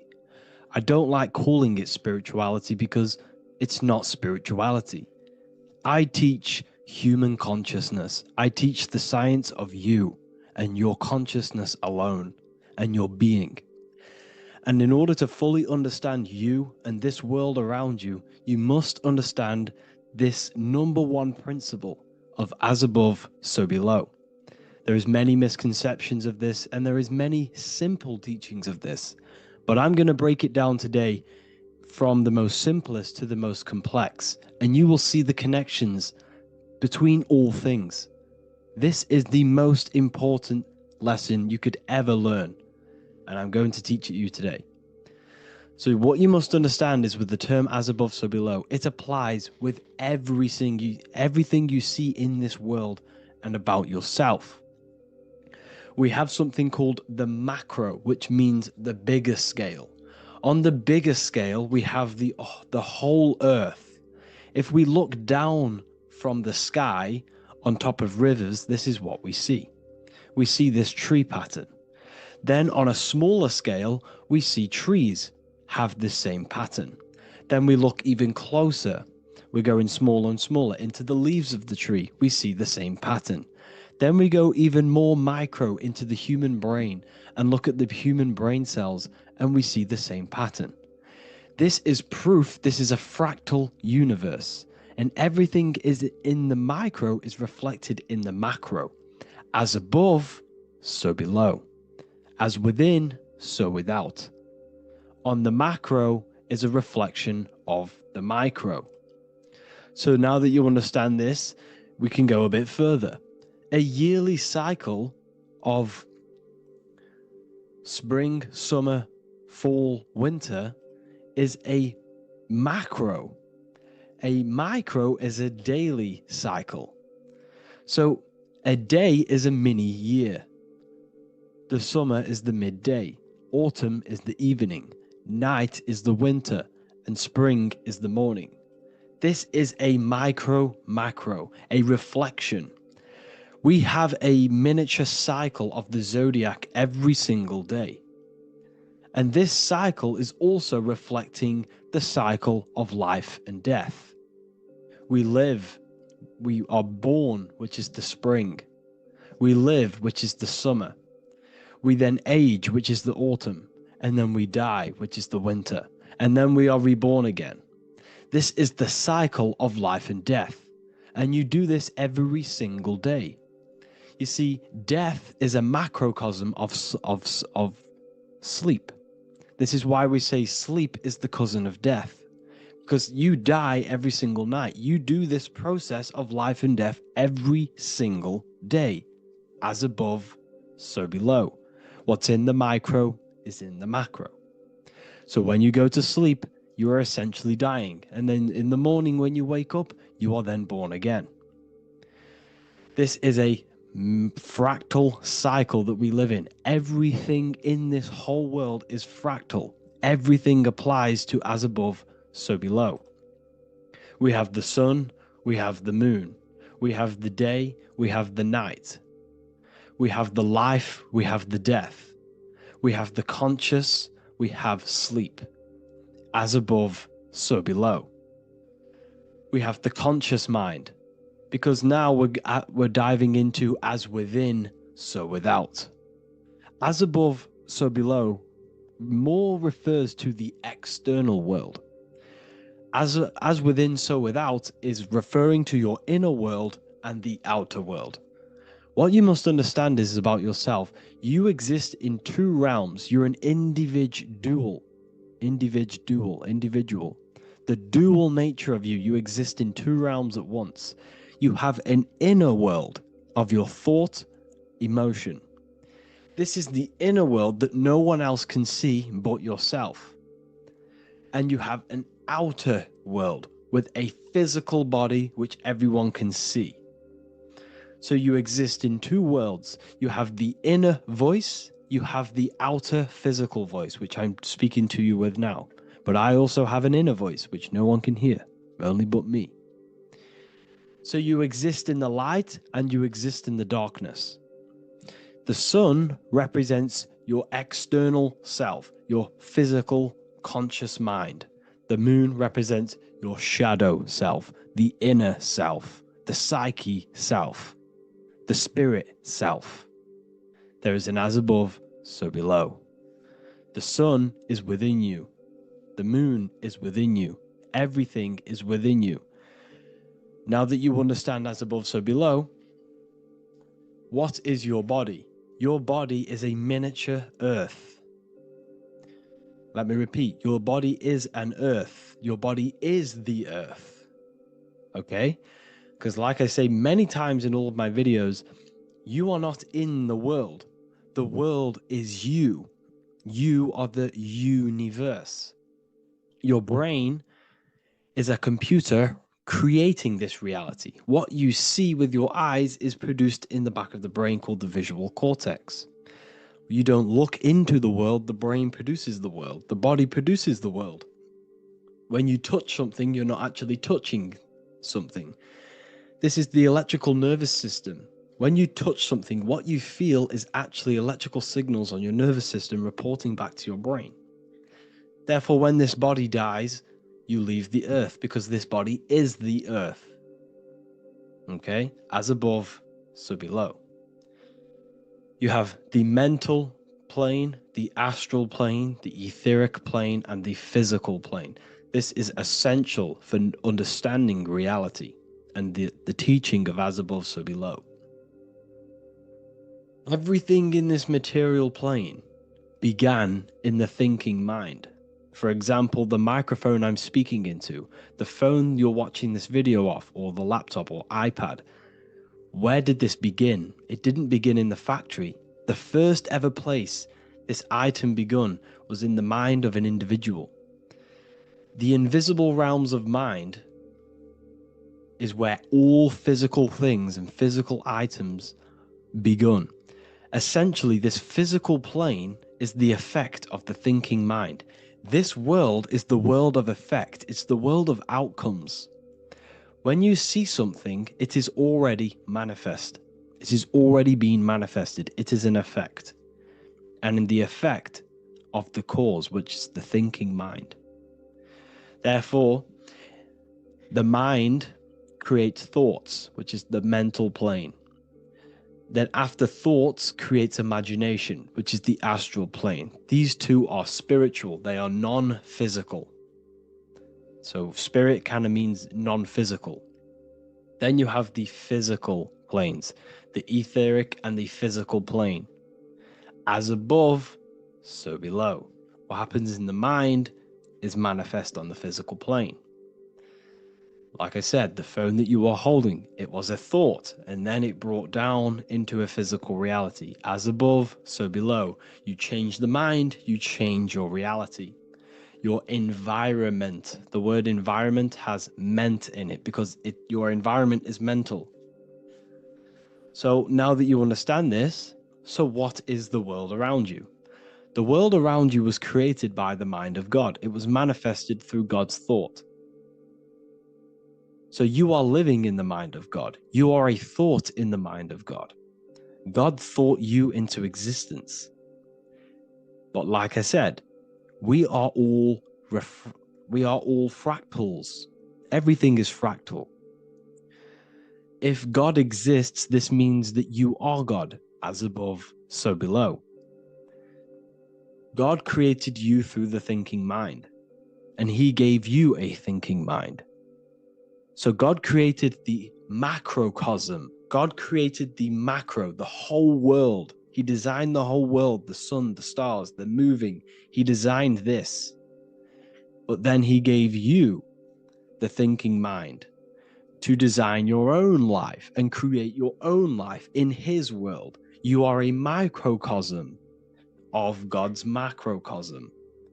Just like God thought you into existence and the whole world into existence, you are a microcosm thinking your world, your reality into existence. You see this now? Everything is a reflection. Everything is a mirror. Everything is fractal. So in order for you to change your reality, you must change these higher planes. Your thought and imagination are the two key aspects of creating physical reality. Every object you see around you was begun in these higher planes of the non-physical, and they were brought out of spirit into physical matter through the thinking mind and physical action. So now we're going to get a bit deeper. The brain is not the mind. Now that you understand, we have spirit and matter. As above, so below. You have a non-physical side of reality and a physical side of reality. The mind is the spiritual brain. The brain is a physical manifestation, a physical effect of the mind. The mind uses the brain to operate in the physical world, and it's the same with the heart. The soul manifests itself physically through the heart. The heart is a physical manifestation of the soul, of the emotion, thought and emotion, the mind and the soul, the brain and the heart, heaven and earth. So you have the inner world and the outer world, the spiritual, non-physical, and the physical. So we are all on this process of awakening and expansion. an expansion of our minds into new fields of thought, into new fields of awakening ourselves. Because essentially we are born into this world. But you are born many, many times. You can be born physically and you can be born spiritually. Like I said, everything is fractal. So just like when the baby finds out that there is a world outside of its mother, what does the baby do? The baby seeks a way out of its mother, and then the baby is now born into a new world, a world outside of its mother's womb. It's the same with you and your spiritual process. As your mind becomes aware that there are other realities beyond your physical body, it then seeks a way out. And this is why you are probably watching my YouTube, because you are now on the path. Something within you has guided you to this path of knowledge, truth, enlightenment, and expanding your consciousness. And it is your soul who brought you here. Your soul speaks through emotion, like guidance. Emotion is the language of the soul. When you feel very bad, this is your soul telling you you're not in the right place. You're doing the wrong things. Because the soul is always unfolding its purpose, which is expansion and learning. That is it. The mastery of the self and the learning of the mind is the only thing that counts in the end after this life. So you are on a journey of expansion, of learning, creating, and spiritual rebirth. As above, so below. What does this body tell you? When I see someone overweight, I don't see the overweight. I don't see the body. I see the mind. I see an undisciplined mind. I see a mind that lacks self-control. I see a mind that seeks external validation. That's what I see when I see an overweight person. I don't see his body. I see the result of his mind. Because what does the Bible tell you? You shall know them by their fruits. It's the same saying as above, so below. You shall know them by their fruit. The fruit is their manifestation. Your body is a direct correlation and manifestation of your mind. Your inner world projects your outer world. As within, so without. As above, so below. Now, what do you see when you see this man's body?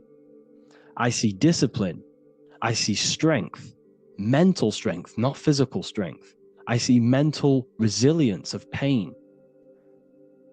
Because all of this man's mental energy has been manifested physically within his muscle. This body is a direct manifestation of this man's mind's pain and suffering, and it shows discipline. This is why people instantly respect you if you are in shape. You walk into a room and you are in shape, people will instantly give you respect because they know that you are mentally disciplined. The body is a reflection of your inner world, and it's the same with your friends, your family, your connections with people. If you think about yourself very negatively all the time, and you don't have a good connection with yourself, you don't have a connection with your true self, this will manifest into every single relationship you have in your life. If you don't have a good relationship with your inner self, you don't have a good relationship with the people and the friends around you. Because as within, so without. If you think negative about yourself, you will only pick up the negative in other people. If I think very highly of myself and I think very happy and good things about myself, I will then see the good things in other people. Because it's as above, so below. As the inner world is, so is the outer world. It's the same with your life circumstances. Your life is a direct correlation of every thought you thought in the past. If you possess millions of pounds, millions of dollars, this is because you have thought this into physical reality. You live the life you are deserved. You live the life that you manifest through your thought. If you live a very poor life, this is a reflection of your mind. This is a reflection of what you have thought into physical existence. Because like I said, everything begins in the mind, as above, so below. And this is even present within the body. So where is the head? The head is at the very top of the body. And where does all manifestation begin? In the mind. That's where the mind is, in the head. And then the thoughts we think travel down the body into the heart, which is the emotion. Every thought we think is in the emotion. Every thought we think creates an emotion. This emotion then drives the action. Where does the action come from? The feet, because the feet move our body. We move with our feet to take action. Our hands. You see, so the body is even a micro reflection. I can't even say it.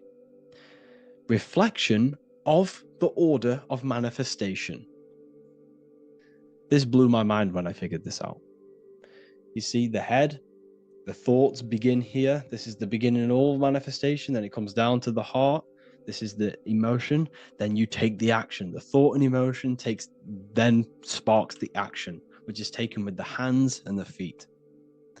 And where's the lowest point on the body? The feet, and that's touching the physical earth. So the head is where the thought is, the non-physical, and the lowest point on the body, which is touching the physical earth. So the head represents spirit, the feet represent matter, spirit and matter. Your room, if I walk into your room and I see a messy room, I don't see the room, I see a messy mind. The room is a reflection of the mind. If you have a messy room, this is your mind. It's an externalization of your unsorted mind, undisciplined mind. So like I said, we are all God, and we must find the God self within us. And I teach all of this inside the Book of Wisdom, Volume 2. This is not just a book, this is a revolution. This is the beginning of a new age with this book. If you have read it, I congratulate you. You should feel very proud of yourself if you have an open mind. You should feel proud of yourself for watching these videos, because not many people have an open mind. Remember this, people. You are special if you're watching these videos. You have the mind. You have the ability to see through the illusion. And I take my hat off to you. You want to take this to the next step? Read the book. Or if you want to take it to the serious levels, join the university. The university, you gain access to every piece of my material that I've ever done, all of my books, all of my lectures that are hidden from YouTube, that are hidden from everywhere else, the lectures that give you real power. And if you feel alone on this journey, we have a conscious community where you can connect with like-minded individuals, because I've been there. I've been there when you feel lonely, because you feel like no one else is thinking the way you are feeling. You can't talk to people about these things because people just think you're crazy. That's why I put together this, so we can connect, so we can unite, so you can connect with people, so you don't feel crazy about thinking about this stuff, learning about this stuff. And if you truly want to level up your life, people, and take your studies serious, this is for you. We do live calls, we do lectures.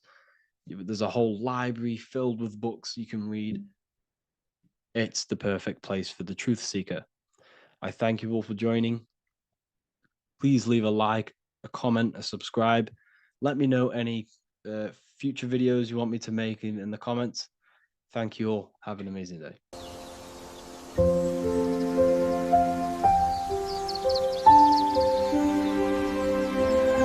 bookofwisdom.com. Visit today.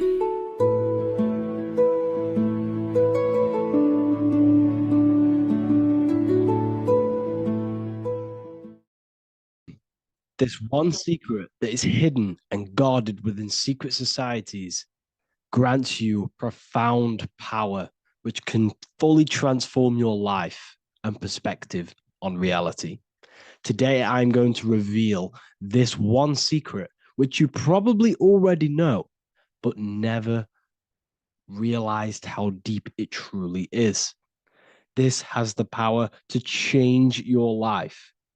It is the key to your potential.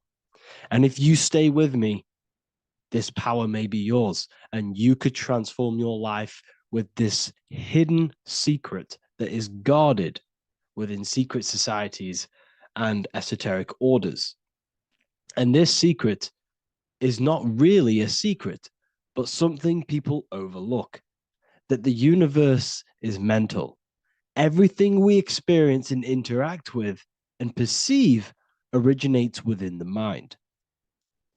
The universe is a boundless field of consciousness, a mental construct molded and shaped by thought. We do not just live in a physical world, as they want you to believe. There are hidden forces that mold the material world.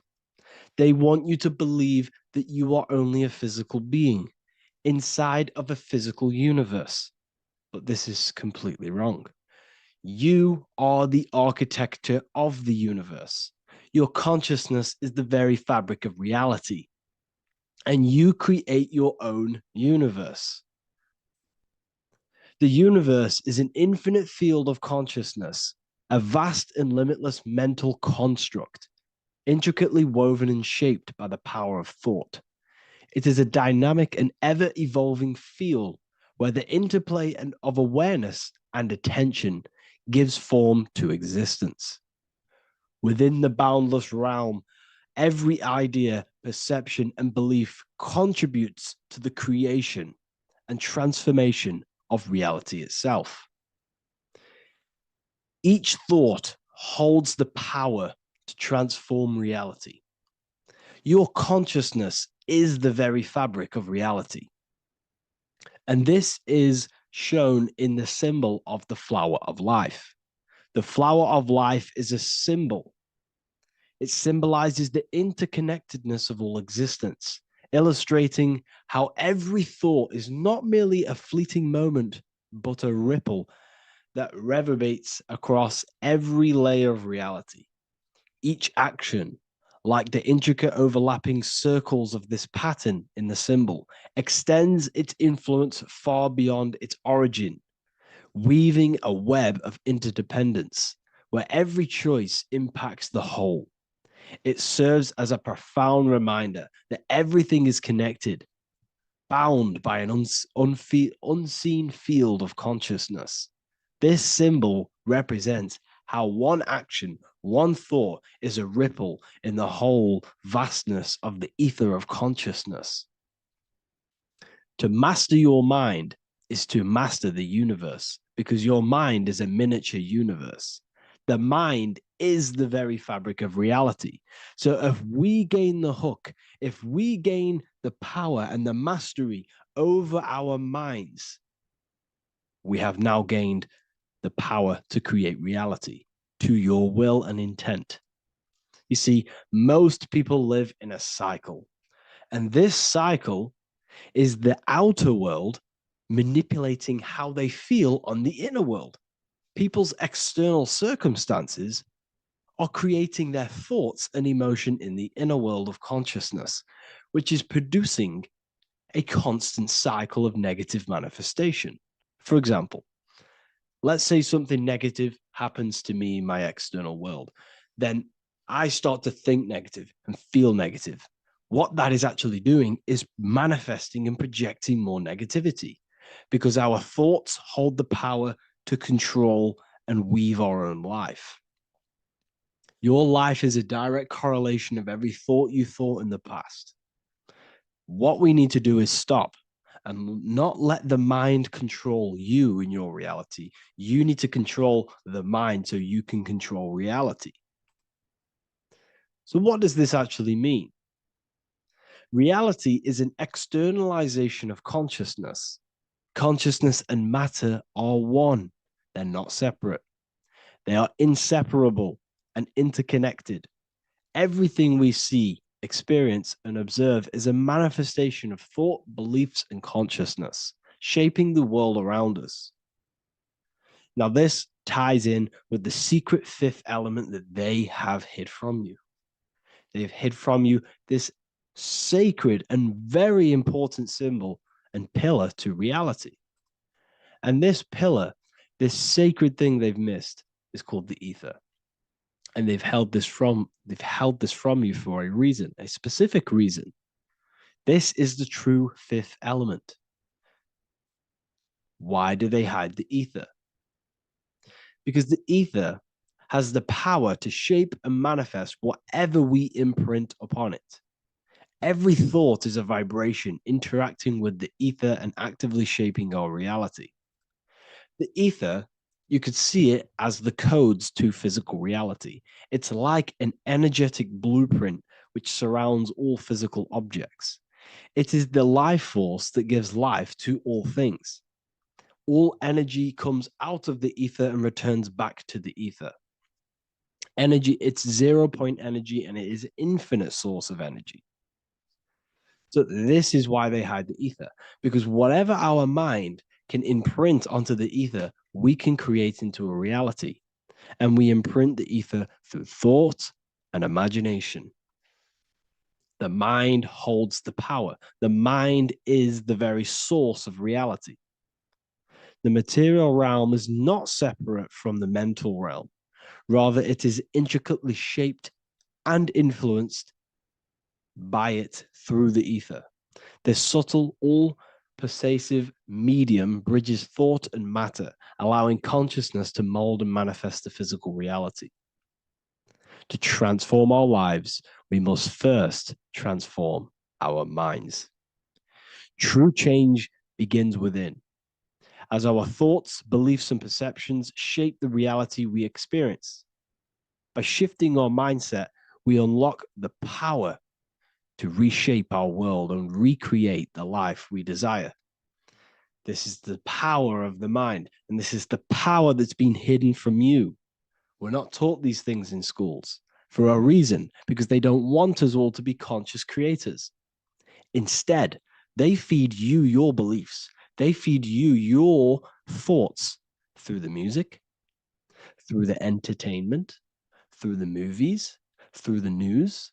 They're controlling your thoughts with this information. They're installing beliefs and information into your mind. So you are producing their reality. But this is what we need to stop. We need to take control. We need to stop consuming their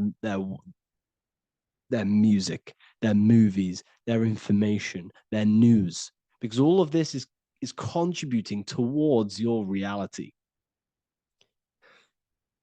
They have the collective consciousness at the tip of their fingers. They do not create the world. We create the world by believing their beliefs and their thoughts and installing their information into our minds. You see, it's mind over matter, and most people live in matter over their mind. Most people let matter, the external circumstances, dictate their mind, when it should be the other way around. It should be mind over matter. This is the mental plane. This is the astral. This is the etheric. This is the physical. The mind holds power over the emotions, over the imagination, over the physical, and over our spirit. It holds power over everything. It's mind over matter.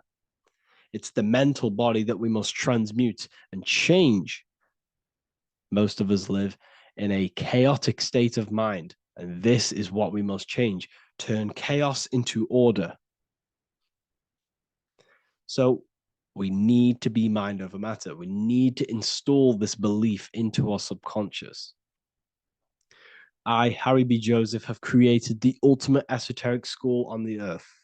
As a member, you'll gain access to live mentoring calls twice a week, along with new lectures, books, and exclusive content released every week. Additionally, you'll have a full access to all my life-changing programs. If you're ready to transform your life and start your journey today with me, join Ethereal University. These are the campuses. We have the real lecture sections filled with lectures that you can watch. Manifestation Mastery, which teach you exactly how to reprogram your subconscious mind so you can live that reality. Sexual Alchemy, the path to empowerment of how you can transmute your sexual energy. The Real Library, where you gain access to powerful esoteric books, PDFs. Symbols of Secrets, an amazing course. The course that allows you to see beyond the veil that has been pulled over your eyes, the language of symbolism that secretly rules the world. I teach you how to read symbolism. Esoteric Exchange, live calls. You get to rewatch all of the old live calls. Mindwave Hub, this is a place of binaural beats where you can listen to infinite amounts of binaural beats. So you can meditate to them. Meditation section, numerology, health section, and electromagnetism. This is a life-changing place. And if you are serious, we only accept serious about changing your life and studying the occult and esoteric, this is the place for you. I've been there. I've been on YouTube looking around for valuable information, trying to find good accounts, good channels. It's very hard. I had to go through years of trying to find good information on YouTube. But what I've done is instead of you searching around everywhere for bits of information and connecting the dots, I've put it all into one big place. You get your binaural beats, you get all the programs you need to walk the path of enlightenment to transform your life. I will connect with you on the inside, and I hope this lesson, this lecture, you gained some information, you gained some power from it. Please like and comment, or don't. It's up to you. If you have any reviews, if you have any ideas of lectures that if you don't understand certain things, make sure to leave a comment and I can make a lecture about it. I can make a video about it for sure. I don't mind taking recommendations for videos. So I thank you all, people. Have an amazing day.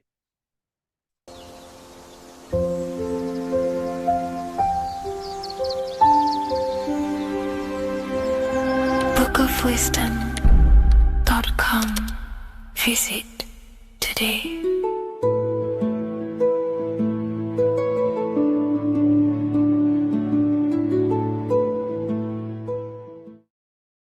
What if the word Yahweh is proof that God is embedded in our very own being? Stay with me, because what I'm about to show you might change the way you see yourself forever. Today's topic is decoding the mystery name of Yahweh, the sacred name of God from the Hebrews. By the end of this video, you'll uncover the true meaning of the word Yahweh and how your connection to it unlocks your own personal power. When we look at the word Yahweh in Hebrew, we flip it on its side. We're actually looking at the human body. These are the legs, this is the torso, here are the arms, and here's the head. So if we actually switch this on its side, we see the human body. The Hebrew name Yahweh often translates to I am. The I am. Now, what is the I am? The I am, when you say I, you're referring to your highest self. Everything with the letter I in the beginning, most of them words are referring to our inner self, inside, intelligence, internal, in. The I represents the inside self, the invisible self. You cannot see the I am because this is the spirit, this is our consciousness. It's the intelligence controlling the human body. When you say I, you're not referring to your name, your job, your reputation, your ego, or your thoughts. You're referring to the observer who is beyond the thoughts, the one who's observing the thoughts. That's the soul. Look at the word Yahweh, Yahweh, the sacred name of God. Yahweh can be observed in the natural rhythm of the human breath. When inhaling, we subtly hear Yah. When exhaling, we hear Way. Do this yourself. Breathe in through your nose, you'll hear Yah. Breathe out, you'll hear Way. And in fact, the letter H, H, when it's pronounced, it carries the soft sound of wind or breath, a gentle exhale that mirrors the very essence of life, giving air. Breath is the spirit of life. It's what connects us with consciousness. If we stop breathing, we lose consciousness. The body shuts down. We're breathing the spirit of breath. We're breathing in the spirit of life. It's the very essence that gives us physical existence, and we're constantly staying connected to this breath at all times. Now let's look at Yahweh. 1, 2, 3, 4. There are 4 letters. The Tetragrammaton is the 4-letter Hebrew name for God. Okay. Tetra, meaning four. We have four gospels of Jesus. Jesus is depicted with a cross with four sections. Jesus has the four sacred animals around the side of him, always depicted with these four: a bull, a bull or an ox, an eagle, a man, and a lion. These are the four fixed signs of the zodiac. Aquarius, the man; Scorpio, the eagle; Leo, the lion; Taurus, the bull or the ox, which are related to the elements. Leo is a fire sign, Aquarius is an air sign, Taurus is an earth sign, Scorpio is a water sign. These are the four elements. And the four elements correspond to the four bodies of consciousness, as we see here. This is fire, this is air, this is water, this is earth. So we are made out of the four elements, which represent the four bodies of consciousness: mind, emotion, spirit, and body. The soul is incarnated into four sections. Hence why Jesus has four gospels. Hence why Yahweh is a four-named word, because we are tetraform. We have four bodies of consciousness. There are four pillars to reality: the mind, emotion, spirit, and the body. So what we're actually looking at here is the name of the very essence of the self. Yahweh represents the universal consciousness that we're all tapped into, because the body is like a radio. The body is basically a radio antenna, which is picking up the stream of consciousness, and we're all the same consciousness, just experiencing it in a different body. And Yahweh is the name for this intelligence that we're all acting out, that we're all manifestations of. So now let's look at the word Yahweh, where we read it this way in Hebrew, which is 10565. 10565 in the Hebrew letters and the numerical values. And the DNA is made up of four bases. These four things which create the DNA. This basis is the genetic code for all living things. Each DNA strand is held together by sulfur bridges that appear in a repeating pattern of 10565.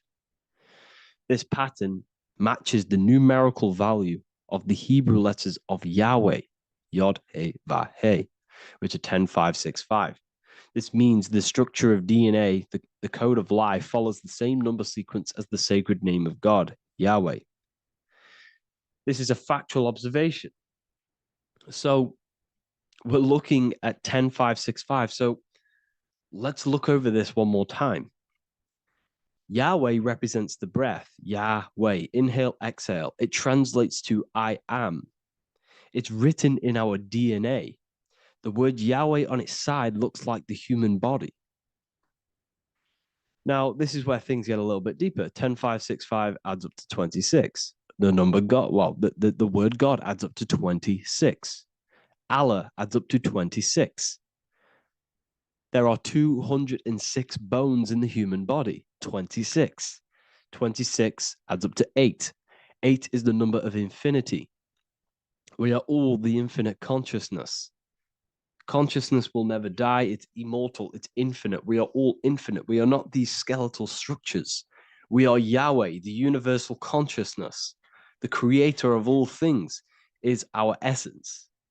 We're all God with individual identities, but the highest versions of ourselves is God. The ego is our own personal experience of God. Does this make sense? So in conclusion, Yahweh is not the name of a separate God from us, but rather the reflection of the divine consciousness manifesting through the human form. The human body is like a receiver acting as an antenna that tunes into the infinite intelligence and life force we call consciousness or God.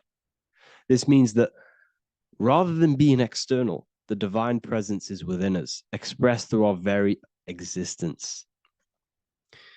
It's very interesting when we look into this, and what religion has done has flipped all of this knowledge. All of this sacred knowledge has been externalized. They've externalized God so that we worship God and we view God as something separate from the human experience. They do this so that we don't find the God within us, so that we don't find that we have the power of creation. The mind is the creative force of God. The body is the will to act out that thought. They don't want us to figure out that we are creators and we're all creating our own earthly experience. We're all projecting this reality. And they don't want us connecting with the divine intelligence within us because they want to be the creators. They want to keep this knowledge. They don't want the masses to wake up to this powerful knowledge. So what they've done is that they've taken the scriptures, they've externalized it so that we start worshiping and giving away our power to these external things. And when God is external, we start to fear God because we start to think that God has power over us. He can send us to hell or heaven. So this is what's going on. They've been externalizing this for thousands of years to keep us in a suppressed state.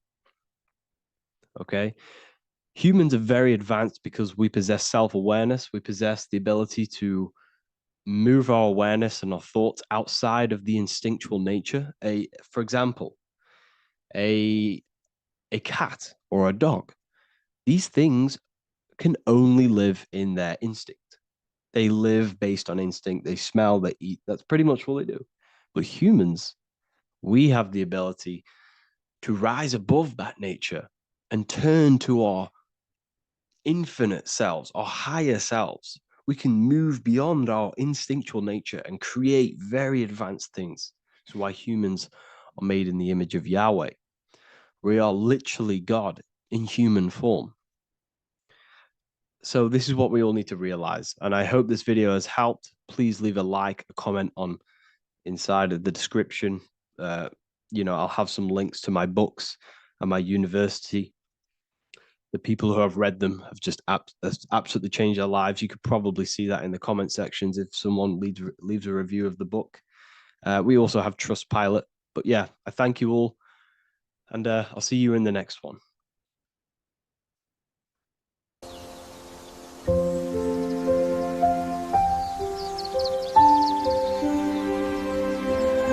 bookofwisdom.com. Visit today.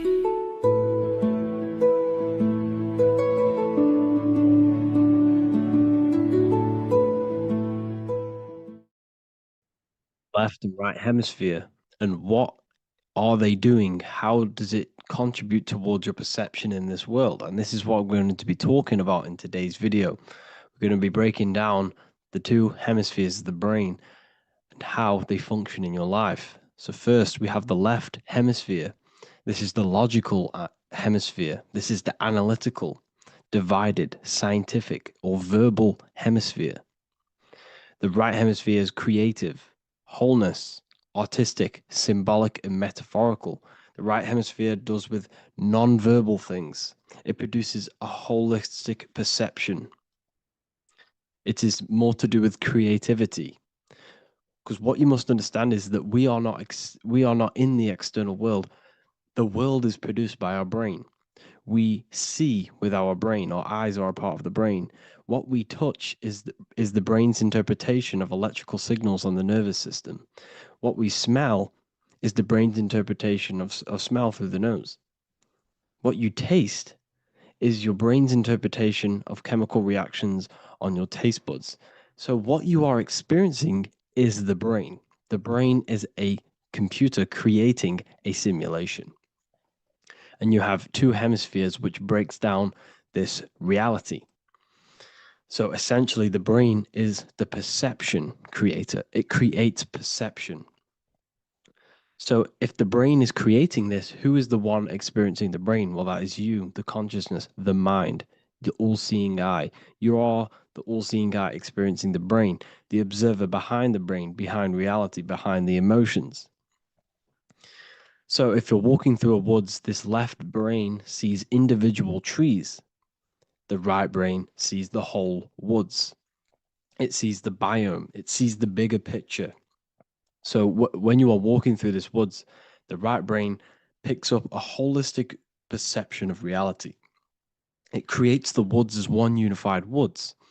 The left brain's job is to break this down and analyze it so that we can see individual things. And this is also necessary for humans to have the ability to break things down and manipulate things in this world. So without this left hemisphere, we could not manipulate things and break things down.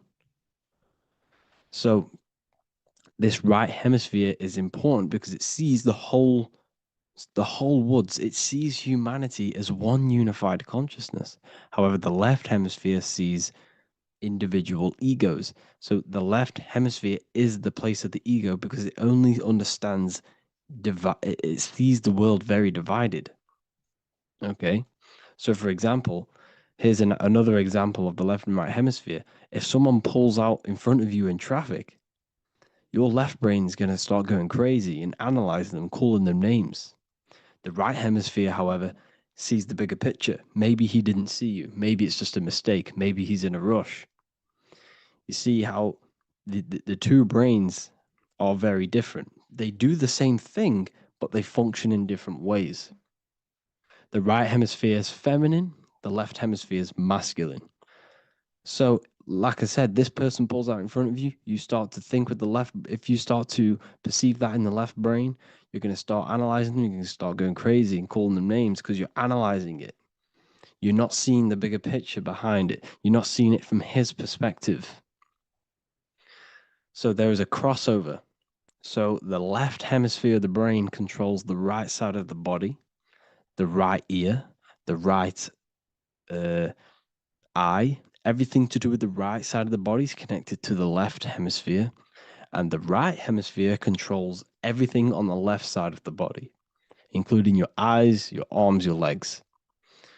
So everything is crossed over, and even your visual field is crossed over. So this is your visual field, as you can see here, and even the left side of your visual field goes to the right brain. There's a crossover.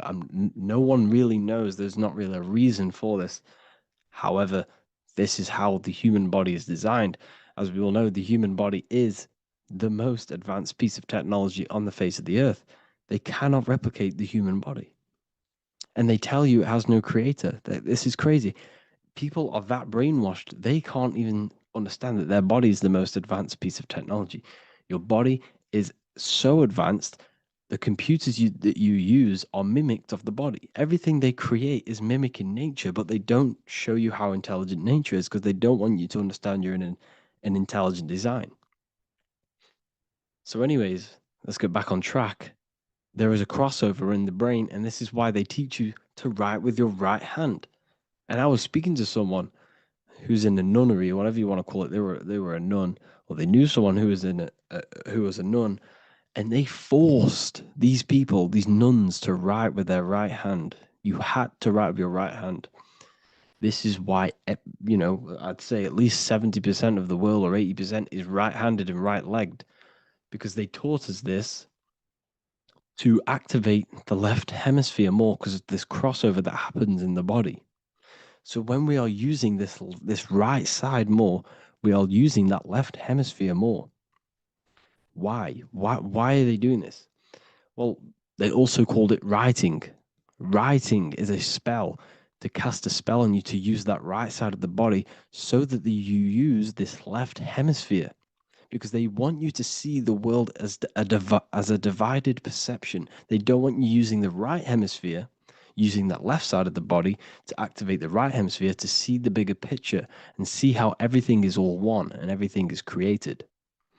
This left hemisphere domination keeps you from seeing the connections between everything, because that left hemisphere analyzes, it breaks things down. So when we are left hemisphere dominated by using the right side of the body, we are essentially seeing everything as divided. And this is why so many people will not understand my work, because my work connects dots and connects fields of knowledge, and makes you see the bigger picture. So people who are left hemisphere dominated will see my work and think this guy's crazy. But everything, it's all about activating that right hemisphere. So they called it writing because every word you say is molding your mind in some sort of way. The things you see is molding your mind. Everything you take in through the five senses is molding your mind. And language is a massive spell, especially the English language. They called it writing so that you use that right side. It's a spell because your subconscious mind picks up everything you say. And 90% of your daily basis behavior and thought patterns is produced by these subconscious programs within the subconscious mind. Essentially, your conscious mind is only the 10% of you. The conscious mind is just what you're aware of, what you're wearing, how you're feeling, what you're thinking. That's your conscious mind. The subconscious mind is controlling every system in your body. It's telling your heart to beat without you being conscious of it. So essentially, this is what they're programming. They're programming this system in the back of the mind, which is controlling everything through the words. And this is what spells are, because it's all about creating perception in the subconscious. So they want you to use that right side more. I truly believe the ancients, they were balanced. They used the left and the right side of the body. They didn't have a stronger side because they understood this science of the body and how the body works. So this is actually called phonetics. It's not etymology. Etymology is the study of root words. Phonetics is the study of how words sound similar. The way words are spoken. So phonetics, phone is why we call them a phone, because you speak into a phone. So this is write and writing, to use that right side to activate the left hemisphere more. So your hands are a manifestation of your brain. The left hand is the right brain, the right hand is the left brain. And as a child, we were always taught that when you place your hands together like this is the size of your brain, which is true because your hands are a part of your brain. They're an extension of your brain. Every part of your body other than your brain is an extension of the brain. Everything's working and feeding back information to the brain because you're experiencing the brain. So another trick that you can do, or another exercise, is looking in the mirror and closing one eye at a time. If you close your right eye, if you take your top off, for example, you'll analyze your body if you close your right eye because you're using that left hemisphere.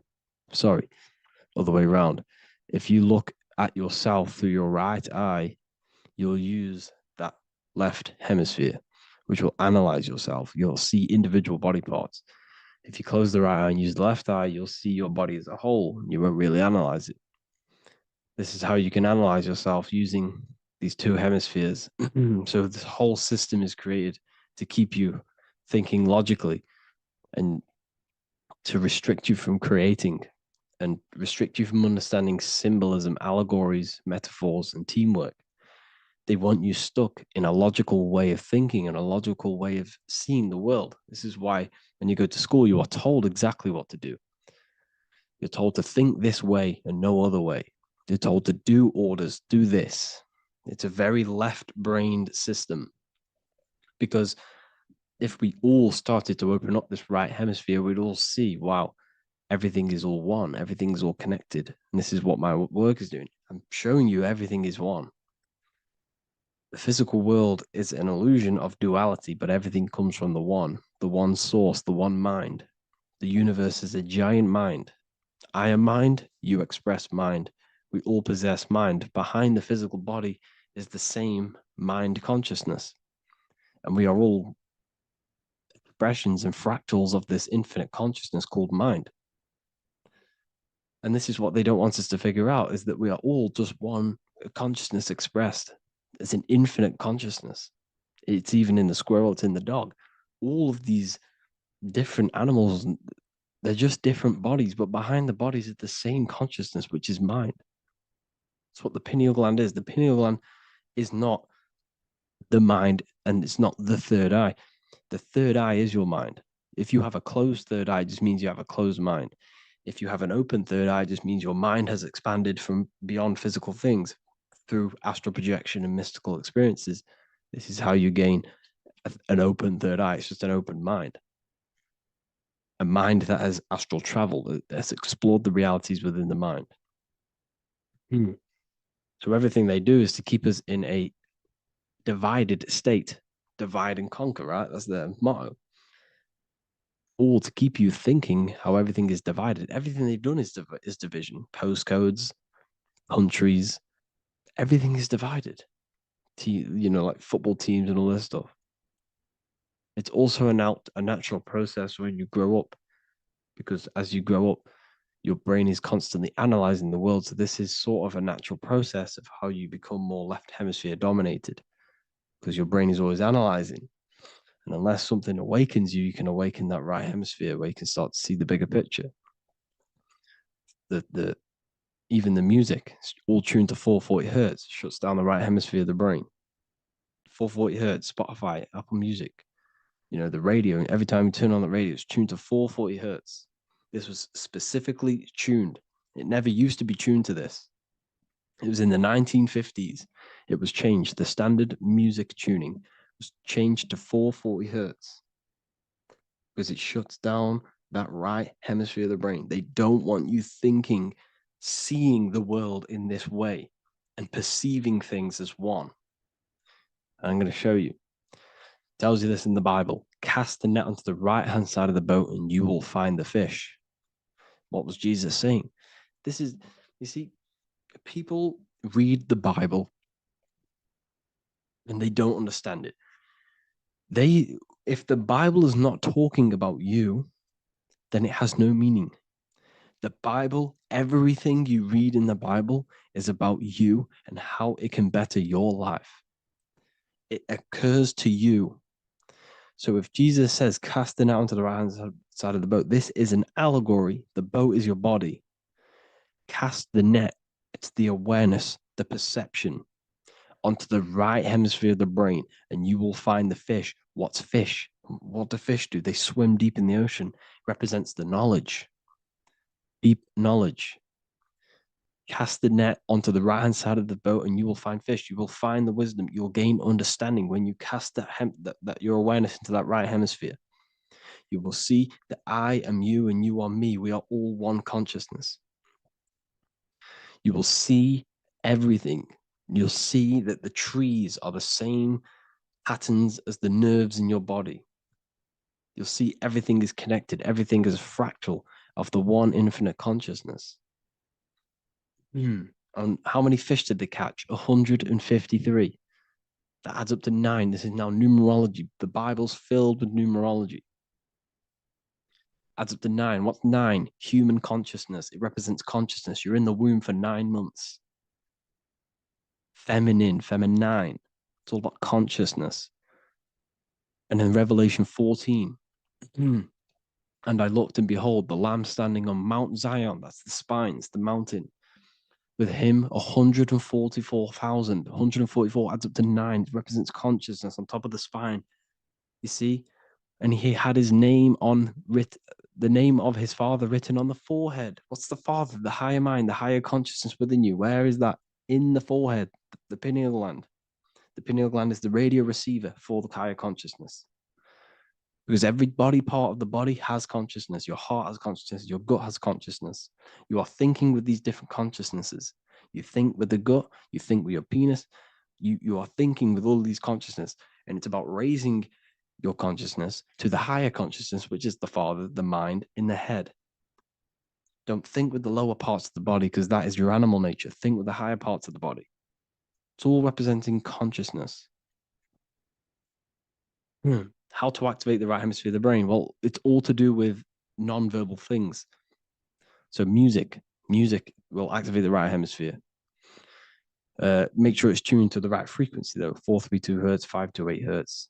Any frequency that adds up to 3, 6, or 9 is good for you. Meditation, turning off the thoughts, and you raise yourself to the higher brain. Symbolism. Symbolism is all right hemisphered. Reading between lines, metaphors, determining the Bible, it's all right hemisphered. Seeing the bigger picture, it's reading between the lines. So tithing in the Bible.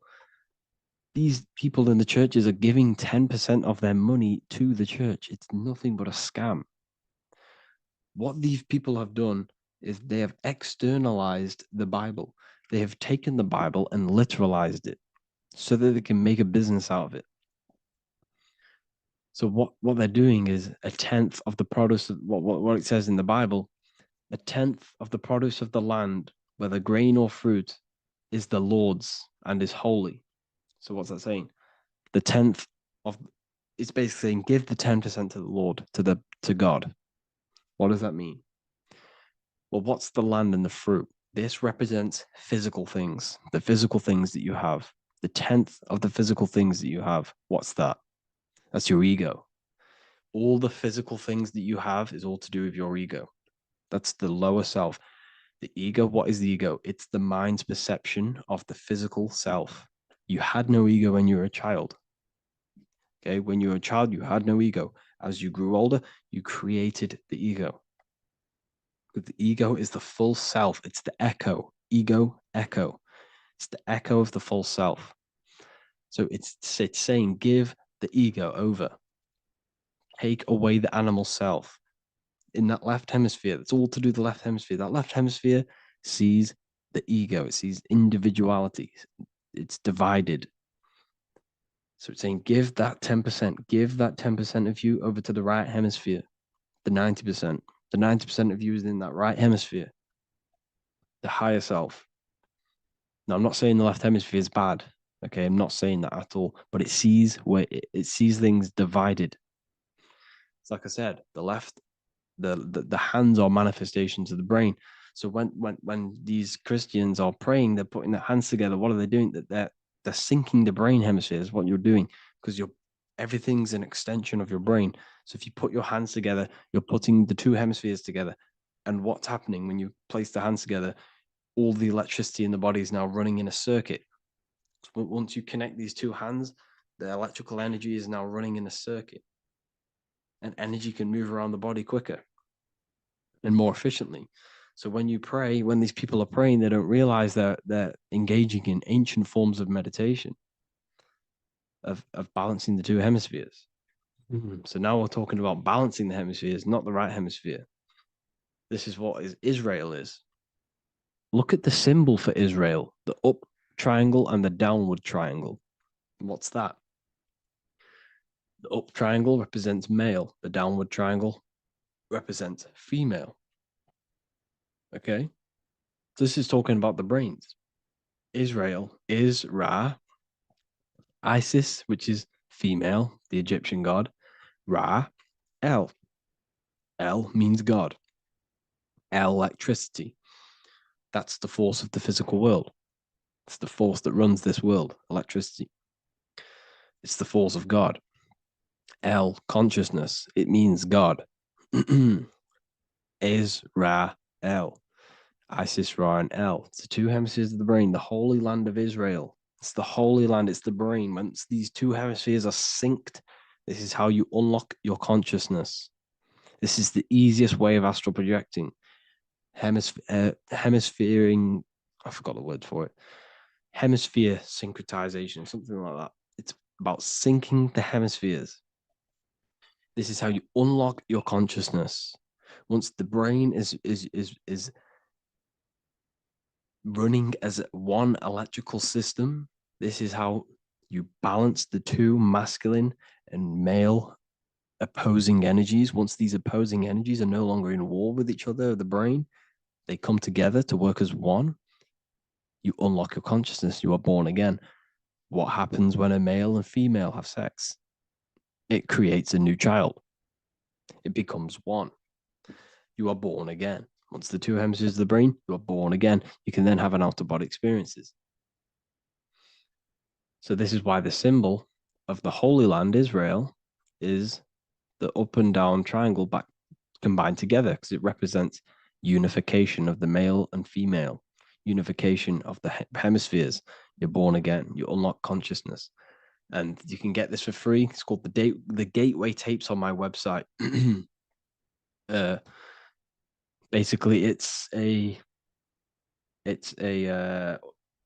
audio track from the government, and they did this in the Gateway Experience. It's a CIA document, And what they do is they're different forms of meditations. You go through, I think there's about 5 waves of meditations you do, half an hour each one. And it will teach you, it will sync your hemisphere. Because what does it do? They understood that playing one frequency into one ear and another frequency into the other, they understood that the right ear is connected to the left hemisphere, the left ear is connected to the right hemisphere. So when you play 2 different frequencies into both ears, what happens? The brain picks this up, the 2 hemispheres of the brain picks this up, and it syncs it. It syncs these 2 hemispheres, these 2 frequencies together. So now the brain is working as one to sync this frequency. So this is how you can sync your hemispheres through listening to these frequencies. Okay, you can get them for free and do the meditations yourself. This will definitely help you. This is an easy way to astral project. So it's all about syncing the hemisphere and seeing reality from a unified perception. We should all aim to get out of that left hemisphere. I'm not saying don't use it, but we should now start to read between the lines of the Bible, read between the lines of the symbolism they're showing. Study symbolism, study allegories and myths. What are they trying to tell us through these allegories? And, this is how we start seeing things in a better way.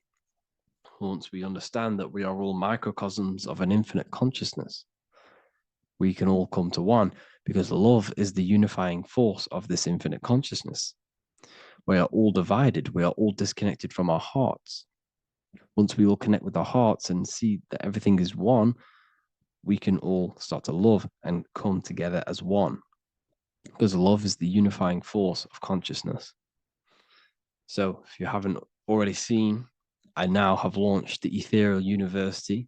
I will be doing lectures like this one, but even better, deeper, and even releasing knowledge that I can't talk about online as they are censored. I'll be doing lectures every single week. I'll be doing live calls every single week. You also gain access to my library, which is filled with over 45 occult books, filled with knowledge. Okay, I'll show you now. Plus, you get my book, The Book of Wisdom, PDF form, and the Human Health Guide, PDF form. You also get all of this stuff, the health section, Q&As, ethereal meditations.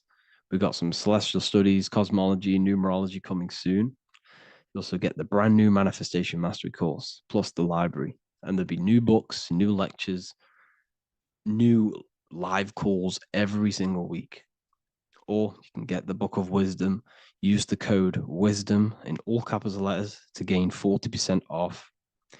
This sale will be ending very, very soon. So if you're watching this, be very quick to get yourself a physical version or a PDF of my book. You can get it in all these languages.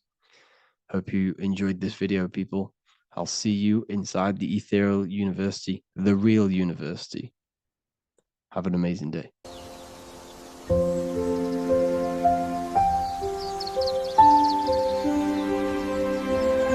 bookofwisdom.com. Visit today.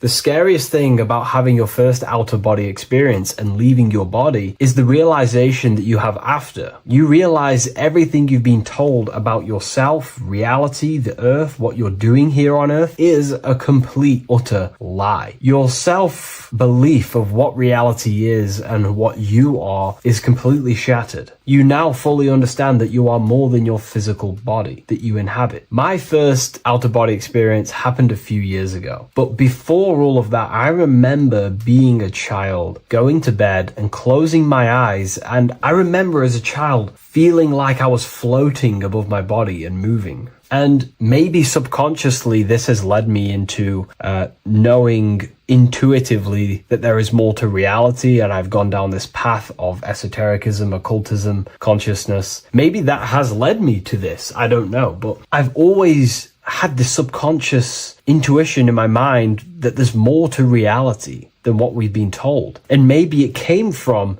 having these experiences as a child. And I'm pretty sure some people in the comments will also have that experience, feeling like you're floating when you close your eyes in bed as a child. I remember this very vividly. But a few years ago, I had my first out-of-body experience, and it completely shattered everything. And it confirmed to me that I am eternal, and there is so much more to the self, to consciousness. I then realized after my first out-of-body experience that our self is not just here in the physical dimension, it's existing in every dimension there is in the universe. However, our mind is focused primarily on this physical time space. When your mind is totally giving its attention and time to this particular time space, it locks in the mind or consciousness into that particular body of consciousness, such as the physical body, right? But for example, let's say you have a daydream and your full focus isn't in the present moment and your environment that you're in physically.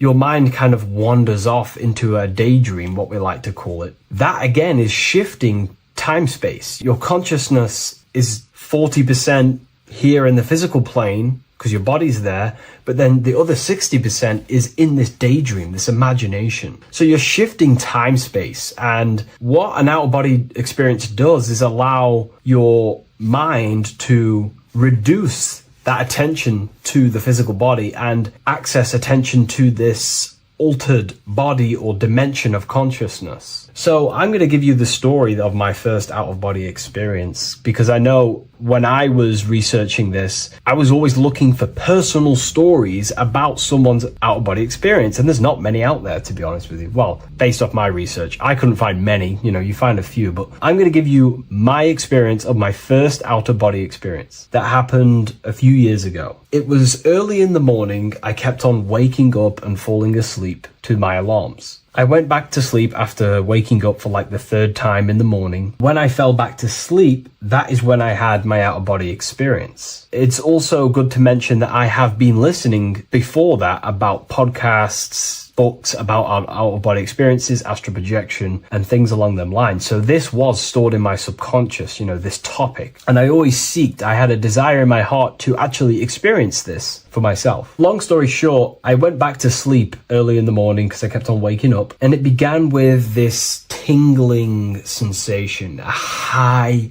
energy sensation. It was like bursting, intense, high frequency energy. My attention was no longer in the time space of my body, but my attention shifted into this energy body, which I now understand. I didn't understand at the time properly, but I now understand that as my consciousness started to feel like it was being pulled upwards. Right now, our time space, our attention is in our body, and you feel all the data of the senses, right? And that's what I'm feeling right now. That's what you're feeling right now. But imagine that was completely stripped. My attention was no longer feeling the sensations of my body, because my body kind of just dissolved as I fell back to sleep. So this was a natural out-of-body experience. I didn't force it. I didn't meditate. I didn't do anything. This was just a natural out-of-body experience that I had. And a lot of people get these that I've read about. So my attention started to feel like I was being pulled upwards, and I no longer felt my body, but I felt this intense energy, frequency, sensation all around my body. It felt like this, it felt like illuminating energy that's moving very, very, very fast. So my conscious awareness was now shifting. I now understand. My whole body faded into this sensation. My whole mind faded into this energy sensation, this tingling, and it was very, very intense. I was not feeling my normal senses anymore, only this energy. This energy was also pulling me up. The more I was lifted up, the more intense the frequency became. So think of it like just a frequency resonator, how it just goes up and down, up and down. But then imagine a frequency resonator just going higher and higher and higher frequencies, and it was just getting more and more and more intense. The energy was moving faster. This tingling was faster and faster and faster as I was being pulled up. Part of my mind began to fear this. My arms and legs grew very tense. I started to tense up because at this moment in time of the experience, I was very vaguely conscious. I was half there, half not. And as I was being pulled up, my physical body started to tense. And this is again when I started to feel my body again. But then I remembered what I heard out of body experiences is that you have to submit to the process. If you try and force an out-of-body experience, it will never happen, because an out-of-body experience is not truly out of body. What we're trying to do is trying to find a needle in a haystack. If you're trying to find a needle in a haystack, you don't go rummaging through the haystack to find the needle. What you do is you burn the haystack and then the needle reveals itself. It's the same with an out-of-body experience. We dissolve the senses of the body, so the body falls asleep, but the mind stays awake. As soon as I let go of this fear and I let go of the tensations in my body, I started perceiving through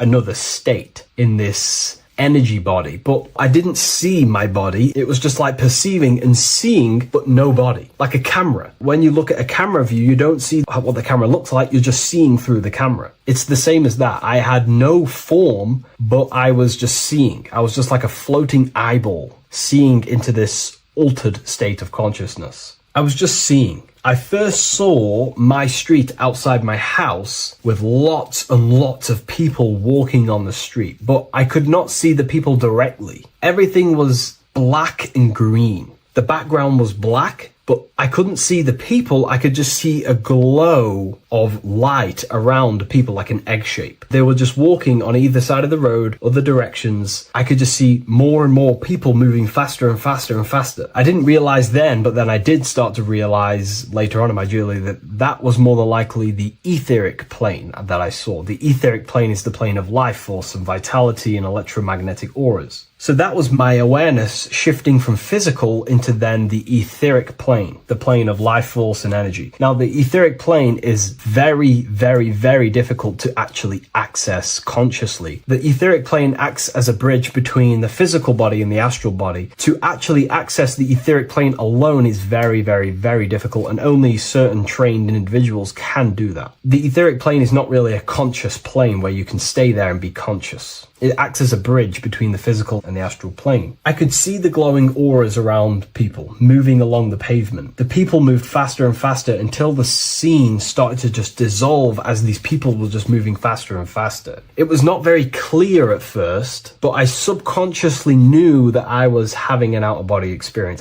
This is when I really started to realize that I'm being shot out my body. When I realized this, I submitted even more. I started to just let go. The more and more I let go, I kind of like split through a veil, and everything became super clear. Before, in the etheric plane that I think it was, the ethereal plane, things weren't very clear. I could only just see glowing auras. However, as I split through the veil of the etheric, this bridge, this place that I was going to, I then split and everything just came super, super clear. I was floating in the sky. I subconsciously knew that I was having an out-of-body experience when I realized this. As I was still being lifted upwards, I then split through the layer where everything just suddenly became super clear. But then I was awake, fully conscious, but I was not in my body. I was just like a camera in the sky. I had no body, no form. I could just see. When I entered this plane, there was some sort of voice guiding me through this whole process. It was a male voice, and it was basically guiding me where I was going. It was telling me what I can do here. This voice was pretty much saying, you can fly, you can think things into reality, you can do this, you can do that. While he was saying this voice, there was no being around me, but I felt a presence of another being. But this voice was just speaking to me mentally. Like, you can't hear it, but I just knew what it was saying. It was so weird to describe. It was like telepathy. You couldn't hear it, but I just knew what it was saying. But it was a male voice. It's so hard to describe. I still could not see any form of myself. I was not seeing my astral body or any shape. I was just perceiving a point of awareness like a floating eye, like I said earlier. While this voice spoke to me, I saw fractal patterns as he was saying, you can do this, you can do that. And while he said, you can fly, I remember just seeing this line like splitting and creating fractals. It was like this black line that was just splitting off into duality, creating fractals. But then my physical body just went through this line, split, and then split into fractals again. So strange, very difficult to explain because it's four-dimensional. To explain it in physical language, it's very difficult to actually explain what was going on. So as he was saying what you can do, I was seeing these fractals dividing and then creating fractals. When he says you can think things into reality or something along them lines, my awareness just did a full 360 as if I did a backwards flip. I had no conscious control over this. That's something that you later develop as you keep having these out-of-body experiences. Your first out-of-body experience, you probably won't be able to control what's going on, but you will have an out-of-body experience if you seek them. I could see all around as I rotated. I looked all the way down and then back to my original angle and point of awareness.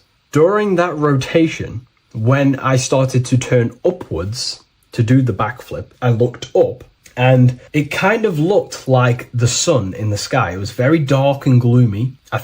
Now I know that was more than likely the lower astral plane because very dark and gloomy, and it was very kind of dense there. I looked up and I could see this. It was like the sun, but it was white, pure white light, and it was shining down over the astral plane, and that was the only light in that place. That's why it was so dark and gloomy there. And I then realized in that particular state at that time, I thought that was God. I don't know what it was. Maybe it was, maybe it wasn't. Maybe it's the light of the higher mental plane shining through into the astral. But I looked up at it and I realized that was God. That was the source. That was the higher dimension beyond the astral plane, which is the mental plane, the higher astral planes, and then the mental planes, the planes of thought. Then once I saw that, I was in complete shock. As I rotated backwards even more, I then get the view of seeing down, completely down, like a bird's eye view. And I could see like an old medieval gloomy town. It was dark, almost night, with very little light. The only light present was the light from above. The town was old-fashioned, gloomy, misty. I looked over it from above. Then the experience began to fade. I don't remember anything after that process. But I'll be honest with you, the process of leaving my body for the first time was extremely intense. The frequency, the energy were overwhelming but powerful. Letting go and choosing to have no fear was the key to that experience. Just to give you a little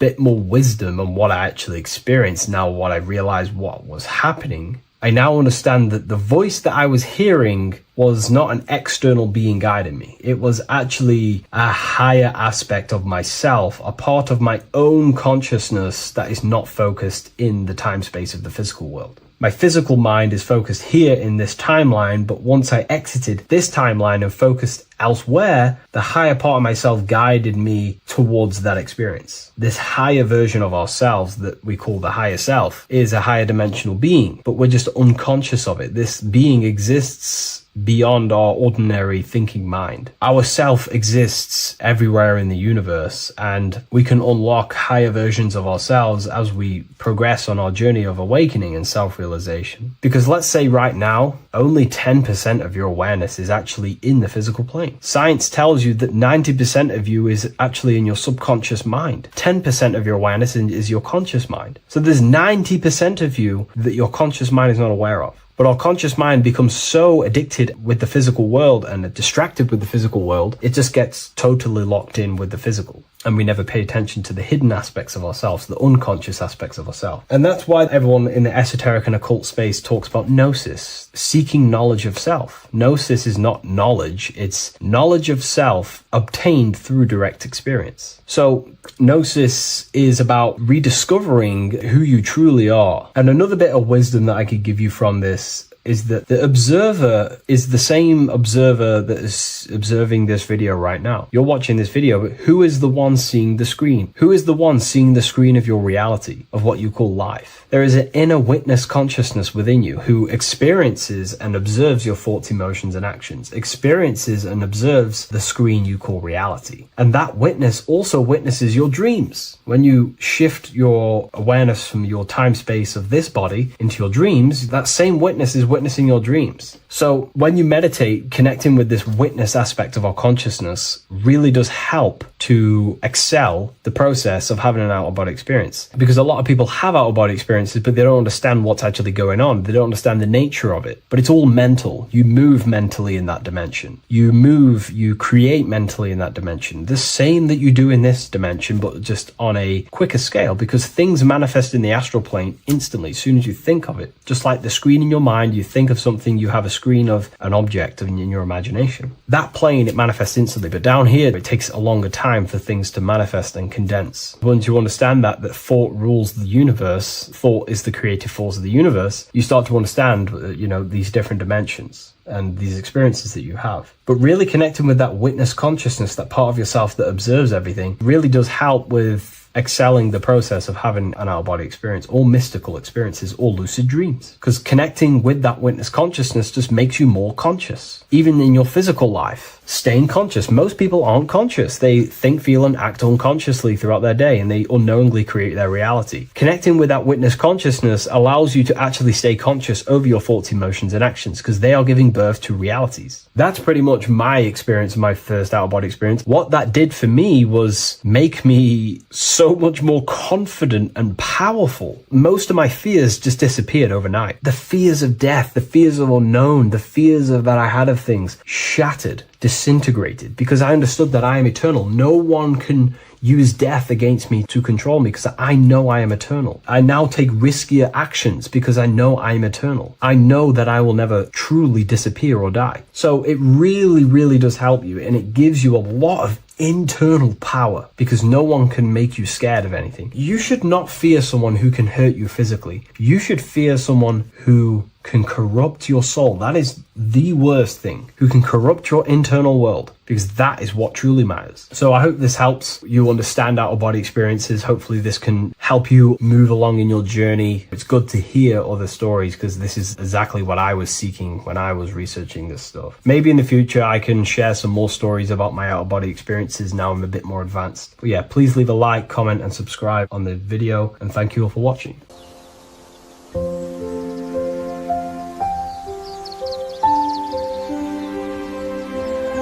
bookofwisdom.com. Visit today.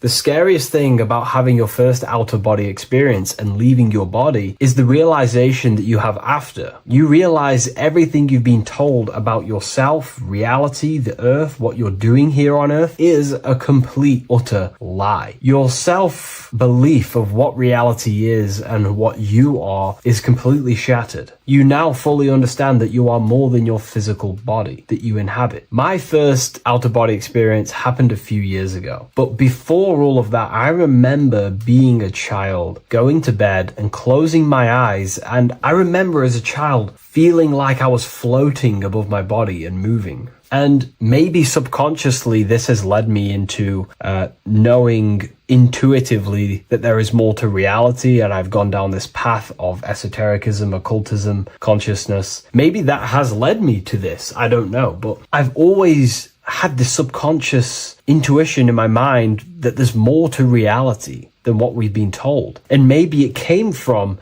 having these experiences as a child. And I'm pretty sure some people in the comments will also have that experience, feeling like you're floating when you close your eyes in bed as a child. I remember this very vividly. But a few years ago, I had my first out-of-body experience, and it completely shattered everything. And it confirmed to me that I am eternal, and there is so much more to the self, to consciousness. I then realized after my first out-of-body experience that our self is not just here in the physical dimension, it's existing in every dimension there is in the universe. However, our mind is focused primarily on this physical time space. When your mind is totally giving its attention and time to this particular time space, it locks in the mind or consciousness into that particular body of consciousness, such as the physical body, right? But for example, let's say you have a daydream and your full focus isn't in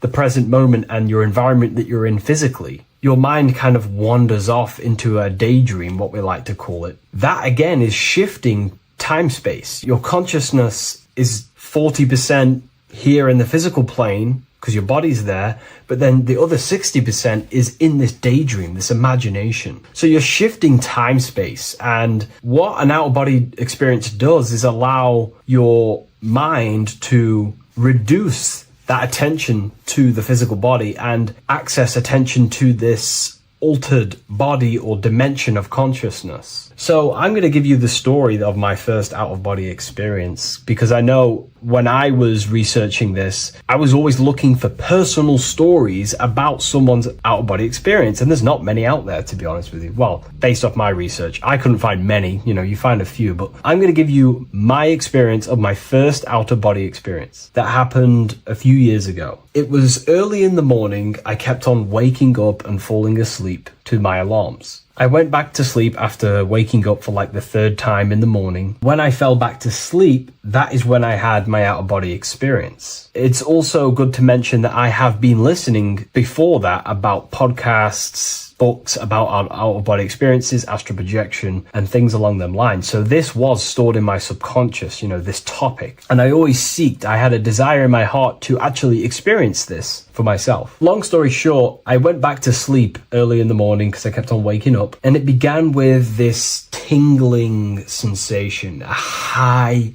energy sensation. It was like bursting, intense, high frequency energy. My attention was no longer in the time space of my body, but my attention shifted into this energy body, which I now understand. I didn't understand at the time properly, but I now understand that as my consciousness started to feel like it was being pulled upwards, right now, our time space, our attention is in our body, and you feel all the data of the senses, right? And that's what I'm feeling right now. That's what you're feeling right now. But imagine that was completely stripped. My attention was no longer feeling the sensations of my body because my body kind of just dissolved as I fell back to sleep. So this was a natural out-of-body experience. I didn't force it. I didn't meditate. I didn't do anything. This was just a natural out-of-body experience that I had. And a lot of people get these that I've read about. So my attention started to feel like I was being pulled upwards, and I no longer felt my body, but I felt this intense energy, frequency,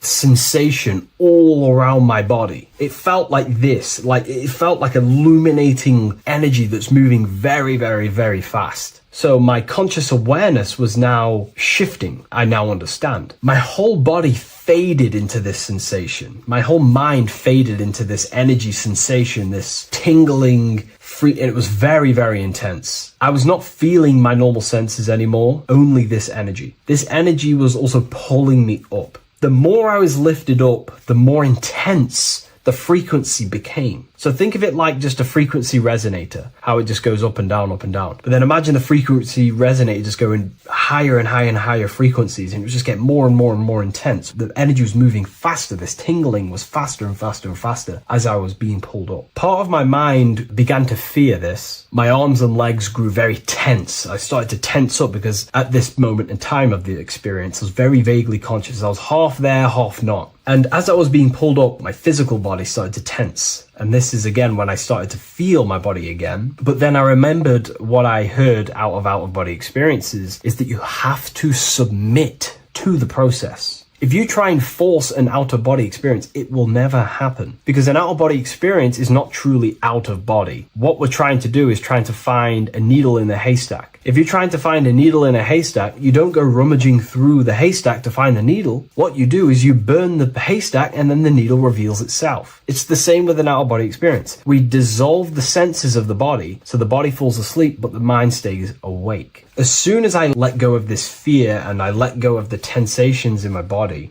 I started perceiving through another state in this energy body, but I didn't see my body. It was just like perceiving and seeing, but no body, like a camera. When you look at a camera view, you don't see what the camera looks like. You're just seeing through the camera. It's the same as that. I had no form, but I was just seeing. I was just like a floating eyeball seeing into this altered state of consciousness. I was just seeing. I first saw my street outside my house with lots and lots of people walking on the street, but I could not see the people directly. Everything was black and green. The background was black, but I couldn't see the people. I could just see a glow of light around people, like an egg shape. They were just walking on either side of the road, other directions. I could just see more and more people moving faster and faster and faster. I didn't realize then, but then I did start to realize later on in my journey that that was more than likely the etheric plane that I saw. The etheric plane is the plane of life force and vitality and electromagnetic auras. So that was my awareness shifting from physical into then the etheric plane, the plane of life force and energy. Now, the etheric plane is very, very, very difficult to actually access consciously. The etheric plane acts as a bridge between the physical body and the astral body. To actually access the etheric plane alone is very, very, very difficult, and only certain trained individuals can do that. The etheric plane is not really a conscious plane where you can stay there and be conscious. It acts as a bridge between the physical and the astral plane. I could see the glowing auras around people moving along the pavement. The people moved faster and faster until the scene started to just dissolve as these people were just moving faster and faster. It was not very clear at first, but I subconsciously knew that I was having an out-of-body experience. This is when I really started to realize that I'm being shot out my body. When I realized this, I submitted even more. I started to just let go. The more and more I let go, I kind of like split through a veil, and everything became super clear. Before, in the etheric plane that I think it was, the ethereal plane, things weren't very clear. I could only just see glowing auras. However, as I split through the veil of the etheric, this bridge, this place that I was going to, I then split and everything just came super, super clear. I was floating in the sky. I subconsciously knew that I was having an out-of-body experience when I realized this. As I was still being lifted upwards, I then split through the layer where everything just suddenly became super clear. But then I was awake, fully conscious, but I was not in my body. I was just like a camera in the sky. I had no body, no form. I could just see. When I entered this plane, there was some sort of voice guiding me through this whole process. It was a male voice, and it was basically guiding me where I was going. It was telling me what I can do here. This voice was pretty much saying, you can fly, you can think things into reality, you can do this, you can do that. While he was saying this voice, there was no being around me, but I felt a presence of another being. But this voice was just speaking to me mentally. Like, you can't hear it, but I just knew what it was saying. It was so weird to describe. It was like telepathy. You couldn't hear it, but I just knew what it was saying. But it was a male voice. It's so hard to describe. I still could not see any form of myself. I was not seeing my astral body or any shape. I was just perceiving a point of awareness, like a floating eye, like I said earlier. While this voice spoke to me, I saw fractal patterns as he was saying, you can do this, you can do that. And while he said, you can fly, I remember just seeing this line like splitting and creating fractals. It was like this black line that was just splitting off into duality, creating fractals. But then my physical body just went through this line, split, and then split into fractals again. So strange, very difficult to explain because it's four-dimensional. To explain it in physical language, it's very difficult to actually explain what was going on. So as he was saying what you can do, I was seeing these fractals dividing and then creating fractals. When he says you can think things into reality or something along them lines, my awareness just did a full 360 as if I did a backwards flip. I had no conscious control over this. That's something that you later develop as you keep having these out-of-body experiences. Your first out-of-body experience, you probably won't be able to control what's going on, but you will have an out-of-body experience if you seek them. I could see all around as I rotated. I looked all the way down and then back to my original angle and point of awareness. During that rotation, when I started to turn upwards to do the backflip, I looked up and it kind of looked like the sun in the sky. It was very dark and gloomy.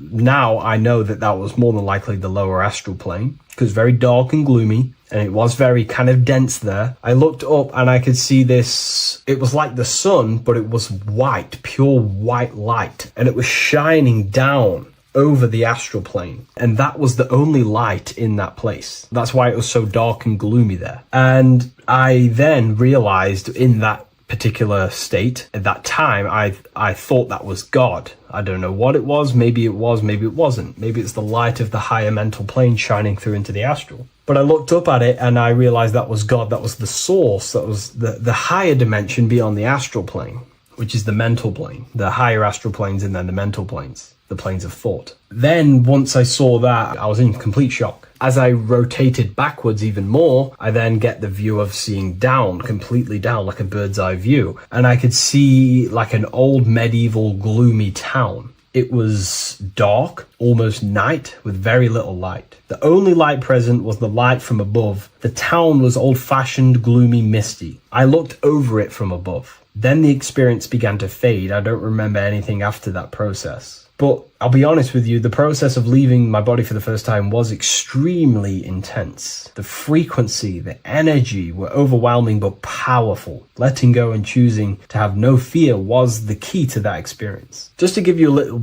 bit more wisdom on what I actually experienced now, what I realized what was happening, I now understand that the voice that I was hearing was not an external being guiding me. It was actually a higher aspect of myself, a part of my own consciousness that is not focused in the time space of the physical world. My physical mind is focused here in this timeline, but once I exited this timeline and focused elsewhere, the higher part of myself guided me towards that experience. This higher version of ourselves that we call the higher self is a higher dimensional being, but we're just unconscious of it. This being exists beyond our ordinary thinking mind. Our self exists everywhere in the universe, and we can unlock higher versions of ourselves as we progress on our journey of awakening and self-realization. Because let's say right now, only 10% of your awareness is actually in the physical plane. Science tells you that 90% of you is actually in your subconscious mind. 10% of your awareness is your conscious mind. So there's 90% of you that your conscious mind is not aware of. But our conscious mind becomes so addicted with the physical world and distracted with the physical world, it just gets totally locked in with the physical. And we never pay attention to the hidden aspects of ourselves, the unconscious aspects of ourselves. And that's why everyone in the esoteric and occult space talks about gnosis, seeking knowledge of self. Gnosis is not knowledge, it's knowledge of self obtained through direct experience. So gnosis is about rediscovering who you truly are. And another bit of wisdom that I could give you from this is that the observer is the same observer that is observing this video right now. You're watching this video, but who is the one seeing the screen? Who is the one seeing the screen of your reality, of what you call life? There is an inner witness consciousness within you who experiences and observes your thoughts, emotions, and actions, experiences and observes the screen you call reality. And that witness also witnesses your dreams. When you shift your awareness from your time space of this body into your dreams, that same witness is witnessing your dreams. So when you meditate, connecting with this witness aspect of our consciousness really does help to excel the process of having an out-of-body experience. Because a lot of people have out-of-body experiences, but they don't understand what's actually going on. They don't understand the nature of it. But it's all mental. You move mentally in that dimension. You create mentally in that dimension. The same that you do in this dimension, but just on a quicker scale, because things manifest in the astral plane instantly as soon as you think of it. Just like the screen in your mind, you think of something, you have a screen of an object in your imagination. That plane, it manifests instantly, but down here, it takes a longer time for things to manifest and condense. Once you understand that thought rules the universe, thought is the creative force of the universe, you start to understand, these different dimensions and these experiences that you have. But really connecting with that witness consciousness, that part of yourself that observes everything, really does help with excelling the process of having an out-of-body experience, or mystical experiences, or lucid dreams. Because connecting with that witness consciousness just makes you more conscious. Even in your physical life, staying conscious. Most people aren't conscious. They think, feel, and act unconsciously throughout their day, and they unknowingly create their reality. Connecting with that witness consciousness allows you to actually stay conscious over your thoughts, emotions, and actions, because they are giving birth to realities. That's pretty much my experience, my first out-of-body experience. What that did for me was make me so so much more confident and powerful. Most of my fears just disappeared overnight. The fears of death, the fears of unknown, the fears of that I had of things shattered, disintegrated, because I understood that I am eternal. No one can use death against me to control me because I know I am eternal. I now take riskier actions because I know I am eternal. I know that I will never truly disappear or die. So it really, really does help you, and it gives you a lot of internal power because no one can make you scared of anything. You should not fear someone who can hurt you physically. You should fear someone who can corrupt your soul. That is the worst thing, who can corrupt your internal world, because that is what truly matters. So I hope this helps you understand out-of-body experiences. Hopefully this can help you move along in your journey. It's good to hear other stories because this is exactly what I was seeking when I was researching this stuff. Maybe in the future I can share some more stories about my out-of-body experiences now I'm a bit more advanced. But yeah, please leave a like, comment and subscribe on the video, and thank you all for watching.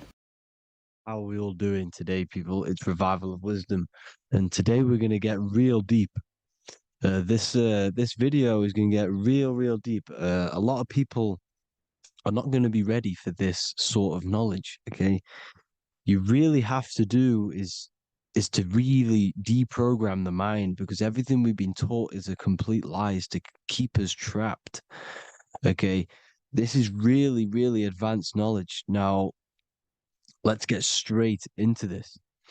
All of the ancients depicted other worlds, and they called this place Midgard. Midgard is the mid-garden, the middle garden. This is why the Masonic symbolism on the floor is always a black and white checkered board, symbolizing the polarity here, the good and bad, because we're in the middle garden, the heart. Earth rearranged spells heart, because we're in the heart of this system, or whatever it is, a super quantum computer, whatever you want to call it, simulation.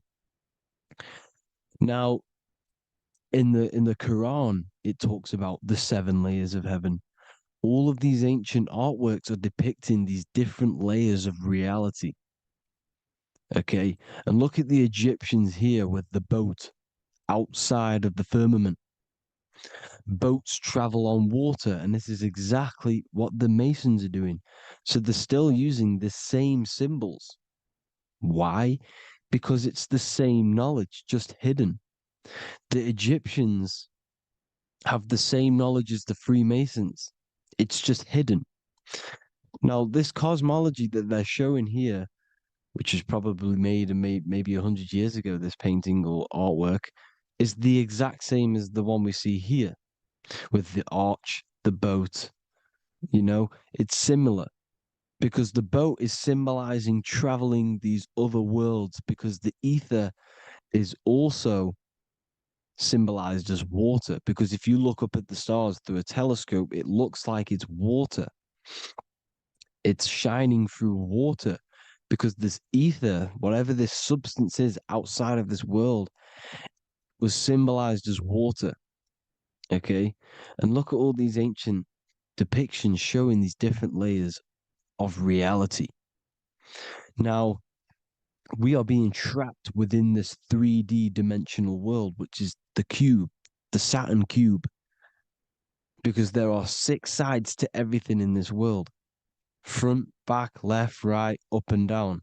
6, which is the cube, because we're in the Saturn, Saturn's world. Okay, now, always been depicted as a tree of life, the tree of the universe has always been depicted as this tree. Because let's get a bit deeper. Now, the cosmology of this reality is the sun, the moon, and Polaris, always in the Masonic art. The sun, the moon, and Polaris, the all-seeing eye. If you go inside of the temples, of the Masonic temples, they always have this star in the middle, shining light beams. Okay, look here. The light beams coming from the big star in the middle, which is Polaris. This eye is God. It's God's light shining down from his abundance.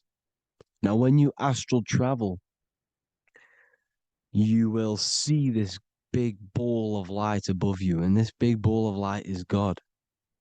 But you cannot travel towards it until you are pure. Doesn't work like that. You have to become formless. You have to become pure before you can become one with the light. In all these Masonic artworks, it's all depicting the star in the center.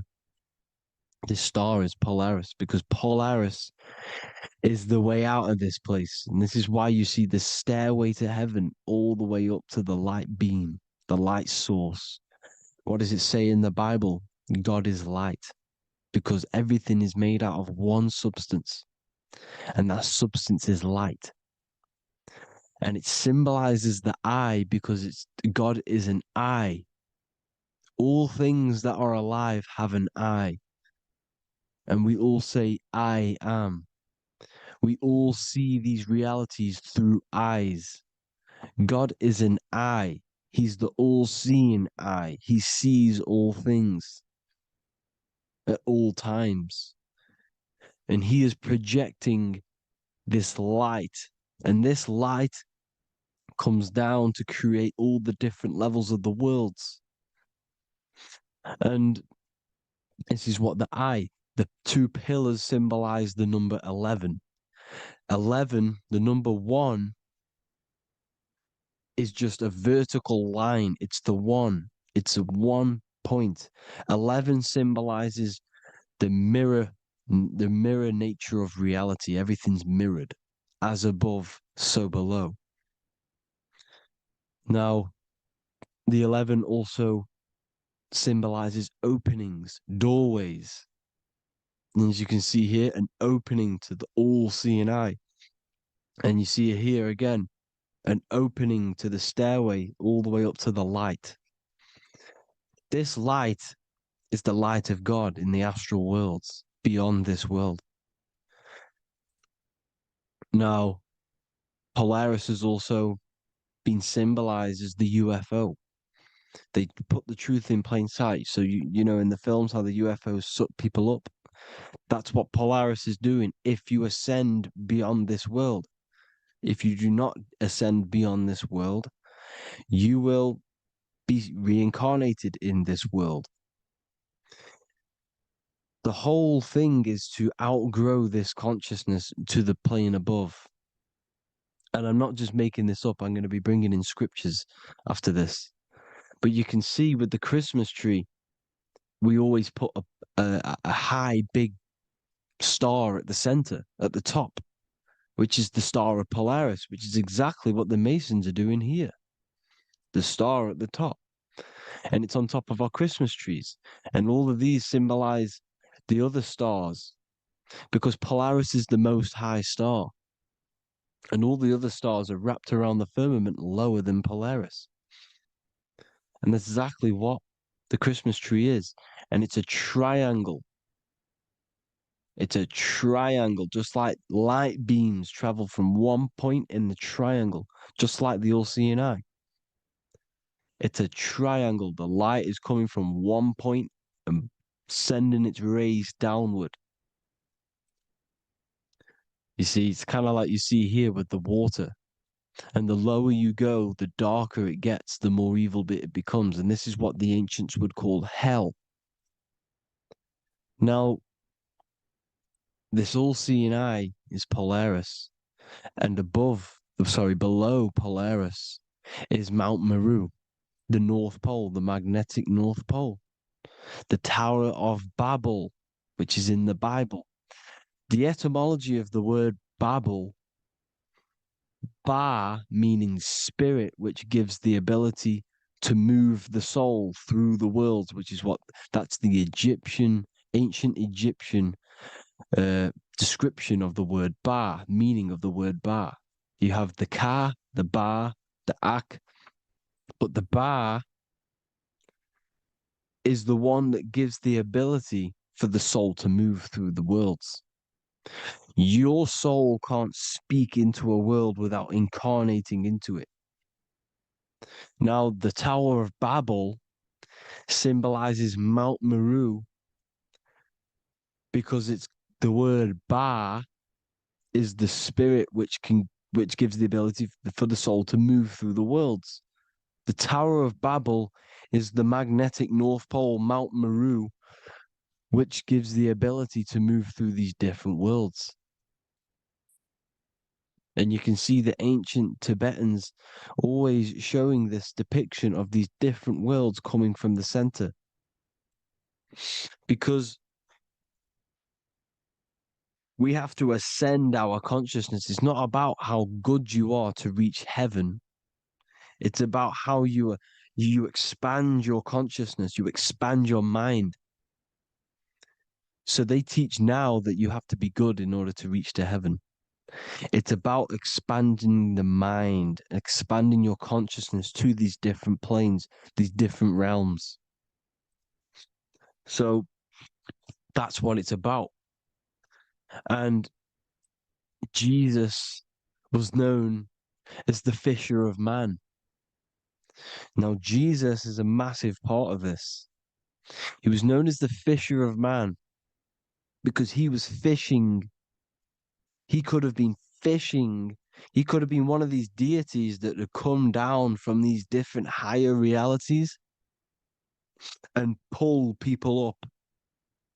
So they would so they called Jesus the fisher of man. And he says unto them, follow me and I will make you fishers of men. So these deities that we see in the past, like Buddha, Krishna, Hermes, Thoth, Jesus, could all be these entities who were coming down to pick up the minds that were worthy enough to see the higher planes of reality. And this is why they called him the fisher of man. Now, when Jesus walks on water, there is a parable with Paul. And he says, but Jesus immediately said unto them, take courage, it is I, don't be afraid. He's talking about astral travel here. He's talking about leaving the body.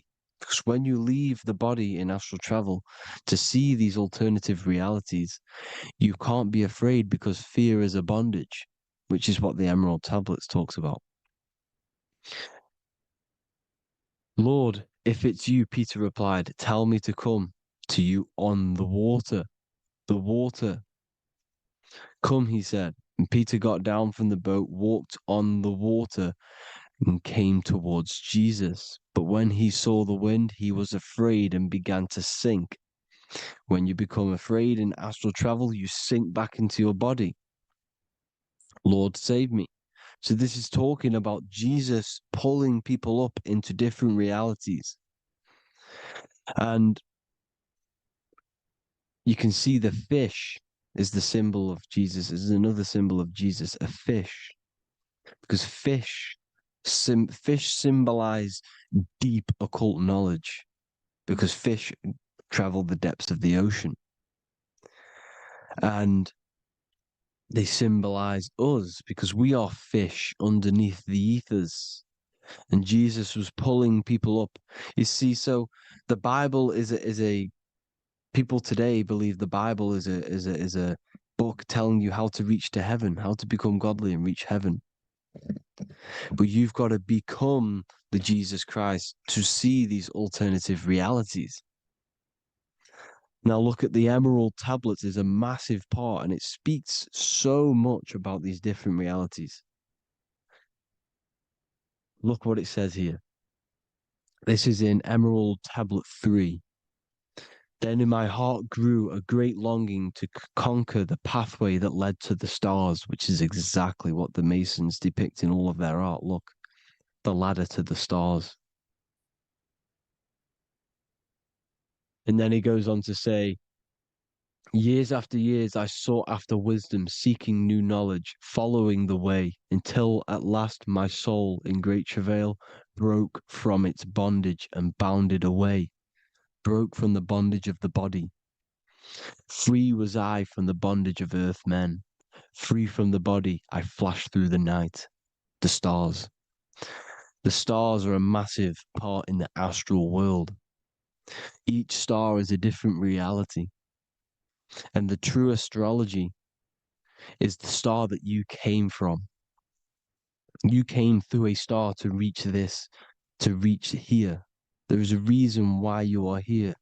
There's a reason why you have the personality traits, because your soul came from a specific star. This is why we call them stargates, because they are gates in and out of this reality. And Polaris is the way out to the higher worlds. Now look, far into space, my soul traveled freely into the infinite circles of light. Beyond knowledge were some planets and great gigantic beyond dreams of men. Then he goes to say, lift up your flame from out of the darkness, fly from the night and ye shall be free. Lift up your flame. Your flame is your soul, because it has to be lifted up out of the darkness. This is the darkness, this world, this body is the darkness.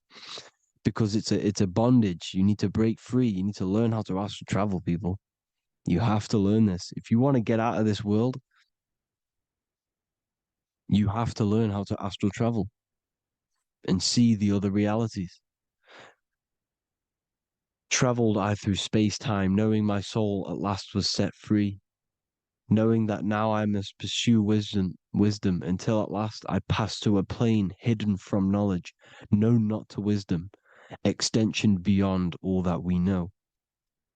So he's talking about he went to a place where we cannot even comprehend here, a place that is not even known to Earthmen.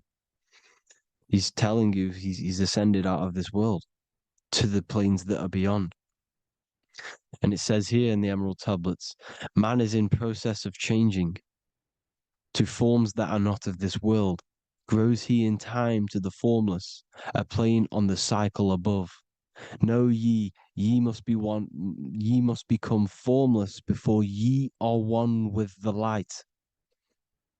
The light, the same light that I was talking about, the Masonic light, with the triangle, God, the one source.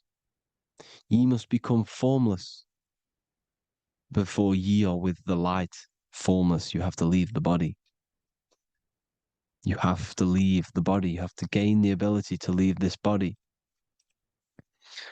and travel to these other worlds. Now, it says here, not as man am I, for free have I become of dimensions and planes. In each I take on a new body. In each I change my form. Know I now that the formless is all there is of form. You see, all things created come from the things that, all things that you see come from the things that you cannot see. All of us have the same spark of consciousness, the same I am. Every dog, every animal, every human has this same I, this same thing which sees through the eye. It's formless. It takes this formless entity is the same entity of us. We are all the same entity in different bodies. And this entity it was represented as the flame, the cosmic flame, which is inside of all of us. And this is why the Masons depicted your spine as a candle or the Holy Grail. You would either see this or a candle with a flame on the top, because the Holy Grail is your consciousness, which is on top of your spine, which is the candle. Now, Jesus, Thoth, Buddha were all these deities which were coming down to lift people up because they were fishermen of men. And he would lift you up to the higher worlds, out of this world, to the ones above. Now, Thoth, you can see him here, he's leading the way. He's holding someone and he's leading the way with knowledge and power. He was leading the way to other worlds, out of this world. There's no point trying to change this world. This world will stay the same. It will stay the same. You have to get out of this world. And that's what they're telling you. That's what they're keeping you from. They're keeping you stuck within this thin layer of reality. So what the Masons are doing, they have the ability to astral travel. They're living not stuck and bound to one reality, but living within the different layers of reality. And this is what Morpheus was doing in the Matrix. Morpheus was going into the Matrix to go and get Neo, which is exactly what Jesus was doing, pulling up people out of this world to the ones higher. And that's exactly what Morpheus is doing in the Matrix. If you haven't watched the Matrix, go and watch it. It will blow your mind. Everything I'm saying in this video, you will see it. Except that you don't need to use a machine to enter the Matrix. You just use your body. Well, you use your consciousness to leave this body. You see, Neo was also uploading himself into the simulation to pull people out of the simulation. And this is exactly what all of these gods were doing. The Fisher of Man. Look, he was pulling people up out of this reality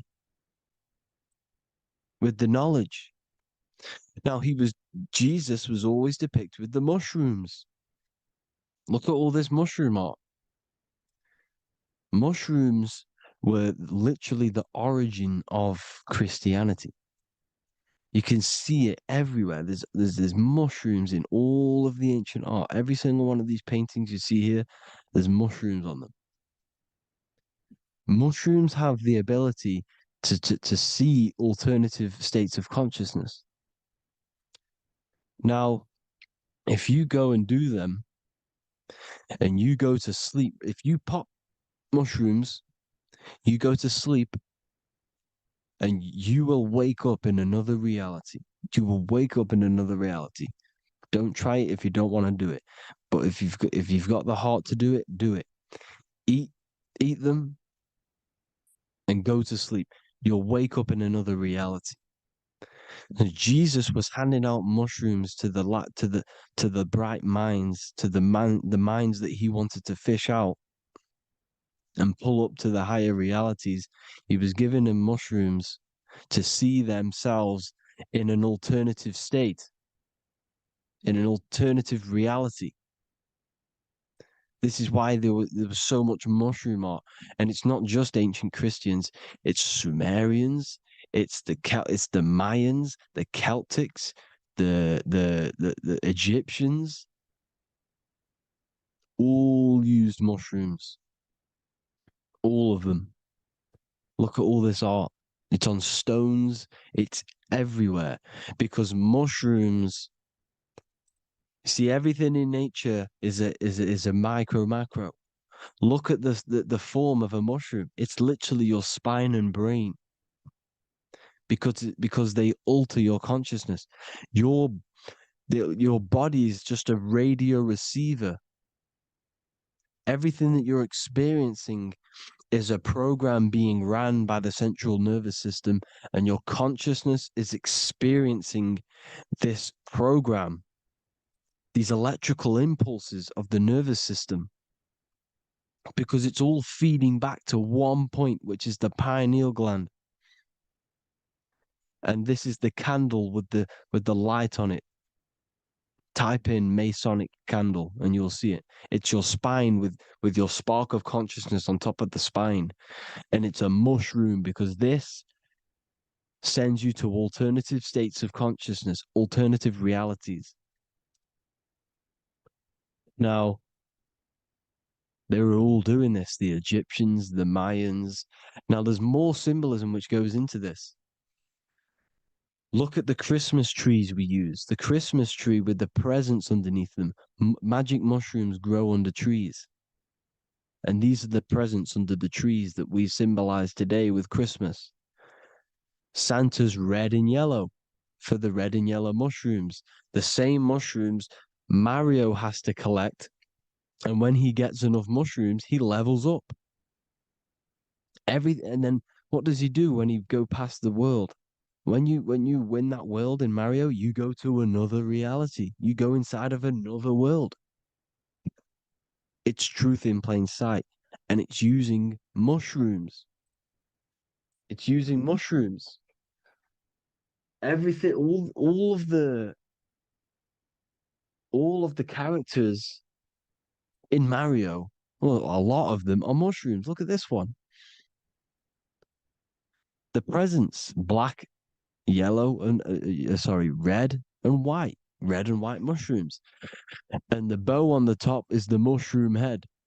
That's a bit of a reach, but you know, the symbolism never lies, is what you need to understand. And it's as above, so below. Now look at the Sumerians. The Sumerians were also multi-dimensional beings. Okay, look at how they have the double faces. They had 1 foot in this reality and 1 foot in another reality. And look at this one, a double-headed god inside of like a portal. You see? Because and look at these with the wings, the astral travel. Birds, ancient birds symbolize the soul because the soul is a bird. It flies to different worlds. It flies around the cosmos. And mushrooms gave you the ability to see these alternative states of consciousness, these alternate realities, because you exist in infinite realities. You exist in infinite realities. Now look at the 33rd degree Ordo Ab Chao badge. You get this badge when you become a 33rd degree Freemason, and it's a double-headed eagle. A double-headed eagle. And you can see this in Sumeria first. Sumeria have the same symbol, a double-headed, bird. You can see it here as well. And the Masons are still using this symbol today. And when you become a 33rd degree, 33 vertebrae on the back of your spine, above the vertebrae is your consciousness, and it's a double-headed eagle. One reality in one, you become a multi-dimensional being in the 33rd degree. And I've heard many interviews of Masons say it becomes Luciferian. You see, they speak in code. These Masons can't tell you about what they learn about, but they will speak in code. They said it becomes Luciferian. The word Luciferian is lucid. The root word of Luciferian is lucid, and lucid is lucid dreaming, alternative realities, dream worlds. You become a god. Luciferian means you're becoming your own god, pretty much. Because you are becoming a multi-dimensional being living in between the different layers of reality at the 33rd degree of Freemasonry. And look at the double-headed eagle, because the birds symbolize the soul. And they reach high, they fly high, just like the soul wants to fly high to the light, to become one with the light, like the Emerald Tablet says. Now look at Janus. Janus was another god, and he's known as the god of doorways. Janus always depicted with a double head. Janus is why we say janitor or January. And January is entering a new year. Janus is known as the god of doorways with keys, always got a key, because keys open doors. That's why the janitor holds all the keys. And Janus always has double heads, because he had 1 foot in this reality, 1 foot in another. He was a multi-dimensional being, a Luciferian, living between the different layers of reality, instead of being stuck in one like we are. Well, a lot of people. And that's the whole point. You see, all of this stuff is about like changing the world and stuff like that. This world will probably never ever change. It's probably been like this forever. Well, forever, for a long time. But it's about moving out of this reality to the higher states. And the Masons always depict the ladder to the luminaries, the stars, with a key, the same key of Janus. The Vatican is a key, and it's in charge of all the religions. Why is it a key? Because they're holding back the key. They're keeping you stuck within this reality, keeping you stuck as identifying yourself with the body, identifying yourself with this world. You are not in the world is within you. This is a program being ran by your central nervous system, and your consciousness is experiencing this reality. Now, this is going to be a mind-blowing video for some people. You have to have an open mind. You have to let go of all the programs. I'm repeating what the ancients are talking about and the ancient symbolism. Look at Janus with the double-headed god. He was just another god coming down, giving keys to people who had the worthy mind to be pulled up out of this reality, to be pulled up to heaven, just like Jesus was teaching how to reach heaven. But really, it's an encoded scripture. But anyways, hope you all gained some insight on this video. Have an amazing day. Please like, share, comment. All the links are in the bio for the PDF, for the Manifestation Mastery course, and all the other amazing stuff. And if you want to support the channel, I'd greatly appreciate it if you became a Patreon member. Hope you'll have an amazing day, people. God.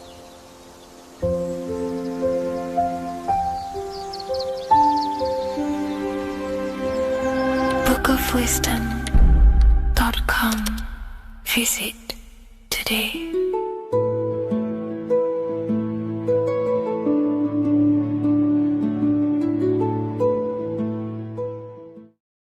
Watching pornography makes you see people as objects. It does a lot of psychological damage to the human mind. And if you truly want to progress in life, your spiritual journey, mastery, whatever it is, mastering your sexual urges is essential to become powerful, successful, and become the best version of yourself. And there are some occult practices that I used to help master this urge. They're not really techniques, they're more mindsets, which will definitely help you overcome your urges. So if you want to quit pornography today, this is the way forward that I used to create this version of myself. Before we go into the tactics, we must understand that whatever we do in darkness comes into light some way or another. If you watch pornography, you know you have a problem, you keep this to yourself. We all naturally do. These things are private, and what we do in our private time molds our subconscious mind, and we keep it away from people. But whatever we do in darkness always comes to light. If you're doing things you don't want others to see, such as watching pornography, it will come out through a subconscious force. It will come out in your eye contact. You won't really be able to make eye contact with the person you're attracted to. It comes out in your energy, your aura, your presence, your confidence. All of this plays a role in molding your consciousness. And especially women can pick this up so easily. Females are more subconscious, males are more conscious. Females speak indirectly, males should speak directly. If a woman is hungry, they will say, "I'm hungry. Are you hungry?" But a male will say, "Let's go get some food." You have to see the underlying subconscious messages in women because they speak in more of a subconscious language. Men speak in a direct language. And maybe even men will pick this up. If you want to be taken seriously in the business world or your career, whatever it is, this is essential for your body language and your personal power. So you must master your sexual urges. Releasing your sexual energy, your sexual fluids, removes the life in your eyes. A lot of people get dark bags underneath their eyes. I used to have them years and years ago. My eyes were always half shut. There was no life in my eyes. But as you purify yourself, the life and the energy comes back into your glaring eyes. The first tactic on mastering your sexual urges is understanding that thoughts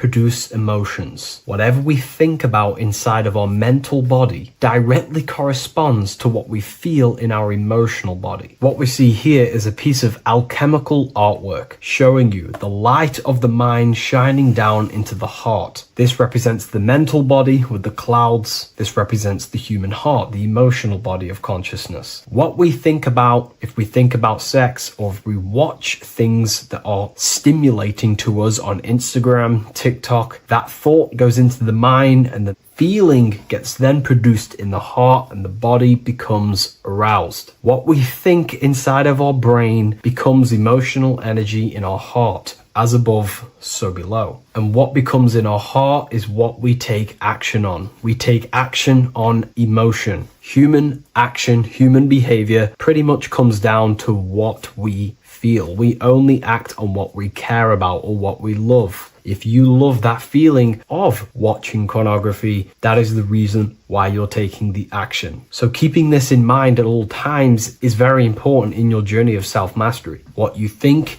is what you feel, and what you feel is what you act upon. Remove stimulations that can possibly produce that thought of watching pornography. Unfollow the people. Purify your environment so these thoughts do not enter your mind. And if you do become stimulated, remember, thoughts produce emotions. Change your thoughts. Think about something else instantly. The more you think about it, the more you feel, and the easier it is to take action upon it. And the second tactic that I say to myself is that it's all mental. World, the universe, life is all mental. For example, unfortunately, my brother passed away recently. I've never gone through something like this in my life. It's tough. It's horrible. It's not nice losing a loved one. However, if I sit around and focus just on the negative side of that, yes, of course, I'm going to have my moments. But if I just sit there and focus on the negative, it will destroy my life. It will pull me down. The only thing that I can do to benefit from this situation is to become a better family person out of this. Become more loving. Spend more time with the people who mean a lot to you. You can always change and transmute the mindset of every situation in your reality. There's a famous saying I like to say, if you can change it, change it. But if you cannot change it, change the mental attitude towards it. Never just sit there focusing on the negative side of reality. This helped me with mastering myself watching pornography. It's all mental. You hold the power over the mind. And the next tactic is probably the best one ever. And I still use this today in everything in my life. Before I make any decision in life, I always say to myself, what is the effect of this cause? Is that effect going to push me towards who I want to be? Or is that effect going to pull me away of who I want to be and become and where I want to go in life? If the effect is not pushing me towards who I want to be, I will not take the action which is the cause. Consciousness cannot escape the law of cause and effect. It is an immutable,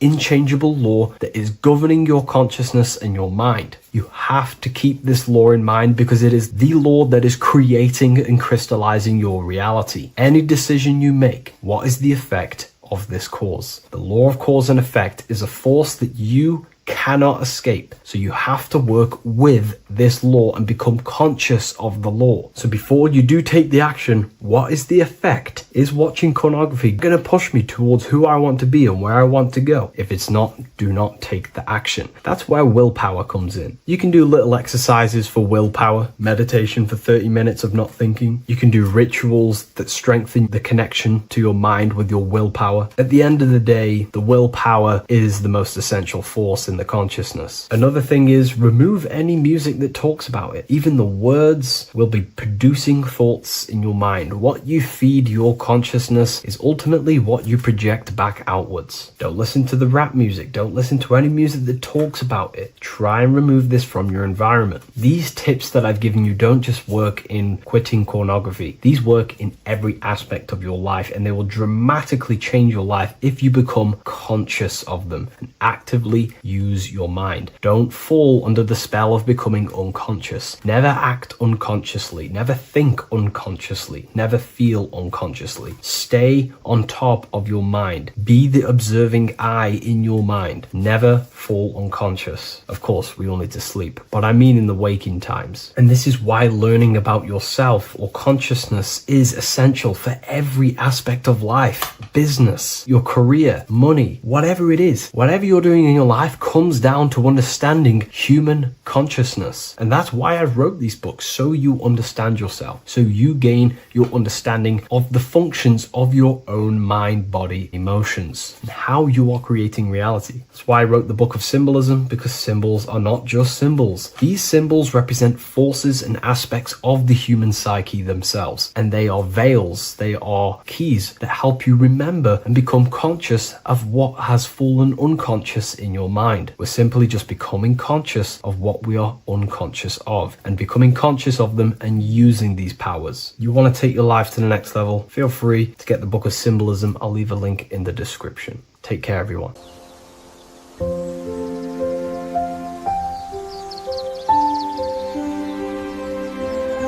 bookofwisdom.com. Visit today.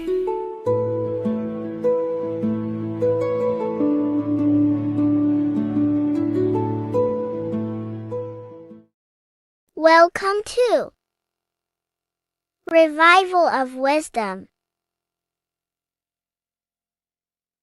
Welcome people, we're back with another video. In this video we're talking about how Jesus Christ and Christianity is all sun worship. The Holy Bible of Christianity is not meant to be taken literal for history. It is a story and has lots of metaphors. Starting with the symbol of the cross of Jesus. This cross originates from this ancient cross of the sun. This symbol has been used for thousands of years, way before Jesus was a thing, in Europe, America, Asia, and all around the world. In fact, this symbol is still being used by Christians today, not knowing it represents the sun. This is a 4,500-year-old artifact, a golden plate with an equal-armed cross found in England. The gold to symbolize the sun, and the equal-armed cross for the 4 equal seasons of the year. So this is why in the Bible you have Matthew, Mark, Luke, and John, symbolizing the yearly cycle of the sun and the 4 equal seasons. Also in the Bible, Jesus is referred to as the light of the world. So yes, Jesus represents the sun. He is a metaphor for the sun.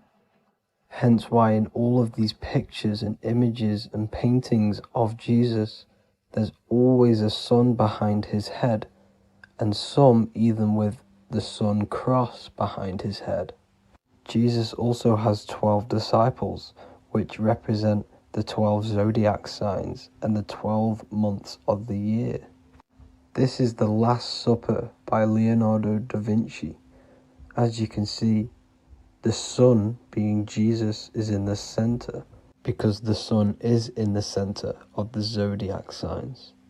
There are 4 groups which symbolize the 4 equal seasons. Each group contains 3 people symbolizing the 3 months and the 3 zodiac signs in that season.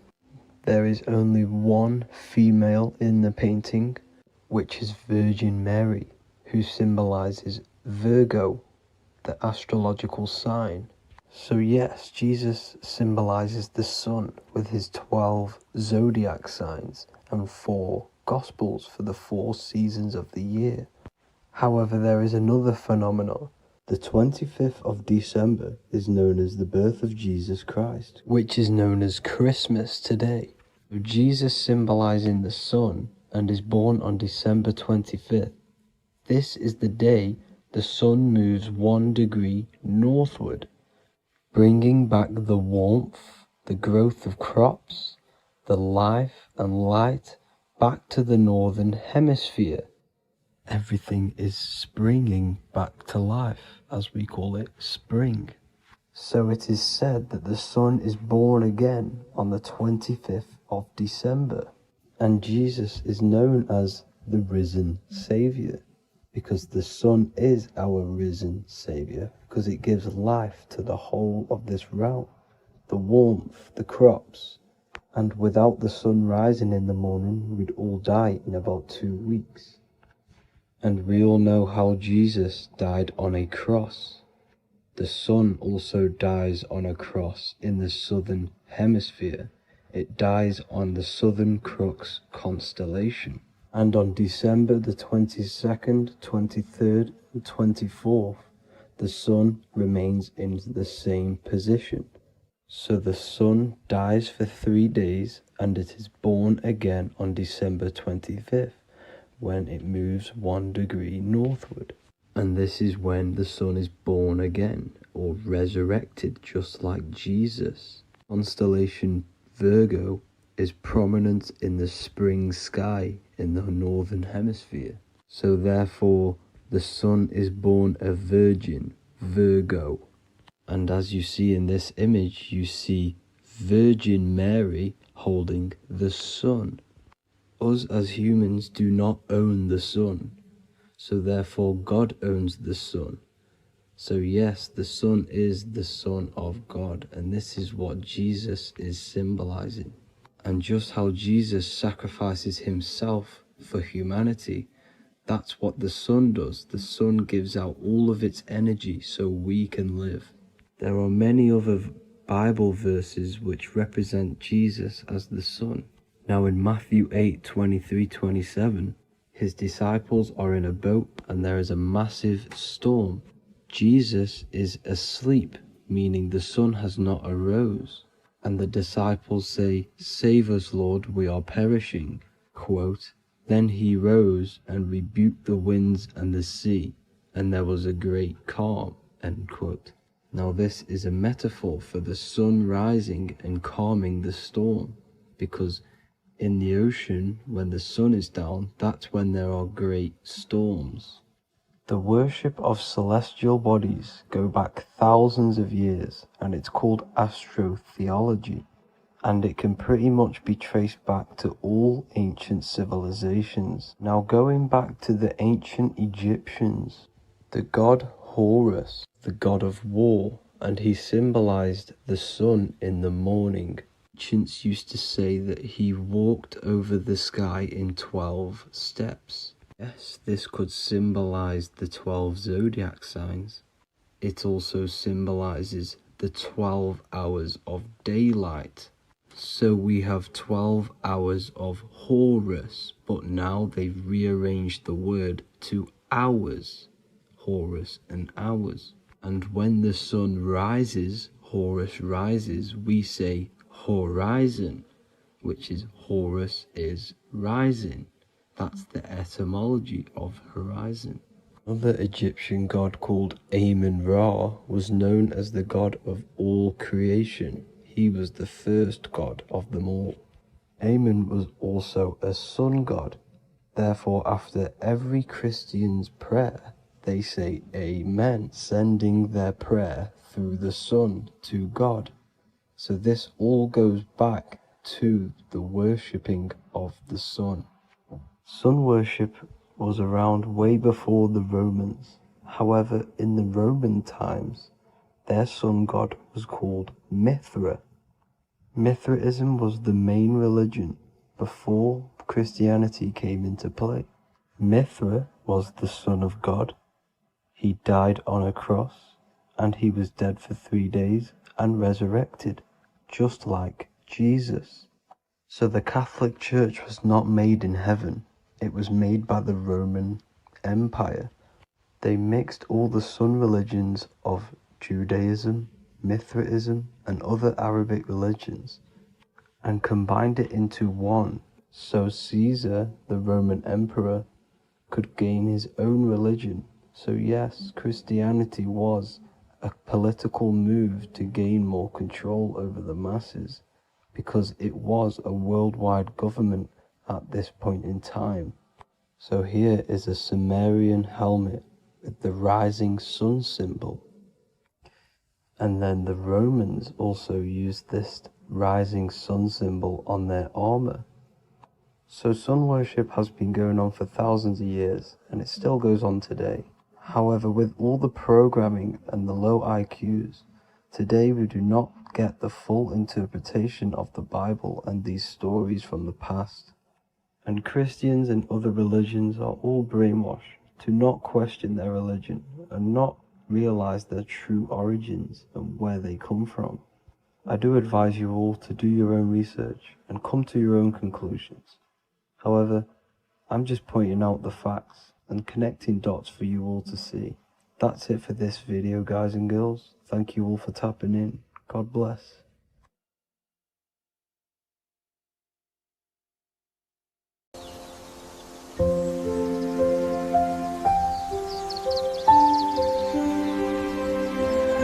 bookofwisdom.com. Visit today.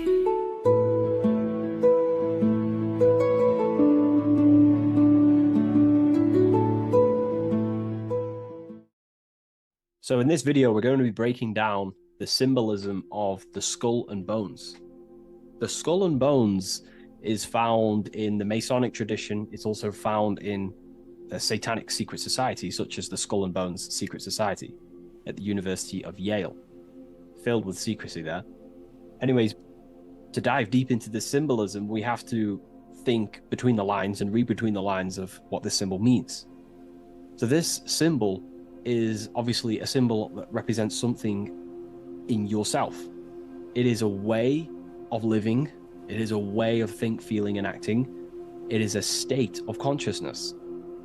Each symbol represents a state of consciousness. Each symbol reveals something about yourself, the way you process things, the way your consciousness functions. This is what symbolism is for. It is visual representations of modalities of consciousness. So the skull and bones, if we instantly look at this symbol, we typically think of death, because a skull and bones, they are the last things to rot when the body dies. You see this symbol associated with death all the time. If you look on the back of of a product such as cigarettes or what else, vapes or vape liquid, you will see this symbol. Why? Because it represents poison or something that can kill you, or death, something that is toxic. So you always see this symbol on products that are toxic, things that can cause harm or internal damage to the physiology of the body. So that's a very basic exoteric term, which is external. It's a very external teaching. But inside the occult and esoteric traditions and occult schools of thought, this symbol represents the death of someone's consciousness or spirit. It is the death of their soul. Now, what do I mean, the death of their soul? This is used in satanic societies, or it's used in Masonic traditions. Two different meanings, okay? So inside the Masonic tradition, this symbol of the skull and bones is always found on a coffin, on a Masonic coffin. The coffin will have a symbol of the skull and bones. And if we observe the symbol, we have two interesting sections. We have a skull and we have bone, okay? These are two symbolic aspects of consciousness and forces of consciousness. The skull encloses the brain, and the brain is all to do with intellect and thinking, intelligence. However, these bones are for the limbs, such as arms and legs, and the arms and legs are specifically for action. The body uses these bones for taking action in the external material world, in the manifested world. So it's a symbol of thought and action, intelligence and action. But what is that the death of? If this symbol represents death, it is a symbol of the death of something, which is the soul. Okay, you can have very high intelligence and you can also act upon that intelligence. However, you could also have no connection with your divine nature. So the thought and the skull and bones is a state of consciousness representing someone who is in the coffin. The Masons use this on a coffin. It is a symbol of thought and action. Mainly, it represents base consciousness. In the Masonic tradition, it represents base consciousness. I'm going to explain the Satanic tradition of the symbol after. But in the Masonic tradition, they use this symbol to represent someone who's on base consciousness, which means they only think and act. They have no connection with the divine self, no connection with their higher self or the spirit or the divine nature of themselves. They only use their intelligence and they only use their body. They have no connection with emotion. There is no emotional symbolism in this image here. Hence why the image is either gray or black. It's normally gray because gray symbolizes dullness. Each color is symbolic of emotion, and looking at colors invokes emotion. However, gray has no emotional tone. It's dull, it's dead.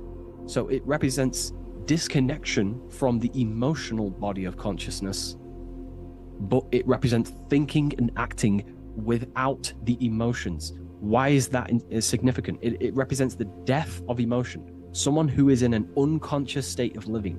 Why is emotion important?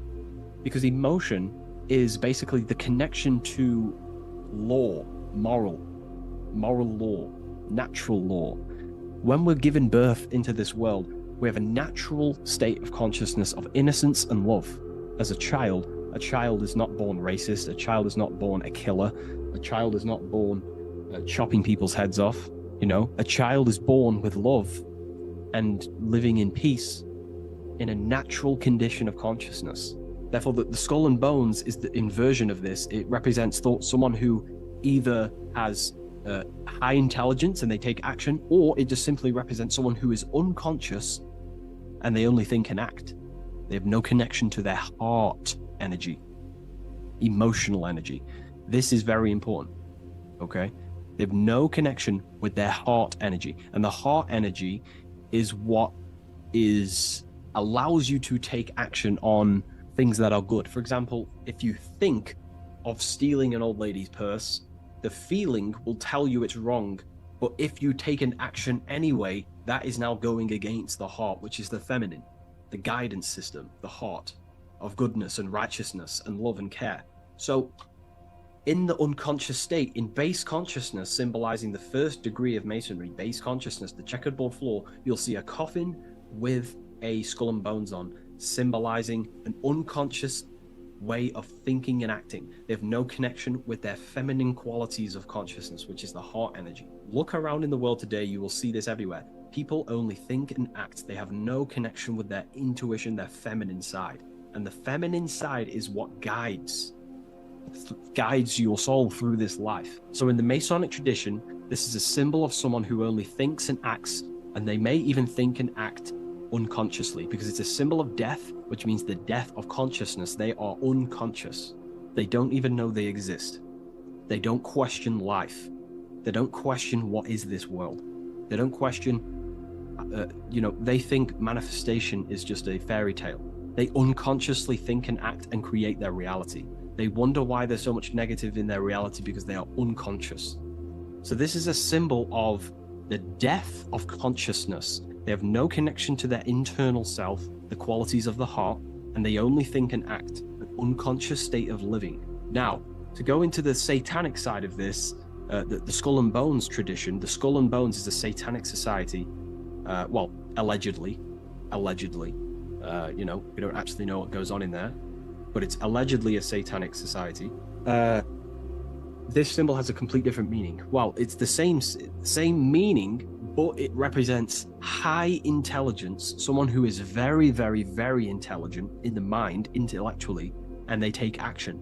Because Satanism is not worshipping Satan. A lot of people won't understand this, but Satanism is not about worshipping Satan. Satan, therefore, is an allegory, a metaphor, or a symbol that represents the egoic force of an individual's mind or consciousness. Satan is a symbol representing the ego of man, of an individual. And like I broke down earlier, when we think about stealing an old lady's purse or punching someone in the face, the heart tells you that's wrong, but the body takes an action anyway. That little voice inside your mind that says, do it anyway, even though you know it's wrong internally, that little voice that says, do it anyway, that is what the ancients or esoteric societies call Satan. It's not a deity, but it's an aspect of our own mind, an unchecked aspect of ourself that is always trying to rule and gain, is trying to conquer you. This ego tries to conquer and take full control of you. And that's what we see in today's world. So therefore, in the satanic society, this is a symbol of head consciousness, no heart consciousness, because satanic societies do not want to connect with their heart. They prefer to live in their personal consciousness. What do I mean? The universe is one consciousness, one giant being expressed in individual forms. And that universal essence beyond your ego, beyond that universal consciousness, is the heart. But the head is the personal consciousness. The head is where your perception of yourself is. You know, that false character of who you think you are, your beliefs, you know, your name, your job, your status, your reputation. That is all head ego consciousness. It's not necessarily evil. However, in satanic societies, they do not connect with the divine. They would rather live in their personal consciousness and become their own God instead of connecting to the God of the heart, which is the God of the universe. They prefer to become like a material God. They want head consciousness, and they think and act without heart. They will think, they'll have high intelligence, they'll develop their mind, they'll develop the power of their mind, but they'll never develop with their heart. They'll never connect with their heart. So this is what the symbol is representing in satanic societies. They live in satanic consciousness, which is simply head consciousness, thinking, acting, high intelligence, high IQ, no connection with the divine. Okay? And today, this is what this, you know, the world is being pushed upon. This is, you know, the world is 80% Satanist, and people are walking around they're Satanists and they don't even know. This is how the dark occult has influenced the world to become so vain, lost in vanity, ego, lust, materialism, status, money. They've made the world unknowingly become satanic.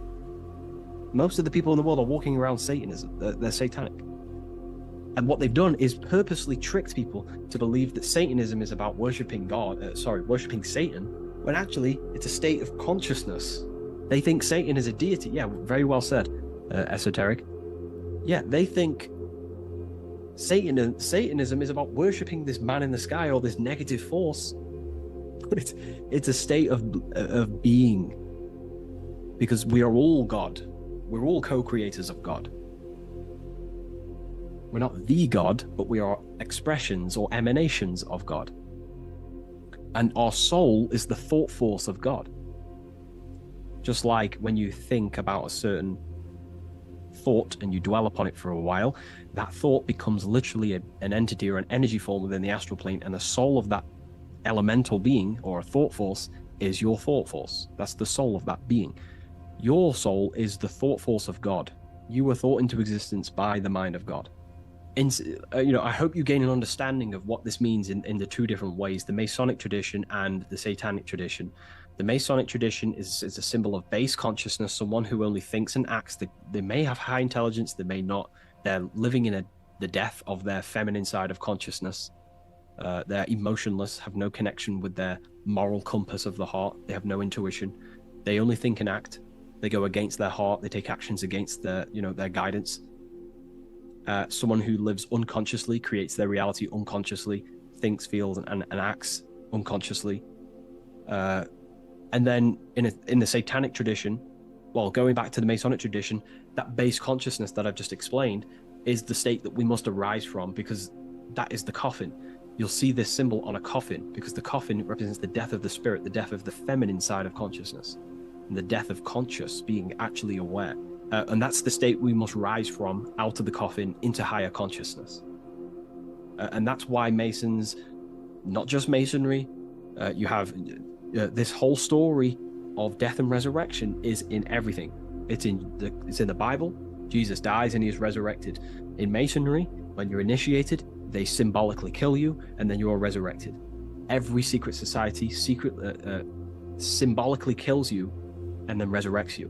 Why? Because in order to awaken to what you truly are, you have to kill who you thought you were in your mind. In order to awaken to what you are, you have to kill what you thought you were. So it's a death and resurrection. Okay, so this is the state we arise from, but in the satanic tradition, this is glorified, this state of consciousness. They are conscious, they have high consciousness, but they only have intelligence and action. Their intelligence and action are one. They think and act instantly, but they think and act at the expense of others because they have no connection with their heart. There's no heart symbolism here. It's a symbol of intelligence and action, the mind and the body. So the satanic tradition, they think and act at the expense of others. They seek to control other people because they have no connection with their heart. They have no connection with empathy, love, or care. They only care about themselves and the brotherhood of their secret society. This is what true Satanism is. It's not about worshipping Satan. It's about serving Satan, which is your ego, the egoic force that tells you not to go with your heart. So yeah, I hope that clears some things up about this symbol.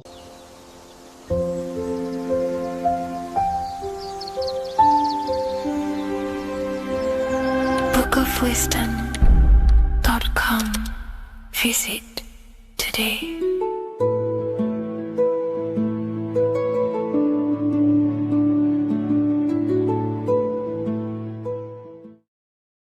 What is up, people? How are we all doing? Today, we're talking about the flat earth cosmology. So let's jump straight into this. Please drop a follow and leave a like to help the algorithm. So we live in a torus field. Everything's made out of torus fields. And every torus field has motion. It's what it is. It's the motion of energy. And every torus field has a center, which is the black hole. It's a womb of creation. It's counter space. Now, this is why the North Pole is magnetic, because the center of this torus field is the most magnetic part, the strongest part of the field. So this is why all compasses will point you to the center. And the Earth's magnetic field is spread across the whole of the Earth. And it's spinning, as you can see here. It's like a tornado at the center. And this tornado is the force which is spinning the sun and the moon around us. You got the sun, the moon, Polaris, just like in the Masonic cosmos here. The sun, the moon, Polaris, the all-seeing eye. Now we'll get into Polaris a bit later, but the sun is the magnetic force. Sorry, is the electric force, because every field is electromagnetic. Now, the sun is electric. It's positively charged. It's going to give you energy. It's feeding energy. The moon is more magnetic energy, which is taking your energy away from you. And this is why you become sleepy when the moon comes out, because it's taking away your energy. So these two forces is the balance. It's the yin and yang. It's the balance. Everything in this creation is balanced, because the torus field is the Earth is the plane of inertia, the 0 point within the field, because physical matter is a result of two opposing forces equalized on the plane of inertia. And that is where matter crystallizes into physical results. And this physical plane is the plane of inertia, planet Earth. And at the center of this plane is the black hole, the womb of creation. And outside of this black hole gives birth to light. So the torus field is constantly rotating, going into counter space, the black hole, and then out of counter space gives birth to the white hole, white light. You see? So it's going around, black hole, birth again, black hole, birth again. And it just keeps going around. It's an infinite cycle of energy. And this is where the infinity sign comes from. This is the motion, this is the force which is creating everything to spin inside of this circle. Okay? And it's making the stars spin. It's making the sun and moon spin around us, around this center point. Now here you see Horus and Set putting their feet inside of this dome. This is the royal arch, the arch of the dome above us, which is like you see in the Masonic cosmos, the royal arch of Freemasonry. This is the dome above us, the firmament that the Bible talks about. You see, they're putting their feet in because Set symbolizes the moon and Horus is the sun. Horizon, Horus. Horus is rising, the sun. So they're both putting their feet around the center magnetic pole, which is the pole, North Pole. And above the North Pole, you have Polaris, the pole of electromagnetic energy. You see? And this is how we get the sun and the seasons. Because the sun, for us, when it becomes summer, it's on the Tropic of Cancer. Then it spirals outwards, going out and out and out, then goes to the Tropic of Capricorn. That's winter for us. Then it comes back in and creates summer again. So it's constantly spiraling around this center magnetic North Pole. You see? So this roof above our heads is the firmament, and this is what they've taken off of us. They haven't physically taken it, but mentally they have taken this away from you. It's a female energy, and this is what the Egyptians called Nut, the sky god Nut. And this is the womb. We are inside God's creation, God's womb, and the woman's womb when she has a baby is a microcosm of this, because everything inside of this creation is micro, macro. It's a reflection of the bigger things, as above, so below. So the dome above our heads is the dome we are in when we are a baby. And you can see the sacred geometry of it is the exact same. It's the dome. And when we are inside of the womb, the woman, the sacred maker, which is the M, the Masonic M, this is the G male symbol. The Masonic M is maker, mason, matter, male. She delivers the male, you see. She delivers the male because it's the maker, the female, the magnetic. The woman is magnetic in nature. The male is electric in nature. So when we are in this womb, the female, we are being fed by the center umbilical cord, by the center of the mother's stomach. We're connected to the center of the woman's stomach, just like we are when we are in the earth. The center is where the aurora borealis is being emitted from, the electromagnetic aurora borealis, the